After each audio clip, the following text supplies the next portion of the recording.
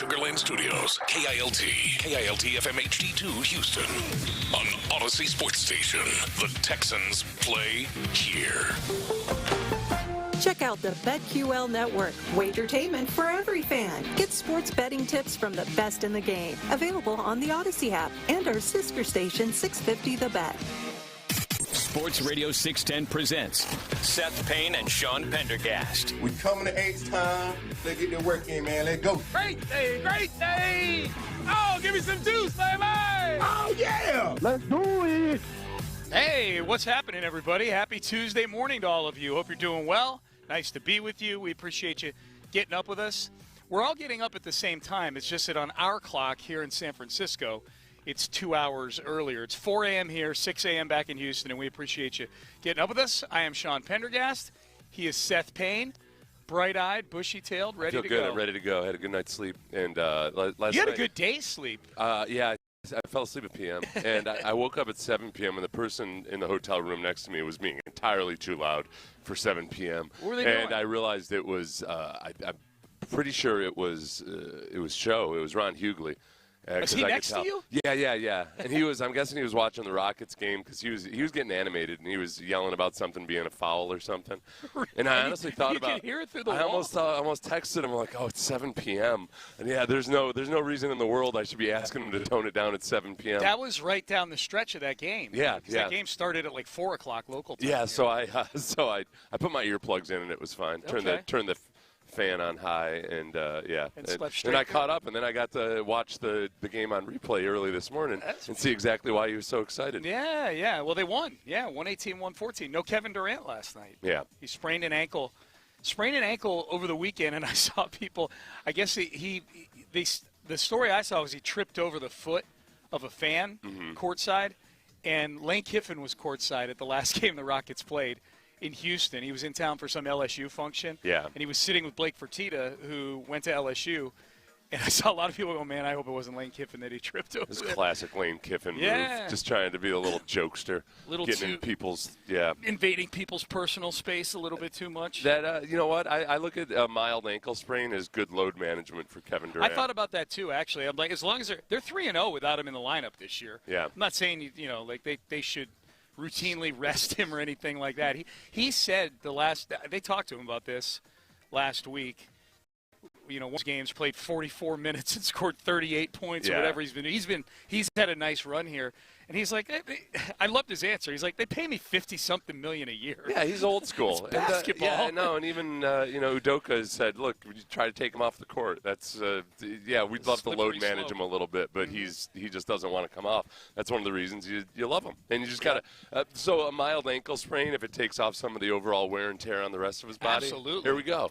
And Şengün took his all-star snub the way we would hope Şengün would take his, I say all-star snub. I mean, he was an all-star last year. I think it feels more like a snub because, and for those who missed it this week, he's not one of the reserves on the all-star team. Yeah. If he made it last year, and I think that's why it feels more like a snub because the expectation was, well, and he's now going to be one of these guys that if his numbers are good, and his numbers are pretty similar to last year, he's going to make the team, and he didn't make it this year. Established in the firmament of the league. Yeah, man. Is that a word?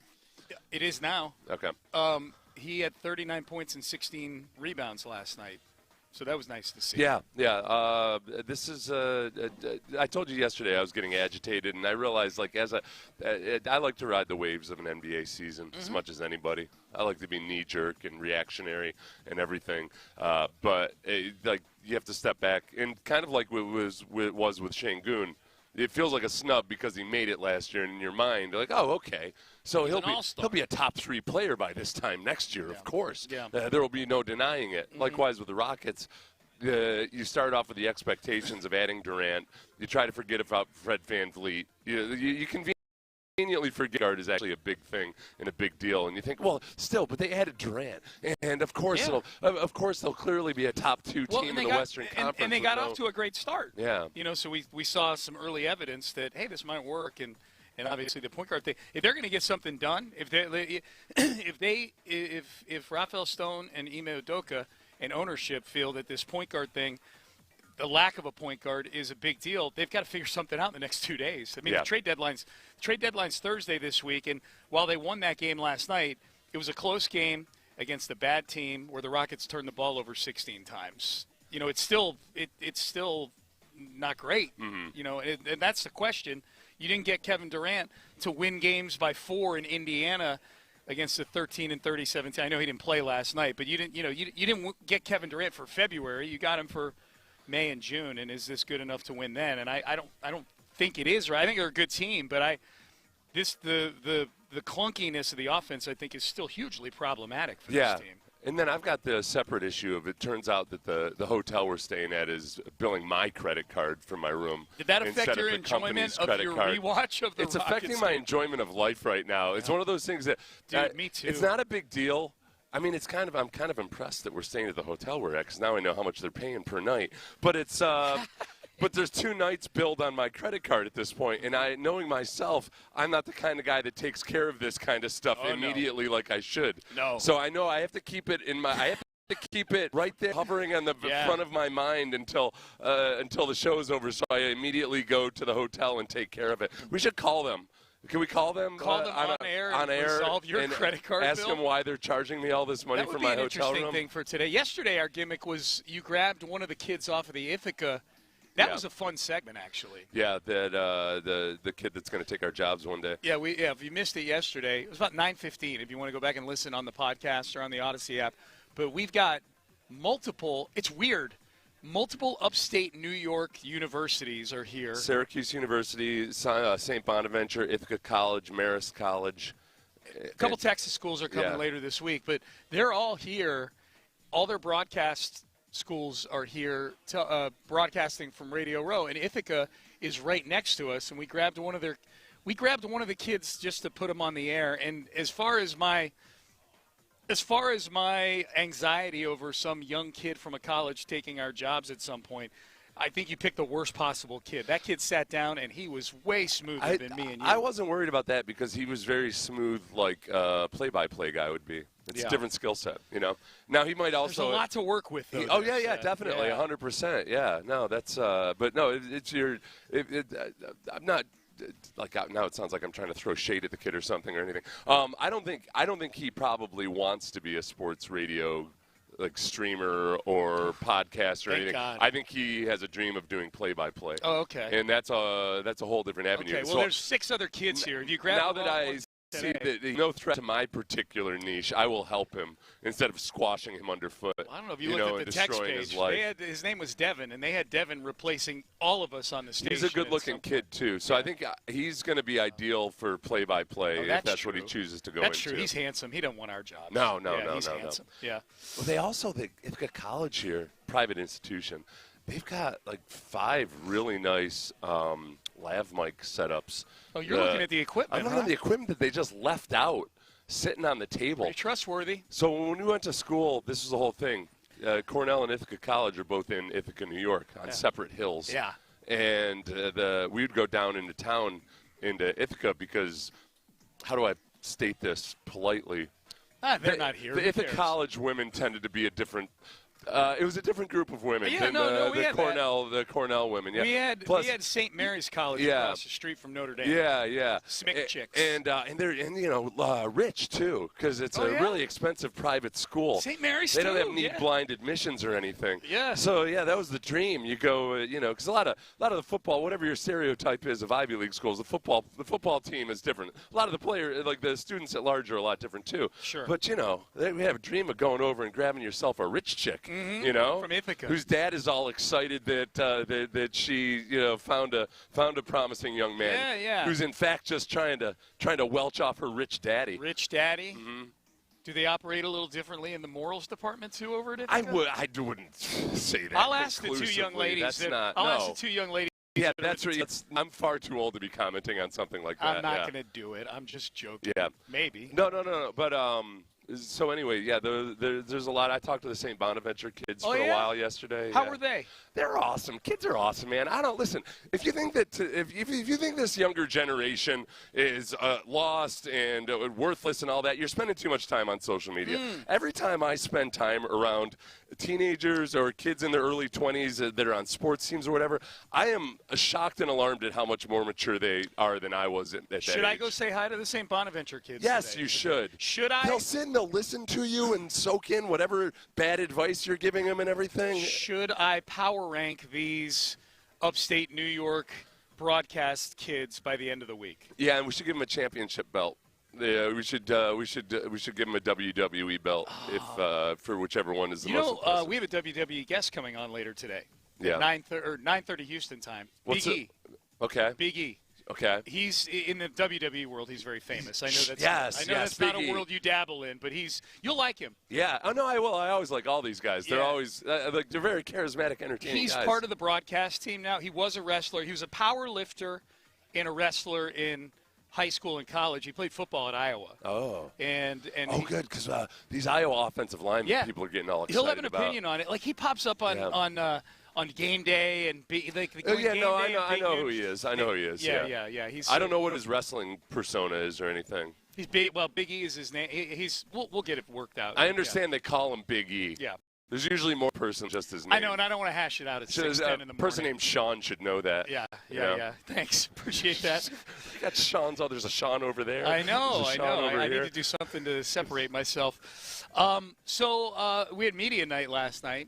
I don't know if you caught any of the social media shrapnel. It was fun because always people are always upset at some of the stupid questions that these guys are asked, and I saw a couple of stupid ones. I got both of them. The two stupid questions. The two dumbest ones. Well, this is the filter I want to run this through with you. This is when I saw these last night. These questions, one for Mike Vrabel, one for Drake May, were so dumb. Do we think that this is somebody, and I haven't done the research to see if indeed this is the case. Yeah. Is this somebody who literally, and this happens at media night, went to media night with the idea that I'm going to ask the dumbest questions possible and see who thinks I'm serious about it? So the first one that we'll play here is Mike Vrabel being asked if this is a must-win coming up on Sunday. Is this a must-win game? A must-win? Yeah, I think every time we go out, it is a must-win game. I mean, it's kind of the attitude that I've always taken in the National Football League. I'm going to give Vrabel credit for just giving a straight answer to that question. I'm not. I wanted him to tear that guy to bits. I feel like Vrabel's been asked, is this a must-win game about so many things, so many times in his life that he's got a stock answer, and he just gives it, and he didn't break character on that one. And somewhere out there, there's a brilliant young podcaster or some guy that's going to question it, and then when he gets criticized for it, they'll say, "You don't get the show. Yeah, you don't get the joke." You're like, "Nah, we get the joke. It's been done." I got hit with that one time. Yeah. There was a Mina Kimes, Dan Le Batard thing, and that was a big thing on the Le Batard show. As if they were serious, like, you don't get the show. I'm like, no, I don't. I don't listen to your show. You definitely, though. She had kind of said a sarcastic comment, and I feel like it's something that. Do you remember when that happened with you? Yeah. Okay. I saw immediately that you hadn't picked up on the sarcasm, and I felt bad for you. I was gonna. Well, I don't know. Yeah. I don't know. Yeah. Because we get upset when people don't pick up on sarcasm. Yeah. Oh, so I was one of the dumb internet. Yeah, people? I feel really bad about myself when I'm the person that doesn't get the sarcasm. When I give a well, actually. Yeah. Well, actually, did you realize that you're? I remember what it even was. I forget. It had something to do. She said something like something about women in sports or something like that. Yeah, I don't know. Yeah. So that was stupid question. It is a must-win. The only other thing was I was hoping that maybe Vrabel would give some kind of philosophical answer about, Yeah, I was disappointed to see the clip was only 12 seconds. Yeah, I saw it on my Twitter feed. In the grand scheme of things, what does it really matter? Because then I would bet hard on the Seahawks. Because all of a sudden it would show that Vrabel had a perspective on life. And there's nothing worse than a football coach with perspective on life. You're supposed to be skipping meetings, or you're supposed to be going to meetings when your wife is having triplets and everything else like that. Yeah. I want no perspective on life. Likewise, your quarterback should have no perspective on life. Exactly. Here was Drake May being asked, "Are you playing to win? Are you playing to win on Sunday?" Are we playing to win? Yeah. What else will you planning to do? Yes. That's the goal of us coming out here. We're coming out here to win the game, and that's the number one priority. And looking forward to getting a chance to have a great week of practice and give them a chance to play in the Super Bowl. How about that? They're way too polite. That sounds awful, man. Going to media night, having to field all these questions. It feels like you're dropped into a party where you don't get any of the jokes or anything. Mm-hmm. Like people are having some inside joke, and all of a sudden, and they're asking you for comments. Because you're just sitting up there and you're subjected to it all. That's why I'm glad I never made a Super Bowl. One of the things I feared in Media life night. was like I was worried, man. Having if I to go to media the night. two things I never wanted to do is be stuck on the stage at the end of the Saturday Night Live where everybody's dancing and everything. Like who do I talk to? All that. Yeah. So thank God I never had to go on Saturday Night Live. Right. And then also go to attending a Super Bowl where I had to answer stupid questions from That would have people. been terrible. Yeah. So do you think that those people were serious with those They were questions? no. They knew they were dumb questions, and they were did? just asking them. Yeah. Okay. They're like, I'm going to ask the dumb football player or the dumb football coach if this is a must-win game. Is this a must-win? Was great. You and I went to Pro Bowl practice yesterday. It was intense. Kamari Lassiter was practicing in shades. Yeah, this was a picture. And it was of the indoors, so there was no sun. It was indoors on like a 45-yard field. Yeah. And they were just jogging through some routes. I think that's and where stuff. they're playing the actual flag football game tonight. Oh, okay. Is in that South Moscone Center. I'm not happy about that just because that surface. My knees were sore walking on it. Yeah. It wasn't a great surface. No. It's AstroTurf on top of some padding on top of concrete. And the Texans have a bunch of dudes who are going to want to play in that game. Yeah. Because they just like playing football, but it was cool. Okay, this is like it was cool to see and interact with all those guys yesterday because you got an interview with Kamari and Kalen Bullock. Derek Stingley was standing there, but I'm guessing he didn't say very much. Stingley pled the fifth. He's Stingley. And then I got one-on-ones with, which we'll play later in the show, I got one-on-ones with Will Anderson Jr. and Azeez Al-Shaair. So it's cool to catch up with those guys, but in the back of everybody's mind, mine, yours, and theirs probably was, I wish we weren't playing in this game because it would mean that all of our pictures are on the walls here at Radio Row instead of Drake May and Christian Gonzalez and Mike Vrabel and all that. I got my interview. I got to edit it a little bit because I'm trying to figure out how to handle. It somehow turned into I was interviewing all those guys at the same time, Kamari and Kalen Bullock. I was so jealous looking over at you Sting. talking to them.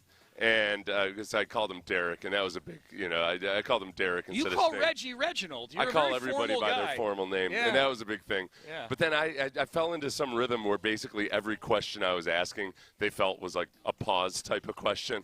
So there's a long gap where they all go. Give me an example. Really what was one question? I asked Kalen Bullock something about his size, and they were like, So for those who are watching on YouTube, Seth is doing this thing where he's launching his whole body. Yeah, like everybody just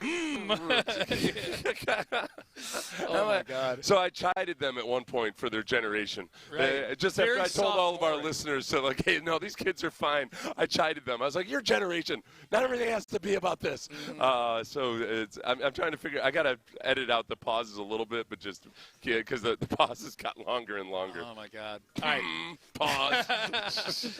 All right, we're off and running on a Tuesday here on Radio Row. Hey, big thanks to Liqueur 43. If you're watching on the YouTube, they're our lead sponsor. They're the ones that are sending us here, along with Planet Fitness. If you're watching on the Mokaram Injury Lawyers live stream, we always appreciate that. And Tide also bringing us here. Tide and Seth and his big container of Oxy. Big fan of Oxy Boost, the Oxy Boost that pods. they add into their Power Pods. When we told the Ithaca college kids yesterday, again, these kids are mature. Right. You we gave told them great advice on that. Don't eat these, guys. Yeah, that was really good advice. And they already knew. Yeah. Yeah. They were mature. Yeah, but it was really like just in case one or two of them didn't know. That was a really probably. nice job. I bet one of them, at least one of them, did back in the day. They had detergent? you know which one I'm talking about. That kid had the look of a Tide Pod eater. It's so funny. There is one kid. You know who I'm talking about. I know the kid on the he end. definitely did. Yeah. All right, we're off and running again on a Tuesday live here on Radio Row. If it's got to be clean, it's got to be Tide. So up next, I talked to Will Anderson Jr. Short conversation, 3 minutes. We'll get his thoughts. He told me his favorite play of the season that he had this year. So among the things we talked about was that. Got a lot to get to today here on a Tuesday. There, you're listening to Payne and Pendergast. First, let's get you into that next luxury vehicle, West Point.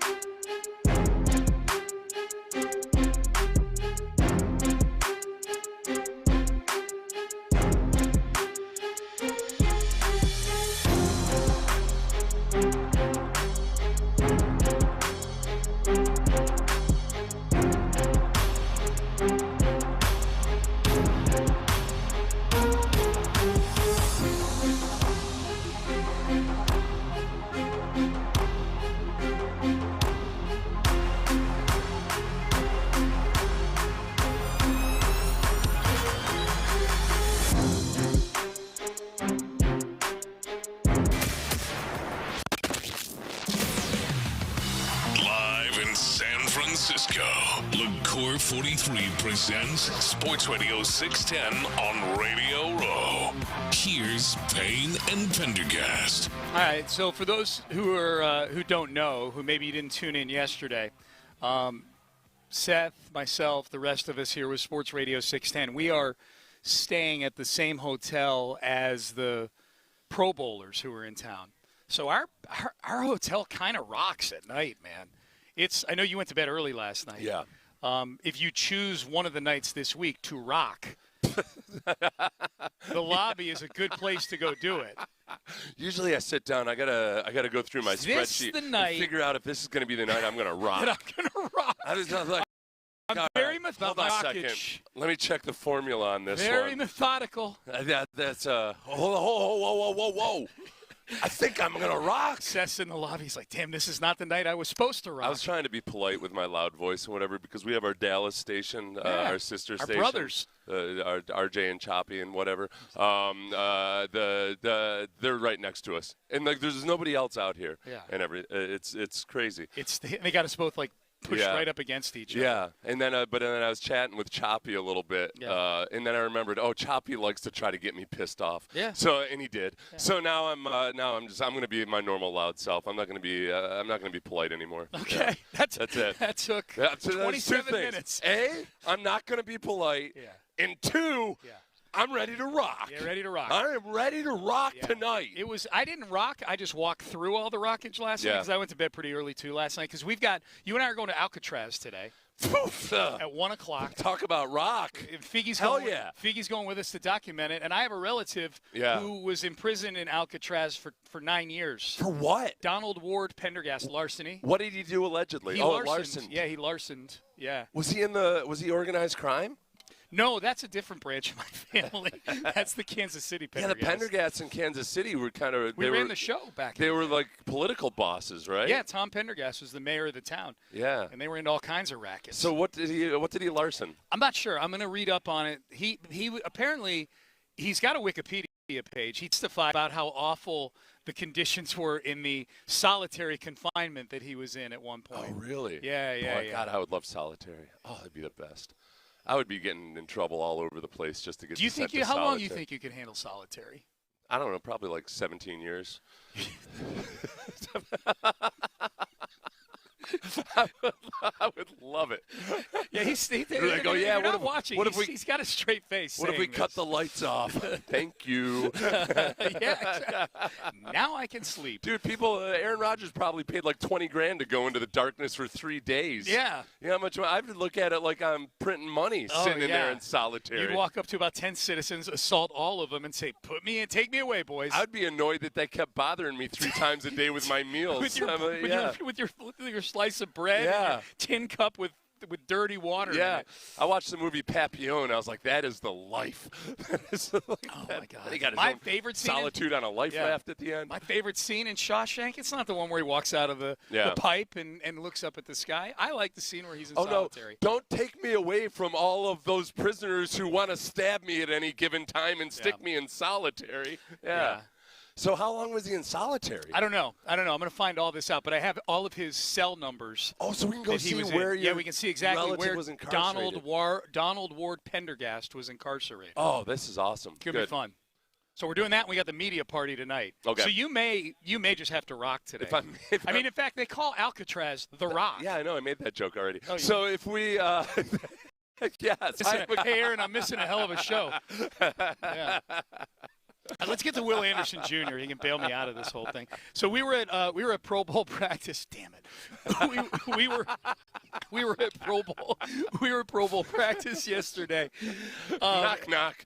Who's there? It was a good joke. Do you know there's a whole genre of jokes called knock knock jokes? All right, here's Will Anderson Jr., who I had a chance to catch up with yesterday at Pro Bowl practice. There were Texans Pro Bowl defensive end Will Anderson. This is back for you. What? This is your second time? Yeah, Pro Bowl? The first one was your rookie year, right? Yeah. How's this one feel different for you?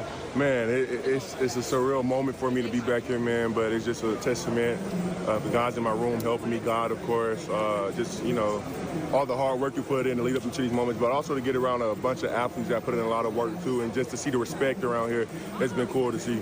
Yeah.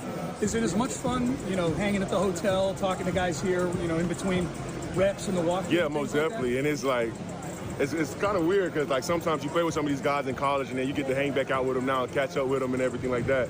So it's just really been cool to be here, and it's just like a surreal moment that doesn't even feel real. Yeah.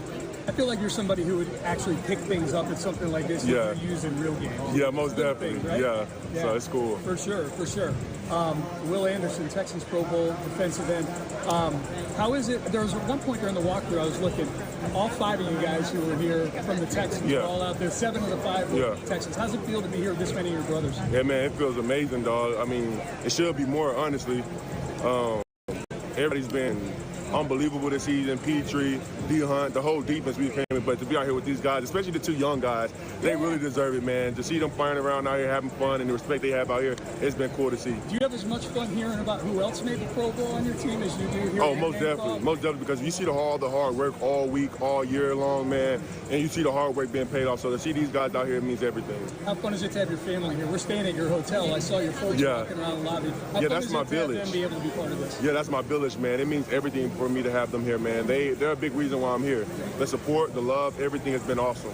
Are your sisters going to critique your performance in a flag football game, do you think? No, they better not. Do you think they will, though? No, they won't. They won't. What's up for the off-season? How are things? How things lining up? You can take a little time off, and then... Yeah, take a little time off, man. Get back started probably around March. Go back to Dallas, train with Miles and everything, and have fun. So it's cool.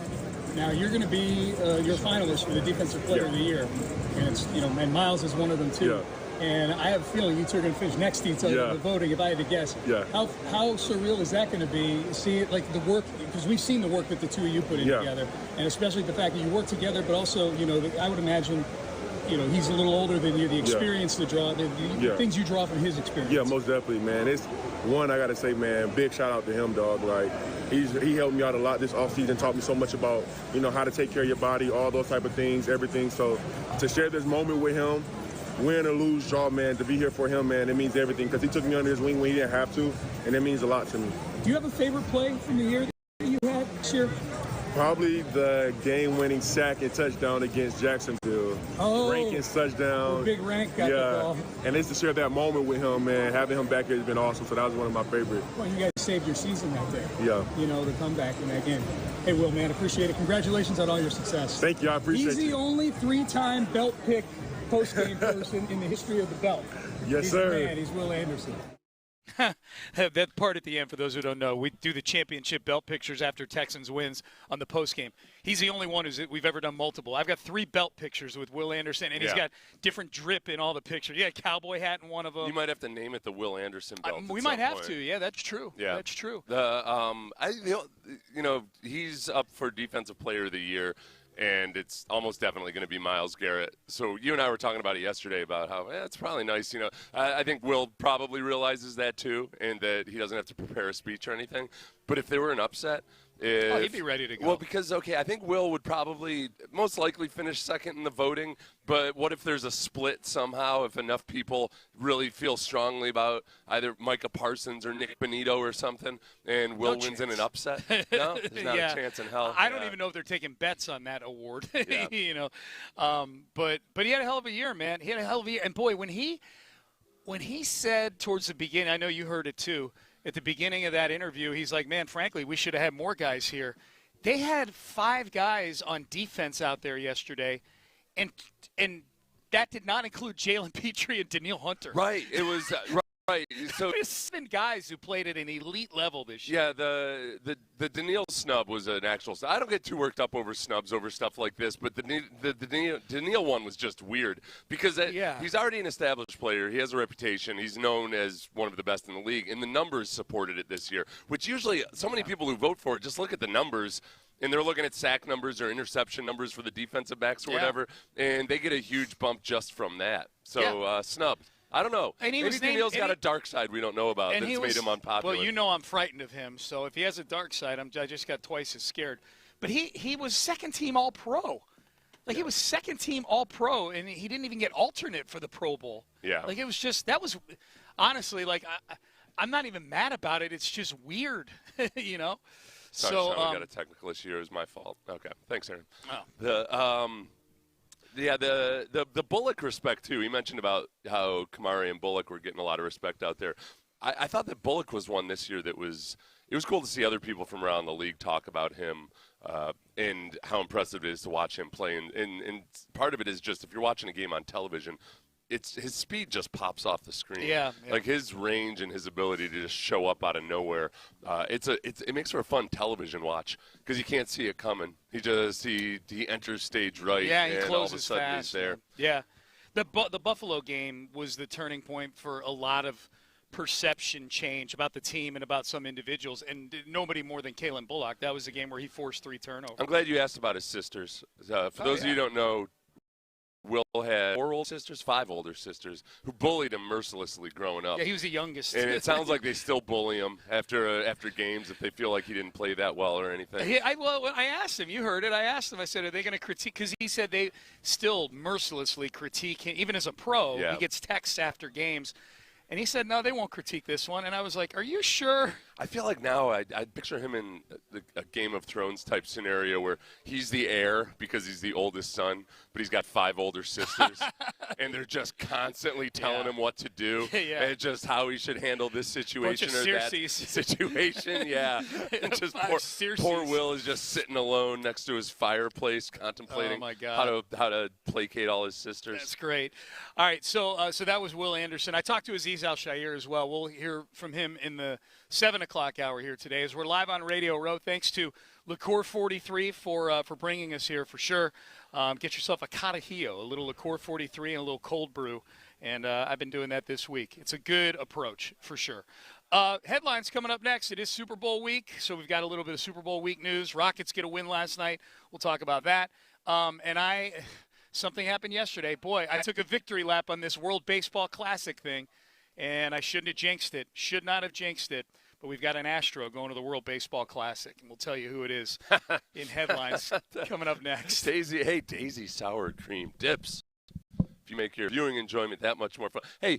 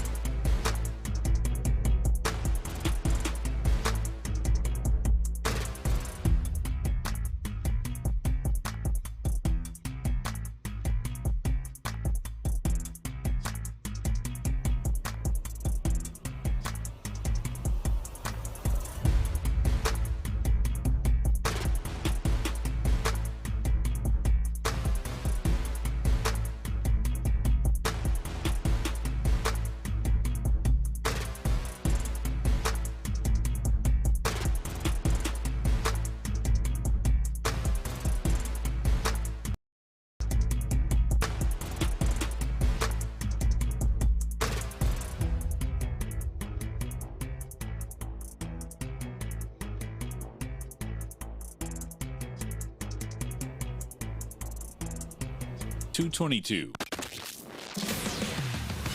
Live in San Francisco, LaCour 43 presents Sports Radio 610 on Radio Row.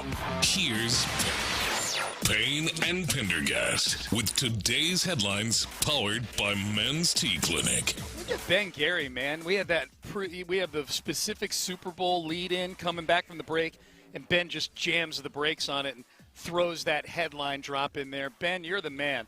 So we thank Men's Tea Clinic for the headlines. We thank LaCour 43 for getting us here to Radio Row. Payne and Pendergast with you.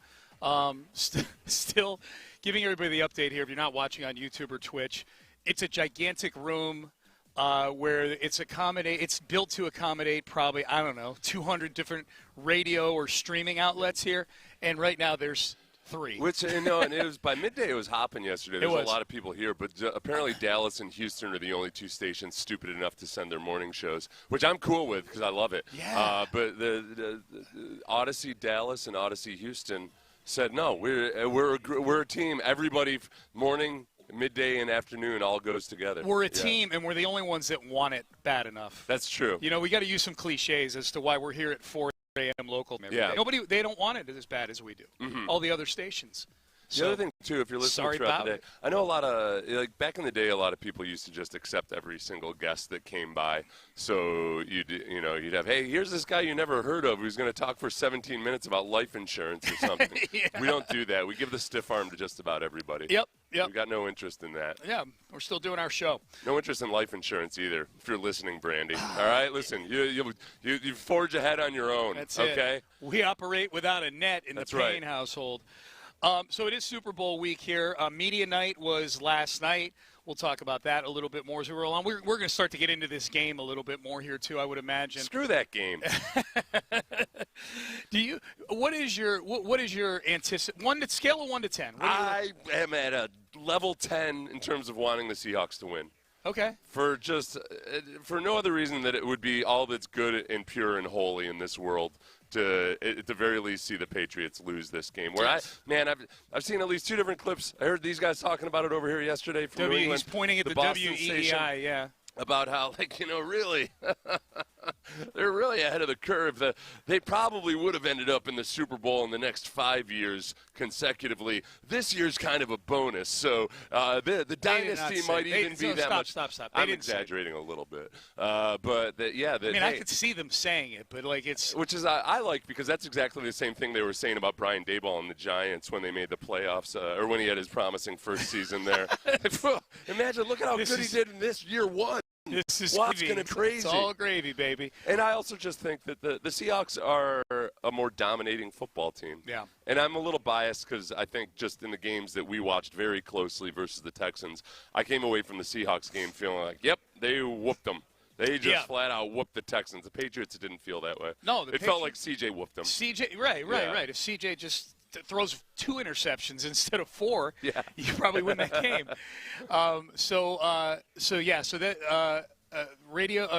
Media night last night, Pro Bowl practice yesterday. We're there. Just if you're into it, the Pro Bowl games are tonight.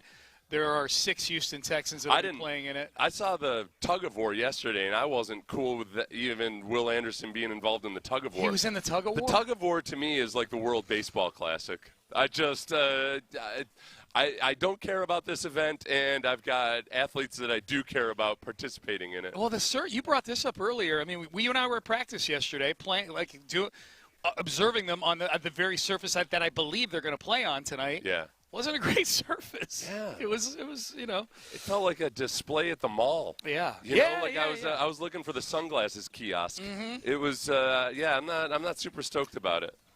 Rockets last night, they beat the Pacers 118-114. The significant storylines in this game: no Kevin Durant. He's got an ankle injury that's not believed to be serious. Theoretically, the Pacers are a team that you should be able to, and they did. You should be able to beat without Kevin Durant. They're horrible. They're 13-37 on the season with no Tyrese Halliburton. Rockets now 3 without KD in the lineup, and I think the significance of that, you kind of touched on it earlier, Seth, is, hey, look, man, if they can find a game here or a game there that they feel like they can win without having to put 40 more minutes on the odometer of Kevin Durant as this season rolls on, because the Rockets had a very light schedule early in the year. You know, through the first 20 or 25 games, they had played like 3 less games or something like that than the next closest team, which meant, I mean, they all play 82 in the end. Yeah. So it meant that we've got a stretch coming up like we've had where it's a bunch of back-to-backs. They're traveling to crazy places to go play games. They still have, without Kevin Durant in the lineup, they still, just by the eyeball test, you can say, okay, they've got more physically imposing players than the bad teams do. Yeah. And you can just whoop up on them. Yeah. When it gets up to having to play a more elegant or sophisticated version of basketball,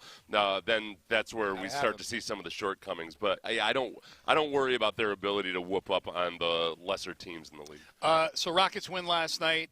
Baseball news. Jeremy Pena will be playing in the World Baseball Classic representing the Dominican Republic. I do not. You know, I don't need to. I feel like I'm beating a dead horse. Yeah, at this if point, an Astro plays in the World Baseball Classic, I hate it. If they don't, I rejoice. You don't have to hate it. You just have to. You hate the entire situation. I don't know, man. When it comes to, we talked about this yesterday because some of our listeners accuse us of being dirty gringos who don't understand how important it is for the players to represent teams, of which, remember, not that they were even born in, but they have a lineage to. Right. So I said, okay, let's do it with the American. We went down the American players on the roster. Nope. Don't want any of Nope. Don't want a single American-born guy who would be representing America. And to be clear, some of them I don't want in there because they're just not good at baseball. You know, if the United States to win. I mean, like, I don't know if we're going to compete. I'm rooting for the United States in it. I'm an American, but Jeremy Pena. I don't know, like missed a bunch of games. He was not available for the Astros at the end of the year last year because of an oblique injury. No, you're and exactly. I'm sure he's fully recovered now. But well, that would be like with Jake Myers. Yeah. Likewise, yeah. I don't want Jake Myers doing anything that might subject him to even more injuries. Correct. And the things that have held him back in his career. Yep. But he will be playing in the World Baseball Classic. Jeremy Pena will. Brandon Donovan, infielder, well, really utility guy for the Cardinals, was traded to the Mariners yesterday in a 3-team trade. Astro fans were very upset over this on social media, Seth, the Brandon Donovan trade, because he's been reportedly been the apple of the Astros' eye for a long, long time. And now not only are they not able to make a trade for him, of course, they don't need any infielders right now. They've got a surplus of infielders. But the fact that he was an all-star last year and now he's going to the Mariners are operating with urgency after just missing the World Series last year. Yeah, A lot of Astro fans upset over that. This is, I don't know, at some point, what if you had to handicap it, is there a trade of an infielder by, like, either Paredes or Christian Walker before the start of the season? I don't think so. This looks like how they're going to roll. So I would bet no right now. Yeah. And I've started to talk myself into the whole matrix and puzzle of certain guys getting a day off here and there to get everybody at bats. It is weird because I find myself realizing, man, I've lived through these last couple of years where the injuries have been just so ridiculously bad, and yet at the same time I'm somehow whining about a surplus of infielders. Right. That you're probably going to need at some point. If it's the same as it's been the last 2 years, they'll need them at some point. And then we just tossed off Mauricio Dubon like he's some cheap whore that had no place in our house. Which that hurt. Dubon's a very valuable guy to have when you lead the league in injuries every year. That one hurt.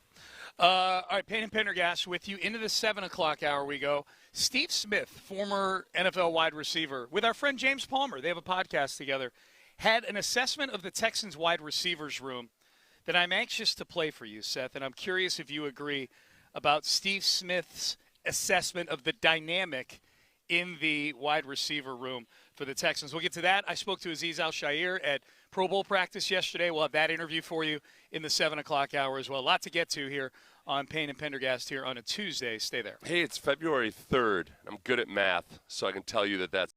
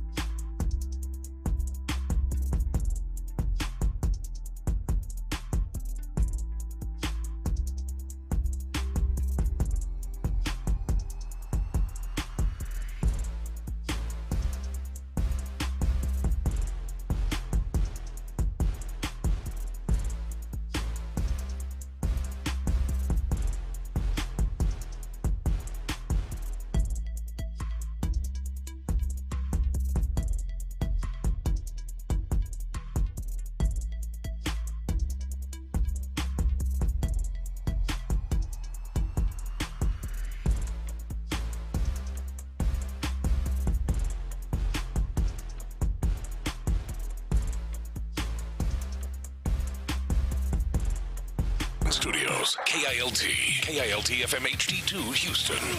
On Odyssey Sports Station, the Texans play here.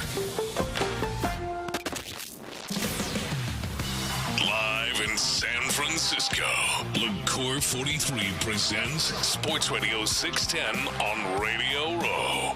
Here's Payne and Pendergast. All right, we have a little bit of breaking news. Just got this push notified to my phone as I was going to the old bathroom over there. Seth, I think you'll be glad to hear this. Yeah. Because of fresh opinion yesterday on owners getting into the Pro Football Hall of Fame. Not a fan of it. You're not a fan of it. So you will be a fan of this news by definition. Yeah. Robert Kraft, who was in the same cluster of people getting voted on for the Hall of Fame as Bill Belichick, contributors and coaches and senior members, like senior players. The L.C. Greenwood, Ken Anderson, and Roger Craig were the three players. No news on any of them. Robert Kraft, not in the Hall of Fame. Okay, so this is fun just because I guess all reports are that Bob Kraft really, really cares about getting into the Hall of Fame. I think they all do. Yeah, they all. I don't know. Some probably more than others, and but especially with all of his Super Bowls, et cetera, et cetera. And there's a little bit of a rivalry between him and Jerry Jones as well. And Jerry's in, right? Jerry's been in for a while. Yeah. And I like it. I like it when people don't get nice things. When they already have a bunch of nice things. They already have a jillion nice things. Is there any chance at all? So here's the thing. The whole process by which they vote, the senior committees, the coaches, the owners, all of those in is kind of janky. So they had three senior players, Roger Craig, L.C. Greenwood, and Ken Anderson. Yeah. And those guys, I think all three of them might have been their last chance to get in. And the voters apparently thought, okay, well, we like these guys. That we want to be sure they get into the Hall of Fame. Yeah. So they do it. But it pits apples against oranges in a lot of ways. Well, it leaves there are a lot of people that are in this 50-person voting constituency, enough to keep Bill Belichick out, that are voting on what you just said, which is, this guy's probably not going to get in if we don't do it now. Yeah. So let's get him in, and Belichick will get in at some point, which I don't think – I'm a big fan of the Hall of Fame. I'm a big fan of any sort of accolade and what goes into it. I like that stuff. I think you should be voting on who the best candidates are in a vacuum. Like Bill Belichick is a better candidate than any of these guys. Right. He should have gotten voted in. Yeah, that's the breaks. If a guy doesn't get in a certain year or whatever, no, we're going to vote on this class and this class alone. Yeah. You're trying to get too cute and too clever. It's just like, all right. I just look, if there's 5 people, I just look at their resumes and I go, okay, let's start here. This guy's the most deserving. I vote for him. I would say this, too. I think Bob Kraft is a victim of his own impressive longevity. And I think people forget he's 84 years old. Yeah. If you think he's deserving of the Hall of Fame, which yes, by the criteria that they've used, I think he's 100% deserving of the Hall of Fame, given by his team, given his team's success. Yeah. He's 84 years old. I think people forget that. Just because he's whatever his version of spry is, he operates at about 0.57 speed. You know the big thing is for a guy that age? Yeah. I'll tell you, it's a very basic thing. He wears those sneaker-type shoes with a suit. Yeah. That makes you look younger. Well, he wears sneakers. Yeah, or sometimes the dress sneakers, like dress shoes that are sneakers. Yeah, he's not wearing Air Jordans or anything. Or maybe he is. I don't know. He does that for medical purposes, but it ends up making him look a little bit more I think you look younger when you wear that instead of dress shoes. Just rather everybody wears sneakers everywhere these days. Yeah. Though. Whether they're wearing a suit or not. Not all the olds do. That's true. Not his age group. Yeah, look 84. At that. It's an old guy wearing Hokas. My God, yeah. what a remarkable sight. I've never seen an old guy wear Hokas before. I'm just saying because that combined with the fact that he is spry. Yeah. For an 84-year-old. By his standards, whatever. I mean, old. he wasn't spry by normal people's standards when he was 19. He's always sounded like he's on Quaaludes, but he's stayed the same level of Quaaludes his entire life. And he's bebopping and scotting up there with Cardi B at parties. I was chatting with a couple people from Dallas just like 17 minutes ago about Jerry Jones and how impressive it is that he's still going strong at his age. And apparently there's no end in sight, according to them. I feel like he could live another 20 years at least. Yeah. And when I said that, you could see the devastation in their eyes. He comes on their show. I would want him to live forever. I know, he's for awesome. At least as long he's as awesome I'm doing for radio. Content. Yes, yeah. yes. He's not so great at making decisions for his football team. No. But Bob Kraft, I don't. He's gonna be just fine. Okay, I'm not gonna cry tears for Bob Kraft. Like I didn't get duped into crying tears for Bill Belichick. How the hell? How on God's green earth did Bill Belichick all of a sudden become the guy that everybody in football in America was saying, "Oh, poor Bill Belichick." Sympathetic. I can't believe all he's trying. He's just a simple college football coach who deserves a nice something in this life. Screw him, screw Bob Kraft, screw any of these guys who don't get in. Okay, save that energy for when the Boston people get here on Radio Row. Why? They probably agree with me. They don't care. I'll ask Ted. Does Ted care if Bob Kraft gets into the Hall of Fame? Ted probably doesn't, but that's a different case. Yeah. The average Bostonian probably cares and probably wants all their people guys and in. wanting to be invited into various clubs and everything. It's just get over it, man. You've got a football game to win this weekend. That is true. Bob Kraft is becoming becoming a distraction. They've got bigger fish to fry. You're right. Yeah. They're in the actual Super Bowl this week. That's a good point.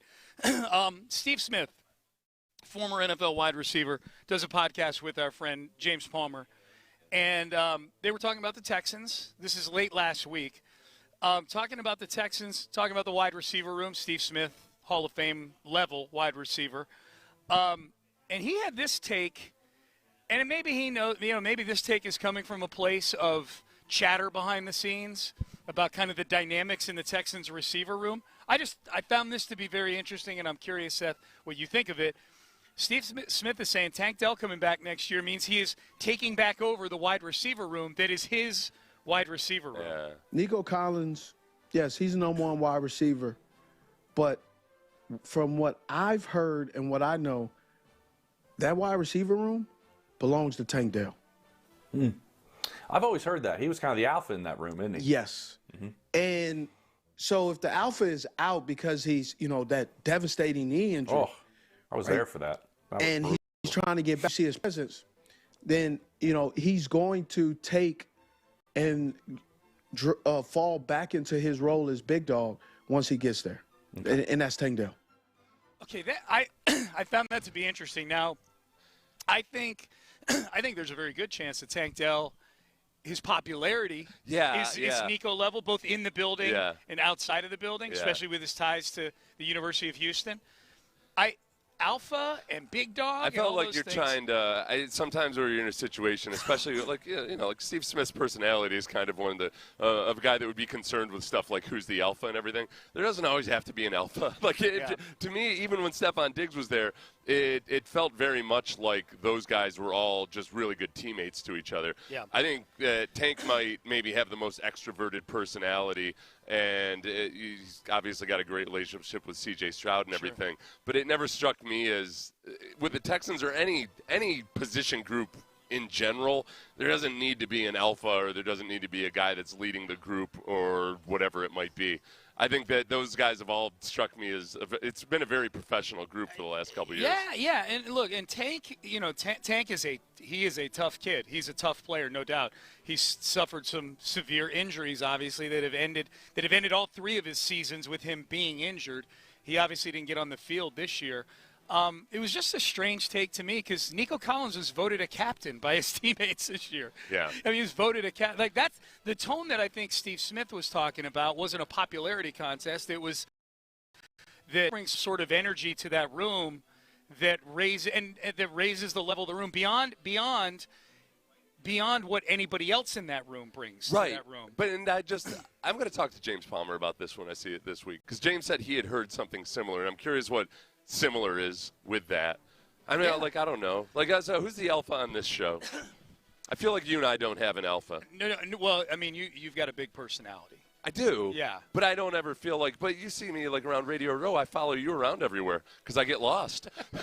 In that situation. Well, me knowing where I'm going doesn't have anything to do with my alpha qualities. I was afraid I got down to the hotel lobby late this afternoon because I was like, I don't know how to walk. You've thrown this out here now, the text page. What is the text page going to say? Who is the alpha on Payne and Pendergast? I think when it comes to our working relationship, I don't think we have one. I don't think so either. Yeah, which is fine. Yeah. I don't think there doesn't always need to be an alpha. I think on air. And we're the greatest show on.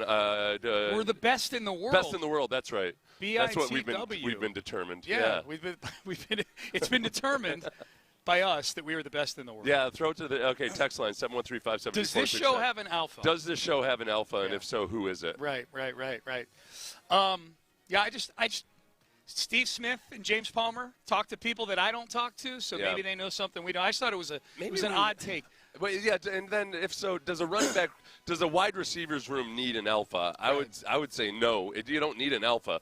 Does any room need an alpha? Any group? No. I don't know. A quarterback needs an alpha. Yeah. Quarterback, obviously. If I were to hear things about how Graham Mertz is really the guy that's running that room. Well, I would say even like Clint. So Clint was a backup in the NFL, so he wasn't going to be an alpha in that situation. But Clint has that quarterback personality where there's certain times when we're all together as a group, and Clint's very comfortable just kind of taking charge. Yeah. And everybody's like, cool, I'll follow that guy. Yeah. And I think that he's got that personality. And so no doubt. In most quarterback rooms, obviously, the starter, it's not always necessary. He's not always, like Eli Manning wasn't an alpha personality type of guy. Right. But he's still the alpha in that quarterback's room. 100%. But then most quarterbacks, I think, are that type of guy. They're just natural-born leaders, and that's obviously. But other than that, it doesn't necessarily have to be that way, especially when you've got go back to like the San Antonio Spurs at any given time. Who was the alpha on those teams? There didn't need to be. No.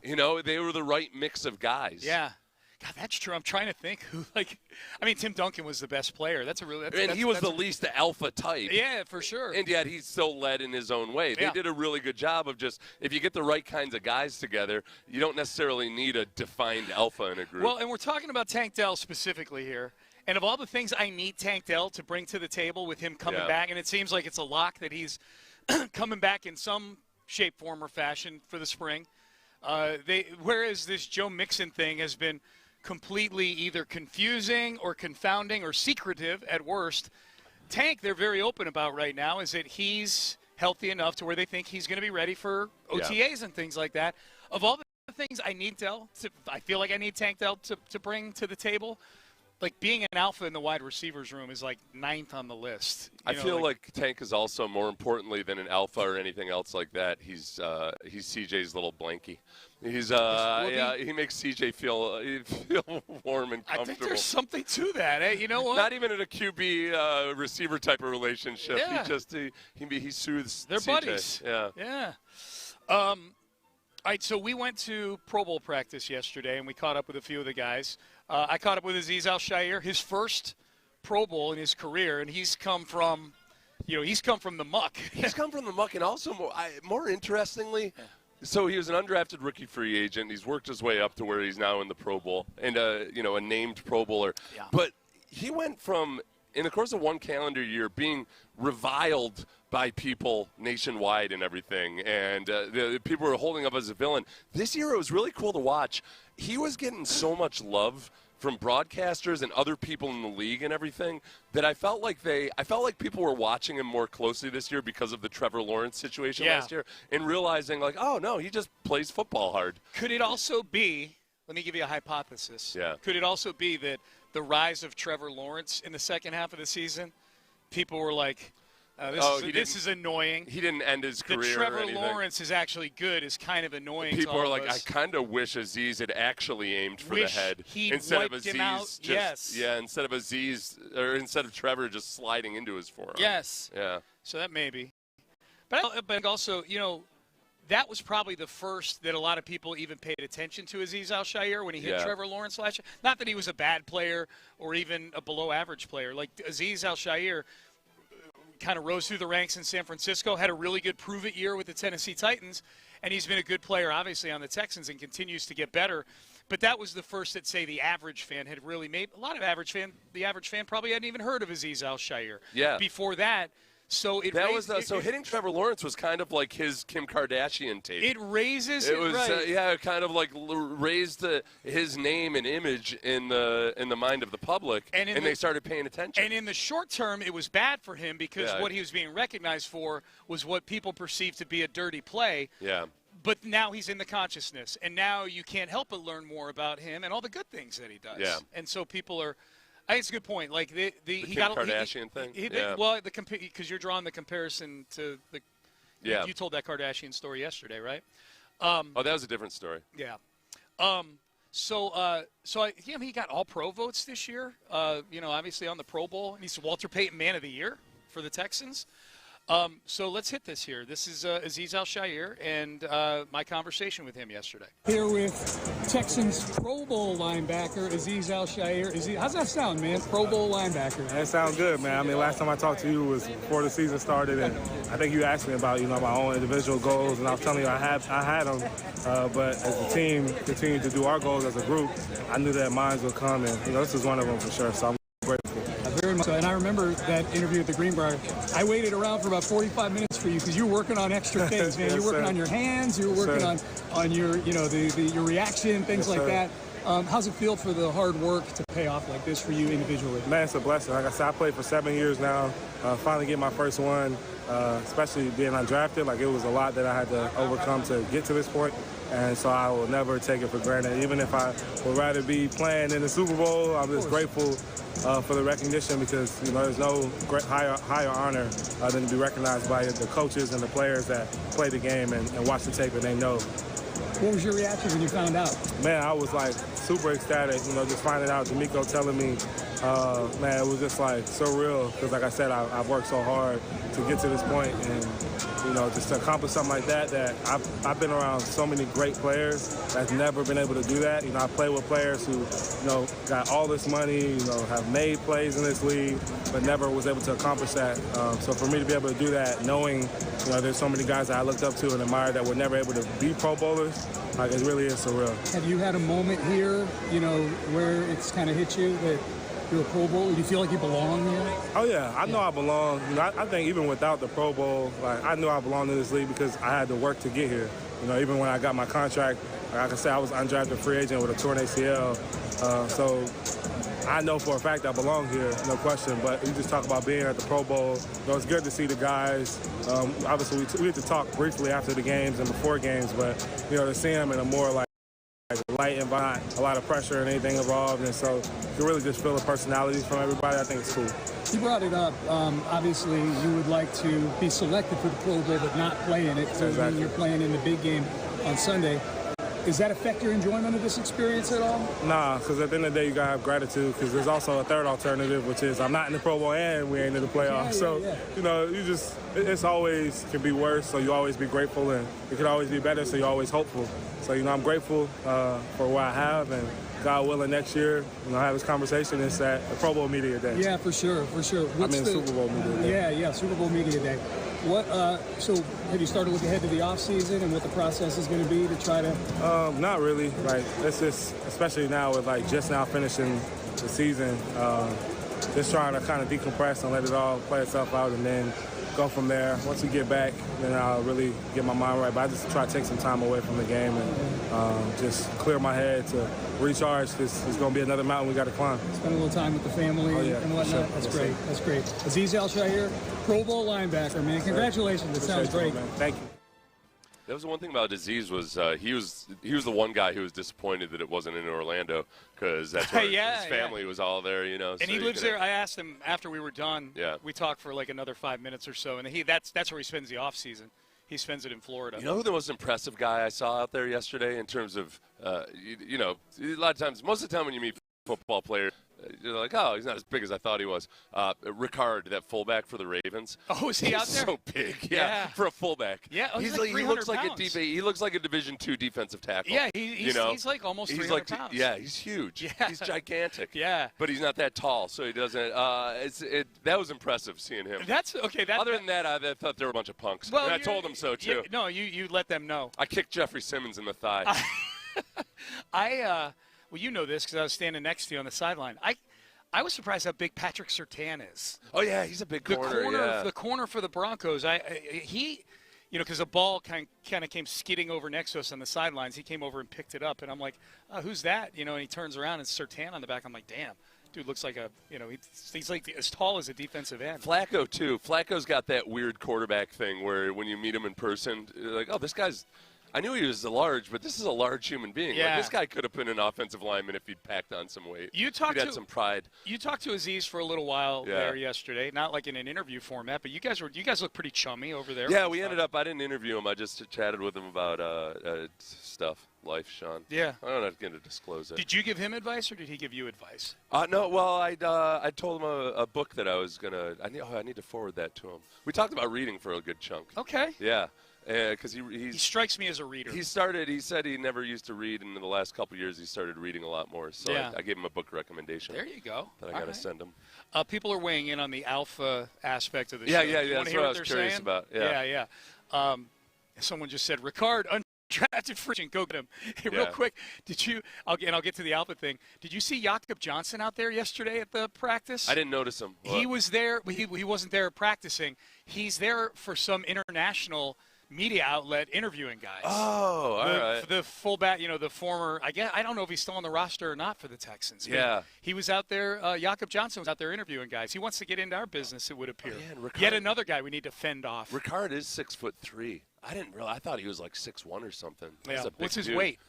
I don't. He looks like a defensive. He looks like a Division I defensive tackle. I mean, he could be an NFL defensive tackle. Yep. He's that big. Okay, here we go. Sean is so alpha, he told his hair to stop growing, and it listened respectfully. That's more of a Chuck Norris thing, right? The alpha. Did you see the boxer who had his hairpiece knocked off the other day? No, I heard somebody talking about it. What happened? He got knocked off? He got hit so hard. He wears a hairpiece while he's boxing? Yeah, I guess so. That's commitment. Yeah. Yeah, just it came up. Honestly, it looked like someone just shaved the top. It looked disturbing. That should be a knockout. Yeah. If the hair gets knocked off, he lost. He lost. Let's see here. The alpha of the show is the monster that is created when Payne and Pendergast come together. Yeah, there you go. See, no defined alpha. You both have alpha-like moments, like God would have it all oscillate, LOL. Uh-huh. So basically God is allowing us to pass the alpha mantle back. We're almost like we're the father and the son almost. Yeah. Like one of those dynamics. Yeah. Despite Lopez might think, why has Lopez got to get us straight? Despite what Lopez might think, Sean is the alpha of Sports Radio 610. Oh, of the whole show. That's interesting. Yeah. I would say, you're the alpha of the entire station. Oh, thank you. Yeah. I think. Do I want to be the alpha of the entire station? I think you work the most. I think you're most available all the time. Yeah. No, sorry, that sounded like a backhanded compliment. It's like, well, I could do it if I did. I didn't take it that way. I know, but until you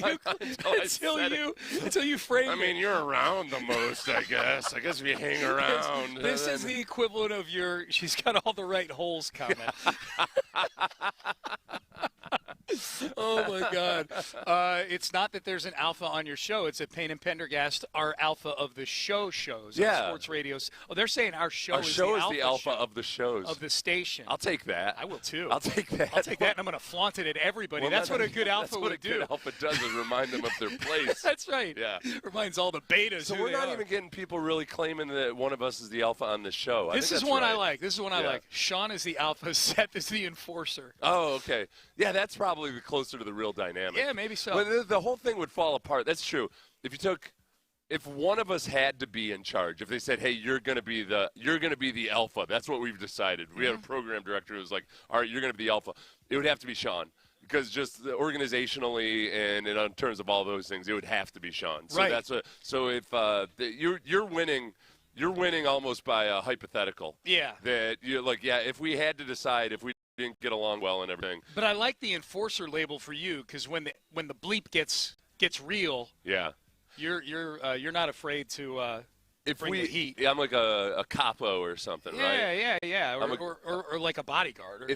If we ever had a third person to the show, I think then you would become the alpha because you're going to be really directing the show and everything, and you got to kind of manage everything and everything. Yeah, that's a good point. That's a good point. To be sure that if we ever had a third person, that I'd poison him.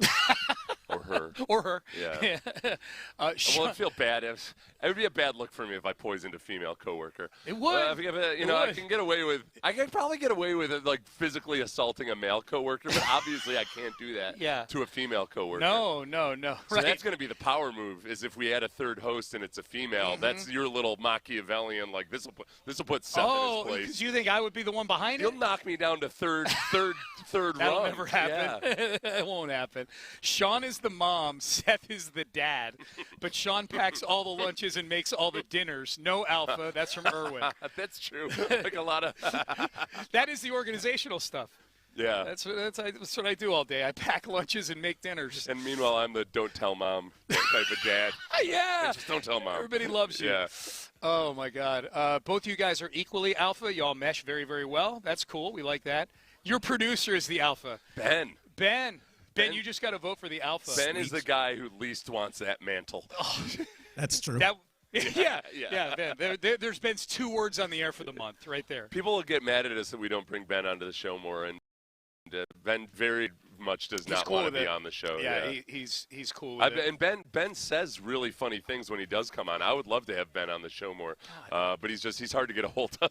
He's just spilled red Gatorade nice job, all over Alpha. myself. I know. Who's the alpha on the show? The guy who just spilled Gatorade on himself. All over my white shirt. Like a stupid kid with his Kool-Aid. And I love this shirt. This is the shirt. I think this is my it is. It's my Texans. It's your Texans shirt. It's the shirt Mike Toman gave me. Oh, gosh. If only we had some Tide Oxy Boost Power Pods available. I know. If only I could find a tub of them. And if only I knew how to work a washing machine. I could go wash this. You know what we could do for Tide? Those are pods? Yeah, these are. But I can't take those into the restroom and turn them into some sort of. You can just put a little pinhole in it and squeeze a little bit out and hand give me wash one. it. Give me one. Yeah. It's gonna be hard not to eat these as I'm handing them over to you. You know what they say? Nobody can just stop at just one. Thank you. Airball. There we go. I got it. By me. I got it. There we go. Oh yeah, look at that. Yeah, they're squishy. So, Sean, for our listeners that don't know, Sean doesn't know how to operate a washing machine. So, Sean, it's not the one in my apartment. Those Tide Pods, the thing that's nice is you just throw it in, you just drop it go. In. Yeah, it's awesome. I know something about it. Yeah. I know the process. I just don't know what buttons to push. That's all. I would worry that you would put the Tide Pod in the detergent. Oh, I would definitely put it in the wrong thing. You put it in the tray 100%. and hope for the best. 100%. Yep. 6:10 sports poll time. Alpha Awards Friday. Yeah, maybe. Which show is the alpha on the station? P&P, the King Charles of the shows. If you don't know, look up the dog named King Charles. The dog named There's King a dog Charles? named King Charles, apparently. Is that big one that looks like he's on steroids? Someone said, you heard it from Seth. Sean's just a compiler. That's what it sounded like. He did. When I said he's you're available. The alpha of the Yeah, you're the alpha. You're available the most. He's got a boatload of base hits and an arrow when base hits don't mean I'm the squat. like Frank Gore. Oh, man. You guys are the scene at the end of the Avengers Endgame where Star-Lord and Thor try to determine who's captain. I'll take your word for it. Do you watch the Avengers? Aaron Raybold, our engineer. Do you watch the Avengers? Yeah, it movies? was the last Endgame. Oh, okay. And so is that a good analogy?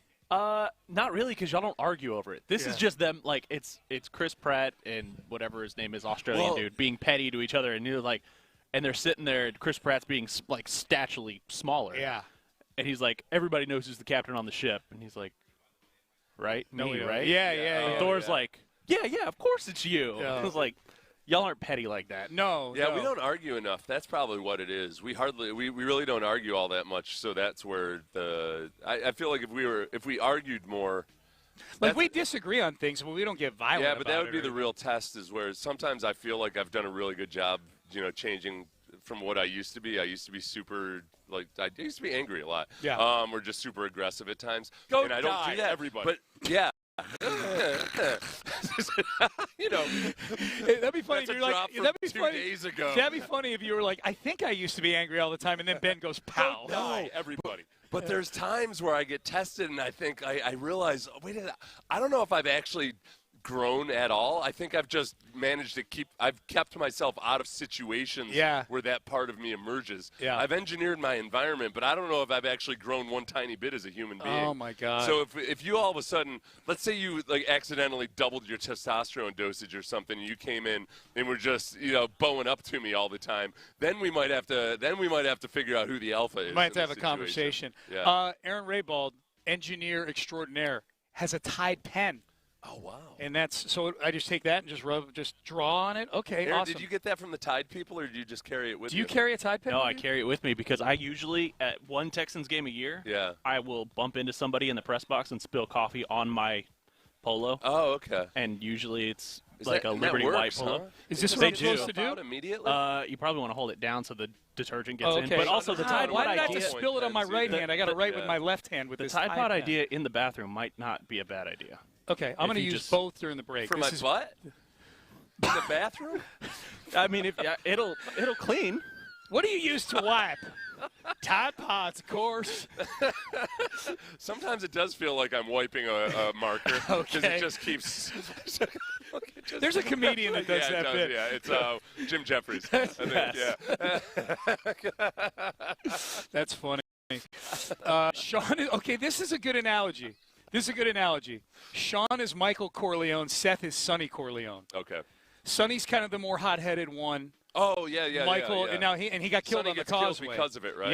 Yeah, he got killed on the causeway. Yeah, that would take that. Yeah, that makes sense. I think that's a good one. Oh, the boxer who got his hairpiece knocked off won the fight, actually. Oh, he did? It just doesn't. Someone said it just doesn't feel like it because he got memed all weekend on the internet. Yeah, boy, that's a tough thing, man. Like back in the day, you might do something embarrassing, and it might get shown every now and then. Yeah.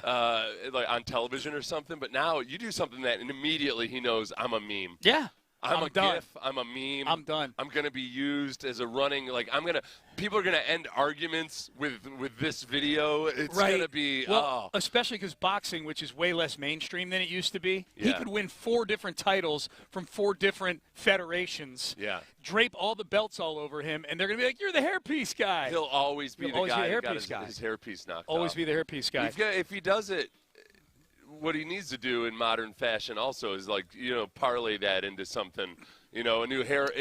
Hair restoration. Hair restoration. Hair restoration. You won't have to worry about it. So have some hair restoration place. Yes, where it's not some flap that comes up when you get hit in the face. And he'll get a big sponsorship out of it. What made him think that thing would stay on in a boxing match? He's probably done it successfully before. Obviously. Maybe. I don't know. A hair restoration and a Head and Shoulders too is a big one for people with hair. Yeah. As far as commercial, Holmes has one, and Palomalu's been retired for like a decade. He still has Head and Shoulders because he has long hair. Seth is an unbearable alpha. Okay, that's someone who's been listening for many, many years. Pope Zaza is the alpha. Seth is not Brent in the Heights. Seth's not an alpha. He's just a system radio host. That's good. That is good. That would be, system radio. What you would call that is list radio. You just go by every segment is let's go over the 3 top concerns list of the offseason. radio. Who's under the most pressure? Yeah. You know what happened though? When Nick Wright knew that he was leaving for Fox Sports, he and Lopez openly mailed it in for a month. Yeah. And they did nothing but they did drafts and all this hack radio stuff, and their ratings were the best they ever were. I liked it. I enjoy that stuff. We need to do more hack type stuff. Oh, I can do that. Sometimes guys take a little too much pride in what we do. As the kids say less. I feel like we're hacking it up pretty good right now. Yeah, a little bit. Know? Well, we're doing Why Are We So Awesome radio right now. Yeah, that's good too. Navel gazing is big. Yeah. I remember what's his name there, Kurt, from Boston. Kind of crazy. Kurt Minahan. He's with Barstool now. Yeah. But I remember they had new station management come in, and their ratings were ridiculously big in a market that already gets good ratings in sports radio. They were ridiculous good, and they tried to change everything. Yeah. And I remember hearing him talk about he said not so much navel gazing, him talking about his own personal issues and everything. Yeah. Instead of sports. And he's like, we're getting ridiculously good ratings. Why do you want to change this? Yeah. And eventually he ended up basically saying, screw everybody. And he's out he's at Barstool doing whatever the hell he wants now. He left the station for a month, was doing videos, walking down the aisle at Target. And now he's on Barstool, I love Texans' losses for the sole reason of hearing Seth melt down.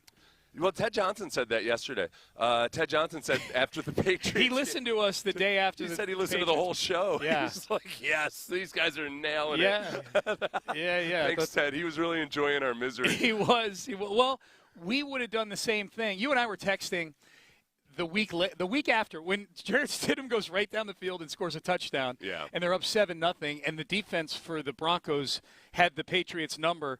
And I remember you and I were texting during that game. We're like, oh, if the Broncos kill them, we got to listen to WEEI before we go on the air on Monday. Yeah, that's right, yeah. And then the final score is 10-7, and they lose. The Broncos do.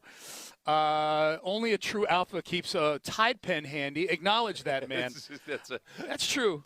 Aaron Raybold, alpha. He's got a Tide pen. Ben, I'd like to acknowledge Aaron Raybold. Aaron's got a military-type preparedness. Yep. You know? These are guys, the guys like Aaron and others, the people that don't worry about whether, okay, I might only get 3 hours of sleep, but I need to get it all done before tomorrow. Yep. Whereas you or I might be like, I'm not going to handle this well unless I get a tight 9 hours of sleep. That's exactly right. I'll take care of this when I need to take care of it tomorrow morning. Yes.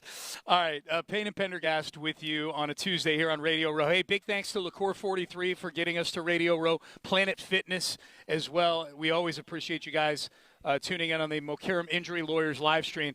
And I'm about to go give Tide. If I come back and this Tide pen has worked things out for me, and I have this little Tide Pod right here, I got to go wash this shirt that I just spilled. The worst Gatorade you can spill is the red one. That's the one that stains the most. God bless. All right, up next, Texans are one of 16 teams eligible for Hard Knocks. The list is out. Oh. Yeah. It's a much longer list this year. Yeah. Because they changed the rules. Yeah. Where do the Texans rank on the compellingness list of these teams? We'll do the Pettycast at the top of the hour. It's a list. It's a list. Yes. Yeah. It's a list of the power ranking. Hack radio. And I'll finish up with talking about some of my personal issues. Dance on the live stream. Bam. And then I'm going to quit, and I'm going to go to Target and talk about my personal issues. All right, Prize Picks is what I want to talk about right now. We love Prize Picks.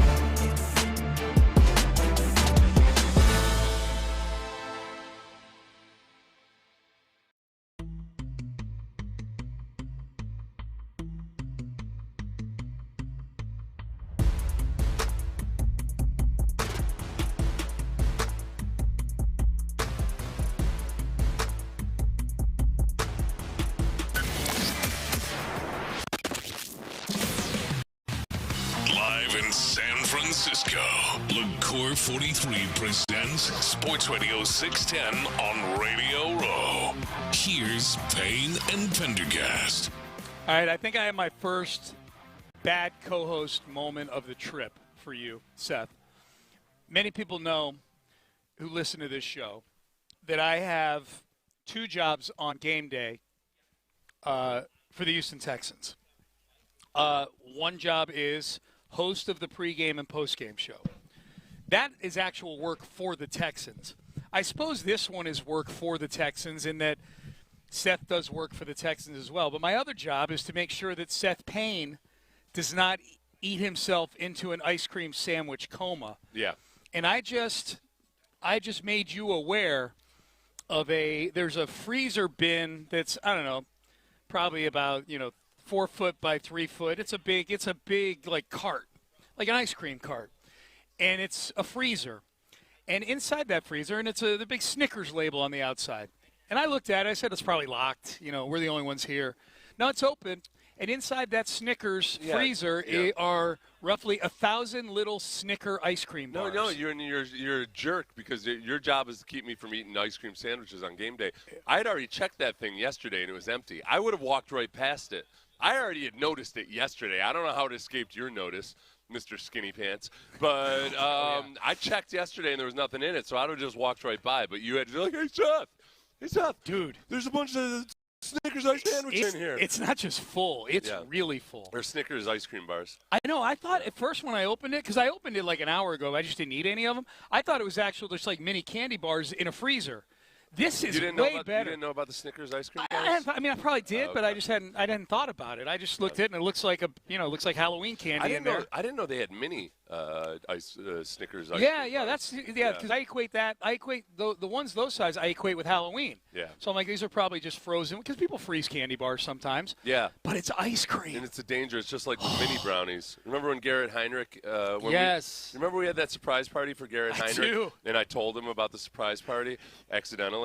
I do. But he was too drunk to realize that I had told him about the surprise I party. remember all of it. But at that party, his daughter had made like a bunch of mini brownies, and I ate all of them. You ate the whole thing. And it was the best thing that had ever happened in her young life. She was so flattered because it was the first time she had ever baked anything. Oh. And she saw how reviews. impressed I was with rave reviews. Because you eat one mini brownie, and you're like, surely this must have had like 3 calories in it. Right. So you just keep eating them. And then Garrett, like any good parent, put her back in her place and said, look, this guy eats 15 ice cream sandwiches I hope he didn't on do game that. day. They were really genuinely he really didn't good. do that. Garrett would. I would do that. I'm a Garrett connoisseur of mini brownies, and these were some of the best mini brownies I've ever eaten. Really? Yeah. Okay. So that's where we are. That's where we are, yeah. So Hard Knocks. Yeah. There's 16 teams, and we'll do the Pettycast at the top of the hour. 16 teams. Normally, in most years, in years past, Seth, it's like 5 or 6 teams that could be that would have to say yes in Hard Knocks. The league relaxed those barriers. Yeah. They removed the barrier that if you've made the playoffs in the last 2 years, you can say no to Hard Knocks. That's not the case anymore. So they can force it on you. Even if you're a playoff team. Yeah. Yeah. The only teams that are immune to doing Hard Knocks if they don't want to do it are teams that have been on it in the last 8 years, used to be the last 10 years, or teams with a first-year head coach. So those are the only ones. That leaves literally half the league available for Hard Knocks. So give you a thumbs up or thumbs down on these as we go through them. Okay. And before we land on Texans. You want to do it that way? Sure. Or did you want to power rank them? No. I can't. 16? Okay, yeah. That's, All right, Carolina Panthers. I'd be cool with that. Yeah, I don't know if Canales feels boring to me, and Bryce Young, he just seems like too nice of a kid. It's a big year for Bryce Young, though. But yeah, you're right. They're on the downside. And it's the Panthers. Yeah. Nobody thinks about the Panthers unless they have to. Okay. Bengals. Yeah, thumbs up on the Bengals. Yeah. Does Joe Burrow even want to be here? Right. We don't know. Right. Broncos, yes. Yes. Sean Payton, yeah. Green Bay Packers. Micah Parsons. That's true. Parsons Micah would rehab. be fun and interesting on that one. Yep. And also it might get to the point where he just cares too much about putting on a good show on And Hard Green Knocks. Bay training camp is like a legendary training camp. Kansas City Chiefs. Yeah, for Hard Knocks. No, I can't have it. Ever since quarterback, I got no appetite for it. Okay. I've just been chiefed out, man. Okay. I just want to be done with them. I want them to fade off into mediocrity, and we'll have to see this. We'll have to see, is it Mahomes' fault or is it actually Reed's fault and all that? I have a high capacity for hate watching things. That's true. Yeah. All right, you're going to see Mahomes' wife a whole bunch on that. She will find her way onto that a lot. I hate her and her big mouth. Jaguars. Yes, Jaguars for sure. What's most intriguing to you about the Jaguars? They're in the division. Well, and we hate their GM. He's going to find his way onto it. 100%. Gladstone. Gladstone. Any of the division, Indianapolis is the next one you're going to say. Yes, Indianapolis. Anything in the division I'm good with. The Vikings. No. Nothing intrigues me. Patriots. Yeah. But again, I'm Patriots out. I was already patrioted out even before I was chiefed out. But it'll be in August. You'll Vrabel will be good. Vrabel would be really good on there. Diggs is. Diggs would be really good. You might get some Cardi B sightings. Yeah. He was asked what his favorite Cardi B song was yesterday at Media Day, and he had to do the acronym backwards. He did. Because he said PAW. Yes. So it wasn't appropriate for the Yeah. New Orleans Saints. This version of it. Yeah. Tyler Shuck, Kellen Moore. Nah. And now, if there's some guys that can get into trouble on Bourbon Street, then yeah. But right now, no. Eagles 1,000,000%. 100,000 million, yes. Eagles, yes. Washington Commanders. Nah. If you got to think about it, I'm mad on them as well. Yeah. Bucks. I'm even though I enjoy Baker Mayfield, I think I'm mad on the Buccaneers. Okay. Seahawks, yeah. So even the Seahawks. Now, if you Super Bowl, you could say no, right? No. Really? No, because the barrier was making the playoffs. That's it. Yeah. So the Seahawks could win the Super Bowl and then have Hard Knocks forced upon them. Absolutely. But they don't have a whole bunch of. I mean, the whole thing about their defense is that they're kind of. I don't want to call them a no-name defense, but they're like a blue-collar, no superstars. Yeah, that's we just true. play really good team defense. This isn't even the most intriguing version of the Seahawks in like the last 5 or 6 years. And then the only other team other than the Texans would be the 49ers. And I would watch a 49er. Shanahan's one of my favorite press conference watches. Yeah. Usually the coaches. I would like to get a peek in at Shanahan operating with John Lynch and everything. I was talking to John Weeks, was at our hotel yesterday, former Texan. He's coming on with us tomorrow at 9 o'clock Houston time. And we were talking, I don't think I'm speaking out of school here. We were talking outside the hotel for about 15 or 20 minutes. And for the Texan fans who don't know, he was the long snapper for the 49ers this year. He was gushing about Shanahan. Yeah. He was like, Shanahan is incredible. Just an incredible Okay, coach. So the Houston Texans, let's say you're not a Texans fan, not from Houston. Do the Houston Texans, let's say you're Sean from Cleveland. Yeah. Sean from Cleveland, what do you think about the Texans on Hard Knocks? I will tell you this, Seth. I love the show, by the way. Thank you. First time, long time. You listen from Cleveland. I do. I listen on the free Odyssey app. A lot of them. First time, long time. I think that C.J. Stroud is in contention for most intriguing NFL player of the offseason. Yeah. Because of how low his stock is right now with the Texan fan base compared to where it was. Yeah, well, and nationally as well. The contract for and a lot of everything people, else. And a lot of people that didn't watch C.J. Stroud until the playoffs, that's their only impression of him this season. And then you look at the numbers from the regular season. There's more to the C.J. Stroud story than I think most people nationally realize, but that makes for good Hard Knocks watching. Good Hard Knocks stuff, and I think this defense and the ones going against the ones in practice every day. Yeah, that's true. No, and then the personalities of Kamari Lassiter and Kalen Bullock and those guys, and Jalen Petrie. There'll be a whole storyline. That would be a whole thing. Yep. I think there's a good chance they might have it forced on them. Nothing drives ratings like quarterbacks, and in terms of drama and intrigue and what the hell's going on with this guy, C.J. Stroud's got a whole lot of it right now. Yeah, I think DeMeco Ryans is really likable. Yeah. I think that helps. That was one of my favorite training camps ever. Was the Hard Knocks. It was great. It was so much fun. It was so much content. It was awesome, dude. We did we had the producer of it come on with us the day after. Yeah, and there's so much good. At that point, it was Bill O'Brien was playing every bit the part of. Oh, he was great. Just the stereotype football coach. Yeah, people loved it. Speaking of Bill O'Brien, the Pettycast is coming up next. Does he make it? No. Oh, okay. But I feel like Bill O'Brien. Bill O'Brien Pettycast. Yeah. Pettycast. We do the Pettycast every Tuesday. Start texting him in. We got the text line wide open right now. 713-572-4610. The weekly Pettycast is coming up next. One thing you never want to be petty about is.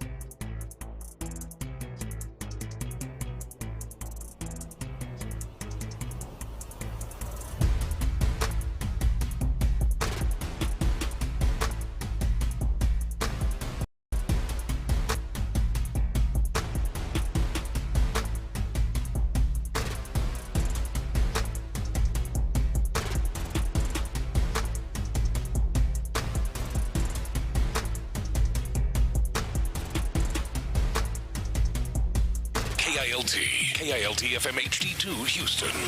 On Odyssey Sports Station, the Texans play here. Live in San Francisco, LaCour 43 presents Sports Radio 610 on Radio Row. Here's Payne and Pendergast. They're still texting about who is the alpha on Payne and Pendergast, and the texts are really funny. Someone just texted in that Devin, the kid from Ithaca, is the alpha. That Devin kid, yeah. On Payne and I think Pendergast. he might be. If he came in, he would He took over. He would treat us like we were one of these panel shows, a pregame show or something. Mm-hmm. He'd be steering the ship. Yep. Yeah, so people are still waiting. Sean is the alpha personality. Seth is the emotional commitment. I don't even know what that means. I know love it. Devin feels a little bit. Devin was almost like a Matt Hammond, but more of like actual human elements. Yeah, a little less cowherdish. Yeah, that's true. Yeah, he was his own guy, I think. I like Matt. Yeah. No, Matt's only problem was that he sounded exactly like Colin Cowherd, and he was trying to. And we would try to tell him that. Yeah. I don't think he was trying to. I think it was that he just idolized Colin Cowherd, and there was no way he could break out of it because he'd spent his entire childhood, probably time 11 years old, trying to be like sitting in his bedroom, pretending he's Colin Cowherd. Yeah, for sure. There's not a market for Colin Cowherd tribute bands like there might be for Led Zeppelin or something. Yeah, not yet. He's not a nostalgia act yet. Yeah. All right, you ready to get petty? Yeah. This morning Get especially. petty. Yeah. I've been petty. All right, text in your petties, 713-572-4610. If you're new to the show, Seth and I every Tuesday at 8 a.m. find some of the pettiest audio, pettiest acts. And we exercise our petty muscles. That's it, man. That is it. This one, the first one is Rick Barnes, the head coach of the Tennessee basketball team. This is after a win, mind you. Yeah. I was wondering, it had been a long time since we played any Rick Barnes audio. Right. And finally, he delivered for us. There he is. So apparently the Tennessee basketball team had some turnover issues in their win over Auburn this weekend. And Rick Barnes, who I didn't realize, he's been around forever. He was a Texas head coach. He was a Clemson head coach a long time ago. He'd been around a long time. So he may be at that age. I'll have to look it up. He may be at that age where he doesn't even realize he's making jokes that he probably shouldn't be making in this day and age. Yeah. I'll let you all listen. His team turned the ball over a bunch of times in that game, and here's what he had to say. I mean, at the end of the game, some of the passes that we throw, I don't know what to say other than sometimes I wonder if my guys are betting on games. I shouldn't say that, but, that's what Ray said. I don't want to say that. But I just wonder what's happening. I mean, because I know we're too good of players to do that. Was that a bad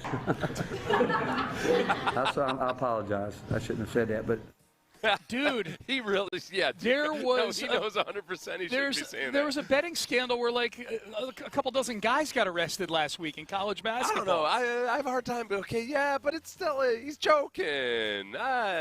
He should have said it. I like it. He's joking. There is a non-zero chance that there's a guy on his team There's a that chance, might be turning the ball over intentionally. Yeah, nobody's immune to it. It's a real question that people have, and it's way more. It used to be if you presented that question, it felt like you're maybe approaching nut job conspiracy theorist or something. But now I feel like it's way more understandable that people would be asking those questions. And it's at a time where you got to be kind of careful about inviting suspicion onto your team or your program. Even sarcastic suspicion, absolutely. But I kind of like the joke still. No, it's a funny joke. I support Rick Barnes and his struggles. Look, of all the people, you think I'm not going to laugh at a gambling joke? Yeah. It's a funny joke, but you could tell. This is how you could tell even on the radio. Yeah. Because he had whoever was PR or administration, whoever was looking at him. Facial expression. Twice. Yeah. Twice. He had to pause twice and apologize for it. So that was really good. Petty about his team. That's why it's in the Petty Cast. He was petty about the performance of his team. Yes. He wasn't as angry as most. He didn't go full petty. Like when we get in the college baseball playoffs, that's when you get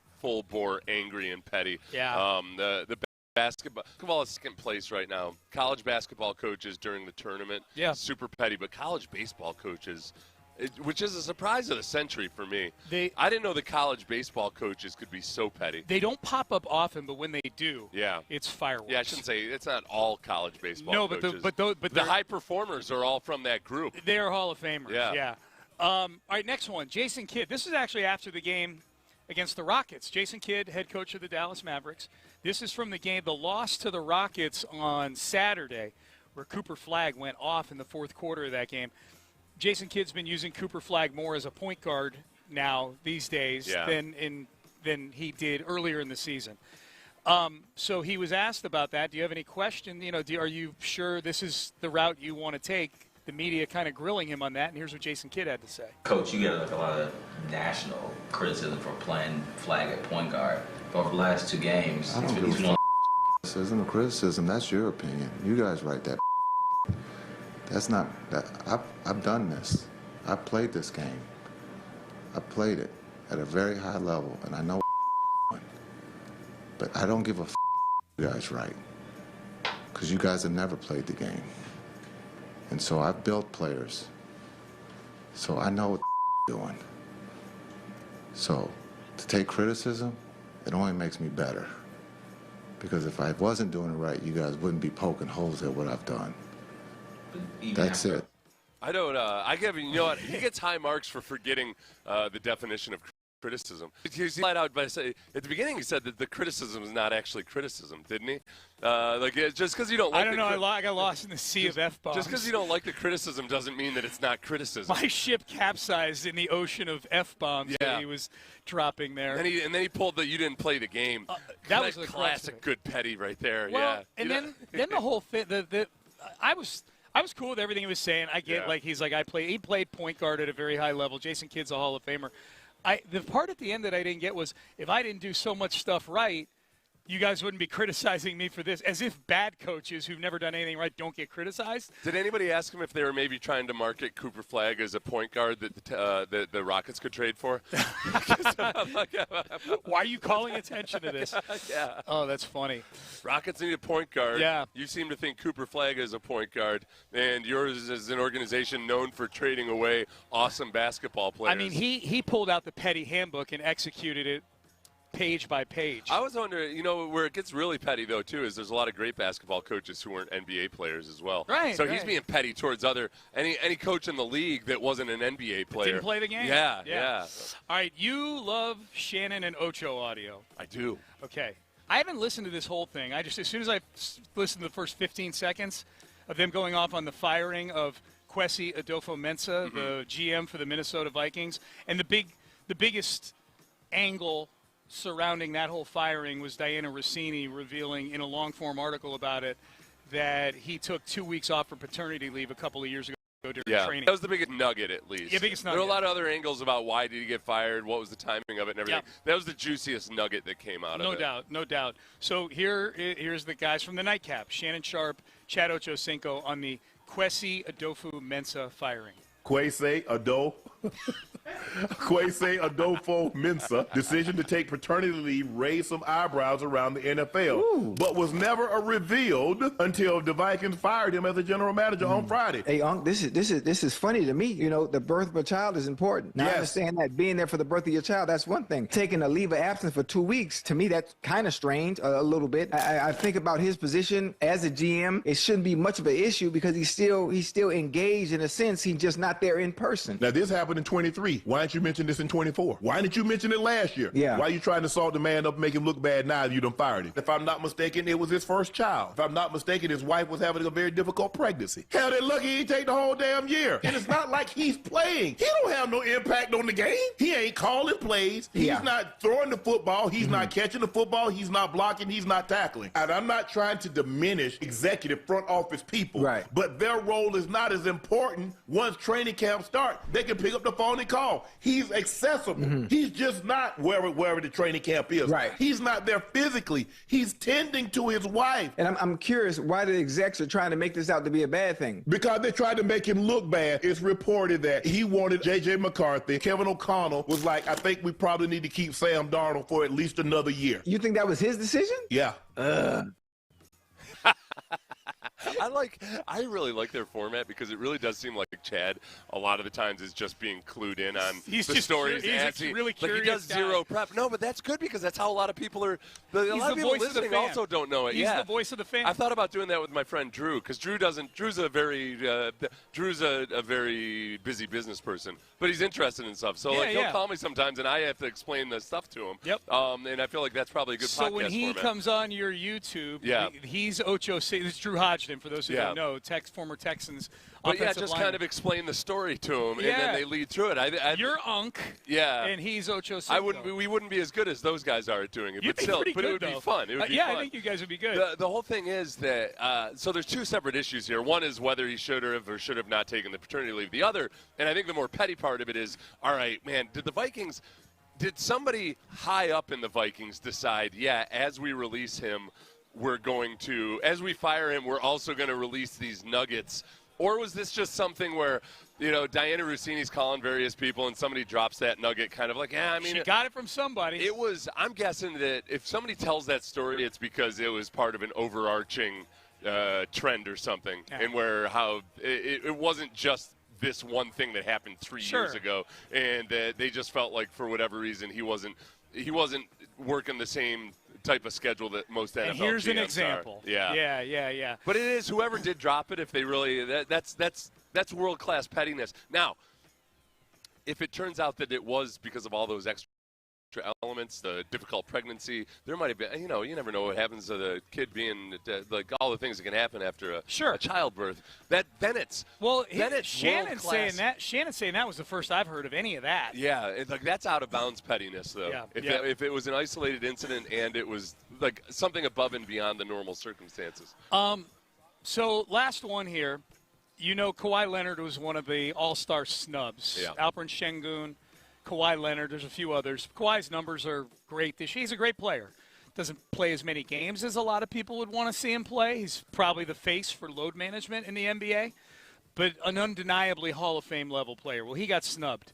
This is Brian Windhorst of ESPN saying that one of the reasons Kawhi may have gotten snubbed was as sort of a revenge for the aspiration scandal, the scandal where it looked like Ballmer, the owner of the Clippers, may have been paying Kawhi Leonard kind of fugazi appearance fees from a company that he had ownership in to supplement Kawhi's income and circumvent the salary cap. The reaction within the league has been kind of universal between the executives and I've talked to, which is Kawhi Leonard doesn't make the team. So, okay, that happens. Players get snubbed. Kawhi's numbers are phenomenal, but the game is obviously add into it, Dome. And the wonder is, did he not make this team because the coaches didn't vote for him because of the accusations of the improper contract? So, he's having a brilliant season, his highest scoring season as a Clipper. They have been one of the best teams in the league for the last 6 weeks. Okay, so obviously the petty people here would be the ones not snubbing Kawhi for his role. The reserves are voted on by the coaches. Yeah. So because the starters are voted by 50% fans, 25% players, and 25% media. The reserves would be the coaches. So did the coaches get together on a Zoom and say, hey, we're going to punish Kawhi Leonard for this scandal? Think about all the coaches that you know in the NBA or either have observed or know personally. I definitely think they're petty enough to do that. They're definitely petty enough to do it. And so, but you need enough of them to kind of collectively say, they don't even have to get together like, screw this guy. He is a skirt in the system. Yeah. I don't know about how many of them are also thinking, like, how come my owner isn't paying players under the table by shuttling investment funds his way? They don't want it bad enough, I guess. Yeah. Like Ballmer does, yeah. They're petty and they're weak. Yeah. Oh, the coaches? Yeah. Yeah. You should be envy. This should be part of the envy cast, not the petty cast. Yeah. There used to be all kinds of stories about. I guess I probably shouldn't say which team it was, especially because I'm in the city. I'm in the city of San Francisco right now. But at least amongst players, there used to be a lot of stories about guys for the 49ers back in the day. Oh, just getting suitcases full of cash and everything. The DeBartolos. Yeah. Oh, that's right. Yeah, the DeBartolos were kicked out of the mobbed NFL. Up. So those were the stories. They're mobbed up. The stories that players would share amongst themselves. I'm not saying it happened or didn't happen. I'm just saying people were talking. This is a true story. The DeBartolos are Notre Dame family. They all went to Notre Dame. Jed York's Notre Dame. He's son-in-law or whatever. and all the DeBartolo, Eddie DeBartolo, the old man, the grandfather, they all went to Notre Dame. They built an entire quad at Notre Dame with the donations they made. So at least when I was there's probably more quads there now, but there were 4 quads on campus. North Quad, South Quad, the quad that had the basilica on it, the church, and the Golden Dome. Basilica Quad? Was the God Quad. Oh, okay. So you had North Quad, South Quad, God Quad, and then the quad that DeBartolo's built was the Mob Quad. Oh. Not in the manuals or anything like that. They were a legitimate construction company. Yeah. Yeah. So there were a few no-show jobs. Yeah. I mean, who hasn't? There's a few bodies in some of the foundations. A few no works. Yeah. Why were they were kicked out of the NFL because of the casinos situation? I forget why. It was something having to do with them having ownership in the casino. Well, that was always a thing, though. Back in the 90s, when the salary cap first became a thing, like how are they getting these guys to play for minimum salary, Pro Bowl level players for minimum salaries? All right, there you go. There's our petty cast for the week. That was fun. That was a good one. All right, media night last night. Were these people serious with these questions? And also, Hannah McNair, we have not played this audio on our show yet. I haven't listened to it yet. Yeah, we'll play it here. I'm not the alpha on this show. Is she the most accurate? Is she the most accurate portrayal of how the fans feel right now about the Houston Texans? We'll do all of that coming up next. The best sports talk around.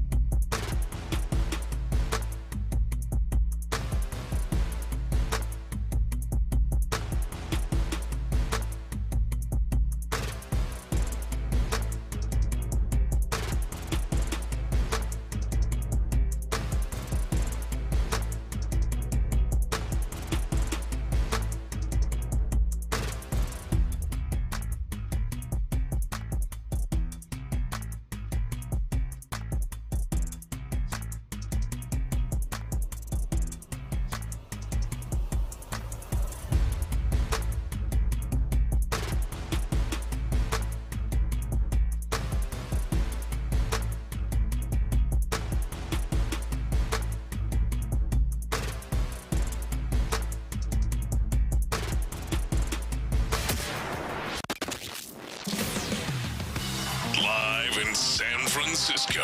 LaCour 43 presents Sports Radio 610 on Radio Row.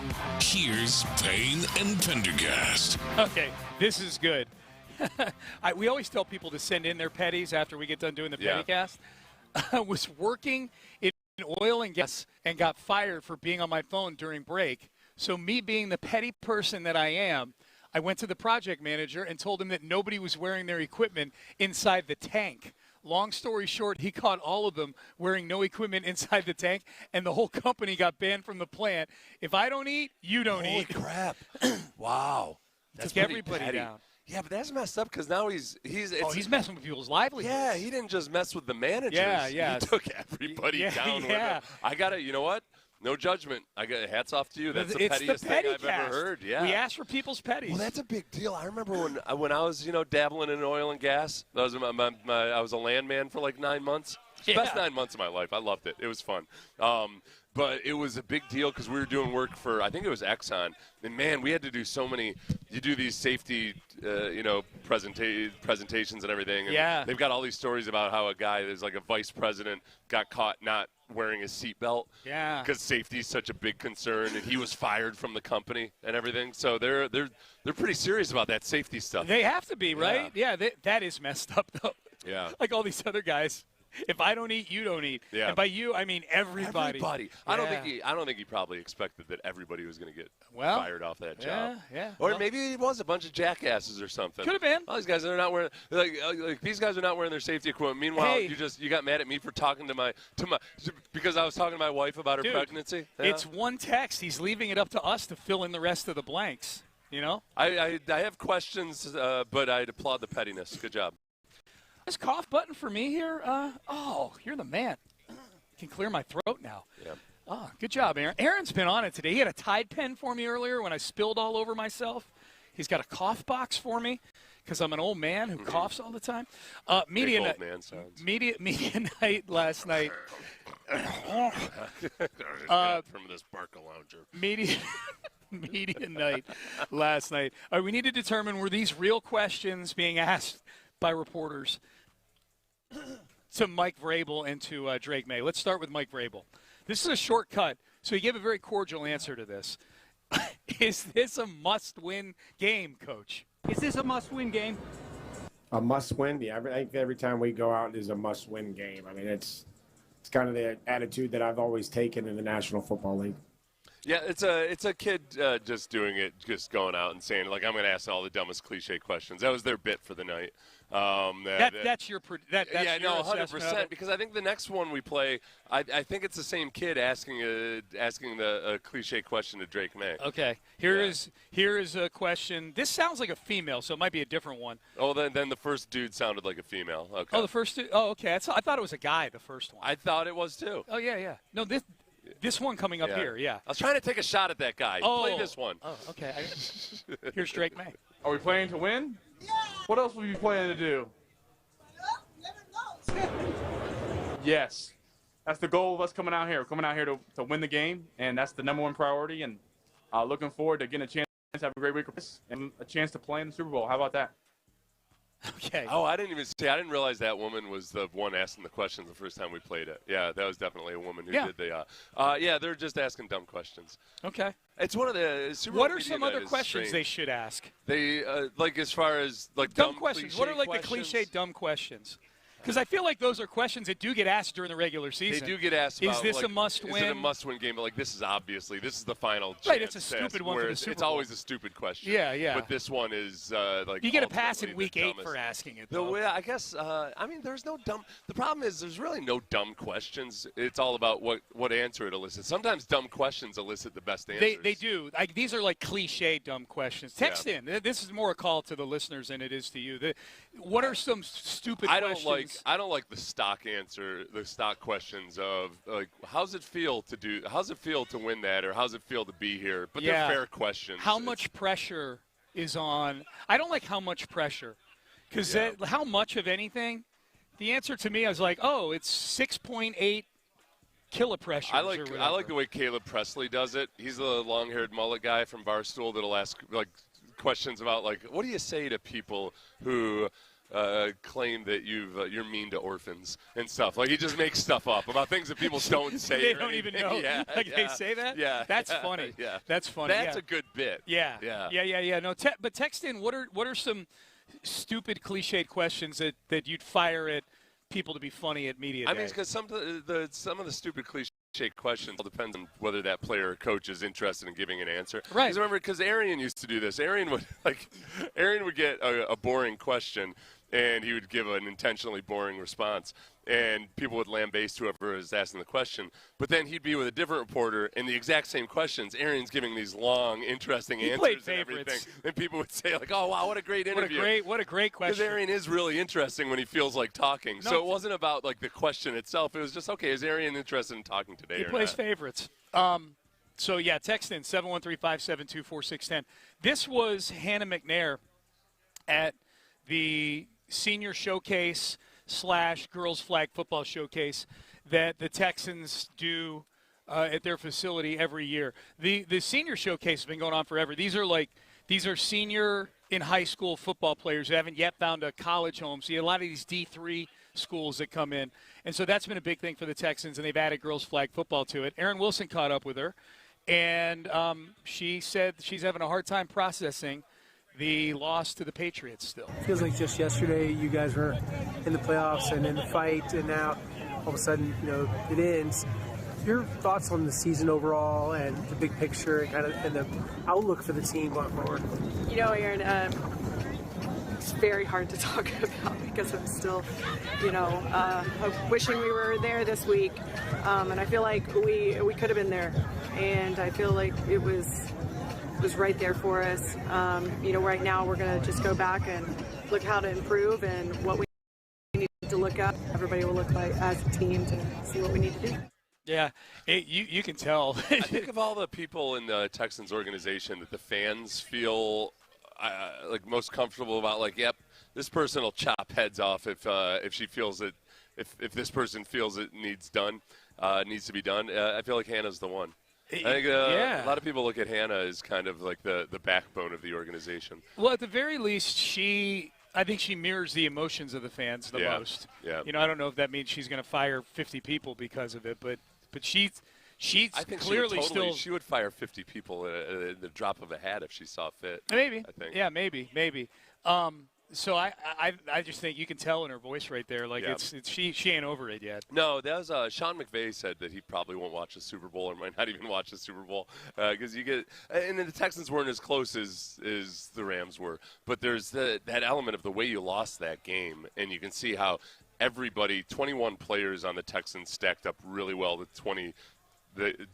21 other players on the Patriots. It is just the quarterback position alone.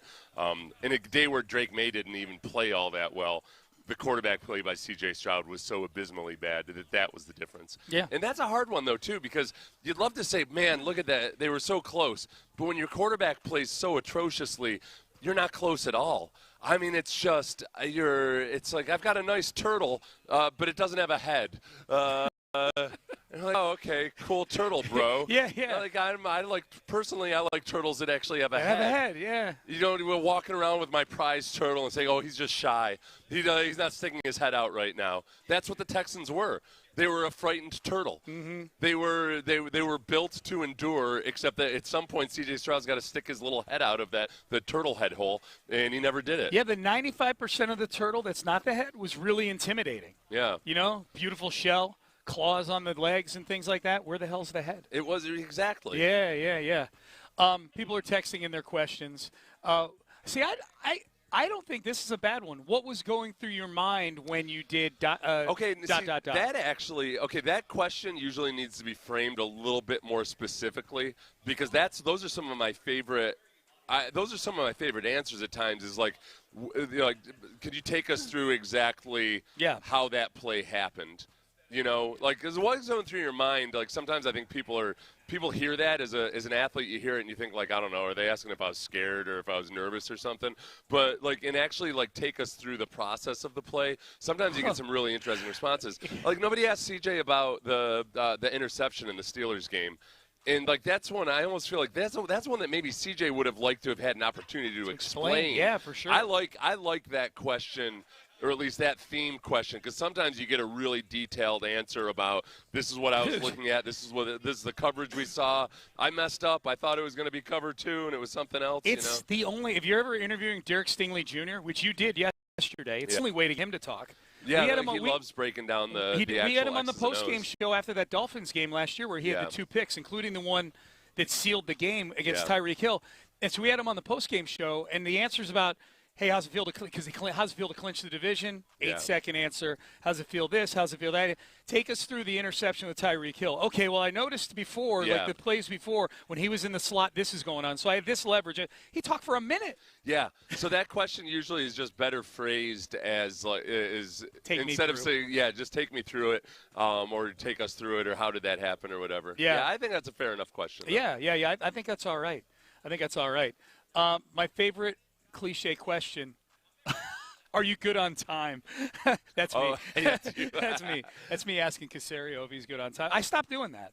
People may not have noticed. Pretty cool. Well, we know beforehand. I know the answer is yes. Yeah. We know the answer already. So, yeah. Sometimes there's nothing worse, though, than sometimes somebody will tell you that they need you for a 15-minute interview, and you're 23 minutes into the interview, and they show no signs of letting up. No signs of stopping. And you're like, at some point, he's just like, hey, man, got to go, and then hit the end button on the Do you ever go back on that person's show? No. I don't either. Never. I don't either. Yeah. Happened to me on a podcast. Yeah. 15 minutes. And this is at night, which is different for me and you. Because it puts you – because we got to go to bed. Yeah. Yeah. And it puts a guest in a position of just having to be the jerk. To end things. Hey, I got to go, all right? Yeah. I haven't even gotten a bifore I cut you loose question yet. That's where that's why I always do that, because then the person knows, like, all right, this thing's about to end. Yeah. Good little dick. They're probably learning that tactic over at Ithaca. They call it the Pendergast method. Mm-hmm. Yep. It's in the textbooks. Yes. Oh, Doug Williams, when he was Doug Williams, the quarterback for the Redskins back in the day, what does it feel like? He was asked this. What does it feel like to be a black quarterback? Oh, God. Where was he asked that? The Super Bowl, I think. Oh, my God. Because he was a Super Bowl MVP that year. Yeah. See that, but now there's a good question in there. It's just the way that it's phrased. Yeah. Be a little bit more specific about the challenges of being a black quarterback, especially back then. Well, and in the 80s, he was one of the only ones. Right. Yeah. Yep. Hannah is the alpha of the Texans, the text line says. Yeah. No, she's an alpha. Yeah, that's right. When I'm saying she would drop 50 people at the drop of a hat, you say it with admiration. That's a compliment. Yeah. I don't want any multi-billion-dollar organization with somebody at the top who seems like they're reluctant to fire people. I want them to be as sociopathic as possible. There you go. In a lot of regards. Yep. All right, Rockets get a win last night. No Kevin Durant. There is a fan base in the NBA that is going through something the Rockets and several other fan bases have gone through. Trade deadline coming up on Thursday. That's the tease. We'll talk about that coming up next. Le Core 43.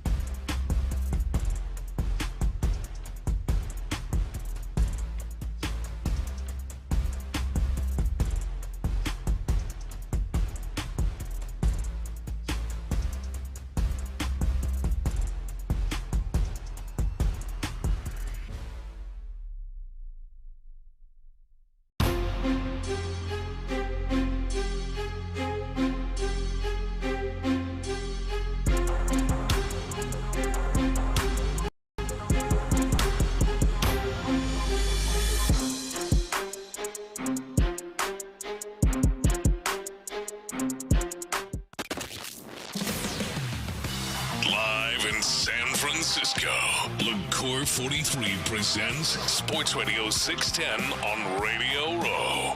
Here's Payne and Pendergast. All right, Payne and Pendergast with you. Top of the hour, we will circle back to yesterday. Seth and I went out to practice for tonight's Pro Bowl games. We're not going to give you the blow-by-blow of everything that we saw because it was largely guys just going through walkthroughs with shades and ball caps on. Yeah. But we did catch up with a few of the Texans, so we'll have some of that at the top of the hour. I'm going to take a Waymo today. One of these driverless. What's a Waymo? The driverless taxis.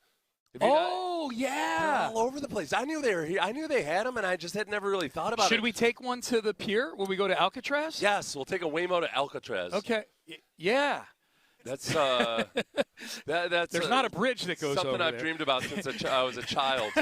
I'm going to take a Waymo to Alcatraz. They don't go underwater. And no, I knew they existed and I'd seen it and everything, but like to see it in person, like kind of driving kind of aggressively at times, like changing lanes and everything. Yeah. And I would say 50% of the people in them are tourists doing it for the first time because they're taking That'll be videos us. and everything. Yeah, that'll be us. Yeah, me, you, and Figgy. I'm excited about it. Yeah. We were having a conversation when Figgy and Reginald and John and I were having lunch yesterday at a Chinese place in Chinatown.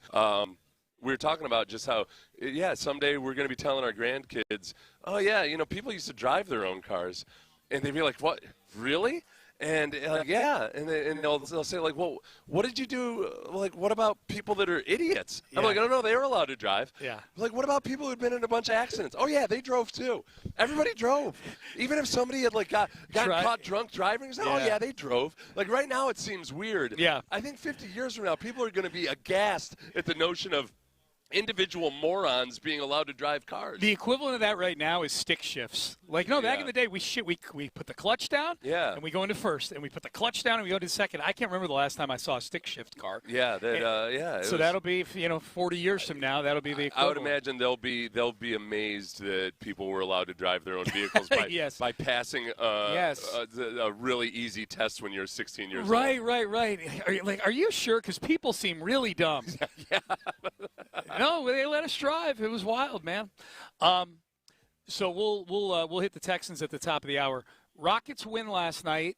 They beat the Indiana Pacers in Indiana. Bit more of a struggle than it probably needed to be against a bad team. Now, there was no Kevin Durant in this game. Alperen Şengün was sensational in this game. He had 39 points and 16 rebounds. Reed Shepherd needs to start shooting the ball better. I'm looking at his game logs from like he was 1 of 7 last night from 3. I didn't get to see the game live, but I'm on a group text with my 2 sons who watch every minute of every Rockets game, and I got multiple texts like, Ime hates Reed. I'm like, oh, Reed. Yeah. And sure enough, he was 1 for 7. But I'm looking, his last handful of games, 1 of 7, 0 for 4. I'm just working backwards. 3 for 7 is pretty good. This is all 3-point shooting. 1 of 4, 0 of 7, 1 of 7. I mean, He's been in about a 2-week slump now. It's the whole, and it goes to the whole everything in the offseason. We were saying it at the time. It's that there's a lot of ifs that have to fall in place with this young core, and it's not just a guarantee. But that was also before Fred VanVleet got injured, and that's now you're relying on the development of guys like Reed Shepherd, which was a big if coming off of last season, and that's where he is right now. He's in the thick of the doldrums of just trying to work his way through being a young player in the NBA. Yep. So they get the win last night. It was good to see Şengün have a nice performance, maybe it's the All-Star snub maybe got to him. Amen had a double-double, 16 points, 11 assists. The biggest thing, they were back on the glass last night. 30-second chance points, which offset 26 points off of turnovers that the Pacers had. So so good to see. And they're getting some decent minutes out of Clint Capella, with Steven Adams. We haven't really talked about that. Steven Adams out for the year is a very – Well, you were on vacation. You and I haven't talked about it. But, man, like him being out for the year, that was such an underrated pickup when they made – that was such a really the foresight to pick him up when he was injured 2 years ago. They pulled a Kevin Durant with the Nets, basically. You pick him up while he's injured, just, knowing that he's going to be back at some point. And another big if from the offseason. And he's exceeded expectations. Steven Adams has gotten older Yeah. and has had his injury concerns and everything. And, yeah, it came up and nipped you this year. James Harden is involved in trade talks again. Well, you got to get James Harden on your team if you ever want to break through that wall, Sean. James in Harden, the playoffs. You know, if you ever want to just bust through that invisible ceiling, get a guy who's a clutch playoff performer. Well, and that is Cleveland, right? Cleveland got knocked out last year by Indiana in the playoffs, and that was a big deal up in Cleveland. Yeah, you got to bring in a guy who's notorious for being the worst version of himself when it matters most. I'm still trying to figure out if James is trying to get himself up and out of L.A. or if Cleveland is coming at, because I listen to a little bit of Cleveland radio, mostly for football stuff, but occasionally I'll dip in and they're talking about the Cavaliers, and they talk about it in an interesting way. And they're very up in the air on Darius Garland right now, their all-star point guard. He's making a lot of money. And so there's a feeling in Cleveland like, well, we need to shake things up a little bit. Let's get out from underneath this and make a trade. So you'd have Harden. So Harden becomes your point guard because they've got Donovan Mitchell already at the 2. But you're right. You could tell the host I was listening to, you could tell, it's really interesting, and he's an all-time, probably top 50 player all-time easily. But they knew. They knew. All you got to do is look at the back of his basketball card. They think they know, but they don't know. Because we saw this in L.A. Yeah. You'd see their fans kind of looking around and be like, hey, wait a second. Yeah. Why? Wait a minute. Yeah. Did you guys realize that James Harden actually is kind of dicey in the playoffs? And they did it for multiple years. Yeah. Because everybody goes into denial when you first acquire the player. It's like, well, those are just bitter Houston fans, or those are just bitter Brooklyn fans. They don't know. They don't know the real James Harden. It takes you a minute and a half to blurt out who all the teams are he's been on. Yeah. That should tell you something. Yeah, but that's because the circumstances were wrong. Yeah. Here, we know what it takes to get the best version of him in the playoffs. So we'll get to watch that in Cleveland. Maybe. We'll see. That's been the tough thing with CJ, and again, just being as atrocious as he was in both playoff games. Yeah. It's not just the Patriots. It was in the Steelers and the Patriots game. It's that I think if you only see CJ in those games, you feel like, oh, that must be the playoff version of CJ. No, he's actually had some really good performances in the playoffs. That's what was so strange about this year. It was that no matter, even if you're a CJ Stroud skeptic, you did not expect or anticipate that he was going to deliver those performances in the playoffs. It's a wild thing, man, because I've seen the texts and the tweets and listened to enough people that CJ's name is bumping up against James Harden in a lot of these things. Yeah. And if you're a Houston athlete who is one of the barometers of your team, I'll say, and I won't say one of the great players. I don't think CJ's a great player yet, or maybe ever will be. But if you're one of the tone setters on the team, the alphas, if you will, the name you do not want to get bumped up against when it comes playoff time in Houston lore is James Harden. I would say, conversely, if you're bumping up against names like Altuve or Hakeem Olajuwon, those names you want to bump up against when it comes to postseason performance. Yeah, all-time known playoff heroes. Those are the known. Really, any of the Astros, any of the prominent Astros, because I can't think, Kyle Tucker, not him. Carlos Correa, especially in the playoffs. I mean, that's what made him so valuable in free agency for a team that wants to break through. Because the Astros had played in so many playoff games, it was way beyond just the fluke, okay, well, he's had some good playoff series. It wasn't even his great playoff performances as much as it was consistency from series to series to series. Yeah. He rarely had a playoff series where his numbers were below his regular season averages. He was great. And that alone is way above it. Most players don't play as well as in the playoffs statistically because you're playing against better competition all the time. Huge moments. He was a bona fide playoff performer. It's the exact opposite of James Harden. Exact opposite, yeah. So, maybe Cleveland finds that out. That'll be interesting. The trade deadline for the NBA, I believe, is Thursday this week. So if you're a Rocket fan who, like me, gets agita watching them run their offense, especially late in games because they don't have a point guard,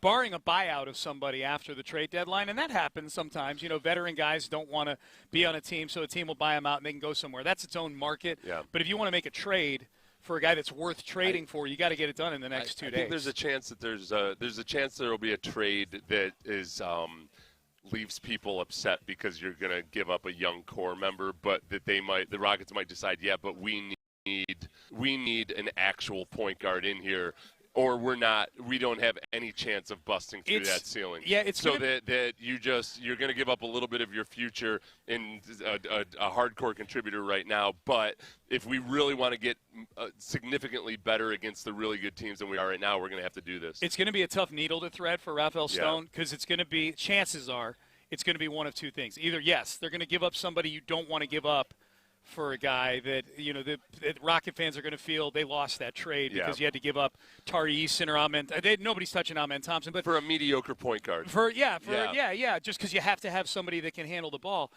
Or they're going to trade lesser assets, but for somebody who doesn't really make an impact, and that's going to leave people disappointed. It's a real tough sweet spot to find a trade that is an impact guy, and you don't have to give up too much. We're talking about a guy like Fred VanVleet, basically. You're gonna if you trade for Fred VanVleet in the middle of any given season, people aren't going to get necessarily excited about that. But that's exactly the type of player that the Rockets are missing right now. Nice if you had a Fred VanVleet. It would be super cool. You can't just go out and find a healthy Fred VanVleet, it turns out. Today you can't. Yeah. All right, Seth and I caught up with some of the Texans at the Pro Bowl practice yesterday. We'll share our thoughts on that. We'll hear from Will Anderson Jr. We'll hear from Azeez Al-Shaair as well. Caught up with both of them. That is coming up next. Trajan Wealth. You don't have to give up anything to call Trajan.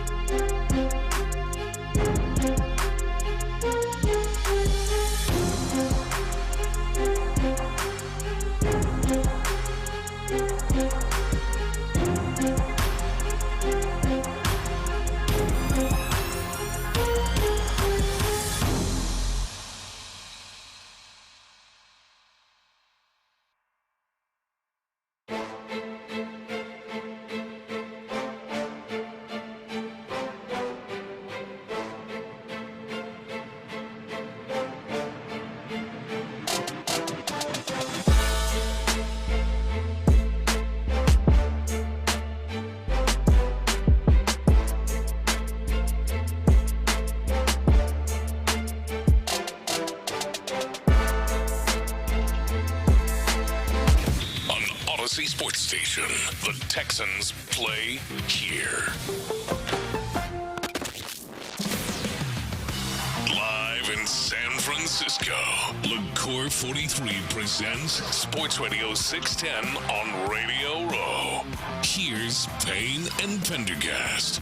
All right, Payne and Pendergast with you on a Tuesday, just rolling along here on Radio Row. Thank you to LaCour 43 for bringing us here. Appreciate them as our title sponsor. As everybody knows, I'm a huge fan of LaCour 43, not only for their generosity, but for their product. Planet Fitness as well.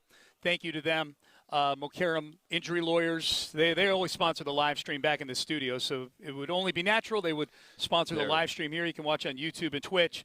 And then Tide, who I got to use a little bit earlier. I got to poke a hole in a Tide pod, and I got to use Aaron Raybald's Tide pen to get a Gatorade stain out of my white shirt. Thank you to Tide for that. Yeah. When it's got to be clean, it's got to be Seth has his, it's got to be Tide. I've got my tub of Tide Pods that I'm going to take. You get your arm around it like someone's going to steal it from you or These something. things are awesome, man. No, I know. Tell me about it. It changed the way I clean my clothes. We thought we had to get a new washing machine.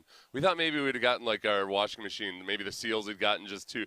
Because my wife, Brandy, does a good job of cleaning the seals and everything. But it was like all my like dry fit gear and everything had a funk smell to it. We started using this, and I swear to God, it just all of a sudden, boom. It's a legit endorsement. Just saved us a couple $1,000. Seth's not getting paid to do live reads for Tide.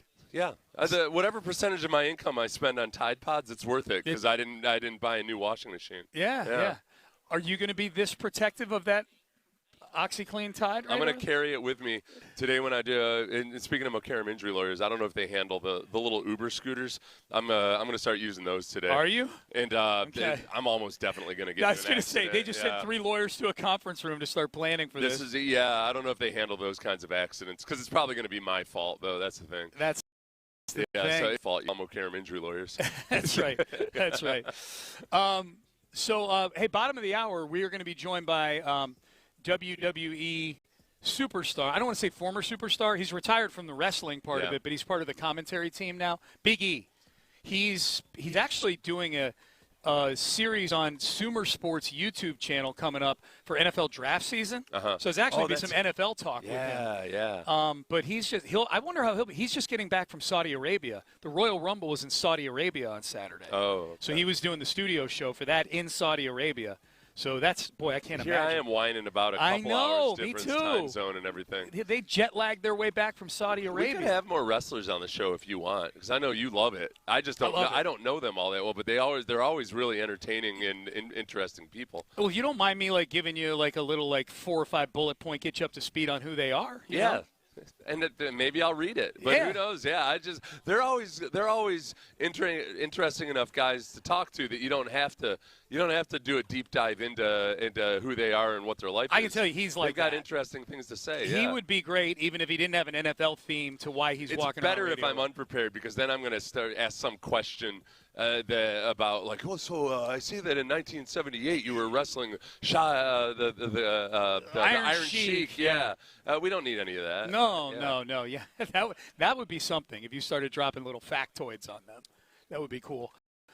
The Iron Sheik died, didn't he? He did. A couple years ago. He did. Yeah.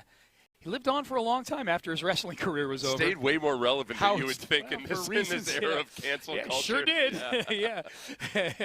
All right, so you and I were out at Pro Bowl practice yesterday. You know one of my observations from Pro Bowl practice? I think Joe Flacco hates his family. Oh, why? Because he's 40. Yeah. The fact that he gets back into football every year. Yeah. I mean, he's made enough money. He's a backup at these places. Okay, yeah. No, hates your family is different than maybe realizes, you know what, maybe my family's better off without me around every now and then. Okay, well, I'll entertain. Maybe he loves his family so much that he knows that he needs to get some R&R. Okay, that's fair. I'll entertain that. Then let me broaden it then. I think there's a family-related reason why Flacco keeps signing to play football on one-year deals and is here to play in the Pro Bowl games. Well, you know, I remember talking. Does he get credit for a Pro Bowl? He does. I remember talking to Eric Winston about this because he was at a stage in his career where he felt like, you know, he just didn't have that same passion for it and everything anymore. But he was a backup with the Bengals, and the Bengals kept signing him to a new deal. Yeah. And Eric knew enough about the real world to know that, man, like what am I going to do? Not accept this money to come into? It's a lot of money to play a game. Yes. And it's not like his body was getting all beat up and battered and everything. Not as a backup. So it's just realistically, he's like, part of it is that, I'm not an idiot. This is really I'm good getting money. paid $4 million to go to training camp, Joe basically. Flacco is probably in the same boat. No, that's fair. Yeah. That's fair. Okay, but the Pro Bowl games is a bit of a tell. Yeah. What's he getting paid to come here? A few But thousand this is his bucks? first Pro Bowl. Is this his first Pro Bowl? Yeah, I think so. He was on with Kay Adams, and Kay Adams, the headline was something about how cute it was that he's a Pro Bowl rookie. So, yeah, I think this is 100%. Okay, so he's just checking your a box. first chance to go to a Pro Bowl. He's checking They a box. asked every other bona fide starter in the AFC, and they said no. And he's like, yeah, I'll go to the Pro Bowl. I'm glad we had this conversation. Yeah. Okay. He probably loves his family. Yeah. We come to the conclusion that he may love his family. You know who was out there yesterday at practice? May Was not. John Weeks, who loves his family because he had his daughter with him. And she was running around, and John Weeks has been in the NFL forever, but he's got young kids. Yeah. And he was telling me that it's kind of tough. It's like those kids have grown up kind of getting to do all this cool stuff and everything. And his daughter was all excited to go see Toro and everything. So it feels like for John, part of it might be like, man, this is such a cool experience, and my family loves it. I'm just going to keep doing it. And he is. Yeah. Yeah. And John's another guy that also appreciates, like, I'm making a lot of money to snap a leather ball between my legs a few times a game. We'll ask him about this tomorrow. So John Weeks is joining us on tomorrow at 9 o'clock Houston time. And I saw him there with you yesterday. I saw him again at the hotel yesterday. And so we talked for a little longer at the hotel. I said, where are you off to? He's standing in the driveway just waiting for an Uber. And I said, where are you off to right now? He said, I'm going to I got invited to go to a fantasy football losers punishment function. Where the loser has to do something. Oh, like get dunked in a tank or something. Well, like the IHOP commercial they've got with Malik Neighbors, where they got to eat their way out of an IHOP. But it wasn't that. But it was a function like that for the fantasy loser. I'm like, that's an interesting thing to get invited to. He's like, yeah. The punishment is they probably got to sit there and listen to the long snapper talk for like 30 minutes about something. That's what he was expecting. We'll ask him about that tomorrow when he comes on. I always tell John Weeks when I get a chance to, like, how soft his generation of long snappers is. Oh, good. Well, I'm looking forward to it. No, but the thing is, because of the rule changes? He played under the old rules where you're allowed to just beat the crap out of the long snappers. So now he really appreciates now that they're protected so much. Well, he'd be the perfect person to ask. Yeah. Are they soft nowadays? Yeah, are these kids soft Let's ask him. compared to when you came into the Write league? that down on your big book of John Weeks questions. I met up with Will Anderson Jr. yesterday at the Pro Bowl practice. Will loves anything football, including the Pro Bowl. This is his second Pro Bowl. He went in his rookie year. Here's a few minutes with Will Anderson. There were Texans Pro Bowl defensive end Will Anderson. This is back for you. This is your second time? Yeah, Pro Bowl, Will? The first one was your rookie year, right? Yeah. How's this one feel different for you? Man, it's a surreal moment for me to be back here, man, but it's just a testament. The guys in my room helping me, God, of course, all the hard work you put in to lead up to these moments, but also to get around a bunch of athletes that put in a lot of work, too, and just to see the respect around here, it's been cool to see. Yeah. Is it as much fun, hanging at the hotel, talking to guys here, in between reps and the walk? Yeah, most definitely, and it's like, It's kind of weird because, like, sometimes you play with some of these guys in college and then you get to hang back out with them now and catch up with them and everything like that. So it's really been cool to be here, and it's just like a surreal moment that doesn't even feel real. Yeah. I feel like you're somebody who would actually pick things up at something like this and use in real games. Yeah, most definitely. Thing, right? Yeah, so it's cool. For sure. Will Anderson, Texans Pro Bowl defensive end. How is it? There was one point during the walkthrough I was looking. All 5 of you guys who were here from the Texans were all out there. 7 of the 5 were Texans. How's it feel to be here with this many of your brothers? Yeah, man, it feels amazing, dog. I mean, it should be more, honestly. Everybody's been unbelievable this season. Petrie, D-Hunt, the whole defense we came in. But to be out here with these guys, especially the 2 young guys, they really deserve it, man. To see them flying around out here having fun and the respect they have out here, it's been cool to see. Do you have as much fun hearing about who else made the Pro Bowl on your team as you do here? Oh, most definitely. Most definitely, because you see all the hard work all week, all year long, man, and you see the hard work being paid off. So to see these guys out here means everything. How fun is it to have your family here? We're staying at your hotel. I saw your folks walking around the lobby. How fun that's is my it to village. have them be able to be part of this? Yeah, that's my village, man. It means everything for me to have them here, man. They're a big reason why I'm here. The support, the love, everything has been awesome. Are your sisters going to critique your performance in a flag football game, you think? No, they better not. Do you think they will, though? No, they won't. They won't. What's up for the off season? How are things? How things lining up? You can take a little time off, and then. Yeah, take a little time off, man. Get back started probably around March. Go back to Dallas, train with Miles and everything, and have fun. So it's cool. Now you're going to be your finalist for the Defensive Player of the Year, and it's and Miles is one of them too. Yeah. And I have a feeling you two are going to finish next to each other in the voting, if I had to guess. Yeah. How surreal is that going to be? See, because we've seen the work that the two of you put in together, and especially the fact that you work together, but also, I would imagine, he's a little older than you, the experience to draw, the things you draw from his experience. Yeah, most definitely, man. It's one, I got to say, man, big shout out to him, dog. Like, he helped me out a lot this offseason, taught me so much about, how to take care of your body, all those type of things, everything. So to share this moment with him, win or lose, draw, man, to be here for him, man, it means everything, because he took me under his wing when he didn't have to, and it means a lot to me. Do you have a favorite play from the year that you had this year?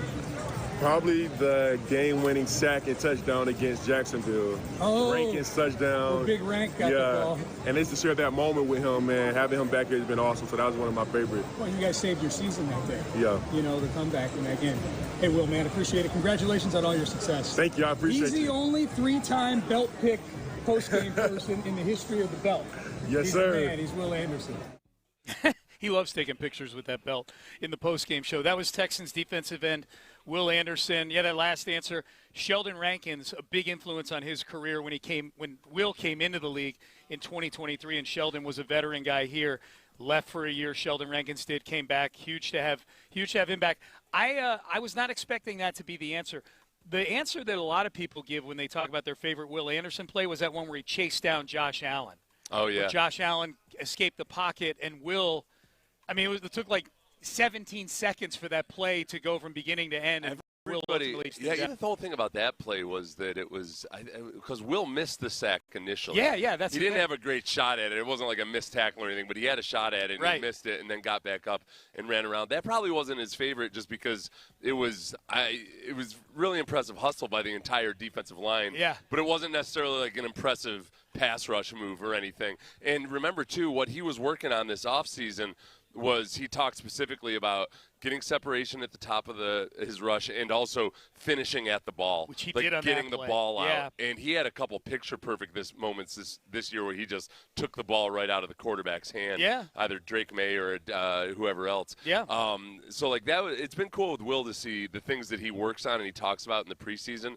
You get to the regular season, and you're like, oh, yeah, there it is. Yeah. He improved that aspect of his game. Yeah. And he's only had 2 full off seasons as an actual NFL player, because your rookie year doesn't really count. You don't even know what you're working on, and you don't have that much time to do it. So these last 2 years where he's kind of had a systematic approach to it, he's come back a better player every year. I didn't get to ask the question that I wanted to ask, forgot to, which is, oh, my God, you're going to make so much money, right?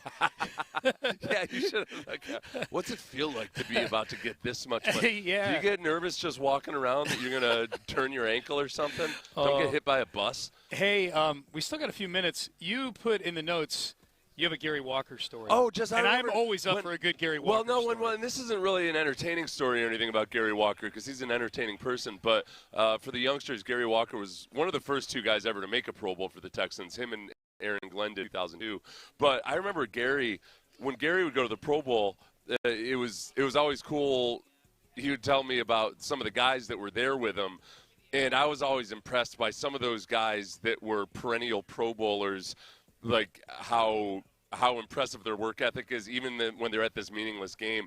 And I think it was Bryant Young he was talking about, who just like every day before practice, you hear about it, these guys don't care about the practices because who cares and everything. But there would be guys like Bryant Young who's out there like practicing his get off before practice because that's his routine. He would do like 40 get offs, just where you have somebody snap the ball and he's working on his get off. 3 weeks after the season is over back then. Kids, the Pro Bowl was played after the Super Bowl back then, and it was an actual football game. And it really is. The Pro Bowl isn't necessarily the same, obviously, as a Hall of Fame type situation. Like that's the Hall of Fame. Those caliber players are just really, really impressive. I've just always felt like with almost every Hall of Fame player I've ever met, there is something about them where you can tell they're just wired a little bit differently. Sure. And they kind of have a different outlook on life. It's hard to explain. And, part of that might just be a little bit of, the aura of knowing that you're talking to a Hall of Famer and anything.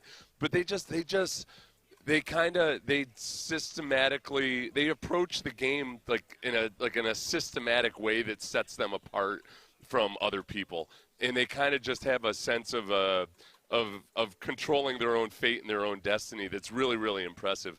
And I feel like Will is a perfect guy that you want him around as many of the people as possible, because he has all of the raw material in terms of just the desire and the work ethic and everything.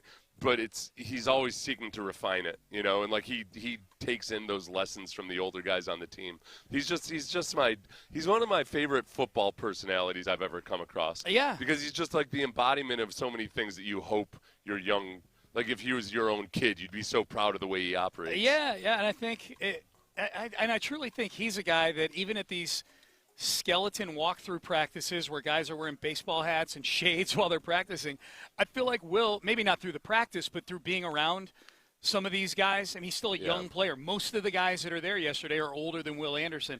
I just feel like he's one of those guys that has a curiosity about him that picks something up applicable everywhere he goes. Yeah, and especially when it comes to off-season training and everything and all that. He talks to J.J. Watt, and J.J.'s got a lot of, because J.J.'s talked about how just the conversations he's had with his younger brothers, TJ most specifically right now, about how do you approach the off-season program, and you want to work hard, but you also, maybe you got to dial it back on some of the crazy stuff that's a little too taxing. It's hard to find that balance.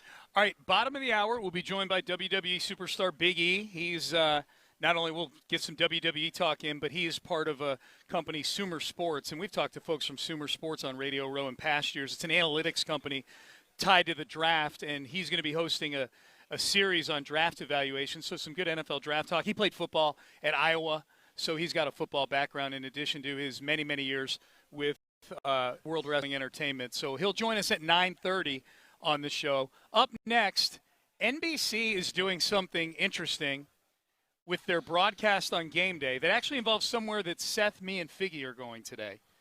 And it's drawing a lot of attention on social media, and we'll get to that coming up next. Hey, Underdog is your place to get in on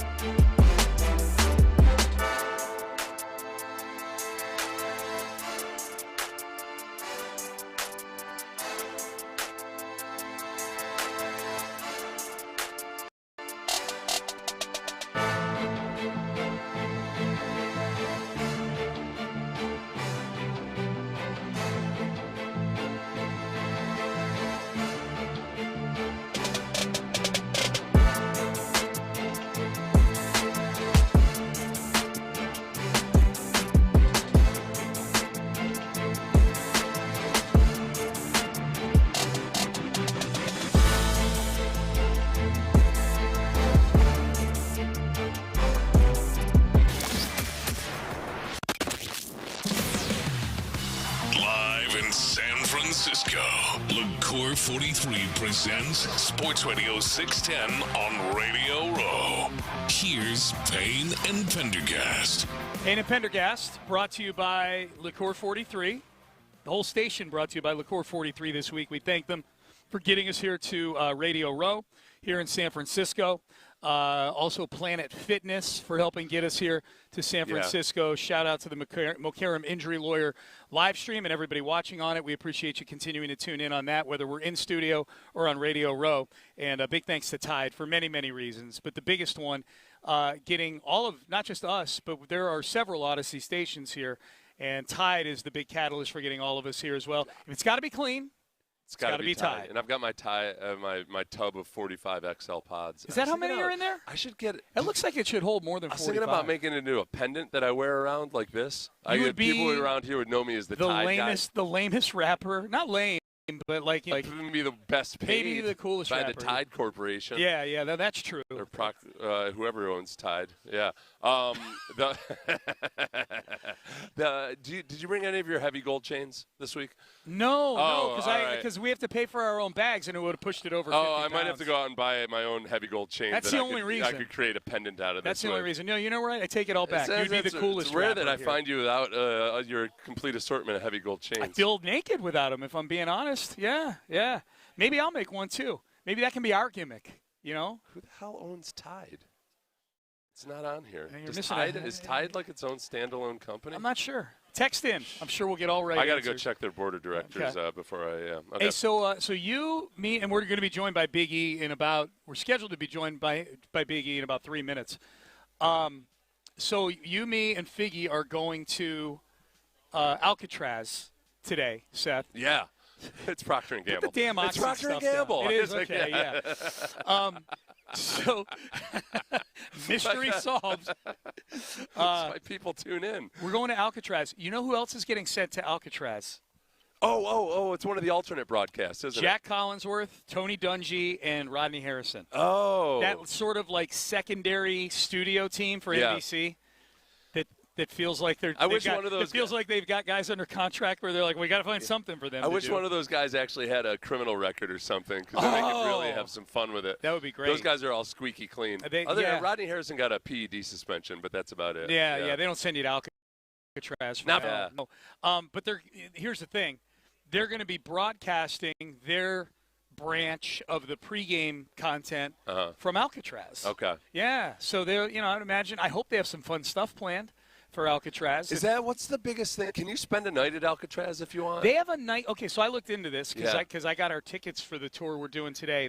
They do have night tours there. Okay. I don't know that it's set up to where it's like, hey, they've turned the solitary confinement cells into hotel rooms and you can stay on Alcatraz. That's actually a fun idea. But they have day tours and night tours of Alcatraz. What do they try to? They don't try to strike some solemn tone when we go onto these things. I have no idea. Anything, are we? I meant to. I'll probably do that. You and I are done in about 30 minutes or so. Yeah. That'll probably be one of my projects for now. Between now and us going over to there is to watch a few YouTubes about the tours of it. Yeah. I don't know the answer to that. The only tour that I've ever seen of Alcatraz is the movie The Rock, where everybody on the Alcatraz tour got thrown into cells and held hostage by Ed Harris and a bunch of of jilted soldiers. I've never been in an actual jail cell, like in a prison. I've never done a tour or anything like that. So this will be interesting. Yeah. I wonder if I like to talk a big game about how I could do hard time, no problem. I can't wait to see you squeal like a baby. I'm just, like even 2 minutes, like even no, with I take it all back. So as I told you earlier, I have somebody. I'm going to say a relative, because ultimately all the Pendergasts go back to one big Pendergast somewhere, I would think. There is a Pendergast who spent time in Alcatraz. And you've got the cell numbers and everything. He was in 2 C-level cells, and he spent time. A-level is solitary, and he was in solitary. Yeah. He testified to the government about how poor the conditions were in solitary confinement in Alcatraz. And my response to seeing that was, well, duh. Yeah. Yeah, it's Alcatraz. Isn't that supposed to be? It's prison. Right. It's supposed to be unpleasant. Right. Pendergast. Yeah. I know. What a whiner. This fluffy middle class, upper middle class dude that somehow embezzled from his company or something. Yeah. He gets thrown in to do hard time and he just starts whining about it. It was larceny. He definitely cried his first night in prison. Donald Ward Pendergast. Oh, but did you guys get rid of the R at some point? We did, yeah. The Pendergast and the Pendergasts are related. Okay. Yeah, they are related. Why would you get rid of the R at some point? Probably because we were embarrassed about this guy, and we need to change our name. Yeah. Yeah, we're like, Donald has been sitting here stealing things from people. Let's rip that R out of there. How many years did he spend in Alcatraz? I will tell you. I'm looking at his Wikipedia. Federal prisoner confined to Alcatraz Penitentiary, January 1st, 1940. Okay. He probably got arrested. He's a draft dodger, sounds like to me. He has the same date as entering Alcatraz as I do of getting hired by Odyssey. Yeah. January 1st. I knew we were related. He stayed in Alcatraz till July 23rd, 1949. Oh, my gosh. So he did nine and a half years of That's hard time. That's a vested veteran of right hard there. Time. He is. He's running scams out of there and stuff like that. Yeah. Yeah. A certain amount of credibility. Probably. Yeah. Walked up to the biggest guy when he got there, punched him in the face. And they knew not to mess with one Donald Ward Pendergast. Yeah, that's what. Hey, how are you doing? There he is, Big E, WWE superstar. Big E sits down here. He's hearing us talk about how your uncle did hard time at Alcatraz. Well, I don't think he's my uncle, but you got a certain amount of cred now that he knows that we're not to be trifled with on this show. Oh yeah, because some guy. Yeah, we're going to Alcatraz today, Big E. So that's Big E, you're putting on a Letterman jacket, and I got to tell you, in Houston, it's not always the most popular look for an athlete. Are you aware of the Letterman jacket scandal of 2012? Okay, yeah. Can you turn his mic up, Aaron? There we go. It's a big-time broadcast. Check. Yeah, I know. Yeah. Big E's like, I just got back from doing the Royal Rumble, all right? You guys are this rinky-dink operation. No, back in 2012, the Texans were 11-1, and they were feeling themselves a little bit. So they bought Letterman jackets with their names and numbers on them to go up to a Monday night game in New England and proceeded to get whomped 42-14. They just got Ever destroyed. Since then, you can't wear a Letterman jacket in the city of Houston. No, we still don't have. We still don't have Big E. Yeah. We're just going to relay we're going to play the telephone game, and we'll relay what Big E was saying. Yeah. On the broadcast. Yeah. He said Houston is awesome. I love it. Can he use yours, Aaron? Here we go. Oh, there we go. Okay, yeah. All right. Oh, that one's working. WWE superstar Big E, WWE commentator now. He's on the Royal Rumble this week. He's a Triple Crown champion, if I'm not mistaken, in WWE lore. Is that right? All right, now turn him up. They're just trying to hold you down, Big E, is what they're doing right now. He got back from Saudi Arabia. Yeah. Let's give him from 9 to here. Okay. All right, does this one work? Or here we go. There we go. There we go. All right, we got Big E.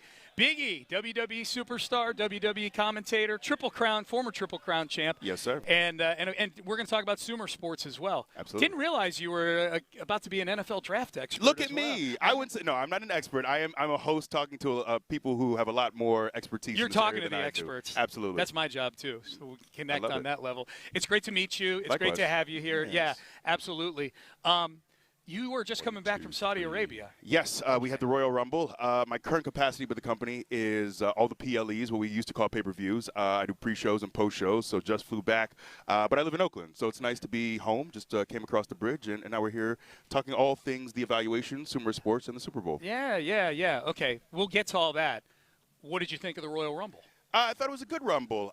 Look, I'm partial. I miss the legends. We don't have the legend spot that pops everyone that's entertained. We don't really do that anymore. Yeah. So I wish we had a little bit more. A couple people I was waiting for. I know. Well, I don't. People still. It's been 4 years since I broke my neck, and people are still like, "Oh, you returning to the Rumble?" I feel like this will happen forever. I'll be 50 years old. You're returning. But no, it was a lot of fun. And it was from people like I'm friends with Royce Keys, the former Will Hobbs. Seeing him debut, and man, I'm a huge Obafemi fan as well. So seeing him have a great run was great. So I think as sad as it is to see guys like AJ Styles start to leave, John Cena just retired, seeing all the OGs that I came up with move out of the business and retire. It is pretty cool to see this next crop of young athletes. And the cool thing with WWE is we're doing all this NIL stuff as well. So there's a lot of college athletes who are now moving into to wrestling. Yeah. No, can't hear you, Seth. Yeah. We'll have to figure that out. No, it's all good. How are you enjoying your role with the company now? It's been fun, man. It's interesting because I always told myself when I was done wrestling, I was going to delete all my socials, throw my phone into the river. This is the opposite. Yeah, and for some reason a few years ago, I kind of caught the bug, and I wanted to do more creatively. I wanted to do different things.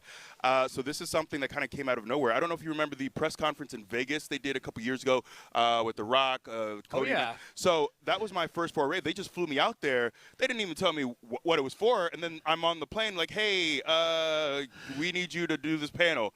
Oh, okay. So that was my first foray into hosting, and I really enjoyed it. It was a lot of fun, and I said, all right, let's keep doing this. So I did end up signing a contract in a broadcasting role with the company, but it's been enjoyable, and it's allowed me to kind of get my feet wet on this side of things as well. Oh, yeah, now we can hear you. You're back. Good. Yeah. Thank God, because I've never heard any I will never say anything as interesting as you just casually dropping. It's been 4 years since I broke my neck. That's like one of the most interesting things I've ever heard. To be able to just say that casually. Yeah, so I snapped my neck 4 years ago. Yeah, so there was a suplex that went awry, and I broke my C1 in 2 places. I broke my C6 as well. And at the time, I didn't think much of it because, I immediately moved my fingers and my toes, and I was fine. But when I got to the hospital a few minutes later, and the doctors told me, hey, you were this close to stroke, paralysis, and death. Yeah. And it was really just the column of a neck that you have, all the musculature. So my vertebrae, when my C1 broke in 2 places. And if there was any displacement at all, that's when you're worrying about spinal cord issues. That's when you're worried about, very dire things. But I was very lucky because all my neck musculature kept everything in place. So there was no displacement when my C1 broke. It all just stayed in place, so it didn't move anywhere. So don't skip your neck flexion machine. That is a message to the young athletes out here, football players. Nobody wrestlers. likes doing the neck flexion machine, but you got to do it, man. Yeah. I was doing it, and I started training. I started weight training very young. I've been doing neck stuff. I was an amateur wrestler as well, so a lot of neck bridging. So I thank you, Coach Quattrone, my middle school wrestling coach, for all the neck bridges. It probably saved my life, honestly. Man, that's wild. Yeah. Now you play. We're talking to Big E from WWE.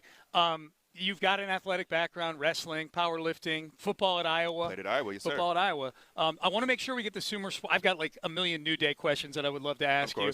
But I want to make sure we get the Sumer Sports stuff in because I know you're busy here on Radio Row.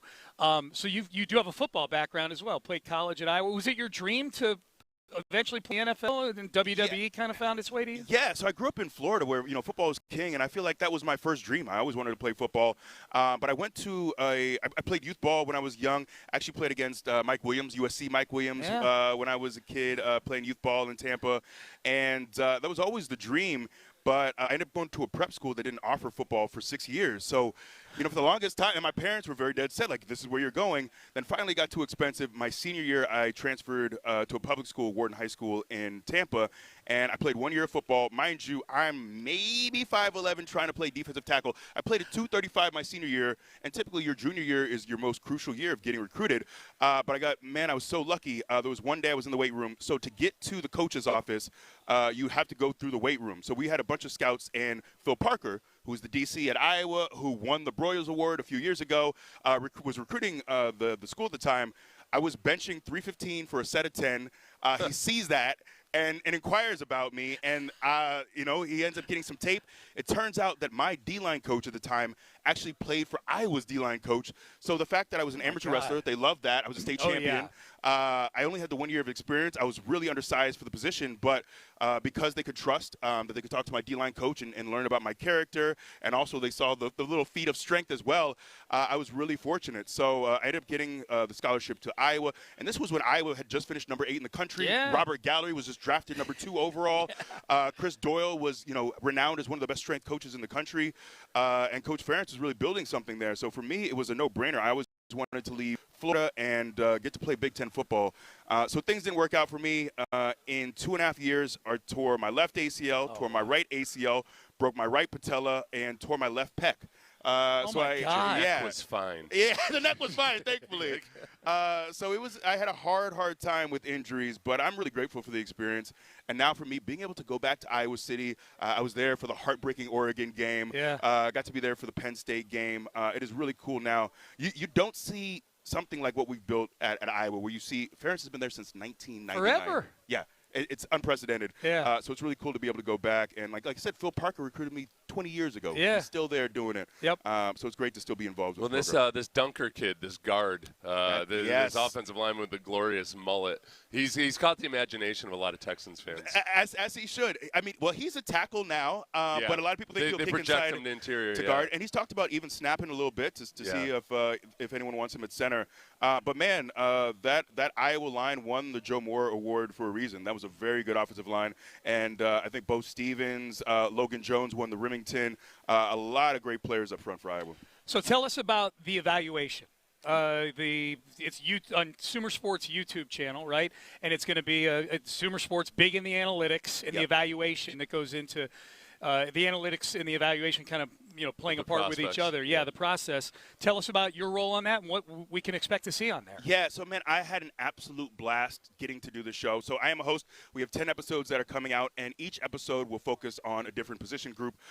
But, man, it's a lot of fun. It really is marrying Sumer Sports' incredible technology, their analytics, their AI, and also sitting down with the scouts. And for me, as a football nerd, I love being able to hear the insight from – I sat down with Mike Mayock, with John Idzik, these former GMs, Phil Emery, these guys who have been scouts for 15, 20-something years. They've been GMs. They do this for a living. So for me, I don't want to hear a lot of loud talking heads who are just trying to get debate going. I want to hear from the experts, and I think that's what this show is. And also, we had such an incredible group of Hall of Famers. I sat down with Eli Manning. I got to talk to Marshall Faulk. We have so many incredible athletes, so many former players, and getting to hear their insight, their time coming up from college, dealing with the scouting process, dealing with the draft process. So I think for football fans who I love this time, this pre-draft process where we're looking at stuff from the Senior Bowl, we're looking at pro days, we're looking at the combine. So I am such a junkie. I love this time of the year. And I think for fans like me who really want that insight, who want to hear from the scouts, what are scouts seeing? What are they looking for?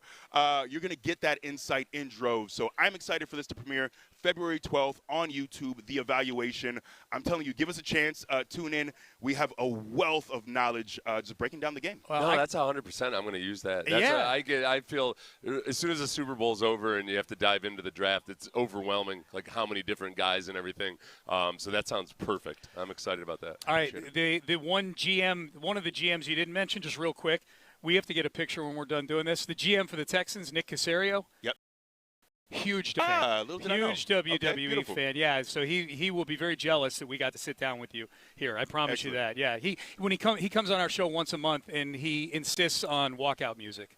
He uses DX. He likes he's old school. He's an Attitude Era guy. Absolutely, he's an Attitude Era guy. Yeah, Big E, WWE superstar, WWE commentator. And future Hall of Famer. You'll be happy to know I am a long-standing proponent of shorter defensive linemen.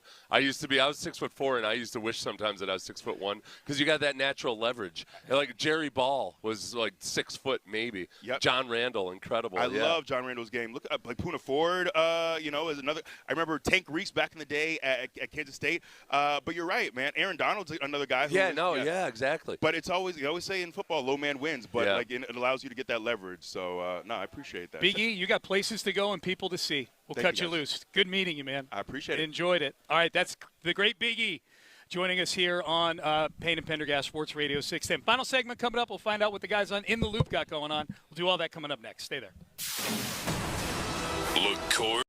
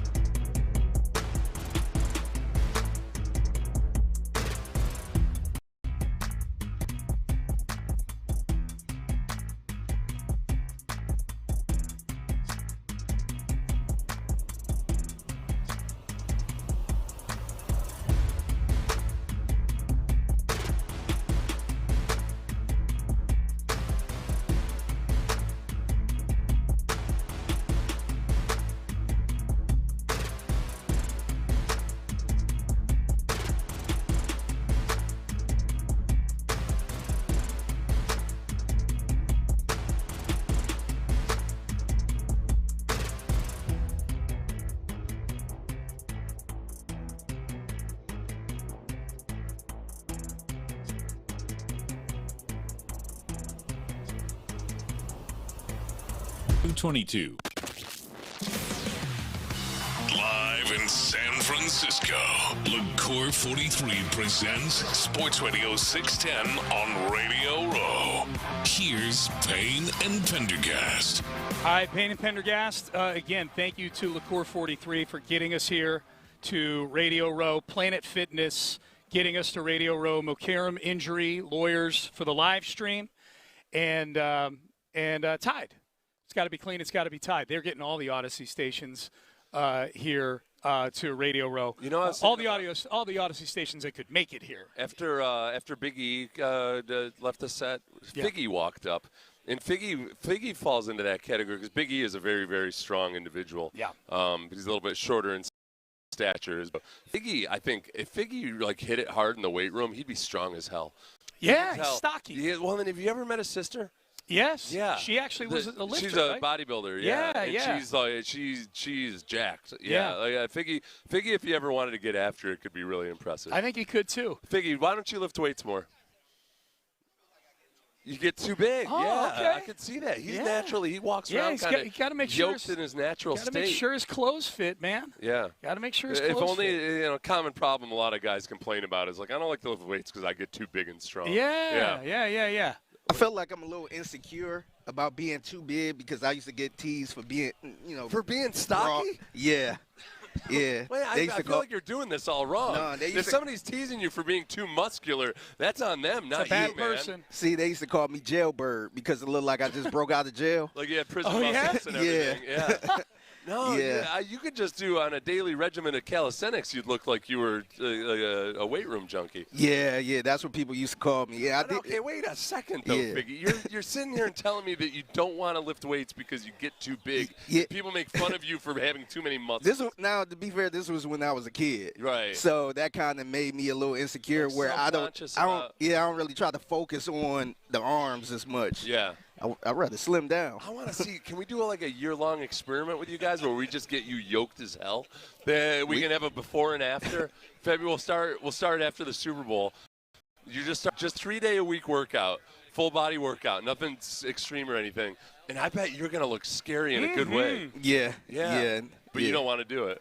I can if you're down for it. Yeah. What do you think your wife might feel? Would you think your wife might be kind of like, oh, Figgy? She'll love it. She'll love it. Okay. Yeah. Well, what are we How are we waiting doing for? this for your marriage? We need an endorsement for it. We need a company with workout equipment for Figgy and sponsor the Figgy bulk up. Session. Because you run into that guy who's in the NFL a lot. There'd be guys that kind of had to be careful about how much weight they lifted. Like Kyle Brady, I played with. He's a tight end. And he could have easily been a 340-pound offensive tackle. But he's a tight end. So he actually had to be careful about not lifting too much because he would just get too muscle bound. Yep. Which is an awesome problem to have. Yeah. Kyle had some genetic he had a condition where he had an exemption or he had to get special treatment in the drug program because his natural testosterone levels were so high that it looked like something was screwed up. Yeah. Oh my God. So that's how crazy. That's how genetically freakish. Yeah, that is genetically freakish. Figgy still got the headset on. How was either of you, I guess, because you guys both went to the media day. Figgy handing the headset over to Reggie. I was gonna love Figgy just taking. Figgy's like, I'll sit here and talk about myself bulking up. Reggie, you can talk about media night, or what do they call it? Opening night. Opening night, How indeed. was it? It was in San Jose first and foremost, so it was an hour and a half away to start with from San Francisco. Thankfully, the way back there was less traffic, so it was only an hour. Wow. Back that way, but no, it was pretty cool. We got an opportunity to jump around, talk to some people. We talked to your guy Rosser. Did you? Yeah. He said bad things about you, which I imagine. Did he tell you when he's going to come over and talk to us? Bastard. He did. I will say he did. He did sound like he was going to do it. No, he's definitely going to do it. But he's what did been he say about us? I think we have the audio of it. Did he know that I'll sick Figgy on him? I'll sick Figgy on him in a heartbeat. Future bulked up. Here's the thing. He loves me and Figgy, and I definitely loves Figgy more than me. And I think if the hierarchy is to be said, he loves Figgy, me at 2, and then you guys afterwards. Tied? I don't know how this happened. Yeah, I don't know how this happened. But yeah, he loves Houston. He loves all of the listeners here, and we were kind of expressing that. He doesn't like the fact that we continue to make fun of him because he confused a raccoon with a skunk. You know what? I got those undertones from talking to him. It did feel like that. I know exactly why. Yeah, That's so why. we got that, and we had an opportunity to chat with a supposed supposed old friend of John Lopez. We'll get a little into that. Oh, really? Yeah. What? Yeah, This is the first I've heard of this. Possible Fugazi friend of yours? Yes, we'll spring that on Lopez during the show. But, yeah, there was a lot of people out there. Oh, and as you might imagine, I know this is going to be as you might imagine, the podiums were just impossible to try and get up to. Okay, were you near any of the people that were asking the stupid questions? Like, is this a must-win game? No, we didn't. It was kind of wild. The way that they had the podiums, they were all central, and then the other players were kind of moseying around as like a human moat. But you know what I'm talking about. You saw the clip yeah. of Rabel getting at, and Drake May getting asked about, are you guys playing to win this weekend? Right.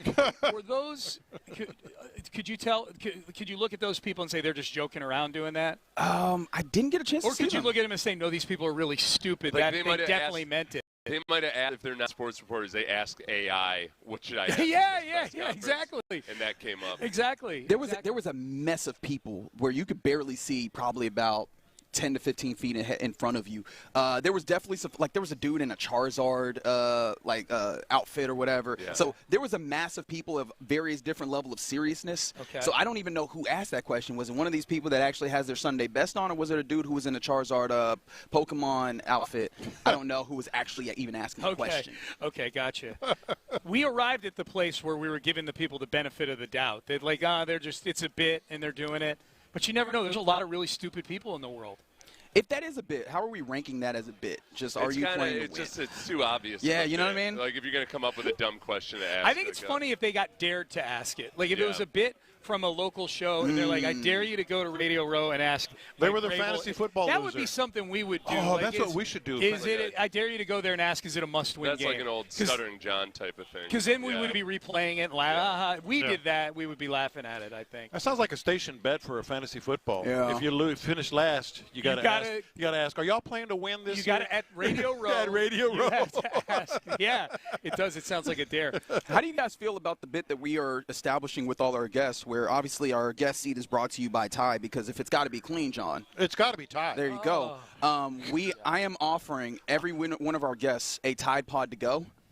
And I'm trying to see who's taking them. Yeah. Matt Harmon, who was our first guest, he took it from me, but he left it on the Then table. he set it back down. Yeah. So he was courteous, but he didn't actually pod. I want to see if somebody actually walks away with the Tide Pod in their I pocket. could really use this. Perfect. Yeah, you know what? Everything's more expensive these days. right. I'm getting a free Tide Pod right now. Yeah.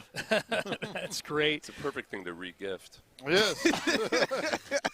Wrap it. Seth is holding on to that carton of them like a branch on a raging I've got river. now. Honestly, I think I might have landed a Tide endorsement because the girl? advertising reps for Odyssey have recorded a couple of me speaking passionately about There the you Tide go. Pod. They changed my life and, And they saved me money. It doesn't hurt also that you've got a pretty good get up looking here as well. It feels like you cleaned those clothes with Tide and you got the big pearly white smile. It feels like you're just a walking advertisement right now. Yeah, man. So what's the question of the day? Oh, question of the day. John Lopez, do you remember what it is? Speaking of, what is it, media? What do they call it now? Media Row. Media Row. Because honestly, everybody's got cameras out here. Yeah. Did you hear what Leonard Williams said? No. He was asked about collecting Magic cards. Magic the Gathering? Magic cards. He's got a collection of more than $1 million of Magic cards. Okay. Anyway, we'll play the audio at 10:40. Okay. But what's the weirdest thing you've ever collected or saved? Shot glasses. I collected shot glasses forever. Yeah, That's a college thing. Tell me you haven't done it in your 40s. I actually started collecting them in when I'd go on field trips in junior high. In high school. Wow. Yeah, just shot glass. It was something different. You know, I didn't drink until I was like a junior in high school. But it was just something different, and they are in any gift shop. You get a shot that's glass. a good point. So I've got boxes and boxes and boxes of shot glasses. When I was in, I guess when I was in my 20s and 30s, when I was traveling internationally a lot, I always collected chopsticks. Oh, really? Yeah, because where can you find one? Because every restaurant gives you their own chops. Some of them were pretty cool, like design, logo, and all that. So I don't even know where they are right now, but I used to have chopsticks like crazy. How many? That feels like a very niche collection. Yes, like it is. Like it feels like there's a ceiling on how It's much. kind of space efficient, though, too. Yeah, that's you true. can pack them all Yeah, in you a put them in a box. drawer. Yeah. Do you, when they're wrapped in paper, do you rip the paper off and take them out, the chopsticks? It depended. Some of them I had They're like probably worth more if you leave them in the packaging. But some of them, like some places in Japan, and you know, they had their logo on there. Yeah. Some had like little images of whatever, and so I'd save them, but I have no idea where they are. I don't know. Whatever the opposite of being a hoarder is, I have that affliction. Yeah, I was going to say, you don't seem like you have that level of objective sentimentality. I've never, even just like trophies and stuff, I don't keep them. I don't know. Very utilitarian in that, just it has to have a use for you. I always feel like if I ever just need to pick up shop and move out, live like a nomad or something, I want to be able to do it. We need to find what the activation code is, because that sounds like a Russian sleeper agent type. Yeah. It's like, just in case the word comes down, I need to get to Moscow. I was programmed from a young age not to have any possessions. I will say, I had no idea people. I don't even know what Magic cards are. It's Magic the Gathering. Yeah, it's a He not said he had one worth $70,000. That's fine. Yeah. And he makes like $50 million a year or whatever it is. Worth $70,000 to who? That's the worth of trading cards is a whole separate topic. Yeah.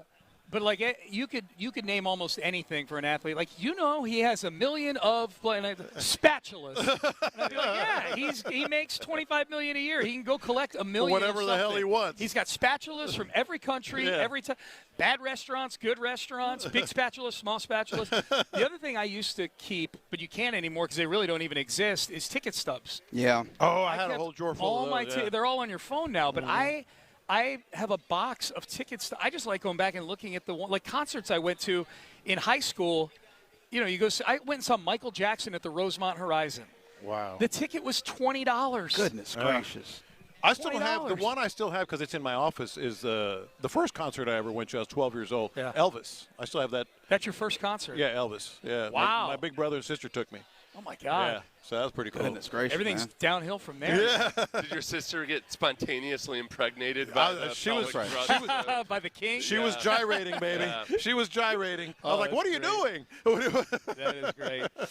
All right, boys. Well, does your perspective change at all? Because apparently one of our texters said it was the Bussin' with the Boys guys that were asking if they were playing to win. So they're just asking dumb questions. Yeah. Does that change your perspective at all? That's what it seems like. I feel like that's a little bit beneath them. I feel like those guys I would imagine.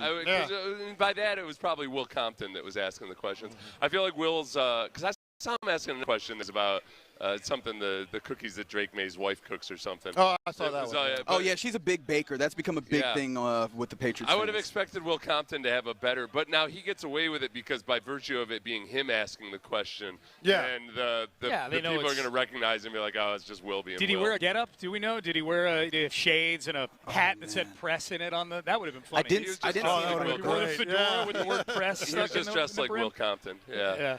All right, boys. Well, you're listening to KLTAM, KLTFM HD2, Houston, an Odyssey sports station. Crosstalk is brought to you by D&M Auto Leasing.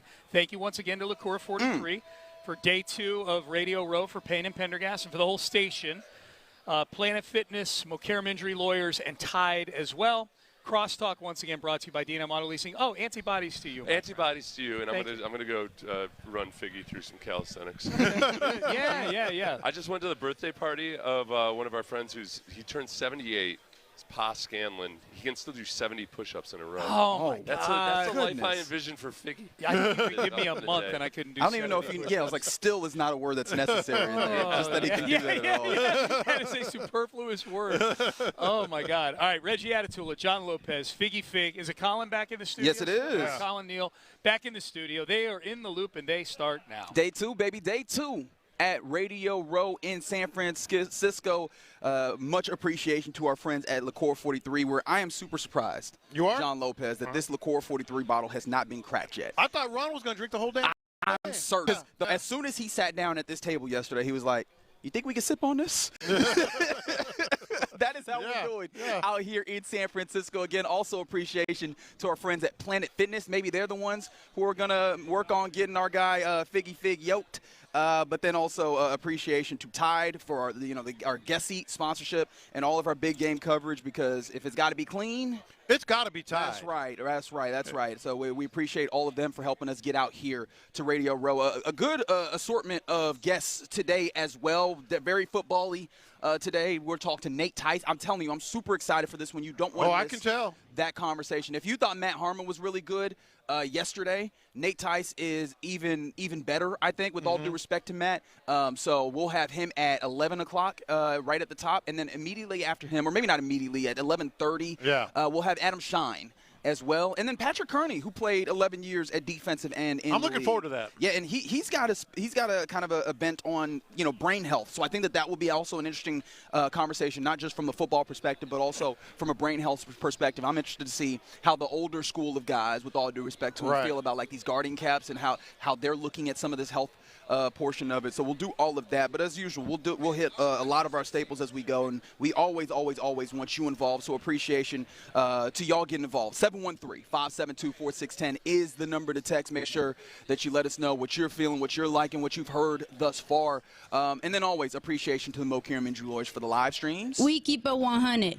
The YouTube is Sports Radio 610. The Twitch chat is 610 Houston. Fellas, how did we feel finishing up day 2 of being out here, day 1 on Radio Row? Business is picking up, isn't it? Yes, it is. Business is picking up, and it's only going to get busier and bigger, and a lot of the celebrities start coming in tomorrow, Wednesday, Thursday, all the non-football people, beautiful people. Yeah, the non-football. I was like, it hasn't felt like we're waiting for celebrities because we walked down to the hotel bar and here's Jamar Chase holding court. Yeah. He feel like he's the star of the hotel bar right now. I feel like that's his bar. It might be his, because it's not only that he's down at the bar. He is clearly the dude with a semicircle of people around him right by the front of the bar just talking real loud. Yeah. He is the toast of the town. There's some other guys who will lay in the cut a little bit. Some people that you can tell are just meeting up with their family before they go somewhere. He is chilling. No, he is there. He is big chilling whenever Hey, in the words of Jamar Chase, I'm always freaking open. That's right. That's right. Both as in a concept of catching the football and just like in the 7-Eleven type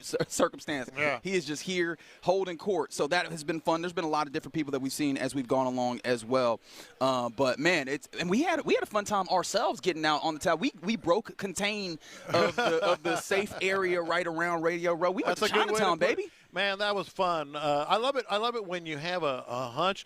Because there's a certain amount of pressure that goes with, hey, I want you to go to this place. Mm-hmm. When you take it, because if it's a bomb, they're like, this freaking guy, he doesn't know. Or if it's I was confused. You mean like recommendations? Yeah, recommendations. I just heard if it's a bomb, and I was like, hold on, we can't say that. they got bomb sniffing dogs out front, brother. Calm down. Why does he have a vest on? No, but so I was like, all right, let's go to what's the name of the place? Oh gosh. I've sent it to like 4 people because people saw us on social media, Sports Radio 610, mind you, that have seen it, and they've been like, oh, man, that place looks really cool. What is it? Chong Quing Chan. Yeah, that's not even close, but that is. There we go. Hey, I don't even want HR to call me for try to pronounce this. Yeah, man. No disrespect to anybody who might feel disrespected, but one thing I can tell you, there was no disrespect with that food. It was incredible. Really, really, really good.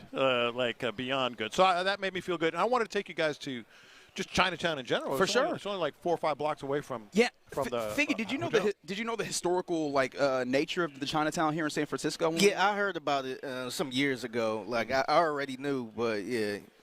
It's from the early 1900s or before even. Yeah. Yeah, you get that feel, but man, it was really cool. There was at least, as we were walking to the spot that we ultimately went to, we had to pass 5 spots that I was like, we could stop here if we really wanted to. Yeah, any of these places. And you can smell the food just They had walking. the music playing, the flutes, all that good stuff. There was literally a dude. I looked at the dude that was playing the flute, and I was like, is he busking? Like, is he looking for money, or is he just providing ambiance on the street? I thought that was a Bluetooth. I thought it was just playing on a speaker. No. I'm like, oh, that's you really doing this. It was just a nice old man on the street spending his Monday playing music. Yeah, surround sound in that bad boy. Yeah, it was. With the buildings, it was an echo. It was pretty cool. But, yeah, we did that. You guys ended up going to opening night. Opening night. I love that you were on Pins and Needle to find out which of your faux friends we talked to. I don't have faux friends. I mean, that's not, we'll see. We'll see.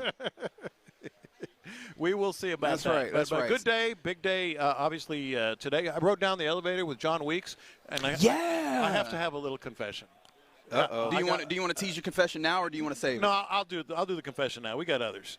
So, I went downstairs to the lobby to meet you guys. Forgot my credential. Had to go back up. Got back on the elevator, and goes, "Hey man, good to see you." And I turned, and his hair was all messy. He'd just gotten out of bed. He had sleep in his eyes.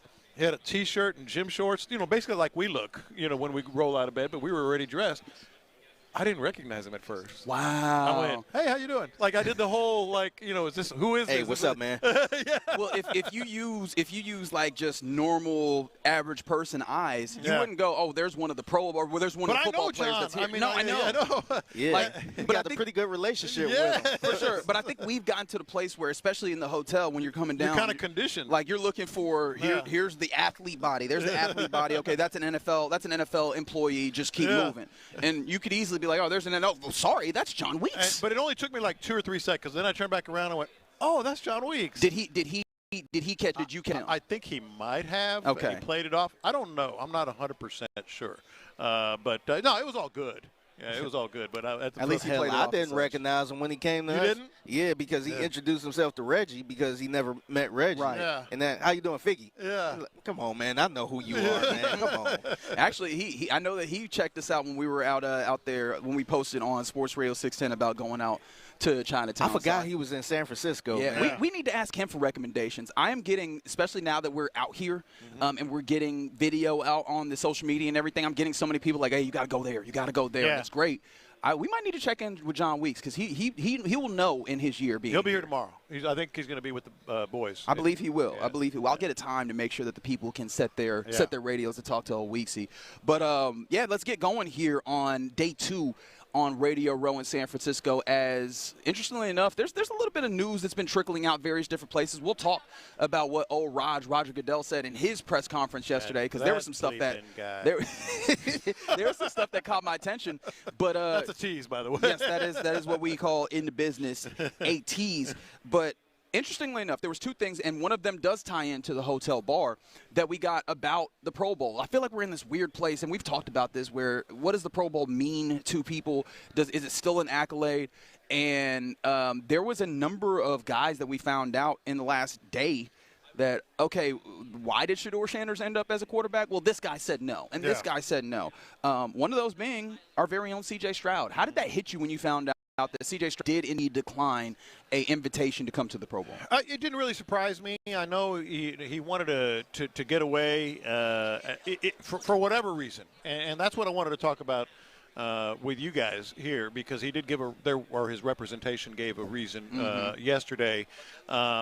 But for whatever reason, I understood he wanted to get away. I mean, it was the wound was still sore, from the New England game. So that part didn't surprise me. But yesterday, he was talking about who was it? It was his agent or some sort of representation said that he wasn't going to attend the Pro Bowl because he's going to quote work on 2026 or focus on 2026. And I went, is he? Is that the reason? Oh, you have doubt. You have doubt. I do have doubt. Okay. You have doubt? Why so? Because he's embarrassed. I think he just doesn't want that noise. And so is there a bigger topic here, bigger question? I don't know if it's that earth-shattering. But I do think, when you are a quarterback that goes through that and you want to prove that I have been humbled, that I am going to change, you know me, what I'm going to say right now. You have to own it. You have to lean into it and put your chest out and say, yeah, I'm here. What do you guys want to ask about? You know what I mean? To me, I don't know if I'm reading too much into it. I probably am. But like, if he were my kid or if it was me, okay, I would say, you going. You go. To the Pro Bowl? Yeah, you go because of all the attention. People talk about you. Just go up there, get it out of the way, own it. People asking you questions about this and that and into the audience and all that. That's just where my head went. I would tell him, like, he's obviously young enough to be my kid, or actually one of my youngest kids. But I would say, no, you need to go. Do you feel like if he didn't have that bad of a performance in the playoffs, and they still lost, let's say they still lost, but he had a good game, do you think he would have attended the Pro Bowl? Yes, I think you hit the nail on the head. The whole question about CJ is, hey, when things are going good, all this other stuff, and then it starts to go bad, and you got the facial expressions and the body language and all that. All I'm saying is, yes, I realize I'm probably reading too much into this. I will acknowledge that. But as a dad, as an advisor, as a friend, I would say you should go, man. I didn't read it as that because I don't view coming to the Pro Bowl as a level of public accountability. But it's public. It is public. Yeah. It is public. Yeah. But I didn't view it as such. And I think it seems like, at least from what I've seen from fans of the team, or at least just fans of football in general, they read it more in the general sense of, okay, that's a dude who, yes, definitely needs to recalibrate and get himself back to working correctly. So that was immediately the way that I saw that. It felt like it made sense, and maybe it also leans because of how his final 2 games went of the season. It reads as that is a response to that. I also wonder when you look over at Justin Fields saying that he also was invited and declined an invitation, how much of this says about the Pro Bowl experience itself versus, especially at least from a quarterback. But interestingly enough, then I take this to, how do you view this as accountability if you end up seeing him here at Super Bowl Radio Row at all? Like, I do wonder if that happens at all, because I don't believe that he will do any of that. I think that he is very much in this place where he needs to be away from all of it, because it is largely negative, as we've seen, and get himself back to a place where he can recalibrate and get himself together. I don't think we'll see him at Radio Row based on, him sort of just wanting to get away, et cetera. Yeah, he was never really at Radio Row like that to begin with. Rookie year. Outside of his rookie year. I think I meant more just San Francisco, because this does serve as one of the NFL's kind of conventions, quote unquote. Right, exactly. Yeah, and he's represented by Brian Burney, too, as far as the brand part. That's another good point. So to me, I would be shocked if he wasn't in San Francisco getting some type of money, because, look, say what you want about him from last season, he's still a good NFL quarterback. I see him all the time on these Old Spice commercials. Like, that's right, he's still the quarterback, the type of quarterback that you imagine getting his money in a role as a sponsor, as a brand ambassador. And I'm sure they spend the money here during Super Bowl week. So I'm sure he is getting paid for something. Yeah, that's involved with the Super Bowl. I don't think he's sitting at home just thinking about the season. That's why, and I'm curious what our listeners think. 713-572-4610, YouTube, Twitch, comments, all that good stuff. We encourage it. What they might think, because what would bother me if I were an observer or over at NRG is, what if we see him at the Super Bowl? At the game himself. He was in a suite last year with Kim Kardashian and everything. Would that say anything to you? Because it kind of would to me. It's like, okay, you're not going to – you're kind of, when there might be some cameras and reporters and fans around, but you go to the game, which you did last year, for the actual game. I also think the nature of the Pro Bowl games, as they have come to be, it feels too jovial and collegial. I do wonder if that would be a look to it. Look, people are going to be mad at him regardless, because people are mad at him. Yeah. I think that's also part of it. But I think the look of, we just on this field joking around, kikiing, would not go well either. So I think I'd prefer that, right? Because I think that there's enough people that would look at that and go, what are you doing here? I think this is the way that it probably should be. And I think this falls back into, as we talked about earlier, just the nature of what the Pro Bowl exists as for quarterbacks. But weirdly enough, it doesn't feel like that for other players. It doesn't feel like it's gotten to that place where just it's like, other players in general, right? Like for defensive tackles or wide receivers, it still feels like some level of honor getting out there. Quarterbacks just not. No, I agree. Yeah, I was kind of thinking about Shedeur Sanders and how, let's be honest, he had a bad year stat-wise. And you would think he will probably have that same mindset of, let me lay low, let me get myself together, and I'm fighting for a starting job and all that stuff. He's like, all right, I'm here. You want me to go to Pro Bowl? I'll go Pro Bowl. Yeah. So, I'm not sure if it's his team that's just like, all right, let's go. And he's also, rookie, so it's one of those things where, Yeah, no, I'm just wondering, because that is kind of a different mindset, too. Yeah. I have on good authority that the Shedeur and his team were shocked. We're shocked to get that call. But, I mean, when you see someone like Justin Fields being like, yeah, no, thank you. Yeah, no. But when we were doing it, we were like, okay, these guys were too bad to be asked. No, they were asked still. And they were like, nah, I'm good. So, yeah, what a wild turn when it comes to the Pro Bowl. Pro Bowl's tonight, is it not? It is tonight. The Pro Bowl games, yeah. Yeah, so the Pro Bowl games are tonight. Make sure to check out Sports Radio 610 on Instagram. Sean and Seth got out to the Pro Bowl games practice, got a couple of good conversations with some of the guys out there, some that made it to video, some that actually even didn't, that you definitely want to make sure to keep it locked on Sports Radio 610 all up and down to get some level of insight on. But you're in the loop right here on Sports Radio 610 live from Radio Row in San Francisco. Coming up next, Roger Goodell, commissioner of the NFL, did his yearly State of the NFL type, and there were some things that he said that had people tweak. Let's talk about that next. LaCour 43 presents Sports Radio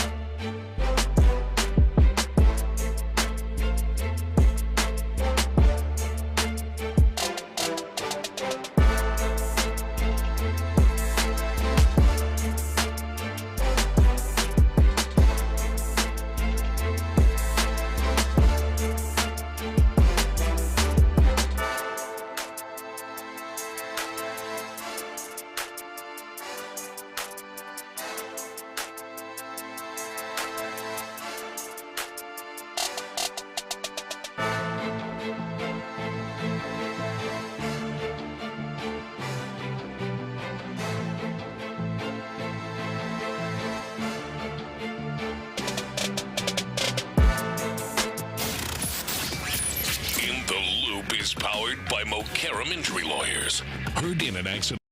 Mokaram Lawyers at 281-222-2222.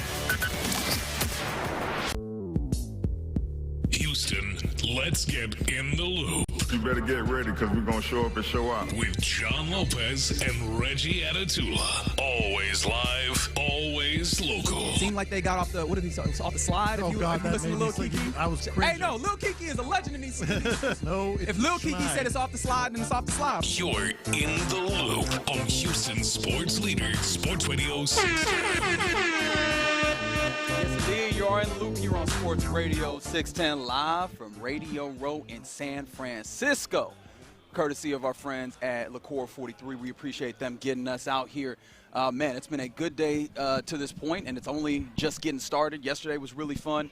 We've got some good guests lined up. We've talked about that a little bit. Nate Tice is the first of those. He'll be coming up at 11 a.m., so keep it locked. I think that we're going to have a fun conversation with him, just hearing some of the things that he's already done and knowing who he is as an analyst, so that will be good. But right here, I want to talk about Roger Goodell, the commissioner of the National Football League. He always starts Super Bowl week with his State of the NFL address of sorts. He opens to the media and everything, has an opportunity to be asked questions. And it felt like there was a few main points, not anything particularly earth-shattering, I don't think, that he talked about, but there was a few things that he discussed. And one of those was one of the things that we've been on, and this is a cut two. Colin, him talking about the international games and where they ultimately want to get to with them. Well, I've said many times 16 games, so that every team is playing a regular season game every season. I think that's an important mark for us to go for. I think we're well on our way. And hopefully, with the desire that we have from our side, but also the desire for people to have this in their communities, in some of the greatest cities in the world, are all asking, can we do this? And I think it's now about saying no. We can't. We don't have enough capacity or don't have enough inventory. And we are getting great reactions from our teams. They all want to play. Our players loved it. One of the greatest things from last season was talking to our players and our coaches about how proud they were to be there and talk about the game, to help globalize the game. And they felt like ambassadors, I think, and they enjoyed the experience. And that's really part of it. Our players loved it. That sounds like a conversation I had with a former coworker yesterday, man. I'm like, oh, word? We love it. We love it? Our players loved it? Seriously? Yeah, I found that to be fascinating that was the way that he went. But it's very evident. They're ramming this thing through. Like, we're going to get to that. In fact, pursuant to that, and in a similar vein, can you give me cut 3 here? This was him talking about, or when he was asked, have you had discussions about moving to an 18-game NFL schedule? Well, we're fortunate we have quite a long CBA in front of us, but I think we have not had any formal discussions about it, and frankly, very little, if any, informal conversations. I've heard people talk about it in the context. It is not a given that we'll do that. It is not something that we assume will happen. It is something that we want to talk about with the union leadership. As you know, they're going through a transition, and hopefully that'll get solidified this spring. And as they determine their priorities, we are doing the same on the ownership level so that when we get together, we can address these issues together. And I think you remember in 2011, as part of the CBA, we committed to the players that we were going to have this conversation and we were going to talk about the pluses and minuses. When we moved from 16 to 17, we had that conversation. I think that went quite smoothly. But the challenges will be different here a little bit. And it'll depend on a lot of factors, including safety of the game. What other changes can we make to the game that are going to continue? Yeah, blah, blah, blah, blah, blah. You know what's funny? If I had to do a little buy or sell of whether or not I'm buying this, I would buy this, that they have not had formal or informal discussions. But that's because they don't need actual conversations with the PA, because they know that they have the power and leverage to get this done when that CBA comes up. Well, if you're talking about the Players Association, yes, but stay tuned for Thursday. That's already on the buy or sell list. But informal conversations, I was wondering if he was talking about. It seemed like he was talking about just we as in ownership and. I would buy that too, because what conversations no, they've had. Robert Kraft said as much. Robert Kraft literally 2 weeks ago said they have talked about the 18-game schedule. Yeah. So that's BS right there. Yeah, but what's interesting, though, is that they're going there. And one of the things that was fun was, or maybe not fun, but I found interesting was, and we don't have the cut for this, but he started talking about, or he was asked about kind of the streaming and the idea in one of the conversations we have, like, are you pulling this away from the free TV model that has gotten so many people attached to NFL? Like, are you at all putting this in danger? And he put out a number of 88%. That is the number of these NFL games that remain on free TV. Does that hit you where you live? Because so many more of these games and so many more of these important games, especially when we get to the end of the year, end up on streaming exclusives, don't they? Yeah, I think with the way he put it, I don't doubt his number. I'm sure he did his work and prep for this press conference, which, just as an aside, and I've gone back and forth on Roger Goodell. He's done some good things, and I've given him credit for that. But every time I hear him now, I think of the word slick. He's slick. And not in a good way. And not in a good way, because slick like a huckster. He is a carny, but a very good one. He polished and political, and could be stumping. This could be like some sort of political speech where there's a lot of controversial issues, and everything he says is well orchestrated and well planned to sidestep the issue. I put this down on the doc. I was showing you guys, telling you guys before the show. Pretty much all the big hot button topics that he went to, he ended up saying some version of, we're going to look into that. Not we have an answer. You know what? I'm going to look into that, or we're going to look into that. That's not anything formal. That's anybody can say that. Yeah. Anybody can say that. Hey, is Figgy whatever, something bad that happened to Figgy? I don't want to put anything out there. You know what? I'm going to look into that. That's not like an actual investigation or committee or a conversation with the Players Association. I'm going to get back to you. Yeah, I'm going to get back to you. He said that. I'm going to get better. He talked. I just got to do better. We'll circle back. We'll circle back to that. All of them, yeah. They asked him about diversity and hiring practices. Yes. We're looking into that. Mm-hmm. They asked him about the Giants owner, Steve Tisch. Yes, and the Epstein files. And he basically leaned We're looking into that. Not even that. He was like, we're waiting for the facts. We have a personal conduct policy, as if that is going to be sufficient, and we'll see if they ultimately. But yeah, the Belichick snub. The NFL doesn't really have a lot to do with that. Like, everything was a sidestep, a slick, political move. Hell, they asked him about Bad Bunny and the culture wars. Oh, he kind of went into, we're about unity. I think that's the word he used. Yes. We're about unity. Come on, man. Don't be so slick. Answer the damn questions. Now, one of the questions that he did answer, much to the chagrin of a lot of fans, was actually this one, the unnumbered Goodell cut here is what I'm looking for, Colin, where he was asked about officiating. It's because especially late on in the season and in some important games, there were some officiating calls that some of the catch-no-catch calls that very much had the internet jumping, the internet going nuts, as some would say. Mm-hmm. This was Roger Goodell's response to that. Well, again, I'm really I'm so amazed at how good our officials are. I mean, we spend time all week looking at various angles, still debating it a week later. These guys have to make a split-second decision.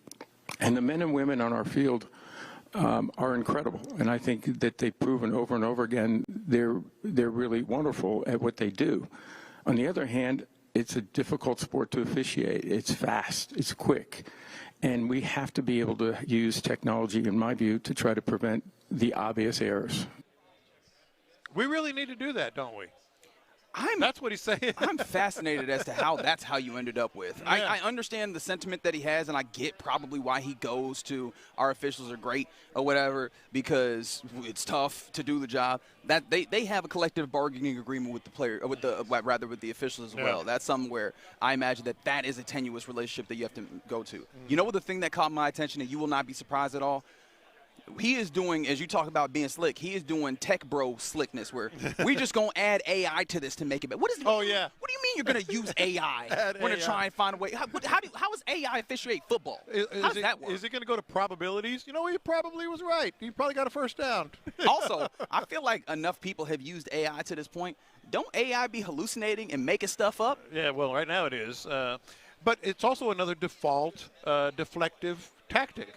You know, hey, we're going to AI. You are? I wish they would put AI in here.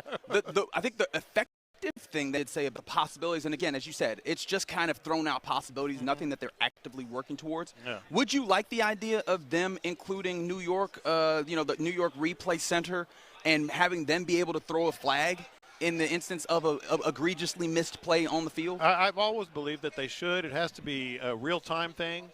And one of the big misconceptions about instant replay, and I've had the privilege of going into the instant replay booth, and they have, I want to say, 12, 14 screens, that the angles that they don't even show on TV, et cetera. And it is instantaneous. It is very, very fast that they can see these things. So I would want it to, if there's a bad call, get it right. That's the whole idea. You know, the whole idea is get the call right. But it'd have to be one of those, the booth reviews that happen pretty quickly.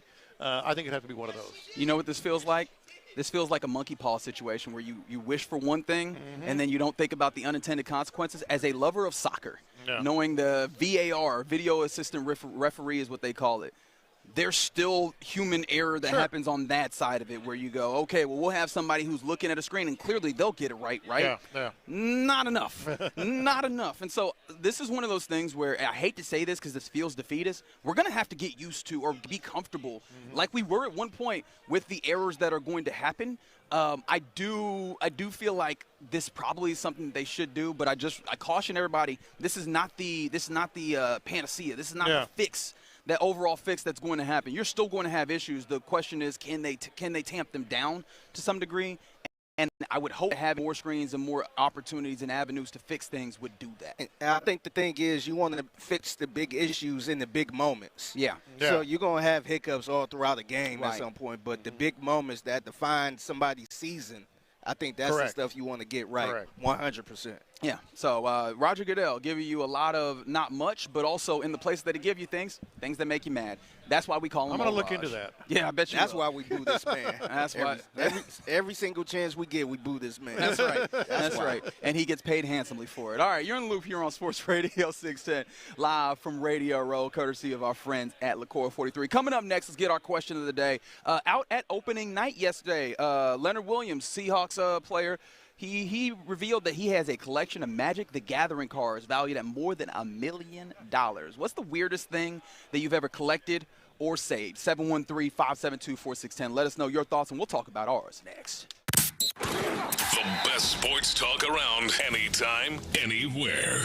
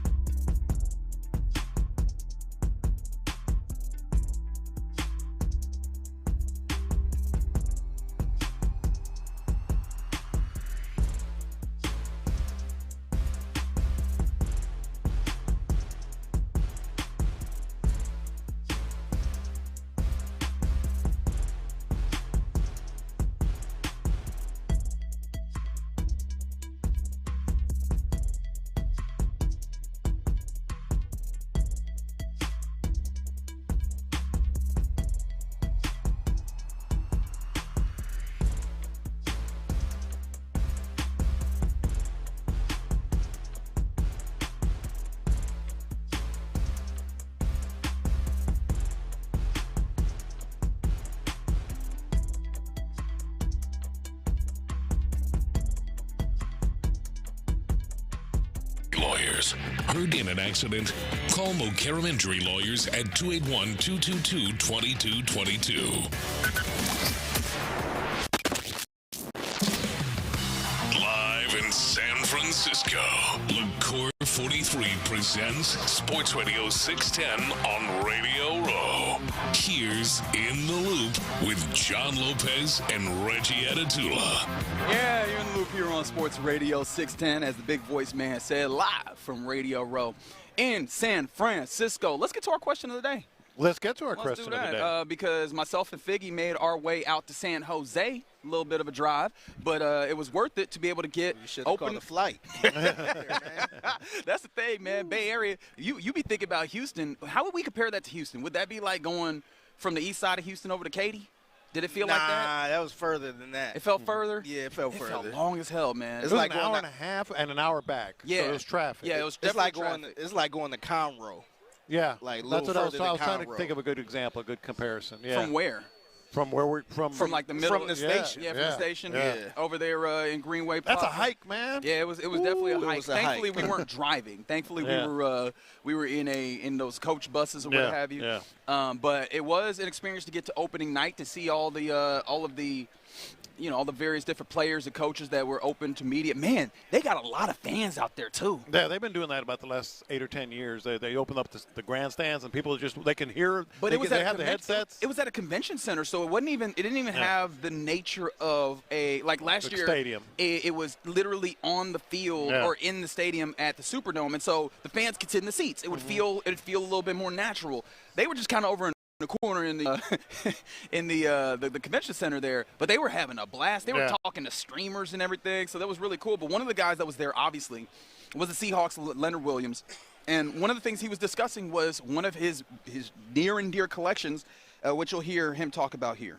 We know you're a big Magic guy. Yes, sir. So what's the most valuable card that you have, and kind of what do you think your whole deck's worth? The most valuable card I have is a number 81 out of 100 serialized One Ring card from the Lord of the Rings set. I think I bought it for like around $20,000, but I think it's worth around like $65,000 now. You got a lot more like that or no? Yeah, I have a few cards that are like that. Yeah, I have a Zulu Dog deck that's like all colorless, and I think that's my most expensive deck. And there's a lot of serialized cards in there. So what do you think the whole collection then? If you had to put a value on it, you got to get collection. I'll probably say a little over $1 million, maybe. Yeah. Ooh, $1 million of a collection. Shout out to TSN. For getting that. That's what opening night is great for, is getting to know these dudes a little bit better. We actually talked to Caleb Chase on. I think you'll hear that in the mixtape. He's a North Shore guy. We got a quick second with him to get a little bit of his kind of ideas of Houston. But that was a different language. That was like a different language. Yeah, and he's talking about colorless. 81 of 100 and all that. So what are some collections that you guys have, or some interesting or weird things that you've collected or saved? Or people that are close to you. The one I mentioned earlier, I'm trying to think of another one, but this was really weird, and I think it was from my very first trip, like internationally, for work, when I was at the Crickle. One of the big trips I went was to one of the first big ones was to Argentina, and where you get tired of eating a lot of meat in Argentina, a lot of steaks, a lot of beef, big beef, big beef city. There. So I went to a Chinese food restaurant, and the chopsticks were really cool. They were like gold. I remember them very vividly. And so you stole them. And so I took them. Well, they're the ones that give to you, So I took the chopsticks. I'm just messing with you. I ultimately ended up everywhere I went, either domestically or abroad, whenever I went to a really cool, not all, but when I went to a really cool Chinese food restaurant, I would take the chopsticks. So I had like a whole drawer full of chopsticks at one point, and I don't even know where they are now. Have you stopped? Oh, yeah. Because years ago. We went to a place where you could have gone chopsticks last yesterday. night. Yeah, yesterday. I mean, but I don't even know where they are. I'm sure at one point I went like, why am I doing this? Yeah. Here's the thing. Do you use them at home? Did you display them at all? Sometimes, but I had them in a drawer. So you didn't even display. They weren't even a talking point. No, and some of them were really cool looking, but no, chopsticks. That was bizarre. How about you? There's definitely some people on the text line that relate to the Magic the Gathering cards. Oh, I'm sure it was a different language for me. Of course, the obvious thing, especially for really heavy sports fans, is sports memorabilia and sports cards is one of those things that pop up. I've told you about the one that I did in college, Whataburger tents. Oh, yeah. I had a lot. You are not alone. I had a lot. I still have a lot of Whataburger tents that I don't know what to do with, mind you, because I don't want to throw them away. Yeah. But how do you display that as a grown-ass man? Because if you're in a college apartment, you can put those out. Yeah, oh, yeah. That'll yeah, work. Yeah. You 34 years old with Whataburger tents It's like around your neon. house. It's like if you bring a nice young lady back to your place and she sees Whataburger tents around, that's Yeah, like having empty bottles of Liqueur 43 and filling it with water, colorful Empty water. liquor bottles. Yeah. That's real. Hey, what you nasty. collecting the bottle for, man? Big red flag behavior. So I had that's the one that is a big red it flag. feels weird because I still have it. It's very normal for the time period of college, but I still have it. I don't know what to do with, but I don't want to get rid of them. Yeah.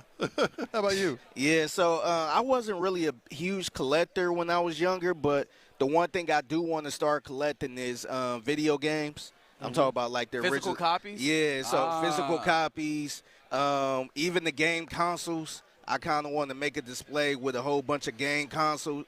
Every single game console I can think of. I just want to start collecting those, and I'm going to need a lot of room. That's a lot. Yeah, that's a lot. You know, they get pretty bulky and all that. Yeah. But I definitely want to collect every single game console, every single game. That's actually a pretty good one, too. It's a lot, Yeah. but it's a pretty good because there's some classics in there. Yeah. I wonder how many like collectors are out here because we definitely have seen some, obviously being outside of the hotel where the Pro Bowlers are staying, where people are trying to get autographs. But I wonder how many like fans, collectors that are not trying to go and get things to sell are hanging around in San Francisco this week because, you know, obviously these things serve as a convention of sorts of not just sports people, football people, but football fans. I haven't thought about, like, does the fan experience have some level of aspect of I'm that? sure. We might need Yeah. to go. The little and find lanyards, out. a lot do that. The lanyards. Yeah, I definitely have started trying to keep lanyards for places that I've covered. Did you ever do that with some of the things that Well, you see, covered? I wouldn't consider it weird because you've seen some of my collections. Yeah, but you don't. It doesn't have Yeah, to be you know, weird. I understand that. Like the little pin. You know, a lot of times when you go to these events, they give you little pins. And, yeah. And you've seen my collection. I've got some as far back as, I think the earliest NBA Finals pin I have is 1989. And that's on my connect. That was Pistons and Lakers, I believe. I do collect a lot of these media passes. Yeah, the media like pass. I send them to my dad. But I got pins from the Masters and pins from, you know, the Olympics and World Cups and all that. So those are cool. I want to keep those. Are you the type of person that does just like the generic when you go on a trip and gets a T-shirt or a magnet for the fridge or whatever? Because my mom, she Magnets are big. She likes getting shirts, and when we went to D.C. not this past year but the year prior for Army Navy, I made sure to get her a shirt because I was like she would appreciate this. Do I have to get moms a shirt for San Francisco? Yeah. It's a work trip. What's the difference between this and Army versus Navy Radio Row? Yeah, I guess so. I guess the difference is how much space do I got in my bag They flying should back have, this time. You stumbled upon a great idea here. They should have Radio Row T-shirts. How many people would? Well, No, if it's a but free it's a T-shirt, known thing. If you it's know? a free T-shirt, yeah. Yeah, or pins. You know. Yeah, I feel like they're like, hey, you got the experience of being here, deal with it. Did you talk about how times have changed? The pin used to be how you got in. It was a special pin that they would only give to the media. And so when they saw the pin, they knew you were, and you didn't have to have this whole big thing. But now, of course, you know, they have to have security. Facial recognition. Damn security. All right, so, keep letting us know. Somebody said that a logo golf ball from every course that I put. That's a good one. That's really good. Yeah. I'd have to get good first because I wouldn't want to play some of these nice courses with the terrible scores that I put up. Yeah. But once I do that, I think I'm going to pick that one up myself. Somebody said that they had some friends that have a massive video game collection that started in the late 80s. Yeah, Wow. see, that's where I want to get to. You want to go back and get some Ataris and some Super Nintendo? Yeah, that'd be really cool. All right, you're in the loop here on Sports Radio 610. Coming up next, we should be sitting down with Nate Tice of Yahoo Sports. I am so interested. This dude has a quarterback background. His pops was Mike Tice. I want to ask him about C.J. Stroud. So let's talk to Nate Tice next.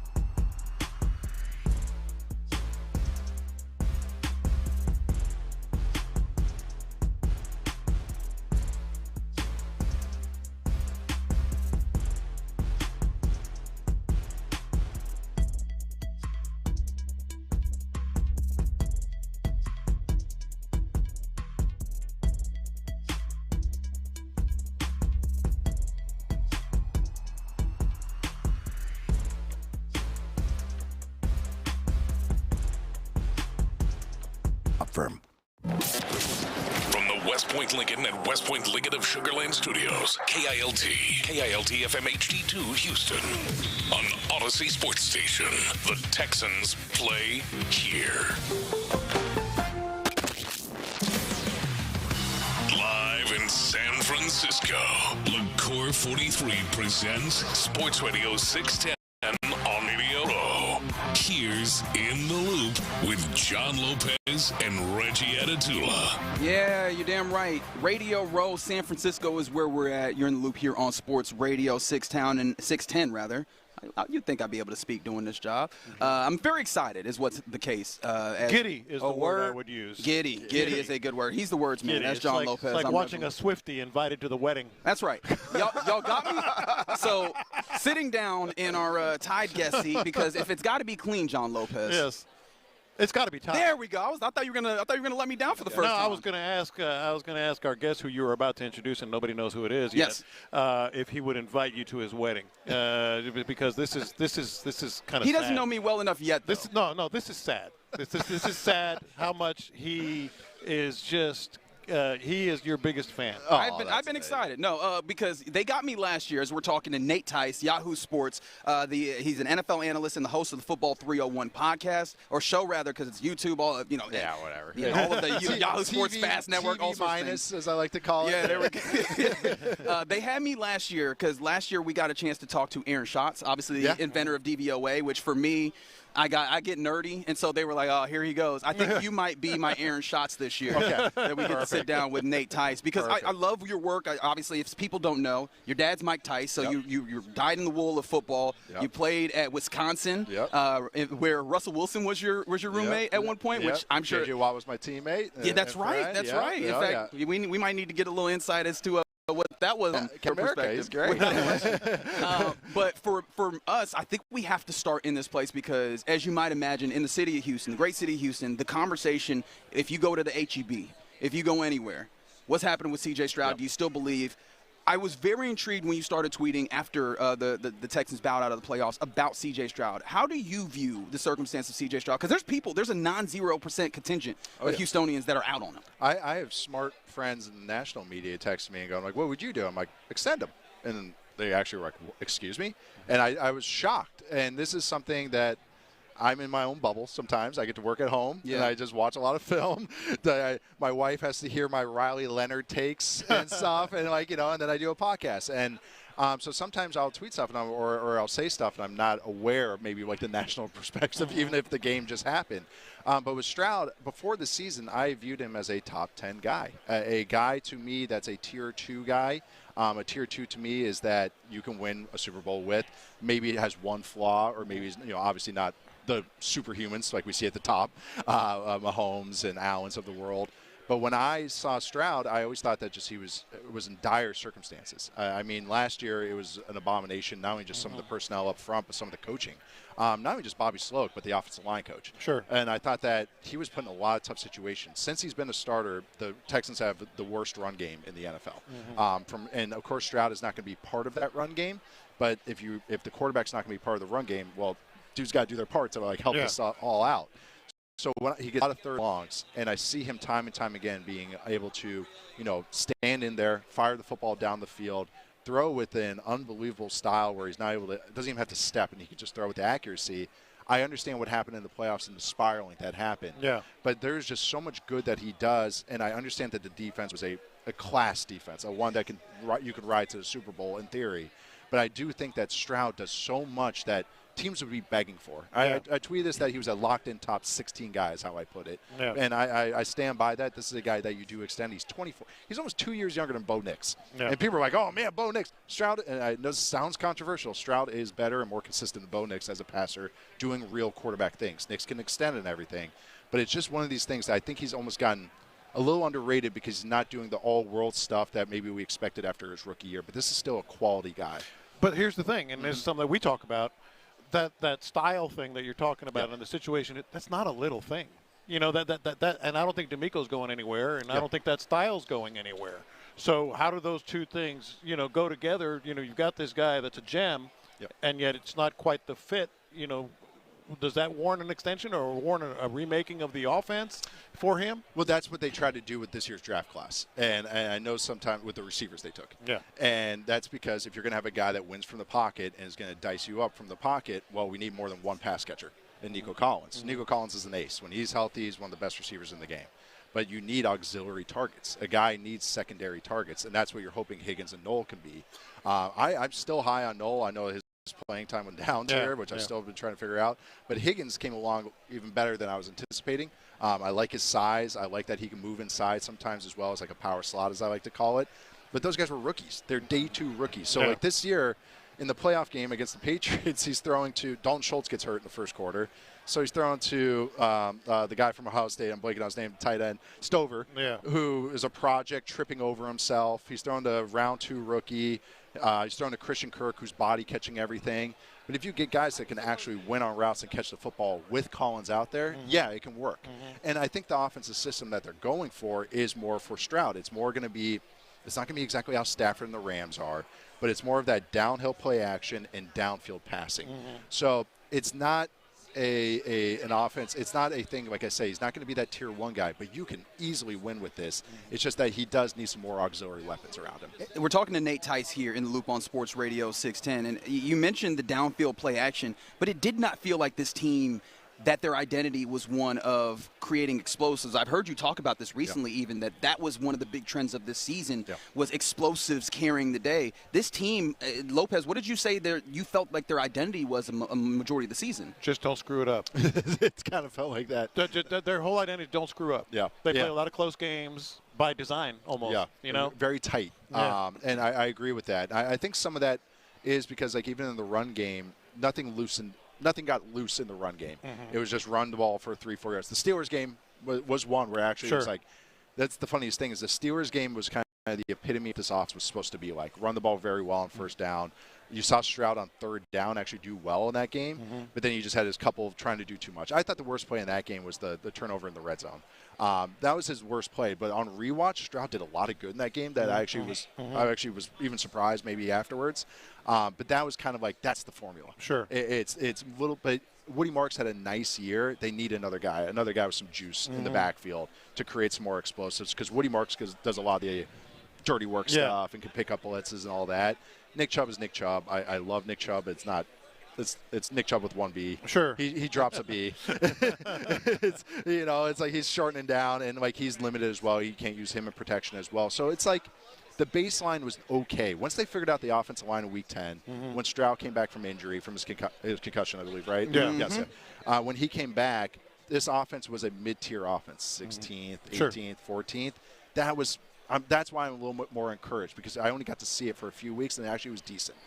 Nate, I'm super interested, though, because we talk about the underlying talent. I think you'd be hard-pressed to find someone that denies that portion of it. But it feels like, and this might be unfair, but you've played the quarterback position, so I'm hoping you can give us some insight into it.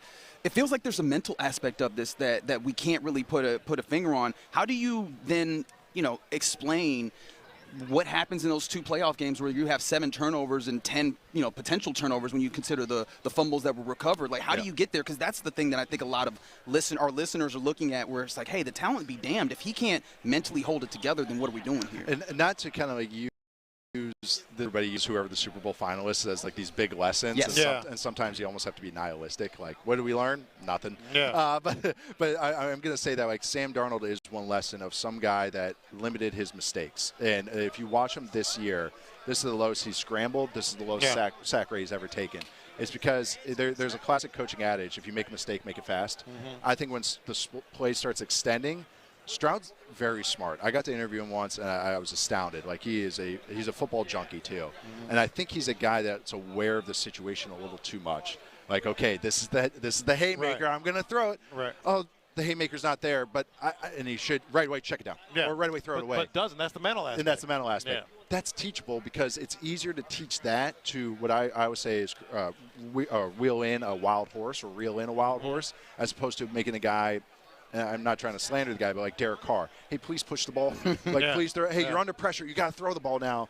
It's easier to bring that in. He's 24. And that's why, again, it's not always going to be, I always say the Disco Stew and Simpsons meme where it's always going to go up, But I do think there are more positive aspects and positive underlying things that happened this year, even if the results weren't always perfect. But you know as well as anybody, I mean, players can be resistant to that. Yeah. And Yes. we've talked about that. His body language, as I'm sure you've seen, sometimes it's defeated. His facial expressions when things aren't going well. And that's something that I've just kind of honed in on. Is like, is he resistant to it? And that throws everything out the window. Right. Like, it could be a great fit. It could be just as simple as a buy-in.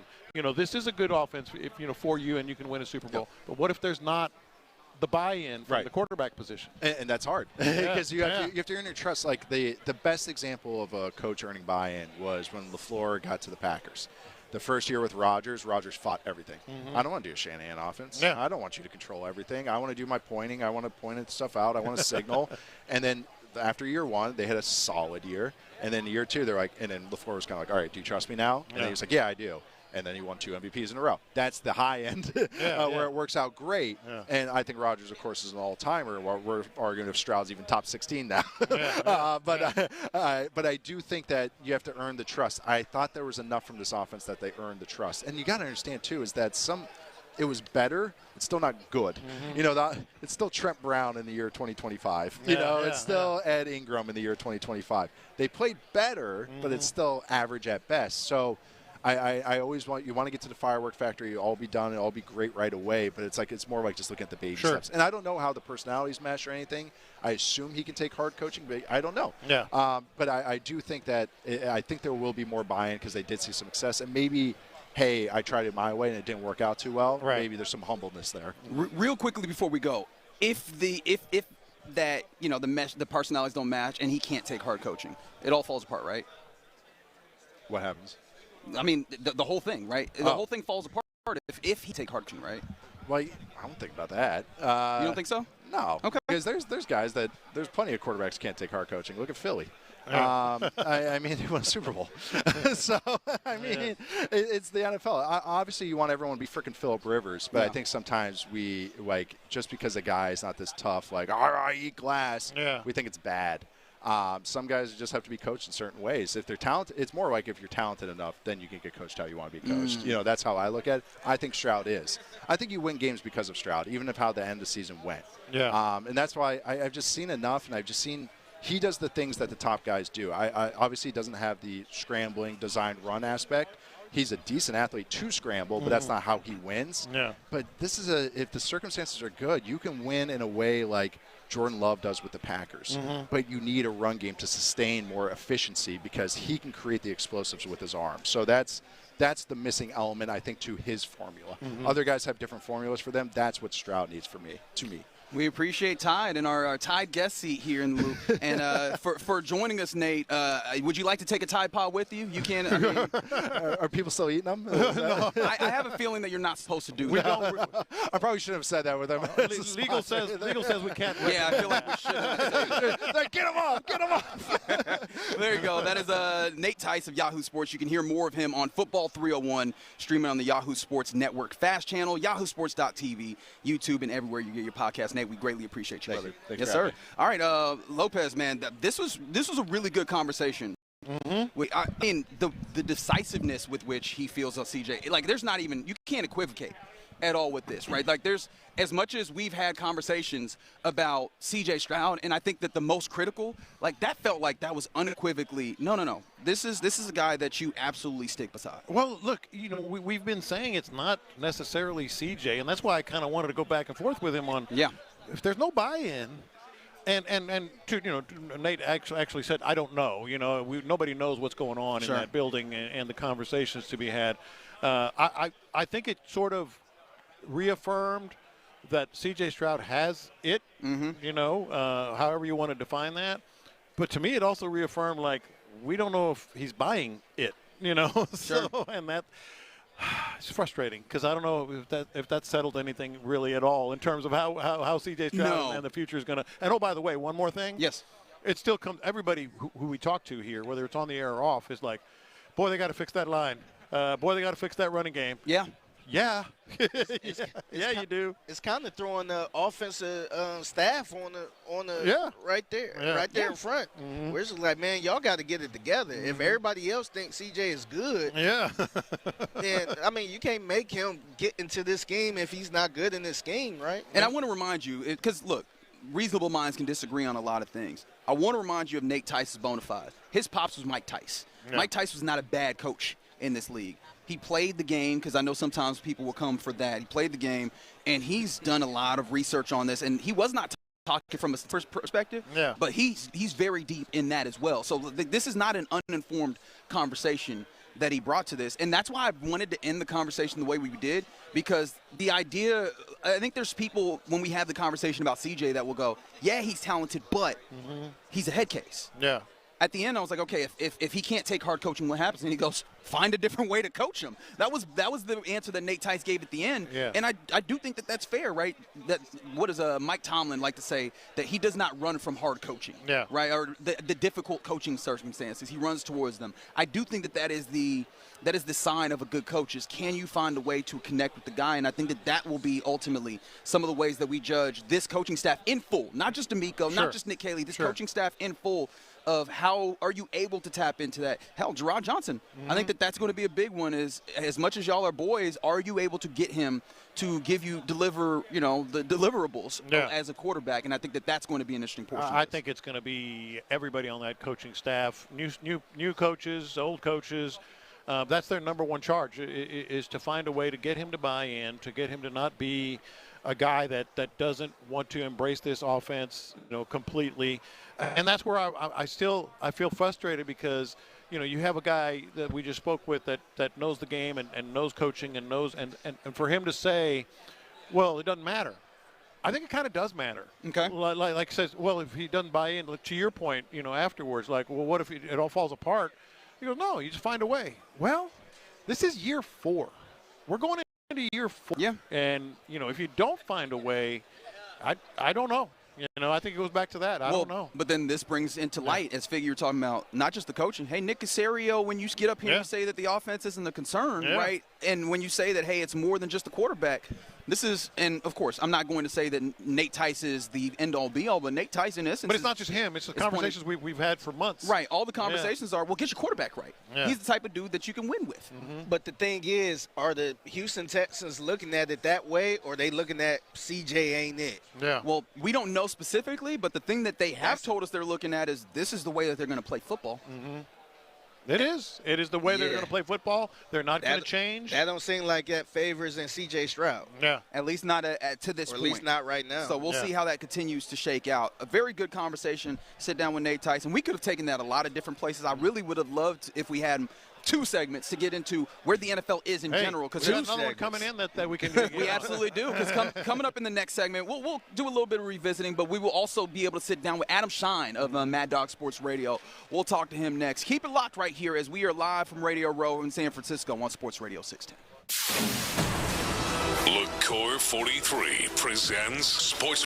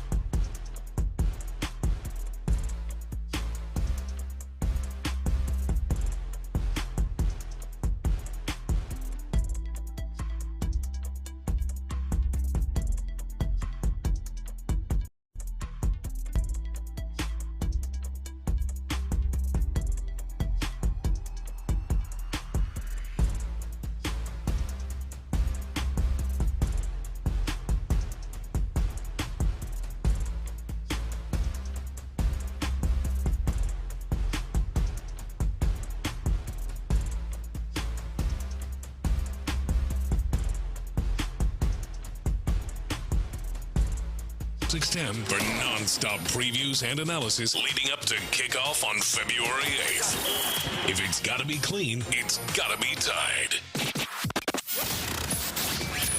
In the Loop is powered by Mokaram Injury Lawyers. Heard in an accident? Call Mokaram Injury Lawyers at 281-222-2222. Live in San Francisco, LaCour 43 presents Sports Radio 610 on Radio Row.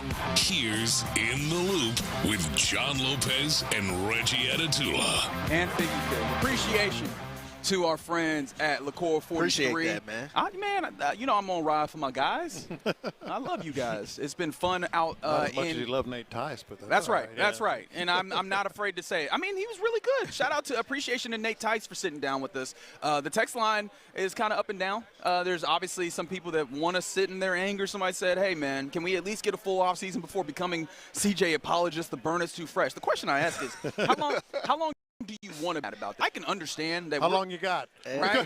Hey, Hannah Manere was still mad about it. Yeah. I didn't say how long, because I understand being mad. How long do you want to be mad about this? I don't even at all. Do you have those friends? I mean, we all have those friends that's like, you clearly want to be sad right now. And that's cool if you want to be sad. Go ahead and be sad, man. Play your music. I just need a good cry. Right. Some people like that. And if that's what it is, and that's cool. Yeah. And sometimes you don't want to be mad and you're still mad. I understand that as well. Yeah. But I do wonder, how long do you still want to be mad? I think the part that got me was, I sent them. It's just like, whoa, I don't want to get there yet. Yeah, hold on, Cowboy. Like, hold on, man. That was like, we ain't talking to extension right now. So we weren't even going to go there.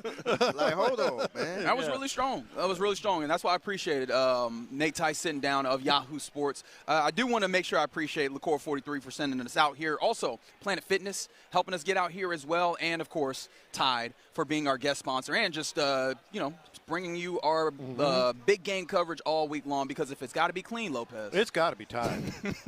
But yeah, we had some people that are like, this is really good, and they appreciate it. But there's some people that were just like, I'm not feeling at least the positivity either that they believe him, but they just don't know if he's got it, or they just disagree with Nate. There's still some people. That's out gonna there be a conversation all lost season, man. We were talking. It ain't going nowhere anytime soon. Right. And I don't even know if this fixes it, but I was talking with engineer Aaron in the break. It's like we're not going to have anything in the way of answers until OTAs when he first steps on that podium, and even then, there's still going to be some. What is his demeanor, and what does that actually mean for his play? Because he can have a good demeanor again, and then get out here, mess it up, and then we're back at square one. Who knows? And part of it is just the frustration level just continues to compound itself from the the end of the season to now, and it's probably going to get worse because we're not finding anybody. Our own opinions are such that we know he has it. We know what he can do. We know that C.J. Stroud, has all the throws, all the ability, the smarts, everything. And that's somewhat validating when you talk to other people about it. But it's also very, very frustrating because it's not as simple as, to me, well, just fix it. Just coach him hard. There is so much. Nate did get there. There is so much gray area there in terms of like just your personality, and all that stuff. That's kind of like if you got that parent, you know what that parent is and how they treat people and treat you. And they say, oh, just tell them. They ain't going to be mad. Like, no. You don't understand. My mother is set in this way. Like, that is not going to work. I got to work around that. But in that same way, I think that there is something to be said for, and it's easy to say it, as you mentioned, J-Lo, but there's something to be said for this is what they pay you for. This is what the money is for, to quote Mad Men. Not wrong. If you are here to coach, you got to find a way to win, but also especially of any player on your 53-man roster plus 17 or whatever, your quarterback, especially the ones you anticipate being your starter and your star, you have to figure out how to unlock him. And to this point, even then, like even the rookie season, do you feel like they fully unlocked him, or were we just getting a taste? It was something there. I feel like if they were trying to do that, they would have made some type of bigger move this offseason to try to unlock him. If they look at this past season and say, man, that didn't work out right, let's try to get it going. He's not wrong. You're not wrong. Nobody's wrong when they say, well, you get paid millions of dollars to do this. Just take the coaching. That's all right. That's all correct. The gray area, though, is something that is completely unpredictable. Sure. I keep going to the buy-in aspect of it. He should. I agree with you. Yeah, you get paid millions of dollars. Yeah, you should. Just do what they tell you, man. Yeah. Not that easy. I do love Not that easy. I do love the point because, again, it was the reason why I asked the final question the way I did, which is, all right, and if he can't be coached hard, it all falls apart, right? And Nate bristled at that. Like, no, man, there's dudes around the league that are, you know. There are. And he specifically made mention of the Houston boy, Jalen Hurts. Yeah. And I don't know how encouraging did that feel to you? Because in the moment I was like, ooh, I don't know how much that actually makes me feel good. I think it's a great point. Because Jalen Hurts, they've won a Super Bowl with him, point blank, period, right? And for a lot of people, that's enough. Win a Super Bowl, that's it. No. But at the same time, they've had how many coordinators turn over, and that's not all Nick Sirianni and their capability. Like, some of that is Jalen Hurts in particular. No, I think it's a great point that you won a Super Bowl with Jalen Hurts. And Jalen Hurts, as we've talked about, even, on our own here, he's been known to be difficult to coach. My counterpoint to that would be, Jalen Hurts is not C.J. Stroud. They might have different, approaches and the way they accept it. And can I press pause? Yeah. Jalen Hurts is not C.J. Stroud. Can you tell me more about that? Because that can mean a lot of different things, right? That can mean Jalen Hurts is not as good as C.J. Stroud. Jalen Hurts is not as bad as C.J. Stroud. Like, it can go a lot of different places with that. Like, you and I are a lot alike, but we might accept different, we'll just call it coaching, different ways, different from it, because we're not alike. That's what I'm saying. Like, just because it worked for Jalen Hurts, and yeah, you get paid millions of dollars, just do it. Here you go. Okay, I'll accept it reluctantly, and we won a Super Bowl. Doesn't mean that all of a sudden you just lift that. Do the same thing with C.J. Stroud, and it does work. But do it seem like the Eagles are at least trying to find something? Yes. Trying to find some type of answer for them? Mm-hmm. Because they not just running it back and saying, oh, this is our offense, you got to adapt to it. It seems like they trying to find some answers. Yeah, and I don't think that the comparison to Jalen Hurts is, hey, what worked for him will then work for C.J. I think the point is you needed to be particular in the way that you went about unlocking Jalen Hurts, and that probably is going to be the case for C.J. Stroud there. Yeah, no, I thought that was a thought-provoking conversation that we had with Nate Tice. If for no other reason, then my man was locked in on this thought. He's like, this C.J. Stroud thing, there's gold in their mountains, and you got to just go dig it out, right, to get to the San Francisco gold panning, metaphor here. You just got to go get that gold. Yeah, like it's in there, right? Because this ain't Jerry Jones wildcatting for oil where this plot of land may or may not have oil. He's like, nah, there's something there. Go dig it. He's like, oh, it's down there deep. Yeah, dig deeper. Go get it. I think the scary part about this is if the Texans don't make any type of change to try to help CJ and he go off somewhere else and somebody give him that coaching we've been looking for here and they unlock him. And then, he'd be the next Sam Darnold. And that's always the risk. He ends up being a star somewhere else. But then that also points to the responsibility, like, are you just completely – is this your final price? There's no wiggle room on this because, there is a responsibility from the Texans' part, too. Like, yes, we're going to coach him hard. We want him to accept this. There's not a little wiggle room there? There's not something you can throw him a bone, so to speak, Yeah, we're gonna get more. I mean, obviously, this is gonna be a conversation that we have all week here on Radio Row for the next few months. We're gonna be talking about this into September, maybe early October. Like, I feel like this is the color of Texans conversation for a good long time, and we're gonna have it. I don't think that we can. It would be irresponsible. It would be dereliction of duty to not look at it in such a way. All right, you're in the loop here on Sports Radio 610. Coming up next, one of two things will happen. We'll sit down with Adam Shine, Sirius XM. I know he does Mad Dog Sports Radio. Or we'll go around, we'll rather get into what's popping. One of those two is coming up next on Sports Radio 610. Yeah, right now, Ability Trees, abilitytrees.com.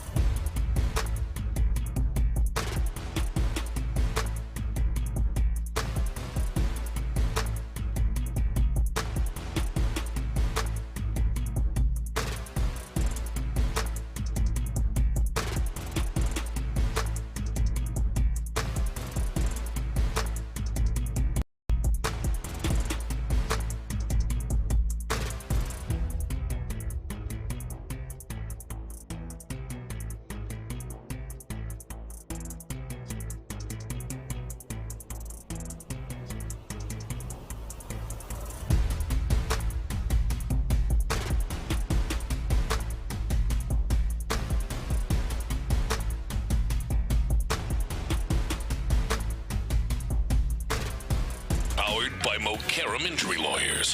Heard in an accident? Call Mokaram Injury Lawyers at 281-222-2222. Live in San Francisco, LaCour 43 presents Sports Radio 610 on Radio Row. Here's In the Loop with John Lopez and Reggie Atatula. All right, let's see how deep into my pitchman bag I can get. If you would like to see our next guest and some of the most well-coiffed hair on all of Radio Row, you want to get onto the Mokaram Injury Lawyers live streams to see this gentleman who joins us on our Tide hot seat because John Lopez, if it's got to be clean. It's got to be Tide. That's right.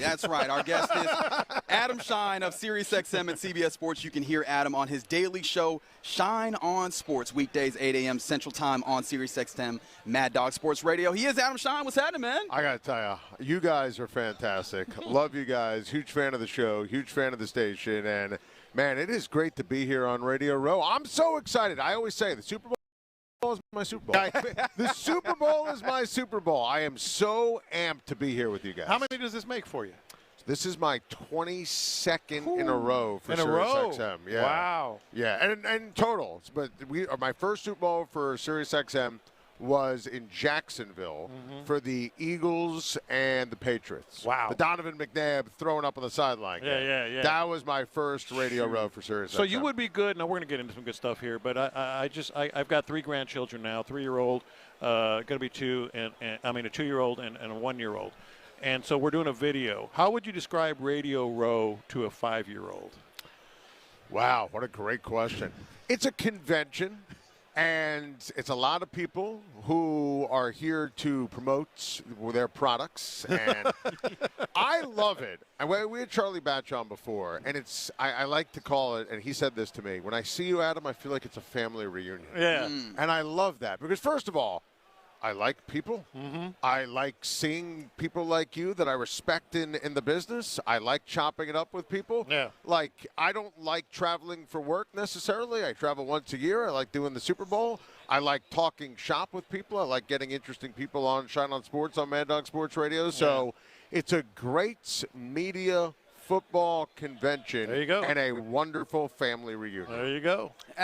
Adam, I'm so interested to get a chance to talk with you about this, especially from your perspective. And, John, you both have been to a lot of these. How does this particular game, this matchup between the Patriots and the Seahawks, rank as an interesting game? Because I feel like for the layman, there's a lot of folks looking at it and going, Seattle's so much better than the Patriots, wrap this thing up. Is there more interesting aspects from your perspective? Well, I'm talking to the right people. I'm still not over the Texans' loss. Okay, let's do it. Let's do it. I'm still not. They're, to me, if I'm a Texans fan, if I'm a Bills fan, if I'm a Broncos fan, there's an, oh, my goodness, how are we not here quotient to this Super Bowl. Of course. And I think, and I called the Patriots frauds during the course of the season. And I'll get asked, do I regret the take? The answer is no. And I respect them and I credit them. I think Mike Vrabel's unbelievable, and Drake May was number 2 on my MVP ballot. But there was not one moment this year, including today, where I think they were the best team in the AFC. Yeah. Like, I just never felt – I thought that there was a period of time the Colts looked like the best team. Sure. There was a period of time no one's beating Josh Allen. That was my Super Bowl pick. I loved the Texans to go into Foxborough and win that game.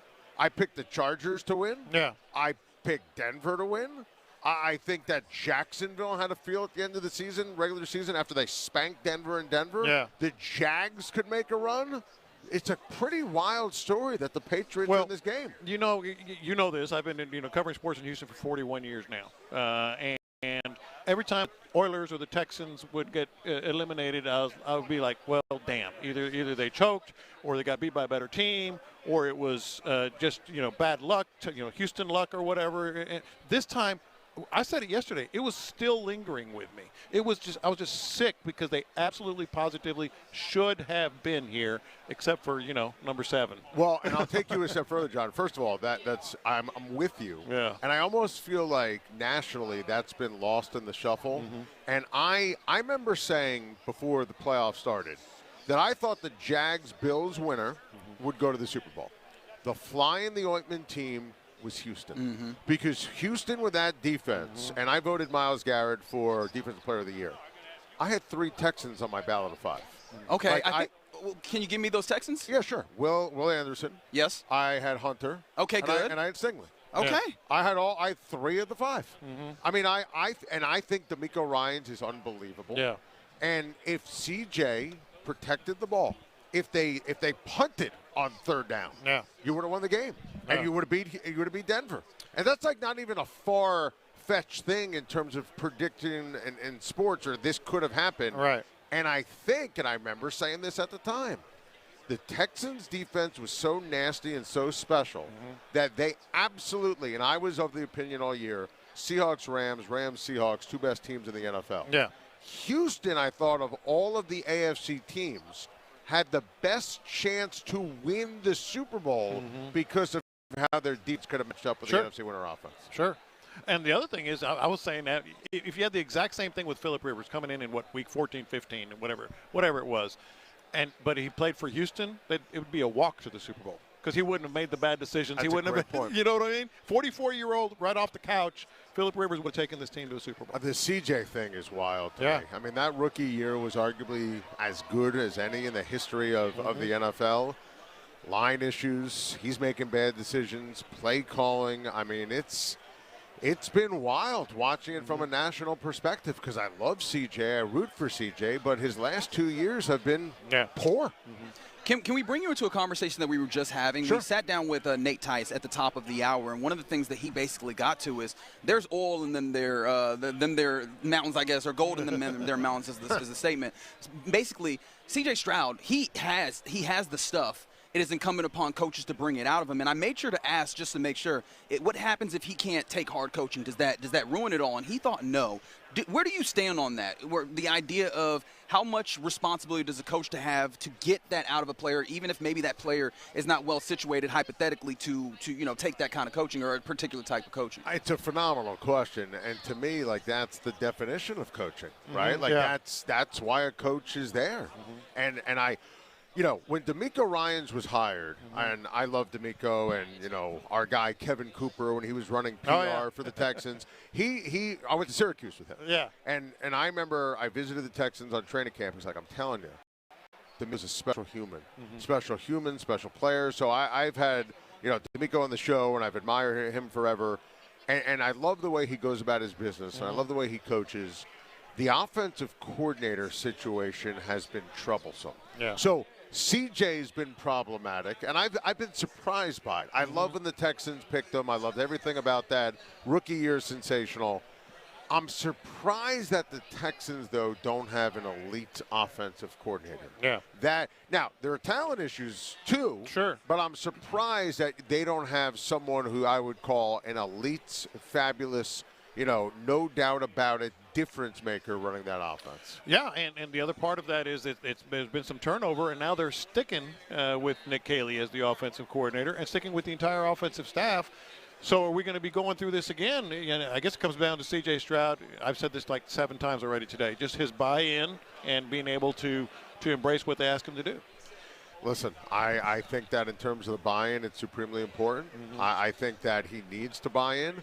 But also, let's be honest, he's got to protect the ball. Yeah. Like we could talk about coaching and we could talk about buy-in, but, he's got to be able to throw to the right team. Yeah. I mean, that to me is as important as anything. Throw to the right Texans. team. I want to see the Texans in the Super Bowl. I do, too. I want to see the Texans in the Super Bowl. Next year, Yeah. Let's go. Yeah, Let's I'm go. with it. I love it. Let's go.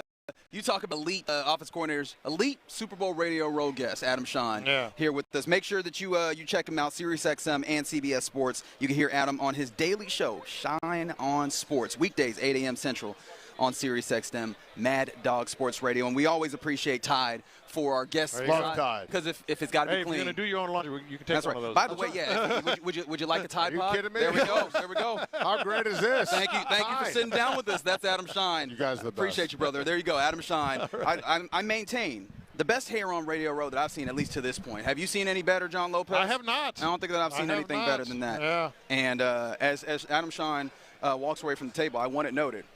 Took the Tide Pod, has maintained the Tide Pod. He still has the through Tide Pod. He's maintained the catch through the ground is what he has done. The Tide Pod has left the building. We pocket. have our very first guest who has taken the Tide Pod. Look at that. It's Look in his at God. pocket. He put it in his back I'm pocket. proud of you. He's like, hey, I'm doing laundry today. Elite Radio Row guest. Hope it doesn't burst. We're going to be all up in that man's pocket. That's right. That would be awkward. Like, hey, you owe me a pair of pants. And what's great is I believe Adam Shine when he says, I want the Texans in the Super Bowl. Oh, you could tell. Without question. Oh, you could absolutely tell. Boy, this dang Radio Row this year is just making me more frustrated than ever. I thought it was like a soothing, all right, we're moving on. No, everybody's like, you guys should be in the Super Bowl. Oh, C.J. Stroud, he just needs to get this done. He did bring up something that kind of got me questioning. Who had it worse in this playoffs in the AFC? Between the Texans, the Broncos losing their quarterback, and the Bills, pretty much that catch, not a catch call. Well, we're biased, but literally everyone because is saying, all three of those teams went out kind of a little bit like damn, we should have been to the Super Bowl. I would say it's the Broncos because, and I understand, I'm sitting here with the Texans. Texans are a very close second in my mind. I would say it's the Broncos because they had their biggest test in front of them. They got over it, only to find out literally moments after the game at the podium that actually your chances are done here and it's no fault of your own. It's just because the quarterback broke his ankle. They got to be feeling sick. No, man. that's a gut punch. Like, that is an absolute I know gut we punch. feeling sick, Yes. but that got to be a sick moment. Because over on this side, we can look over at C.J. Stroud and be like, we had a player that did not do the job. Ultimately, the game is played on the field. Still a gut punch. But see, that's It is a gut punch. But that's somebody you could blame. Right. Yeah. Who you blaming? His Yeah, bone that's density? a great point. Are we blaming calcium? Yeah. Is what we're blaming? Yeah. No, that sucks. That's just bad luck right there, man. No, No, that's you're right. that's really bad situation there. What do you call this? Did you see some of the news of the day here with Robert Kraft? We conversation a lot of hand wringing about Bill Belichick not making it on his first opportunity to be added as a coach to the Pro Football Hall of Fame. Well, there was reporting today, and I thought there was really interesting reporting in it, that Robert Kraft, who, mind you, has been campaigning for 12 years to try and make the Hall of Fame, in his first time being a finalist, he will also not make it into the Pro Football Hall of Fame. That feel like bad luck to you? Yeah, no, it's not bad luck. And the thing about this is you could convince me that Bill Belichick does not care one rip about getting to the Hall of Fame. I think it would be far. I think he cares a little bit, but you could convince me. Buddy, this one's smarts for Robert Kraft. He's been trying. I thought that Don Van Natta did a fantastic piece. And when Don Van Natta pops out, know that he is informed, talking about how Robert Kraft was over there watching all these other – I think there's only 3 other owners that have gone into the Pro Football Hall of Fame. Yeah. And he's been watching all of them. The latest being Jerry Jones in 2017, I want to say. And he was just like – he was over there like the girl who did not get chosen as a prom queen. Just like, nah, I'm better than him. Yeah, I'm happy for you. I got more than him. Yeah. I've done more for the game than him. Why did he get a gold jacket? And now, a number of years later, it's like, all right, here comes my chance. Nope, still waiting, big dog. Still waiting. It's clear now. I mean, it's clear to me. Let me ask you guys. I mean, this is a conspiracy. This is a conspiracy to keep. No, look, conspiracy is one of those words that has a really bad connotation, as in it's political or military or aliens or, that did this. Some sort of. It was aliens that kept Robert. You heard it here first. Here on Sports Radio 610 in the loop. Aliens kept Robert Kraft out of the Pro Football Hall of Fame. People jump to the wrong places when they hear the word conspiracy. I'm talking about the actual definition. They are conspiring. They being the Hall of Fame voters to keep Robert Kraft and Bill Belichick to teach him a lesson. I mean, to me, there is absolutely zero doubt. On the gates, deflate gate. On the gates. Are they going to keep the same energy with Tom Brady? No. No, them people. Why I don't. I paused for a second. I paused for a second. Why not? Yeah. I mean, was he not part of the Deflate Gate? He was. He was. I'm not saying it's logical. In fact, I'm arguing the complete opposite. I'm just wondering because that will be wild if they keep that same energy with Tom Brady. I really want to quote 3-6 Mafia right now, but I feel like it would be against FCC rules. But the way that they treat Tom Brady, they are performing. Fans would be. They perform a particular act when it comes to Tom Brady. Fans would literally storm the doors. Where are the doors? Where are the doors? I want to storm them. That would be crazy. No, but they're trying to quote unquote teach those guys a lesson. I think so. Because I mean, the players that. Because this is a separate committee with older players, contributors, and coaches, which obviously coaches, Bill Belichick, contributors, Robert Kraft. And then I think that it was a five-person finalist ballot, and it seems like we don't have full verification on this yet. It seems like they're going to lean towards the elder players. It seems like if people are getting in, that's who is going to get in here. And you're not going to tell me that it was just, man, these guys have been snubbed for so long, and so everybody got behind it to make sure. Right. I think that there is some level of, I don't know if it's punishment for the ways that they went about doing that New England stuff, which honestly, not too upset about personally. I know that it's wrong, but I'm not upset about it. Or just maybe there's some level of, I don't like that dude. That too. I think it's all of it. Well. I think it could be all of it. Because those dudes aren't like the most beloved around the league per se. But that shouldn't matter thoe, right? No, absolutely it does. shouldn't. It always It does, but it shouldn't matter. Agreed. Deserves got nothing to do with it. Yeah, I mean, talk about another sport. How many people like Jose Altuve? Yeah. That shouldn't be a thing against him because people don't like him. Shouldn't. Like, no, look at the stats. Look what he done for the game. Yeah. All right, this is getting pretty funny over here. Look straight ahead. Yes. There's a guy doing radio in Dallas. Yes. With a paper towel stuffed up his nose. That I'm seeing what you're saying, yes. That's your man's, Reggie. That is. Go over there, man. My God, I have to check on him because apparently there's a nosebleed situation happening. I didn't realize we're not at altitude. What is happening? I thought that was Brian Dable for a minute. It looked a little bit like Brian Dable, but Brian Dable with a napkin stuffed up. I wonder his if he nose. has a limited fake Brian Dable. He should go for Brian Dable for Halloween. Here's what I was thinking. Can somebody tell him you don't have to have the whole napkin hanging out down to your neck? But you know what? Just cut a little piece off and stick it up in there. It's not nearly as visible, but it looks like a big giant. Well, it's a giant napkin sticking out of his nose. And it's not a napkin. It's really one of those paper towels from the bathroom. Brown paper towels. Yeah. There is something to be said for we're on Radio Row, and it's a very look at me type place. I feel like that might be a look at me moment happening over there in Dallas right now. Could well be. There you go. All right, you're in the loop here on Sports Radio 610. Coming up next, more Radio Row fun here from San Francisco. We'll do that next. LaCour 43 presents Sports Radio 6.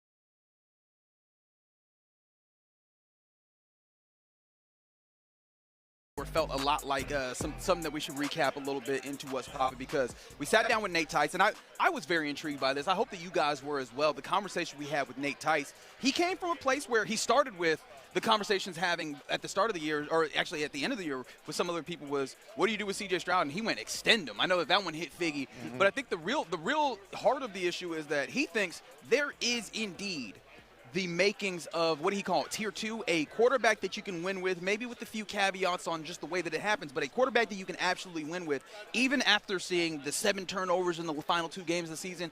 And the biggest thing for me personally, and maybe just because I asked the question, was I tried to be a voice for a lot of our listeners that go, all right, cool, you're saying all this about his capabilities as a player, how smart he is, these, this, that, and the third, but if he can't accept hard coaching, this all falls apart, right? And I asked him then, he goes, no, there's dudes who have not been able to deal with hard coaching that have been successful in this league, and the one that he threw out was Jalen Hurts in Philadelphia.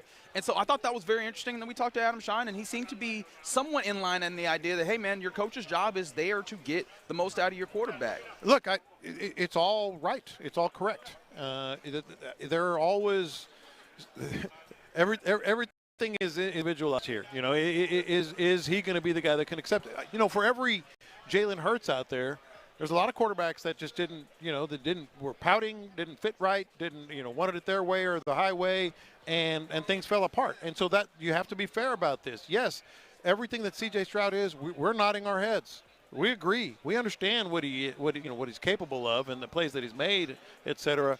But that doesn't necessarily lock it in, and that's one of the things that I'm going to take away from today that wasn't really encouraging to me. You know what's funny, though, is when we were talking to Nate, and it was a pretty quick conversation, as those things can tend to be when you just get locked in on a conversation on a point. Yeah. He didn't seem like he had very much issue with the offense that they were running, though. Did you feel that way when he was talking about it? No, what I was getting is that's the offense, run it. I don't know. We never really dug in on what would be the best fit. Yeah. What type of offense. Actually, some of the other questions I had that we're going to use here with our various guests. I'll force some more people onto the show that we can get better ideas on. Is all the examples of decent quarterbacks, maybe even quarterbacks that had better years than C.J. Stroud, still changing the offense for them to make it a better fit. We can obviously talk about this game with Clint Kubiak. Now I know they got Sam Darnold and all that, but they were not satisfied, and look what it got them. So there's that aspect as well. Yeah. So I thought that was probably that's in the cream of the crop for at least today. Yeah. The 2 hours that we've done to this point. Last hour we really hit it hard talking about C.J. Stroud. We'll return to that, but also I think we still need to get some insight on how this offense looks. We haven't even gotten to the game itself, which we'll get into at some point as well. But there was other sports things happening in the midst of running around, going to open tonight. I know I was making sure to check in on the Rockets because no KD was what they were working with in Indianapolis, facing off against the Indiana Pacers, and they got a victory.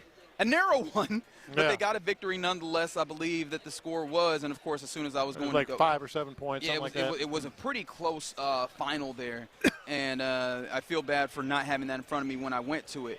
But on a Monday night, 118-114 was indeed the final. Alper Şengün, 39-16. Yeah. We were like, who steps up? Alpy was like, I'll do it. Yeah. And he was just going at, admittedly, not a great post presence for the Pacers. They wanted to use more speed and everything. Alper Şengün had a pretty solid night.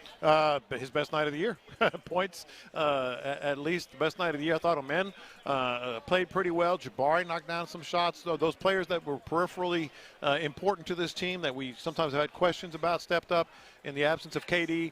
But to me, did last night, give you any moments? Because it didn't for me. No, and that's okay. No, it was like I don't know. They won. Alper Şengün showed up. 13-win opponent. Yes, 13-win opponent, and they had to slide by. Now, wins are wins at some points. But this was one that I was hoping that maybe you could get on. Now the Pacers do have some challenges, like they like getting up and down. They had a lot of pace to them, and they were getting up shots. Yeah. And they were knocking them down. They didn't take a lot of them, 26 of them, but they knocked down 46% of their three-pointers, getting some open ones early. So that was a little disconcerting. And the big thing for me, as we have established on Radio Row, is I like being right more than I probably should. Mm-hmm. I said yesterday, the last time KD was out, who was the big player? Who's the dude who had a big game? and it was Reed Sheppard. I was like, this is an opportunity for him. This is yet another game of 4-13 type play. It was 4-13 on the night, 1 of 7 from deep.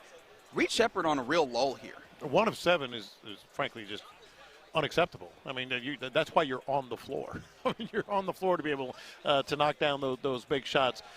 They made up for it with, obviously, a big, best of the season night from Sengun. But that's part of the reason where I went, okay, I can't really embrace anything like as a sign or a point of, okay, they're getting better here, because it was sort of bad opponent, a one-off, and a great night from Sengun. Yeah, and Amin played well. Yeah, Amin did play pretty damn well himself, although 6 is 15 from the floor. And I'll admit, I did not get a chance to really dig in all the way. But was moving pretty well. Yes, yeah. Did have 5 turnovers in the game. And, again, I didn't get a chance to see exactly what all of those looked like, so I don't want to pretend like I know exactly what it was. But it was encouraging to see an aggressive Alper Sengun that understood the moment and was able to rise to it. And, I mean, I'd be remiss if I did not mention, this did feel like some level of answer to, hey, man, you're not an all-star reserve. Oh, I was absolutely. That's the next thing I was going to say. Yeah, that's the next thing I was going to say. Oh, I'm not an all-star. How does 39 and 16 grab you? But I thought the same thing. A few more basketball things, because remember, the trade deadline in the NBA is 2 days away. Indeed, Thursday is when the trade deadline is there, and people are getting real messy with it. I was actually texting a few people during the day yesterday, because it seems like the reporting says that the Bucks are actually counter-offering on Giannis now. They have a number of offers. I have been of the opinion that they're not going to make the move at this trade deadline. It would make the most sense to get the most people activated to try and trade for him at the end of the season. If you're counter-offering, no, you're in discussions. It sounds like you're close to moving him. Giannis Antetokounmpo could be moved from the Bucks here by the end of the week. I think it seems more likely now than ever. The way of the teams that they're talking with, the Rockets are not one. Reported. Now they could be, but in the report. Yeah, but if we're reporting, and we know how much Cavaliers are, we know how much conversation gets around amongst general managers. Somebody would have some idea that they're involved in this. Like, this ain't Luka Doncic being traded in the middle of the night a year ago. I think that they are probably out on this. They feel comfortable with what they have. So unless Giannis doesn't get moved and we get to the offseason, I think the Rockets are out on the possibility of adding Giannis. How does that make you feel? I'm okay with it. Yeah. I'm all right with it in this moment. I don't think that this is the time. I've said it. I don't think that this is the time to make that move. I think you would need to take it in a more open landscape.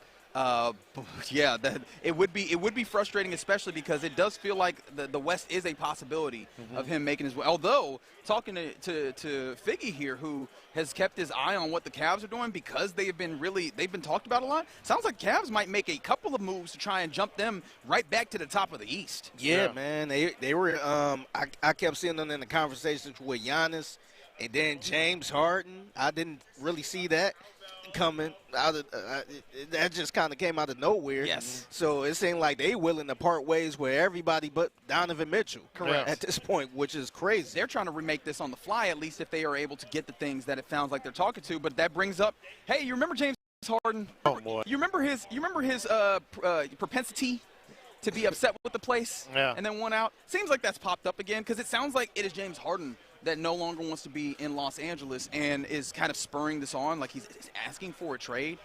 This is such a wild place for him to be, because as much as, especially here in Houston, at least during his time period, we would try and talk about, you don't understand James Harden. He is good when he locks in on defense. He is handling so much of the responsibility. The playoff falters were because he was being an Iron Man and playing so many minutes over 82 games. But it just becomes a point where this keeps happening with you, where you get to a place, it's going well, and for some reason you don't like it and you got to dip. And we got to look at you, big dog. Yeah, and he's 36 years old, man. Like, I'm not trying to put an age on him, because you got some ballers at 36. Right. But, man, this is starting to get old now. It's beyond old. Part of me actually kind of respects James Harden. Oh, because he knows what people are saying and have said and will say. He's like, screw that, I want out.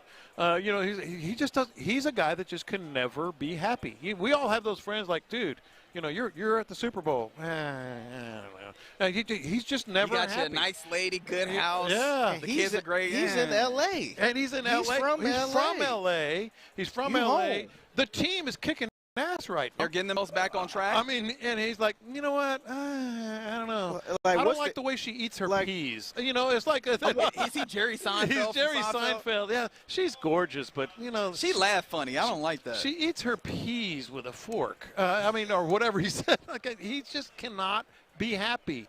But again, part of me is like, hey, you know what? Tip of the cap, because he's like, screw it, I'm out. To make this more home than just we had James Harden at one point. Does this not even further validate the instance where people were clamoring for the James Harden reunion, and they're like, hey, aren't you glad you didn't do that? Yes, 100%. It's frustrating if you're obviously a Clippers fan, but anyway, a James Harden fan. The thing that gets me is like they're hot, like that's a good team and they're rolling. And Kawhi Leonard could have been an all-star.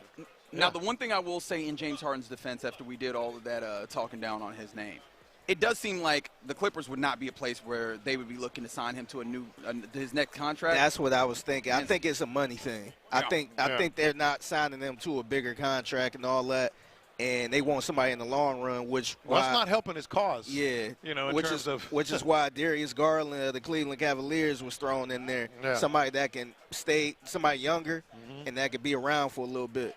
Now, real quick before we move on, because I think that there's a baseball aspect that we should get here. If he was not happy in some places, you think he'd be happy in Cleveland? He got a no trade clause. Yeah. So if he don't want to go there, he ain't going there. Yeah. And Cleveland talking about Giannis and Harden? Yeah, I think that might get him in there. Well, but then are they going to pay money? Because that'd be Giannis, Donovan Mitchell, and then are they willing to put that money up? We'll see how that goes. And LeBron next year? Yeah. All right. Yeah, come in on a vet minimum. Just LeBron. Try to see it out. Okay. So we got 2 days till trade deadline. We have, I believe, 8 days until pitchers and catchers report. Yeah, buddy, I was going to get it in. I don't care if we're on Super Bowl Radio Row. I don't care. I'm giving you the pitchers and catchers update, John Lopez. You're damn skippy. But with that being the case, we have a new slogan for the Astros. Did you know this?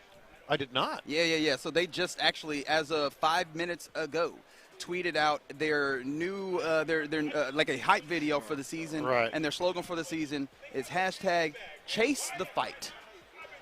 It's all right. Really? Yeah. That's it? It's all right. Okay. Well, they've had some great ones. They have had some. Last year's was okay. What was the one when they went to the World Series last? I remember For the H. Yeah, For the H was really that was a good one. Yeah. I feel like Chase the Fight is apt though. Like they need. That's all right. Yeah, it's a recognition of where you are and where you would like to be and how you're not exactly there. Hey, chase it. Go get it. Chase the fight. They might need to do that because it looks like the Mariners are trying to run away. Obviously, there's nothing done. They haven't even gotten to spring training, but they're adding to their team. How about Brendan Donovan, infielder? Looks like they're acquiring him.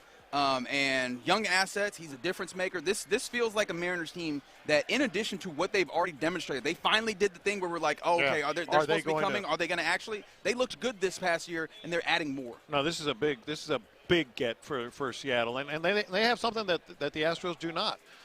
They have top assets that they can trade. He's a really good infielder. There's talk about moving him to third base because they've got two other big-time prospects that they're going to give a shot to when pitchers and catchers report. Actually, when spring training starts. This is the Mariners, the old saying, they're going to be a problem. They're going to be a problem. Yeah, it does feel like that's the case. It really does. So that's what's popping. And, of course, we remain here in San Francisco Radio Row, and it's been fun, very fun to this point. We've had some great interviews. I don't think we've missed yet. We have not. I don't think we missed on an interview yet, and I want to keep that streak going. going. Shout out to us. I don't think we'll miss because here in about, 40 minutes, we'll talk to Patrick Kearney, 11-year vet. Defensive lineman he played for the Falcons and the Seahawks. So I'm excited to talk to him and what he has. But coming up next, let's get our lunchtime confessions. We'll do those on Sports Radio 610. Yeah, we will. How about the Low T Center?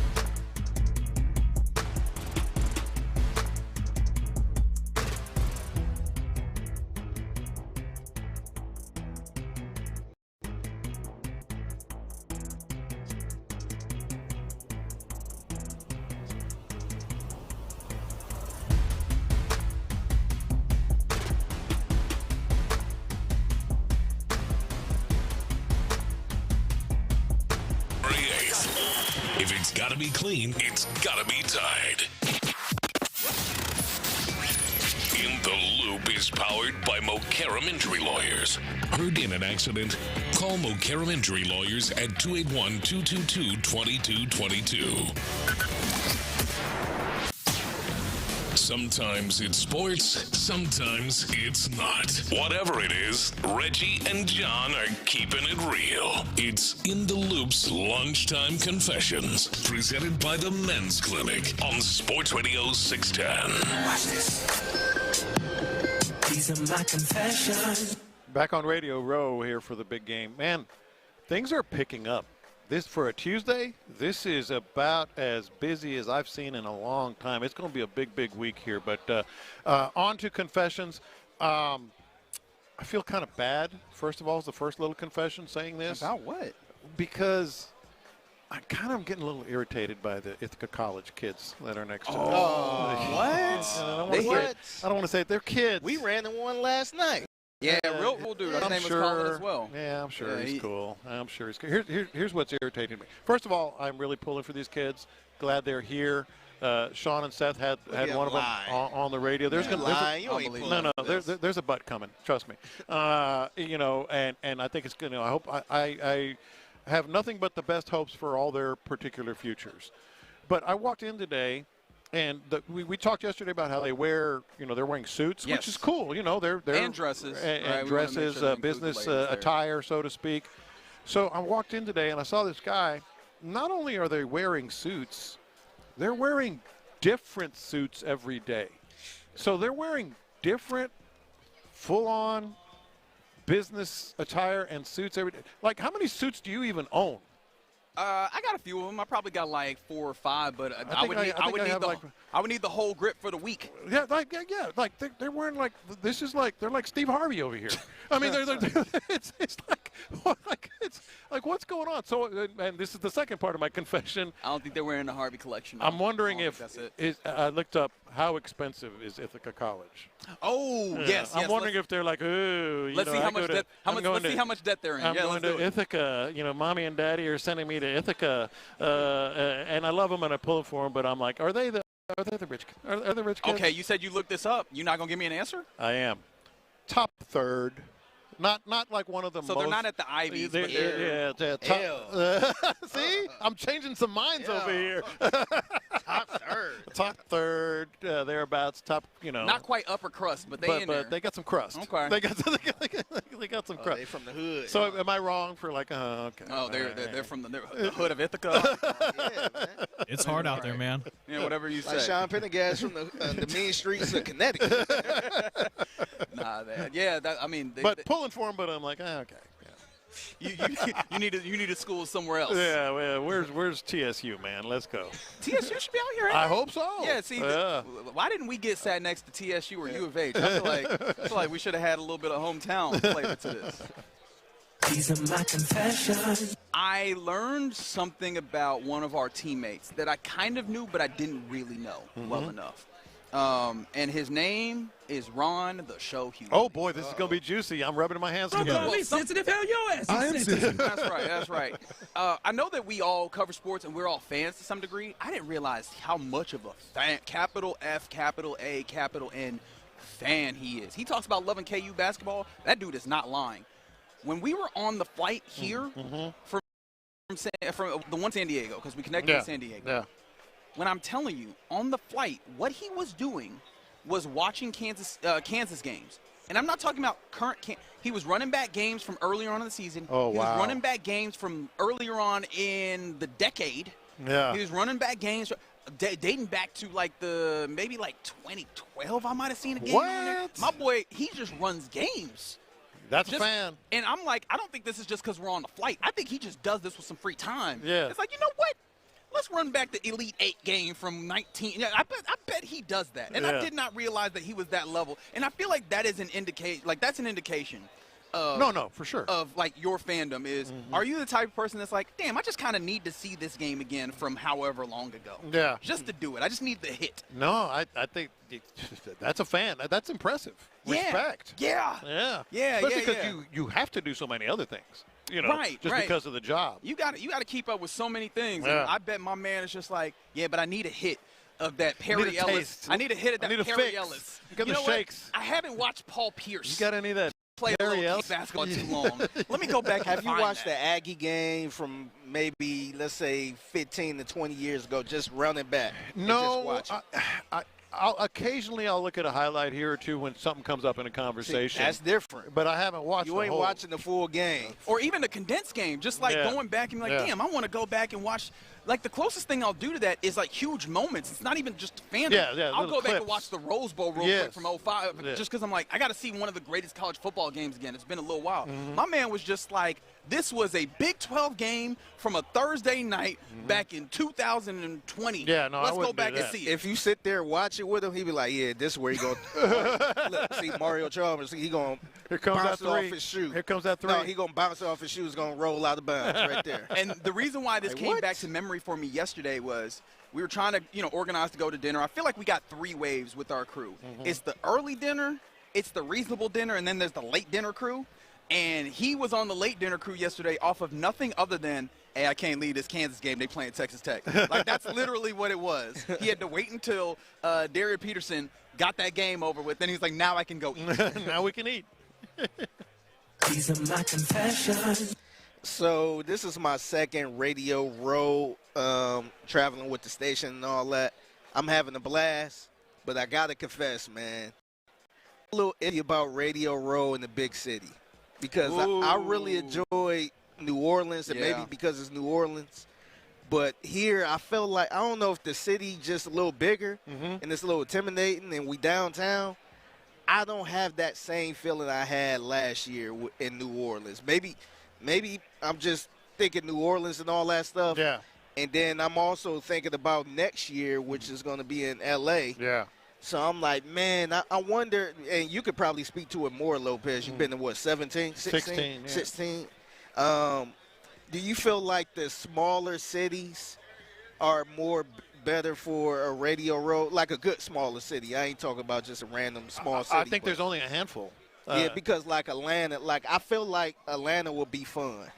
Atlanta's fun. The ones that are, I would consider smaller, that they just know how to put on events, and that's what you're talking about. Like, I love this because I like being downtown, being able to walk to stuff, but you're right, the vibe of the whole embracing the actual, not just the event, because every city embraces the event, but like Radio Row and the lot. Indianapolis, they just know how to put on events. Yeah. New Orleans, they just know how to put on events. Even just talking to Ron and just people like that, he was just like, man, like I kind of want to go out, but I don't want to go out too far and all that stuff. It just seemed like to me, it felt like New Orleans. It seemed like everything was going. Yeah. Here, it seemed like we was kind of sticking around downtown, like we kind of a little. But I kind of like that you can be able to walk. Also, the house probably had something to do with it. Yeah, the house was a big difference maker last year. But I also think that you can do a house in a place like New Orleans in a way that San Francisco is a little tougher. Yeah. Some of this is I'm getting recommendations for folks, and they're all across the city, restaurants and stuff, and I'm like, am I going to have to take Uber or Waymo or something all the way across the city to go get food? See, that's what I'm saying. New Orleans, we were eating good right where we were. Everything was like 15 minutes apart or less. Even if you did take an Uber, we took an Uber a couple times. Yeah. But here it just seemed like, I'll just get something down the street, just go back to the hotel. Well, the other bad part is Reggie's out here making dinner invitations. Anybody good after 8 o'clock? 8 o'clock? Yeah, 8 o'clock Pacific, 10 o'clock Central. See, the thing was, we were all the way in San Jose, and we wouldn't get back to 8 o'clock. That was the reason why. I don't even eat after 8 o'clock in Houston time. Clearly that text wasn't for you then. I totally get that. Yeah. No, for sure. These are my confessions. All right, you talk about things you watch on TV? Yeah. Dude, you know a show, you're anticipating a show or a movie or a documentary when you can't wait for the trailer to come out. Soul Power, baby. Did you see the Soul Power trailer? Did it? Ooh, Soul Power. The documentary / film on the ABA. Oh, yeah, that's right up your February 12th. I have right a bookmark. I put it on my calendar. Amazon Prime? I don't know who's putting it on, but it's called Soul Power. And some of the people they have on there, the highlights, you talk about, I mean, everybody's saying variations of the same thing. The NBA wouldn't be the NBA. today without the ABA, as in a three-pointer. That was the first thing. Dunk contest. That was the second thing. You know, some of the up and down basketball. And I've talked to you about this. I always bristle a little bit when people talk about they're so athletic now, dude. Watch this documentary. Tell me they're more athletic now. I mean, Dr. J with his eyebrows on the rim and all these other players. It wasn't just him. I am so looking forward to Soul Power. And one of the main reasons I'm saying this is any of the Gen Xers, Gen Zs, all the gens, watch this. This is unpaid. This is just going to open your eyes to what the basketball then means for the basketball today. Okay, I'm excited. I love a good documentary. Yeah. I do feel like I have to vet documentaries now more so than I did in the past. Yeah. Sometimes the documentary will come out and you go, oh, this doesn't feel. It's a commercial. Like a documentary at all. Yeah. I have a feeling that this will be that. Now, of course, I'll look at it, but I'm excited. I'm willing to learn. Yeah. I'm not fully soaring with youthful ignorance, but yeah, I think that could be interesting. So are you watching to learn, or you just kind of want to see the memories? I want people to learn. Because you always come across like, well, you're just the old guy protecting your era. No. I want people to watch this with an open eyes and a clear mind, because I think you're going to walk away and go, wow, those dudes were special. I mean, they're athletic off the charts. The way they changed the game, you know, from the things I talked about. I'm just going to be reminiscing. I mean, it was unbelievable basketball. Yeah. All right. I'm with it. I think, when is it coming out again?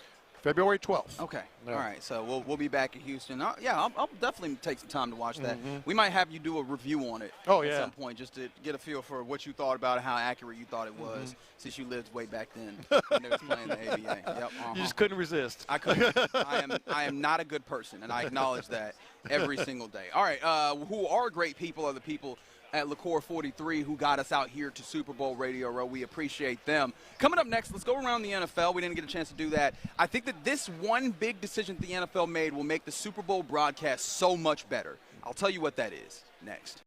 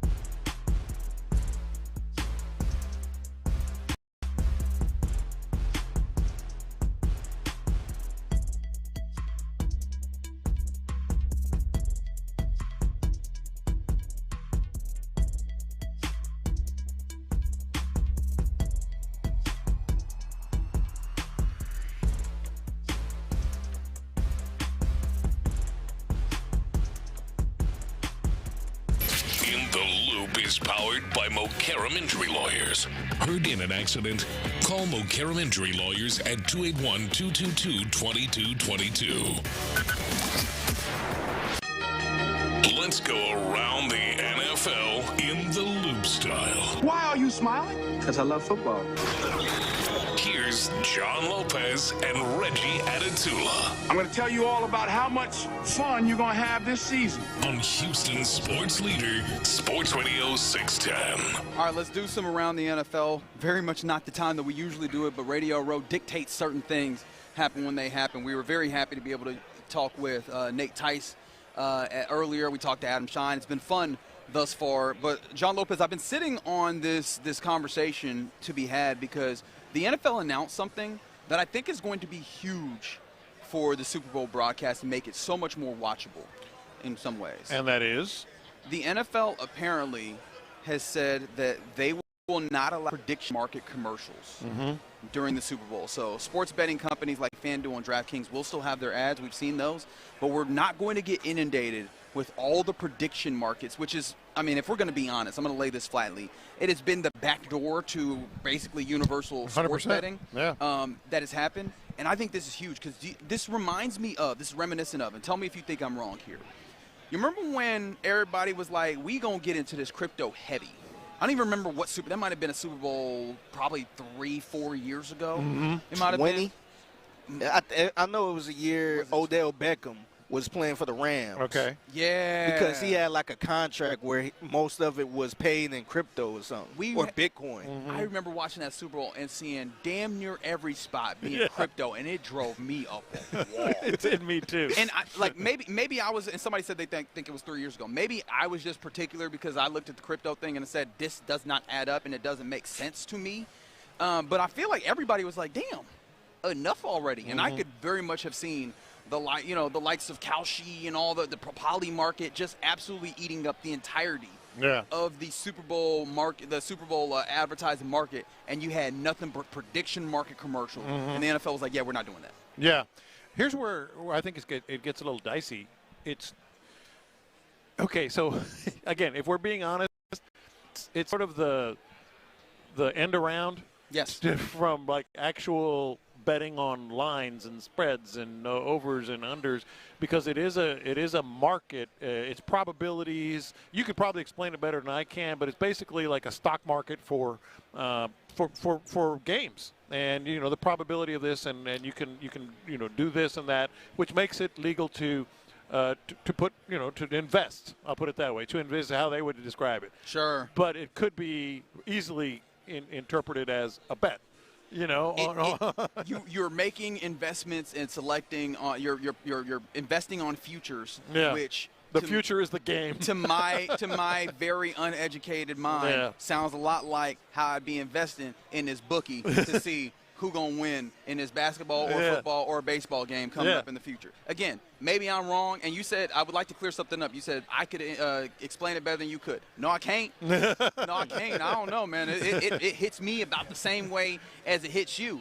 So maybe there is a level of hypocrisy in this. Well, okay. I'm glad you said that, because here's where I'm going to defend it. Okay. And here's where I'm going to say I don't think this is going to be sustainable. I think you will see the so-called, futures and probabilities of these games. It's not illegal. The reason that this company is because it is Federal Trade Commission stuff that is legal. So is this sort of like just tapping the brakes on, hey, let's not, have a lot of these advertisements, ads right now. Let's dig in a little, as Roger Goodell would say, I'm going to look into that. Sure. But the prediction market is legal. Yeah. It is. It is not something, shady in terms of the eyes of the law. So I think this is more of a pause, and we're going to see more of this. It could possibly be, especially, and the way that I kind of saw it, and I linked it, as I mentioned, back to crypto, is I think the NFL just doesn't want that knock. Right. Like, I don't think that they want that perception knock. I think they're trying to minimize those as much as possible, because this is, as Adam Shine said, This is their Super Bowl. The Super Bowl is my Super Bowl. Exactly. Like, it really is their Super Bowl, right? We kind of get used to that, but this is one of the biggest, it's not the biggest cultural moment every year in the United States of America. And so I don't think that they enjoyed having almost this undercurrent of a joke on their hands because they had all this crypto around it. And this feels somewhat similar. I can see them being like, hey, we're not doing that, even if it's just for the moment until this becomes I think that's what it is. A little more desensitized to the way that it feels. Get desensitized, get a little more clarity, get it more common, mainstream, so to speak. But what they're I mean, you see the commercials and endorsements everywhere else. You think the NFL is going to leave that on the table? You think they're going to leave that on the table? Yeah, especially in a year where I'm not going to get out here and pretend like the NFL is a bastion of courage for making this decision. That would be asinine. They'll look into it. But I do think, though, that it did take a little bit of boldness in, I think, this era where, if we're going to be entirely honest, there's not as much money going around just generally. We know what the economy generally is. It's not at its super most healthy. And so there's not enough advertising, or not, I won't say not enough, because I bet they're getting enough advertising. Yeah. But there's not as much out there for advertisers for you to be like, hey. It's a tighter squeeze. We actually don't want some of this money, right? Yeah. This money is not good money to us, which is the NFL. Like, the NFL is usually pretty good for taking people's money. Yeah. And so, I found that to be somewhat interesting that they would be like, hey, and I thought that meant it was meaningful. In the way that they went about this.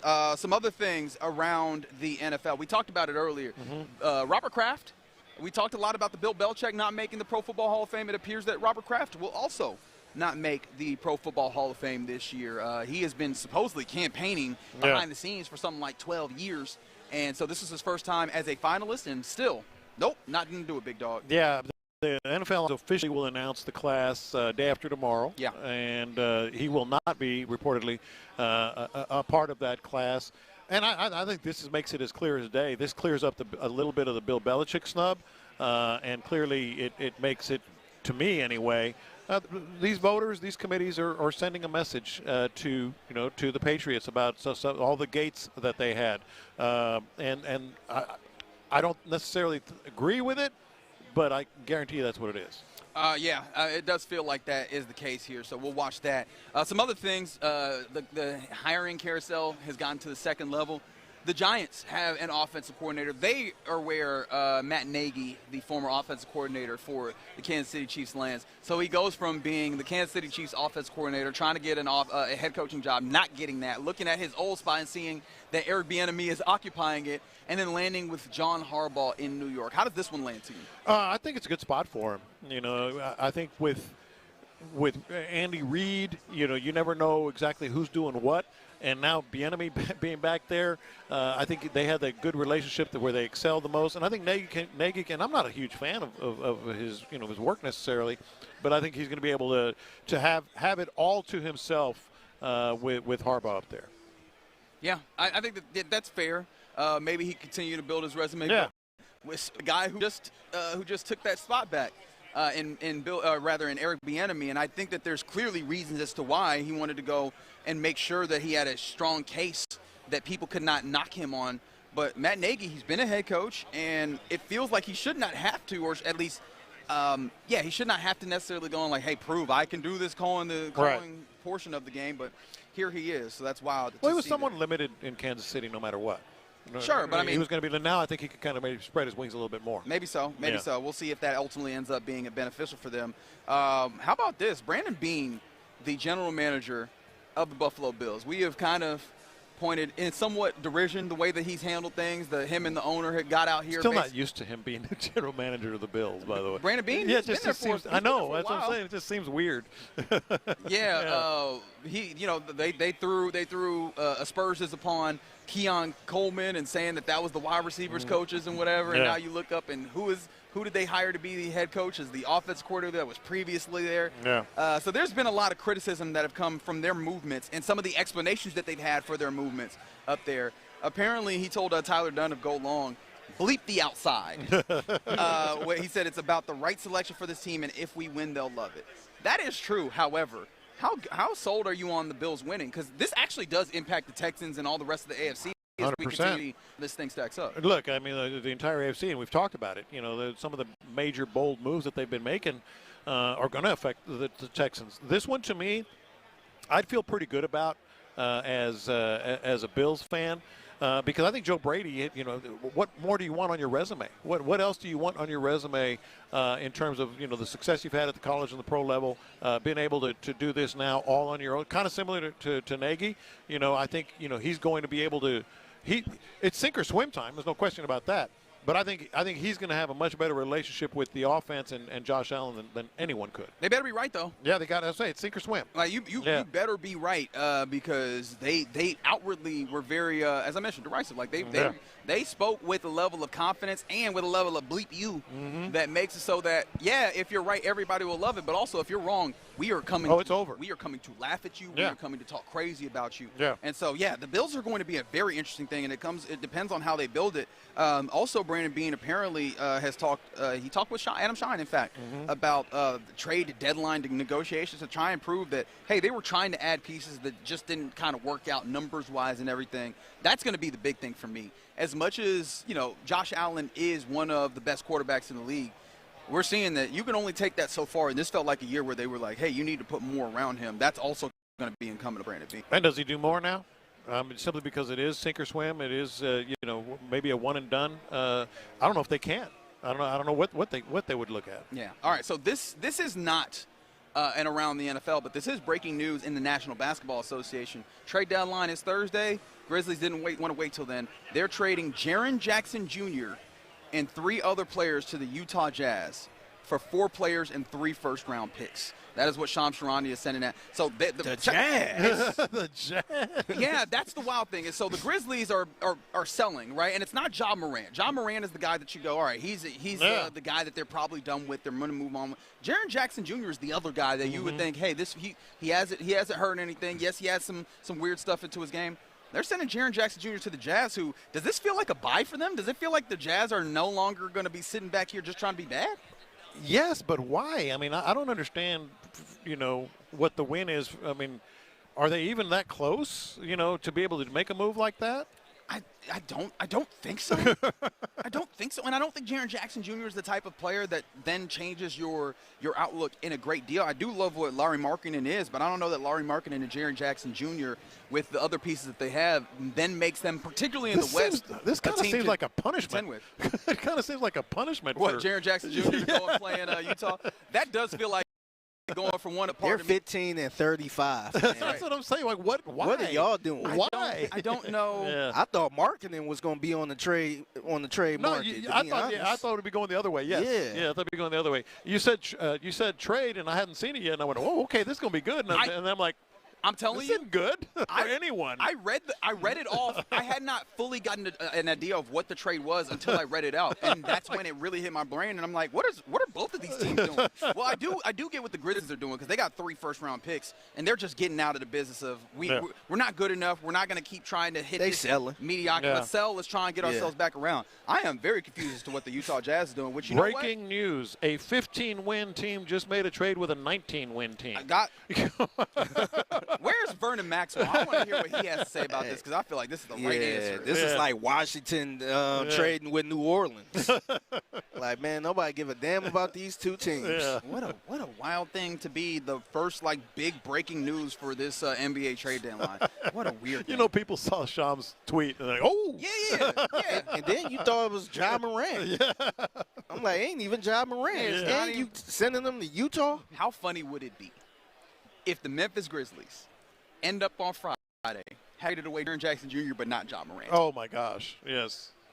Which is possible because I don't know what the market is for Ja Morant. I know they want to get off him. Who wants to come take him? Right, exactly. Right. This is one of those. Hey, I put the couch out on the curb, but nobody's coming to pick it up. It's just still sitting there. Right. No, they got a couch and want people to pick it up and pay for it. Yeah. Like, I ain't paying for that couch, and you want me to pick it up.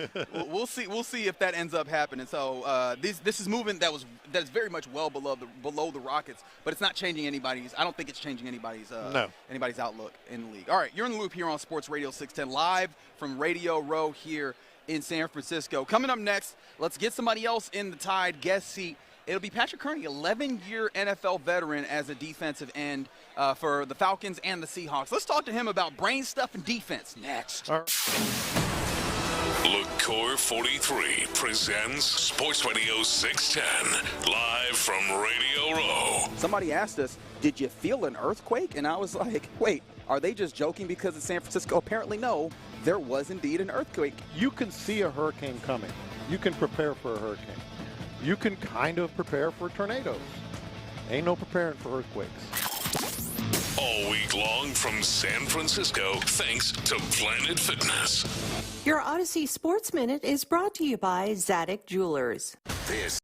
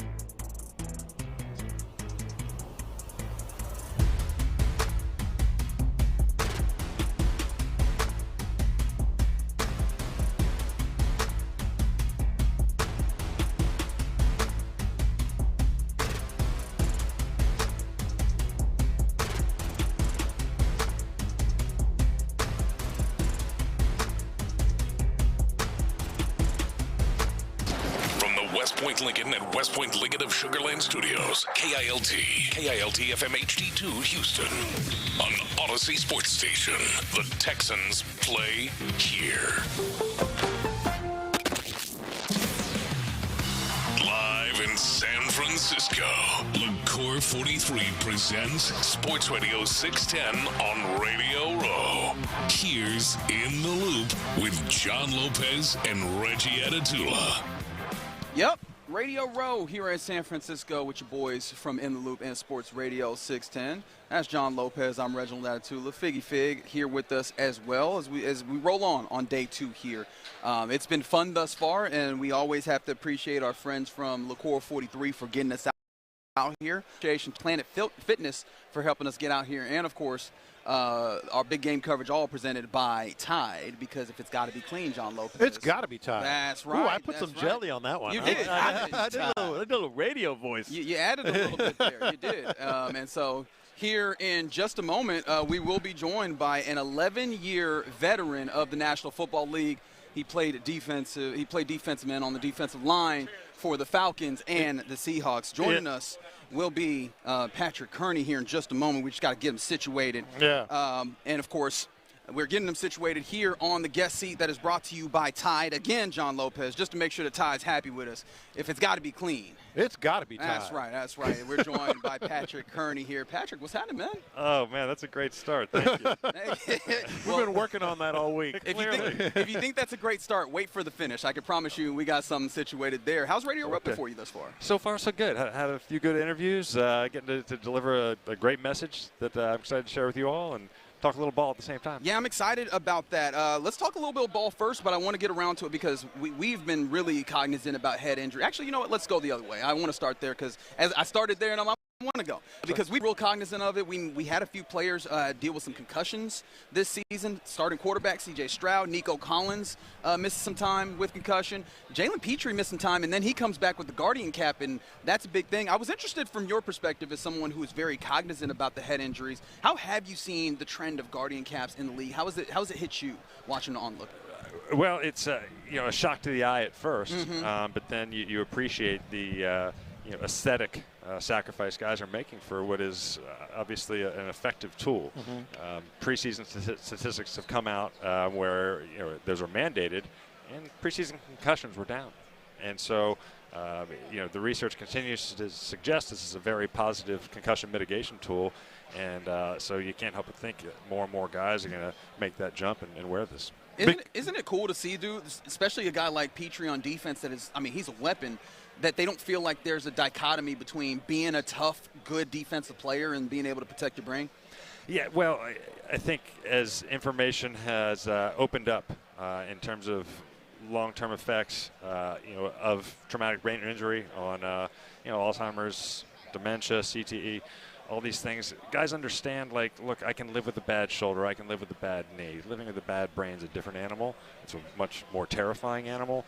And so, to come back and put on a guardian cap says, look, yes, I play like a savage, but I'm also an intelligent man. Yeah. One of the things that has always occurred to me when I see these is a lot of times it's reactive. Like they have had a concussion and then maybe the rest of the year or whatever, they wear the guardian cap. Is part of what you're talking about, like not preventative per se, but proactive before any of this stuff happens? Yeah. Look, there's the wisdom out there, and it's so true. The longer you live, the more you realize it. An ounce of prevention is worth a pound of cure.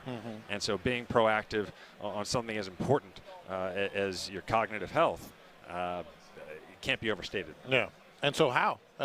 With the Guardian cap and other, just... Guardian cap, I've been a proponent and certainly practiced it when I played of, some doctors that I've been on calls with talking about the safety of the game, building neck mass and strength. You think about how so many concussions are caused.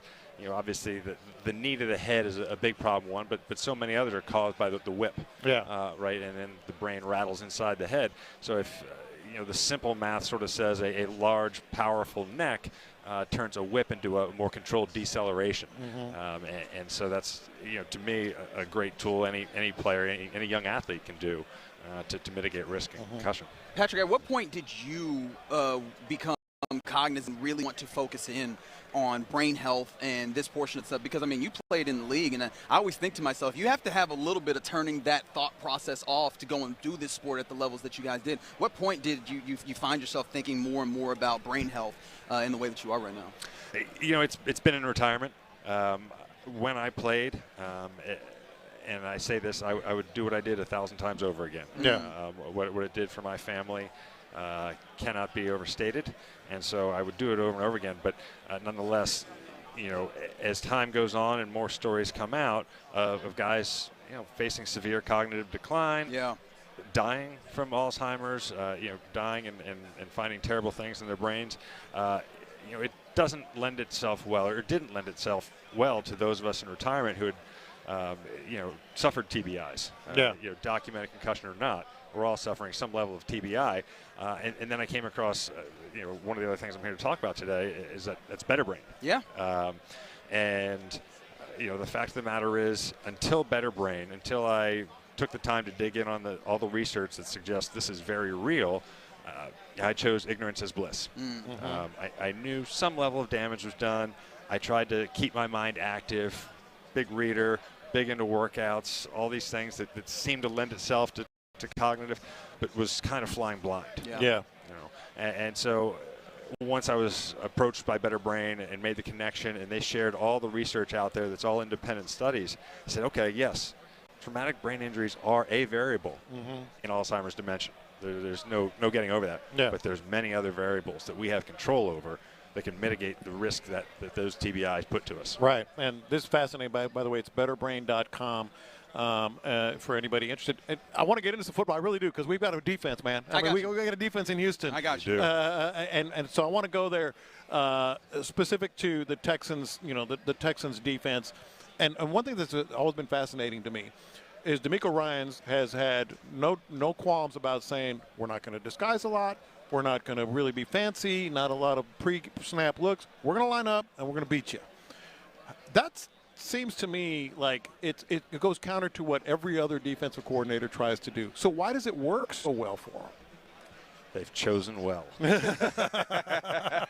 Like all these DCs are trying to do all kinds of and DeMeco just lines up and says, we're going to beat your ass. That's right. But that shouldn't work, but it does. Theoretically, it should not work. You are correct. And it's why so many coaches go to so many great lengths to come up with multiple fronts. Yeah. Seattle's a great example of that. You can't tell they're a 4-3, a 3-4, 5-2, all these things that offensive lines have to discern every snap. Look, when you're playing Houston, there's 4 guys. It should be easy. I know where they're lining up. Can I do anything to them? And often the answer is no. Yeah. You know, watching Will and Daniil this year, just awesome. Yeah. You know, there's obviously a lot of physical gifts there, but the effort that they play with and the tenacity that whole defense plays with, you know, there's not many plays where you see the offensive player's helmet ending leaning forward. Right? They are like a pack of wolves, and they are flying to that ball. And look, it's no mystery that that's part of their culture. Right? I remember watching DeMeco on film, and that's exactly how he played, clearly held himself to that standard, and is doing that with his defense in Houston. Patrick, we're talking to Patrick Kearney, 11-year NFL vet here, talking to us a little bit about Better Brain. And I want to return to that, but I wanted to talk about defense in general this year, because it felt like a year where defense was more prominent in the league. And that's coming off a run where offense, especially at this level, has been the belle of the ball. Does this feel like to you, someone who's played the game and is watching the game intently this year, that this is a blip, like this is a kind of a one-year or relatively small occurrence? Does this feel like a trend that's changing in the NFL where defense gets to be the tip of the spear to some degree?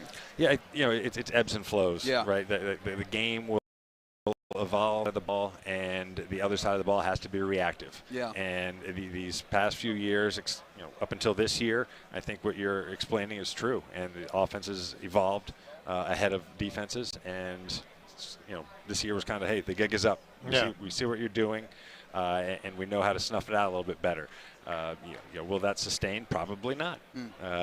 And you know, offenses might decide to get bigger and be more downhill and take the ball out of the air more, especially when you see, you know, the success of the Seahawks late in the season. You know, Kenneth Walker, despite the aerial attack they have, Kenneth Walker was a stallion for him. That offensive line was moving the pile for him. you can see the game sort of maybe move back to the power of the ISO and less, what I call the long handoff that is these bubble screens and now routes. Yeah, well, I mean, hopefully it does continue because for our benefits in Houston, you've got a defense that plays to. It's one of the reasons why we're so frustrated that the season ended the way that it did. I want to get back to Better Brain, though, because we were talking about this in the context of former football players, but as you determined, like Alzheimer's, things of this nature, it's not just the TBIs, the traumatic brain injuries that get you to this place. There's all sorts of other things. This is for everybody, is it not? This is for everybody. Alzheimer's dementia is the #1 health concern for people over 40 in America. I think that group gets to an age where they have had to witness a family member die of this or know somebody who did. And until you see that reality in your face, you don't understand the gravity of an ending in that manner. And so rightfully it becomes the #1 concern. And we subject ourselves to many things other than traumatic brain injury that lend to dementia. And Better Brain and the research that company has built around, look, the Forever Free version basically gives you access to all the research that's done that can tell you, like, look, habit X, Y, and Z, are marching you towards a higher probability of Alzheimer's dementia.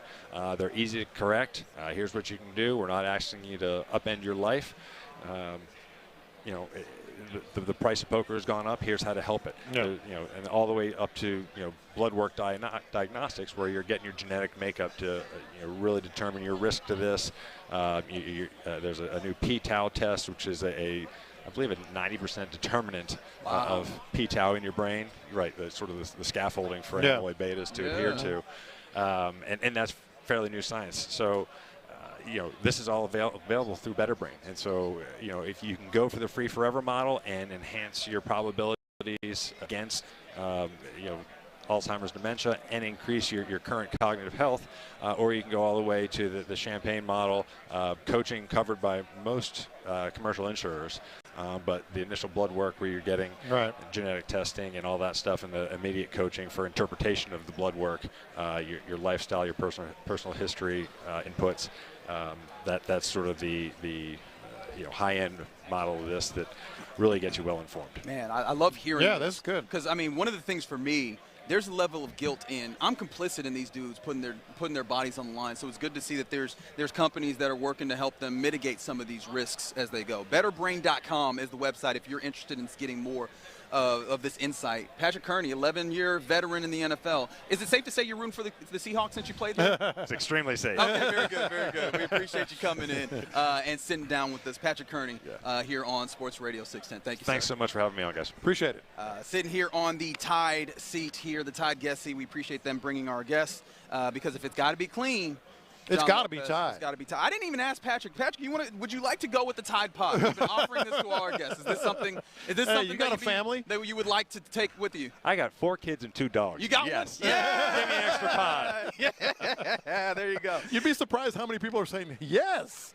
Give me one of those. How could you not to a product this potent there, John Lopez? All right, there you go. Patrick Kearney sitting down with us here on Radio Row. Coming up next, we still got to get you your Figgies mixtape. We'll find out what he's got next.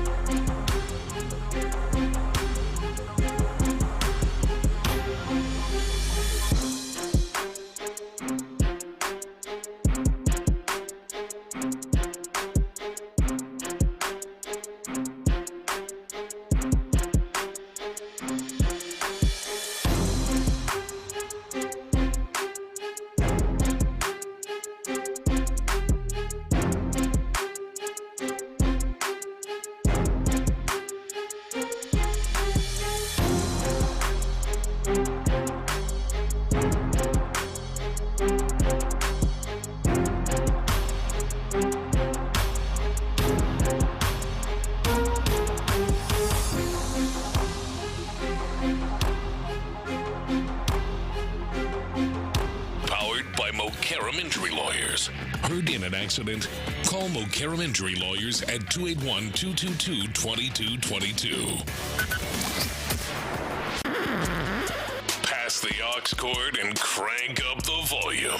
Figgy Figs in the driver's seat. Sit back, relax, and enjoy the ride. It's time for Figgy's Mixtape on Sports Radio 610. Yes, it is the Mixtape in the Loop, Sports Radio 610. It's your man Figgy Fig holding it down on a Tuesday. Happy Tuesday to everyone out there live at Radio Row, San Francisco. Me and Reggie, we got a chance to go. I felt like we should have took a private jet or something, man. We took a nice long ride, as Clint Stoerner liked to say, to San Jose for opening night. And you had opening night with the Seahawks and the Patriots roaming around doing media availability and all that stuff. It was a lot of influencers rolling around, media people and all that stuff. And we ran into a friend of Payne and Pendergast, one and only Ross Tucker. Oh, okay. Do they have beef? Well, they might now. Yeah, Colin, let's go right to it, man. Let's go to Reggie talking with Ross Tucker. All right, we're here at opening night, and there's going to be a lot of players here, but we got to talk a little media with everybody's favorite, Ross Tucker of the Ross Tucker Football Podcast. Ross, what's happening, man? I am happy to be here and not surprised at all that you guys are here while lazy Seth and Sean are back in their hotel room, having a beer, going to bed early because they got to be on so early tomorrow morning. Nobody feels bad for you, Seth and Sean. You get paid to talk about the best defense in football and come to the Super Bowl, and yet they're not here working hard like us. Of course I'm here, and they're not. That's what I was saying, honestly, just a second ago. But what we were just telling you that you probably, when you come on with Seth and Sean, it might be one of the most fun segments all week, and a lot of our fans feel that. How did that make you feel? I really appreciate it. I love going on in Houston. I love Seth and Sean.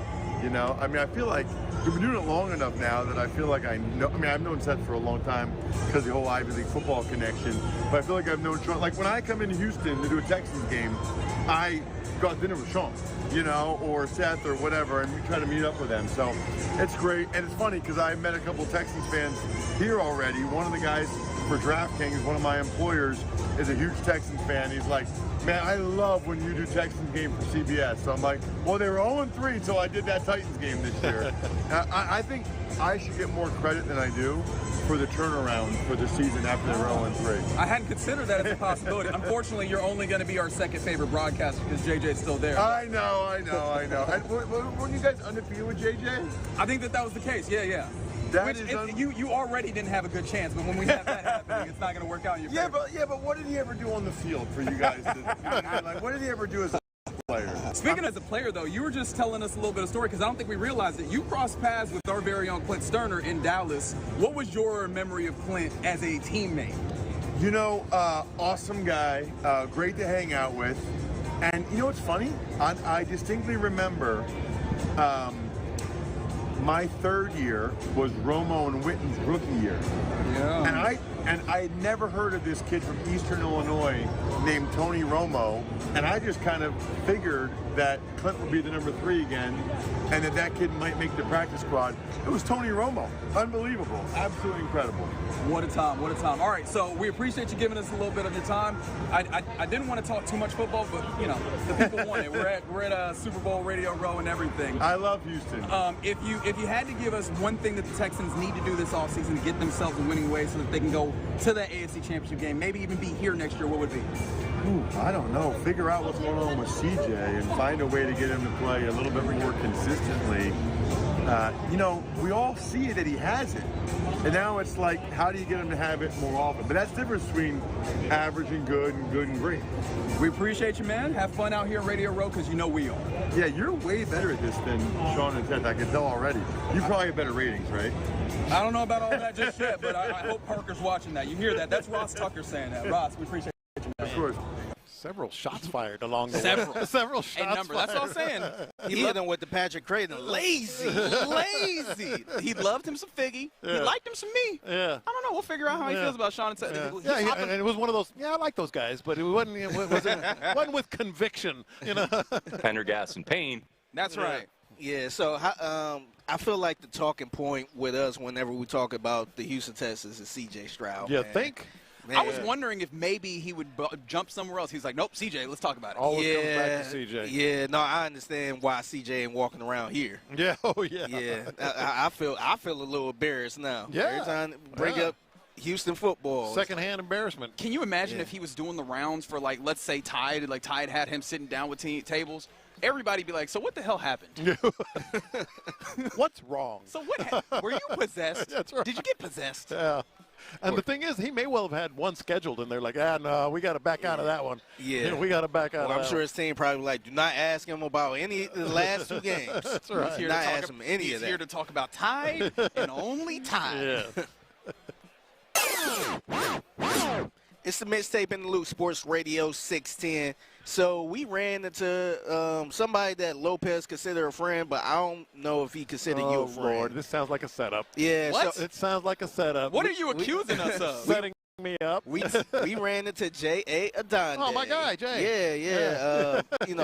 Legendary writer. Yeah. ESPN legend in my eyes. Yes. Around the Horn legend. Yeah. And you said y'all know each other really well. Well, we did for a while from the NBA. Yeah. So we saw him. We said, hey, what's up to him? You know, we friends with John. We work with John Lopez and all that stuff. And we tried to do an interview with him, and this is how it went. With J.A. Adonde, legendary sports writer and columnist and all sorts of different things around sports. We work with John Lopez. Is this somebody that you're familiar with? Who that is? Be more specific. What does he do? So he's a writer. You know, he works in Houston. He's covered teams for a long time. Familiar? Not familiar with that name, though. All right. Well, thank you for your time, Mr. Adonde. Sorry, couldn't be more helpful. What? I appreciate it. What are you saying? 100%. We talked to this man. Set up. And we tried to. We were sitting there like, guys, look, we were sitting I was there born like, in the day, but I wasn't born yesterday. Me. we were sitting there like, You're the one hey, who lied to us. we sitting there like, hey, we work with John Lopez, and he was looking confused. Total setup. And so you we can't fool me. We did the interview, and he was just like, man, I don't know who that is. You man. got to give me some more detail. Any more detail? Oh, you guys. Y'all are so funny. Y'all are so funny. Hey, salute to J.A. Adonde, man. That friend of John Lopez, he's like, oh, yeah, I'll do that. Yeah, we'll make fun of John Lopez. This is a man that you better not make fun of sitting with us here on the Tide guest seat, John Lopez, there because if it's got to be clean. It's got to be Tide. That's right. He's had some dirty clothes. Yes, he has. He's had some very dirty clothes from time to time because his name is Sage Kimsey, and he is a professional rodeo rider. What's happening, brother? World How champion. you doing? All good. Yeah, I should say that. I should say world champion. I feel like with the Super Bowl champion, they'll get themselves a ring or whatever. How do you walk around and profess your world championship? Right there it is. Right there. It's the belt buckle. I was a little disappointed because your shirt tucked, it leaned over. We got to make sure that belt buckle shows up. Yeah, it is gotta gorgeous. Yeah. Yeah, and so I'm going to pull back the curtain a little bit here because our program director, occasionally we're setting up interviews, and, they said, do you want this guy that played in the NFL? Do you want this guy? How do you feel about this guy? Can you work on him? And he said, Sage Kimsey, and I went, oh. I love bull riding and bull riders. Perfect. I am not one. Yep. I'm a city boy. I wouldn't have been able to tell. But I spent 2 weeks hanging out with bull riders at the Houston Rodeo one year. Hell, maybe you were there, and I just didn't happen to talk to you. And the way out that was, to me, the toughest athletes I've ever been around, I've been doing this a long time, are gymnasts and bull riders. Because every time they perform, something is busted. Something is hurting, something is busted, which always leads to the question why, which I got into in the story I did. But would that be an accurate assessment, and why you continue after success to do it? Yeah, I do think that's accurate for sure. I mean, everybody's always bumped, bruised, all the things, and I think the big reason why is it's just like that's all we know, and that's what you do is when you put on a cowboy hat, you go to work, no matter rain, shine, injured, not, whatever. It's just part of it. What would you say is the chief reason that you developed that toughness, or chief way? Because I don't know if you know, in Houston, we got a quarterback that some people are having some criticism of. Well, you're from Texas, right? I'm trying to see if we can get some tips to maybe get the quarterback more tough. Man, it's that intestinal fortitude. I think you either just have it or you don't. Sorry to all the Texans fans. You either have it or you don't.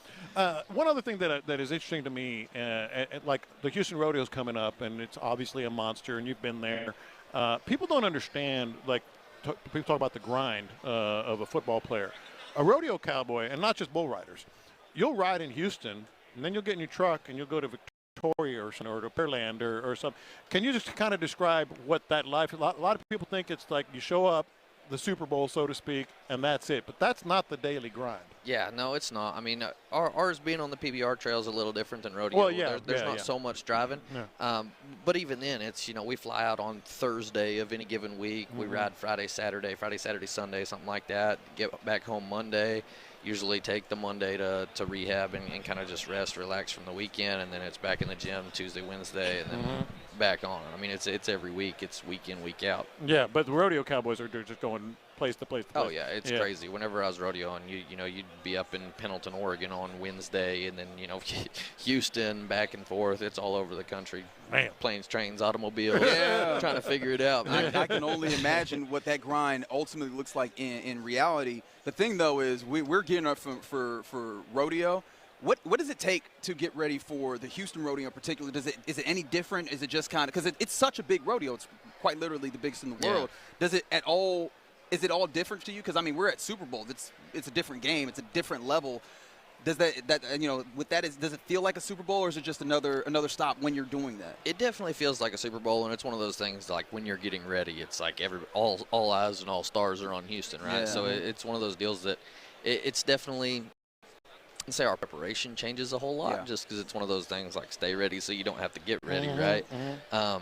But, yeah, I mean, it's everybody kind of has those certain events that you star throughout the year. And, whenever you get there, I mean, it's just cool, though. You get to go ride in front of 70, 80,000 people. Yeah. It's awesome. And now you're doing a lot of PBR, professional bull riding, which is its own event. What changes, for that? I think the biggest thing is it's all bull riding, right? We don't have any of the other events. That's the biggest thing. But I mean, it's just kind of figuring out the timing of everything, and when to get ready, when to be ready for showtime, all the things, just little stuff like that. Did you know that you have something in common with him?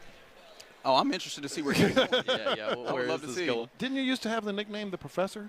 Yes. Yeah, that's his nickname. That was my nickname when I was younger. That's crazy. What brought that nickname about? I don't know, man. He does a lot of scouting. Yeah, I probably go more like deep dive than most bull riders do. Really? So, Okay. Yeah, a lot of guys just don't really. Where's the deep dive in bull riding? Because I know if we're not being fair to what is a very difficult profession, you just hang on for 8 seconds. Who cares? Like, where's the depth there? Help us understand it a little better. I think the biggest thing is just body positioning, is what you can do to kind of like match your style to every different bull you get on. Because we watch film on the bulls, no different than any other sport. Oh yeah. Well, and so their bucking style doesn't seem to change a whole lot. Like out, their direction can, and obviously they're animals, they can do whatever they want to. But most of them have the same bucking style, whether they come up in the front end a lot or whether they kick really hard or, how fast they spin, this and that. Like their bucking style seems to stay the same. All right, so my co-host and my co-host here, they usually give me hell, and I'm going to show you why I was nicknamed the Professor. Are there any statistics that you use in this? Is there any level of numbers that come into this, or is it a lot more feel and just kind of, the experience that you developed there? Yeah, a little bit of numbers, but it's mostly feel, for sure. Yeah, for sure. That makes sense. Last thing for me. Yeah, you've been in your truck a lot, driving to rodeos, driving to different events. You got to be an expert on roadside stops. Yeah. Like, are you a Buc-ee's guy? Oh, well, of course. Come on, man. Come on. Well, all right, so you walk into Buc-ee's right now. What are you walking out, or what are you doing, and what are you walking out with? I'm going in probably some sort of energy drink because everybody needs caffeine. And then I'm a beef jerky guy, man. It's hard to go wrong with beef jerky. Like, are you just getting the beef jerky? You're not getting a few things? I mean, Buc-ee's. Beaver nuggets. Yeah. Well, okay. I'm not a sweets guy, so I'm away from the beaver nuggets. But yeah, I'll go some beef jerky, and then I mean, if I'm real hungry, I'll slide over to the hot sandwich. There we go. That's what I was looking for. Because a little pulled pork, something like that. So as a kid, have you ever participated Mutton Buster. Oh, yeah. Mutton Buster, Yeah. So, what was your time on there? Did you do good, bad? I feel like I was just okay until high school. Yeah. But no, it's definitely grew up, sheep, calves, steers, progressing through the ranks. So you were destined. Yeah, I mean, I don't know if I was destined for the success I had for sure, but Yeah. all I ever wanted to do was be a bull rider. 6, 7 time world champion? Seven times. Yeah, don't short him any. Don't short him any. Oh. Yeah, no, that's incredible. All right, Yeah. so just the Houston of it all. I love Houston Rodeo. Do you get a chance to appreciate any of it outside of the work of it, or is it just head down because of the job? It's pretty much head down, yeah, Yeah. for sure. I mean, the older I get, the more I kind of like take a step back and just get to appreciate how cool everything is. But So we're not going to see you out in the stands with one of the performances. or No, nothing like that. it's usually just grinding. Yeah. No, that makes sense. We appreciate you sitting down with us. A 7-time champion, our guy here, Sage Kimsey. What you got coming up real quick? Oh, yeah, thank you. Yeah, we're right in the thick of our individual season. I mean, we just got done with an event in Sacramento. We go to Salt Lake City next weekend. So we're about halfway done with the individual season, and it all culminates at the finals in May in Fort Worth. So awesome. Very good. Looking forward to it, man. Yeah, You we'll got some new definitely- fans. Without question, the official bull rider of In the Loop, Storm Kinsey, or Sage Kinsey. Goodness gracious. Appreciate you sitting down with us. And make sure to keep that belt buckle clean because it is gorgeous. We thank Tide for the guest seat because if it has to be clean. It's got to be That's Tide. right. And for everybody that's been sitting down with we've been on them a Tide Pod. I don't know if would you want one? Would you want one to take with you? Sure. Very good. All right, there we go. That's my guy. That's Sage Kimsey sitting down with us here on Radio Row. All right, you're in the loop here on Sports Radio 610. Coming up next, I got an interesting question. If there were radio rows for other sports, who would be your must-have guest at them? 713-572-4610. We talk about that before we talk to the drive next. The best sports talk around anytime, anywhere.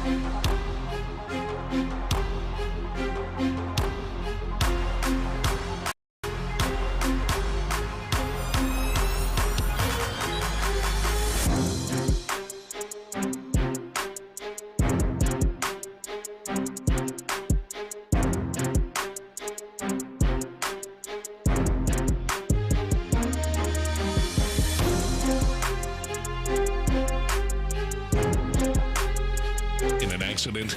Call Mokaram Injury Lawyers at 281-222-2222. Live in San Francisco, LaCour 43 presents Sports Radio 610 on Radio Row.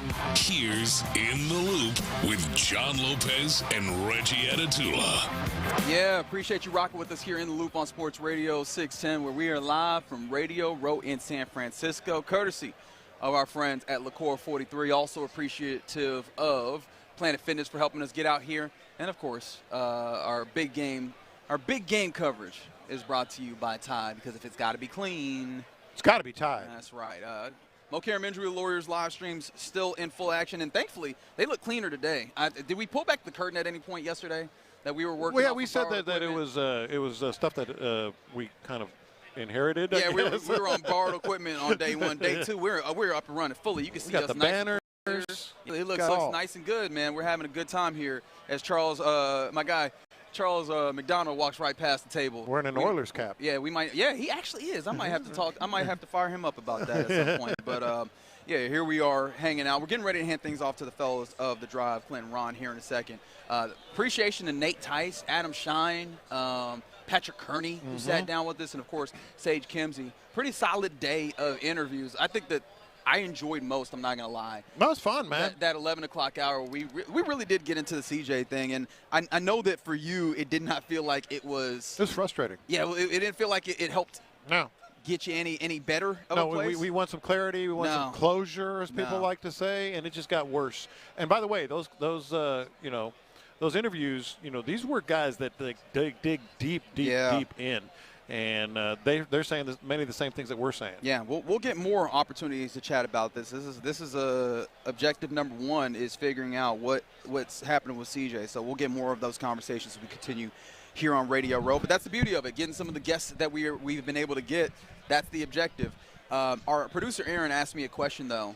If we were doing Radio Rows for other sports, who would be your must-have gets?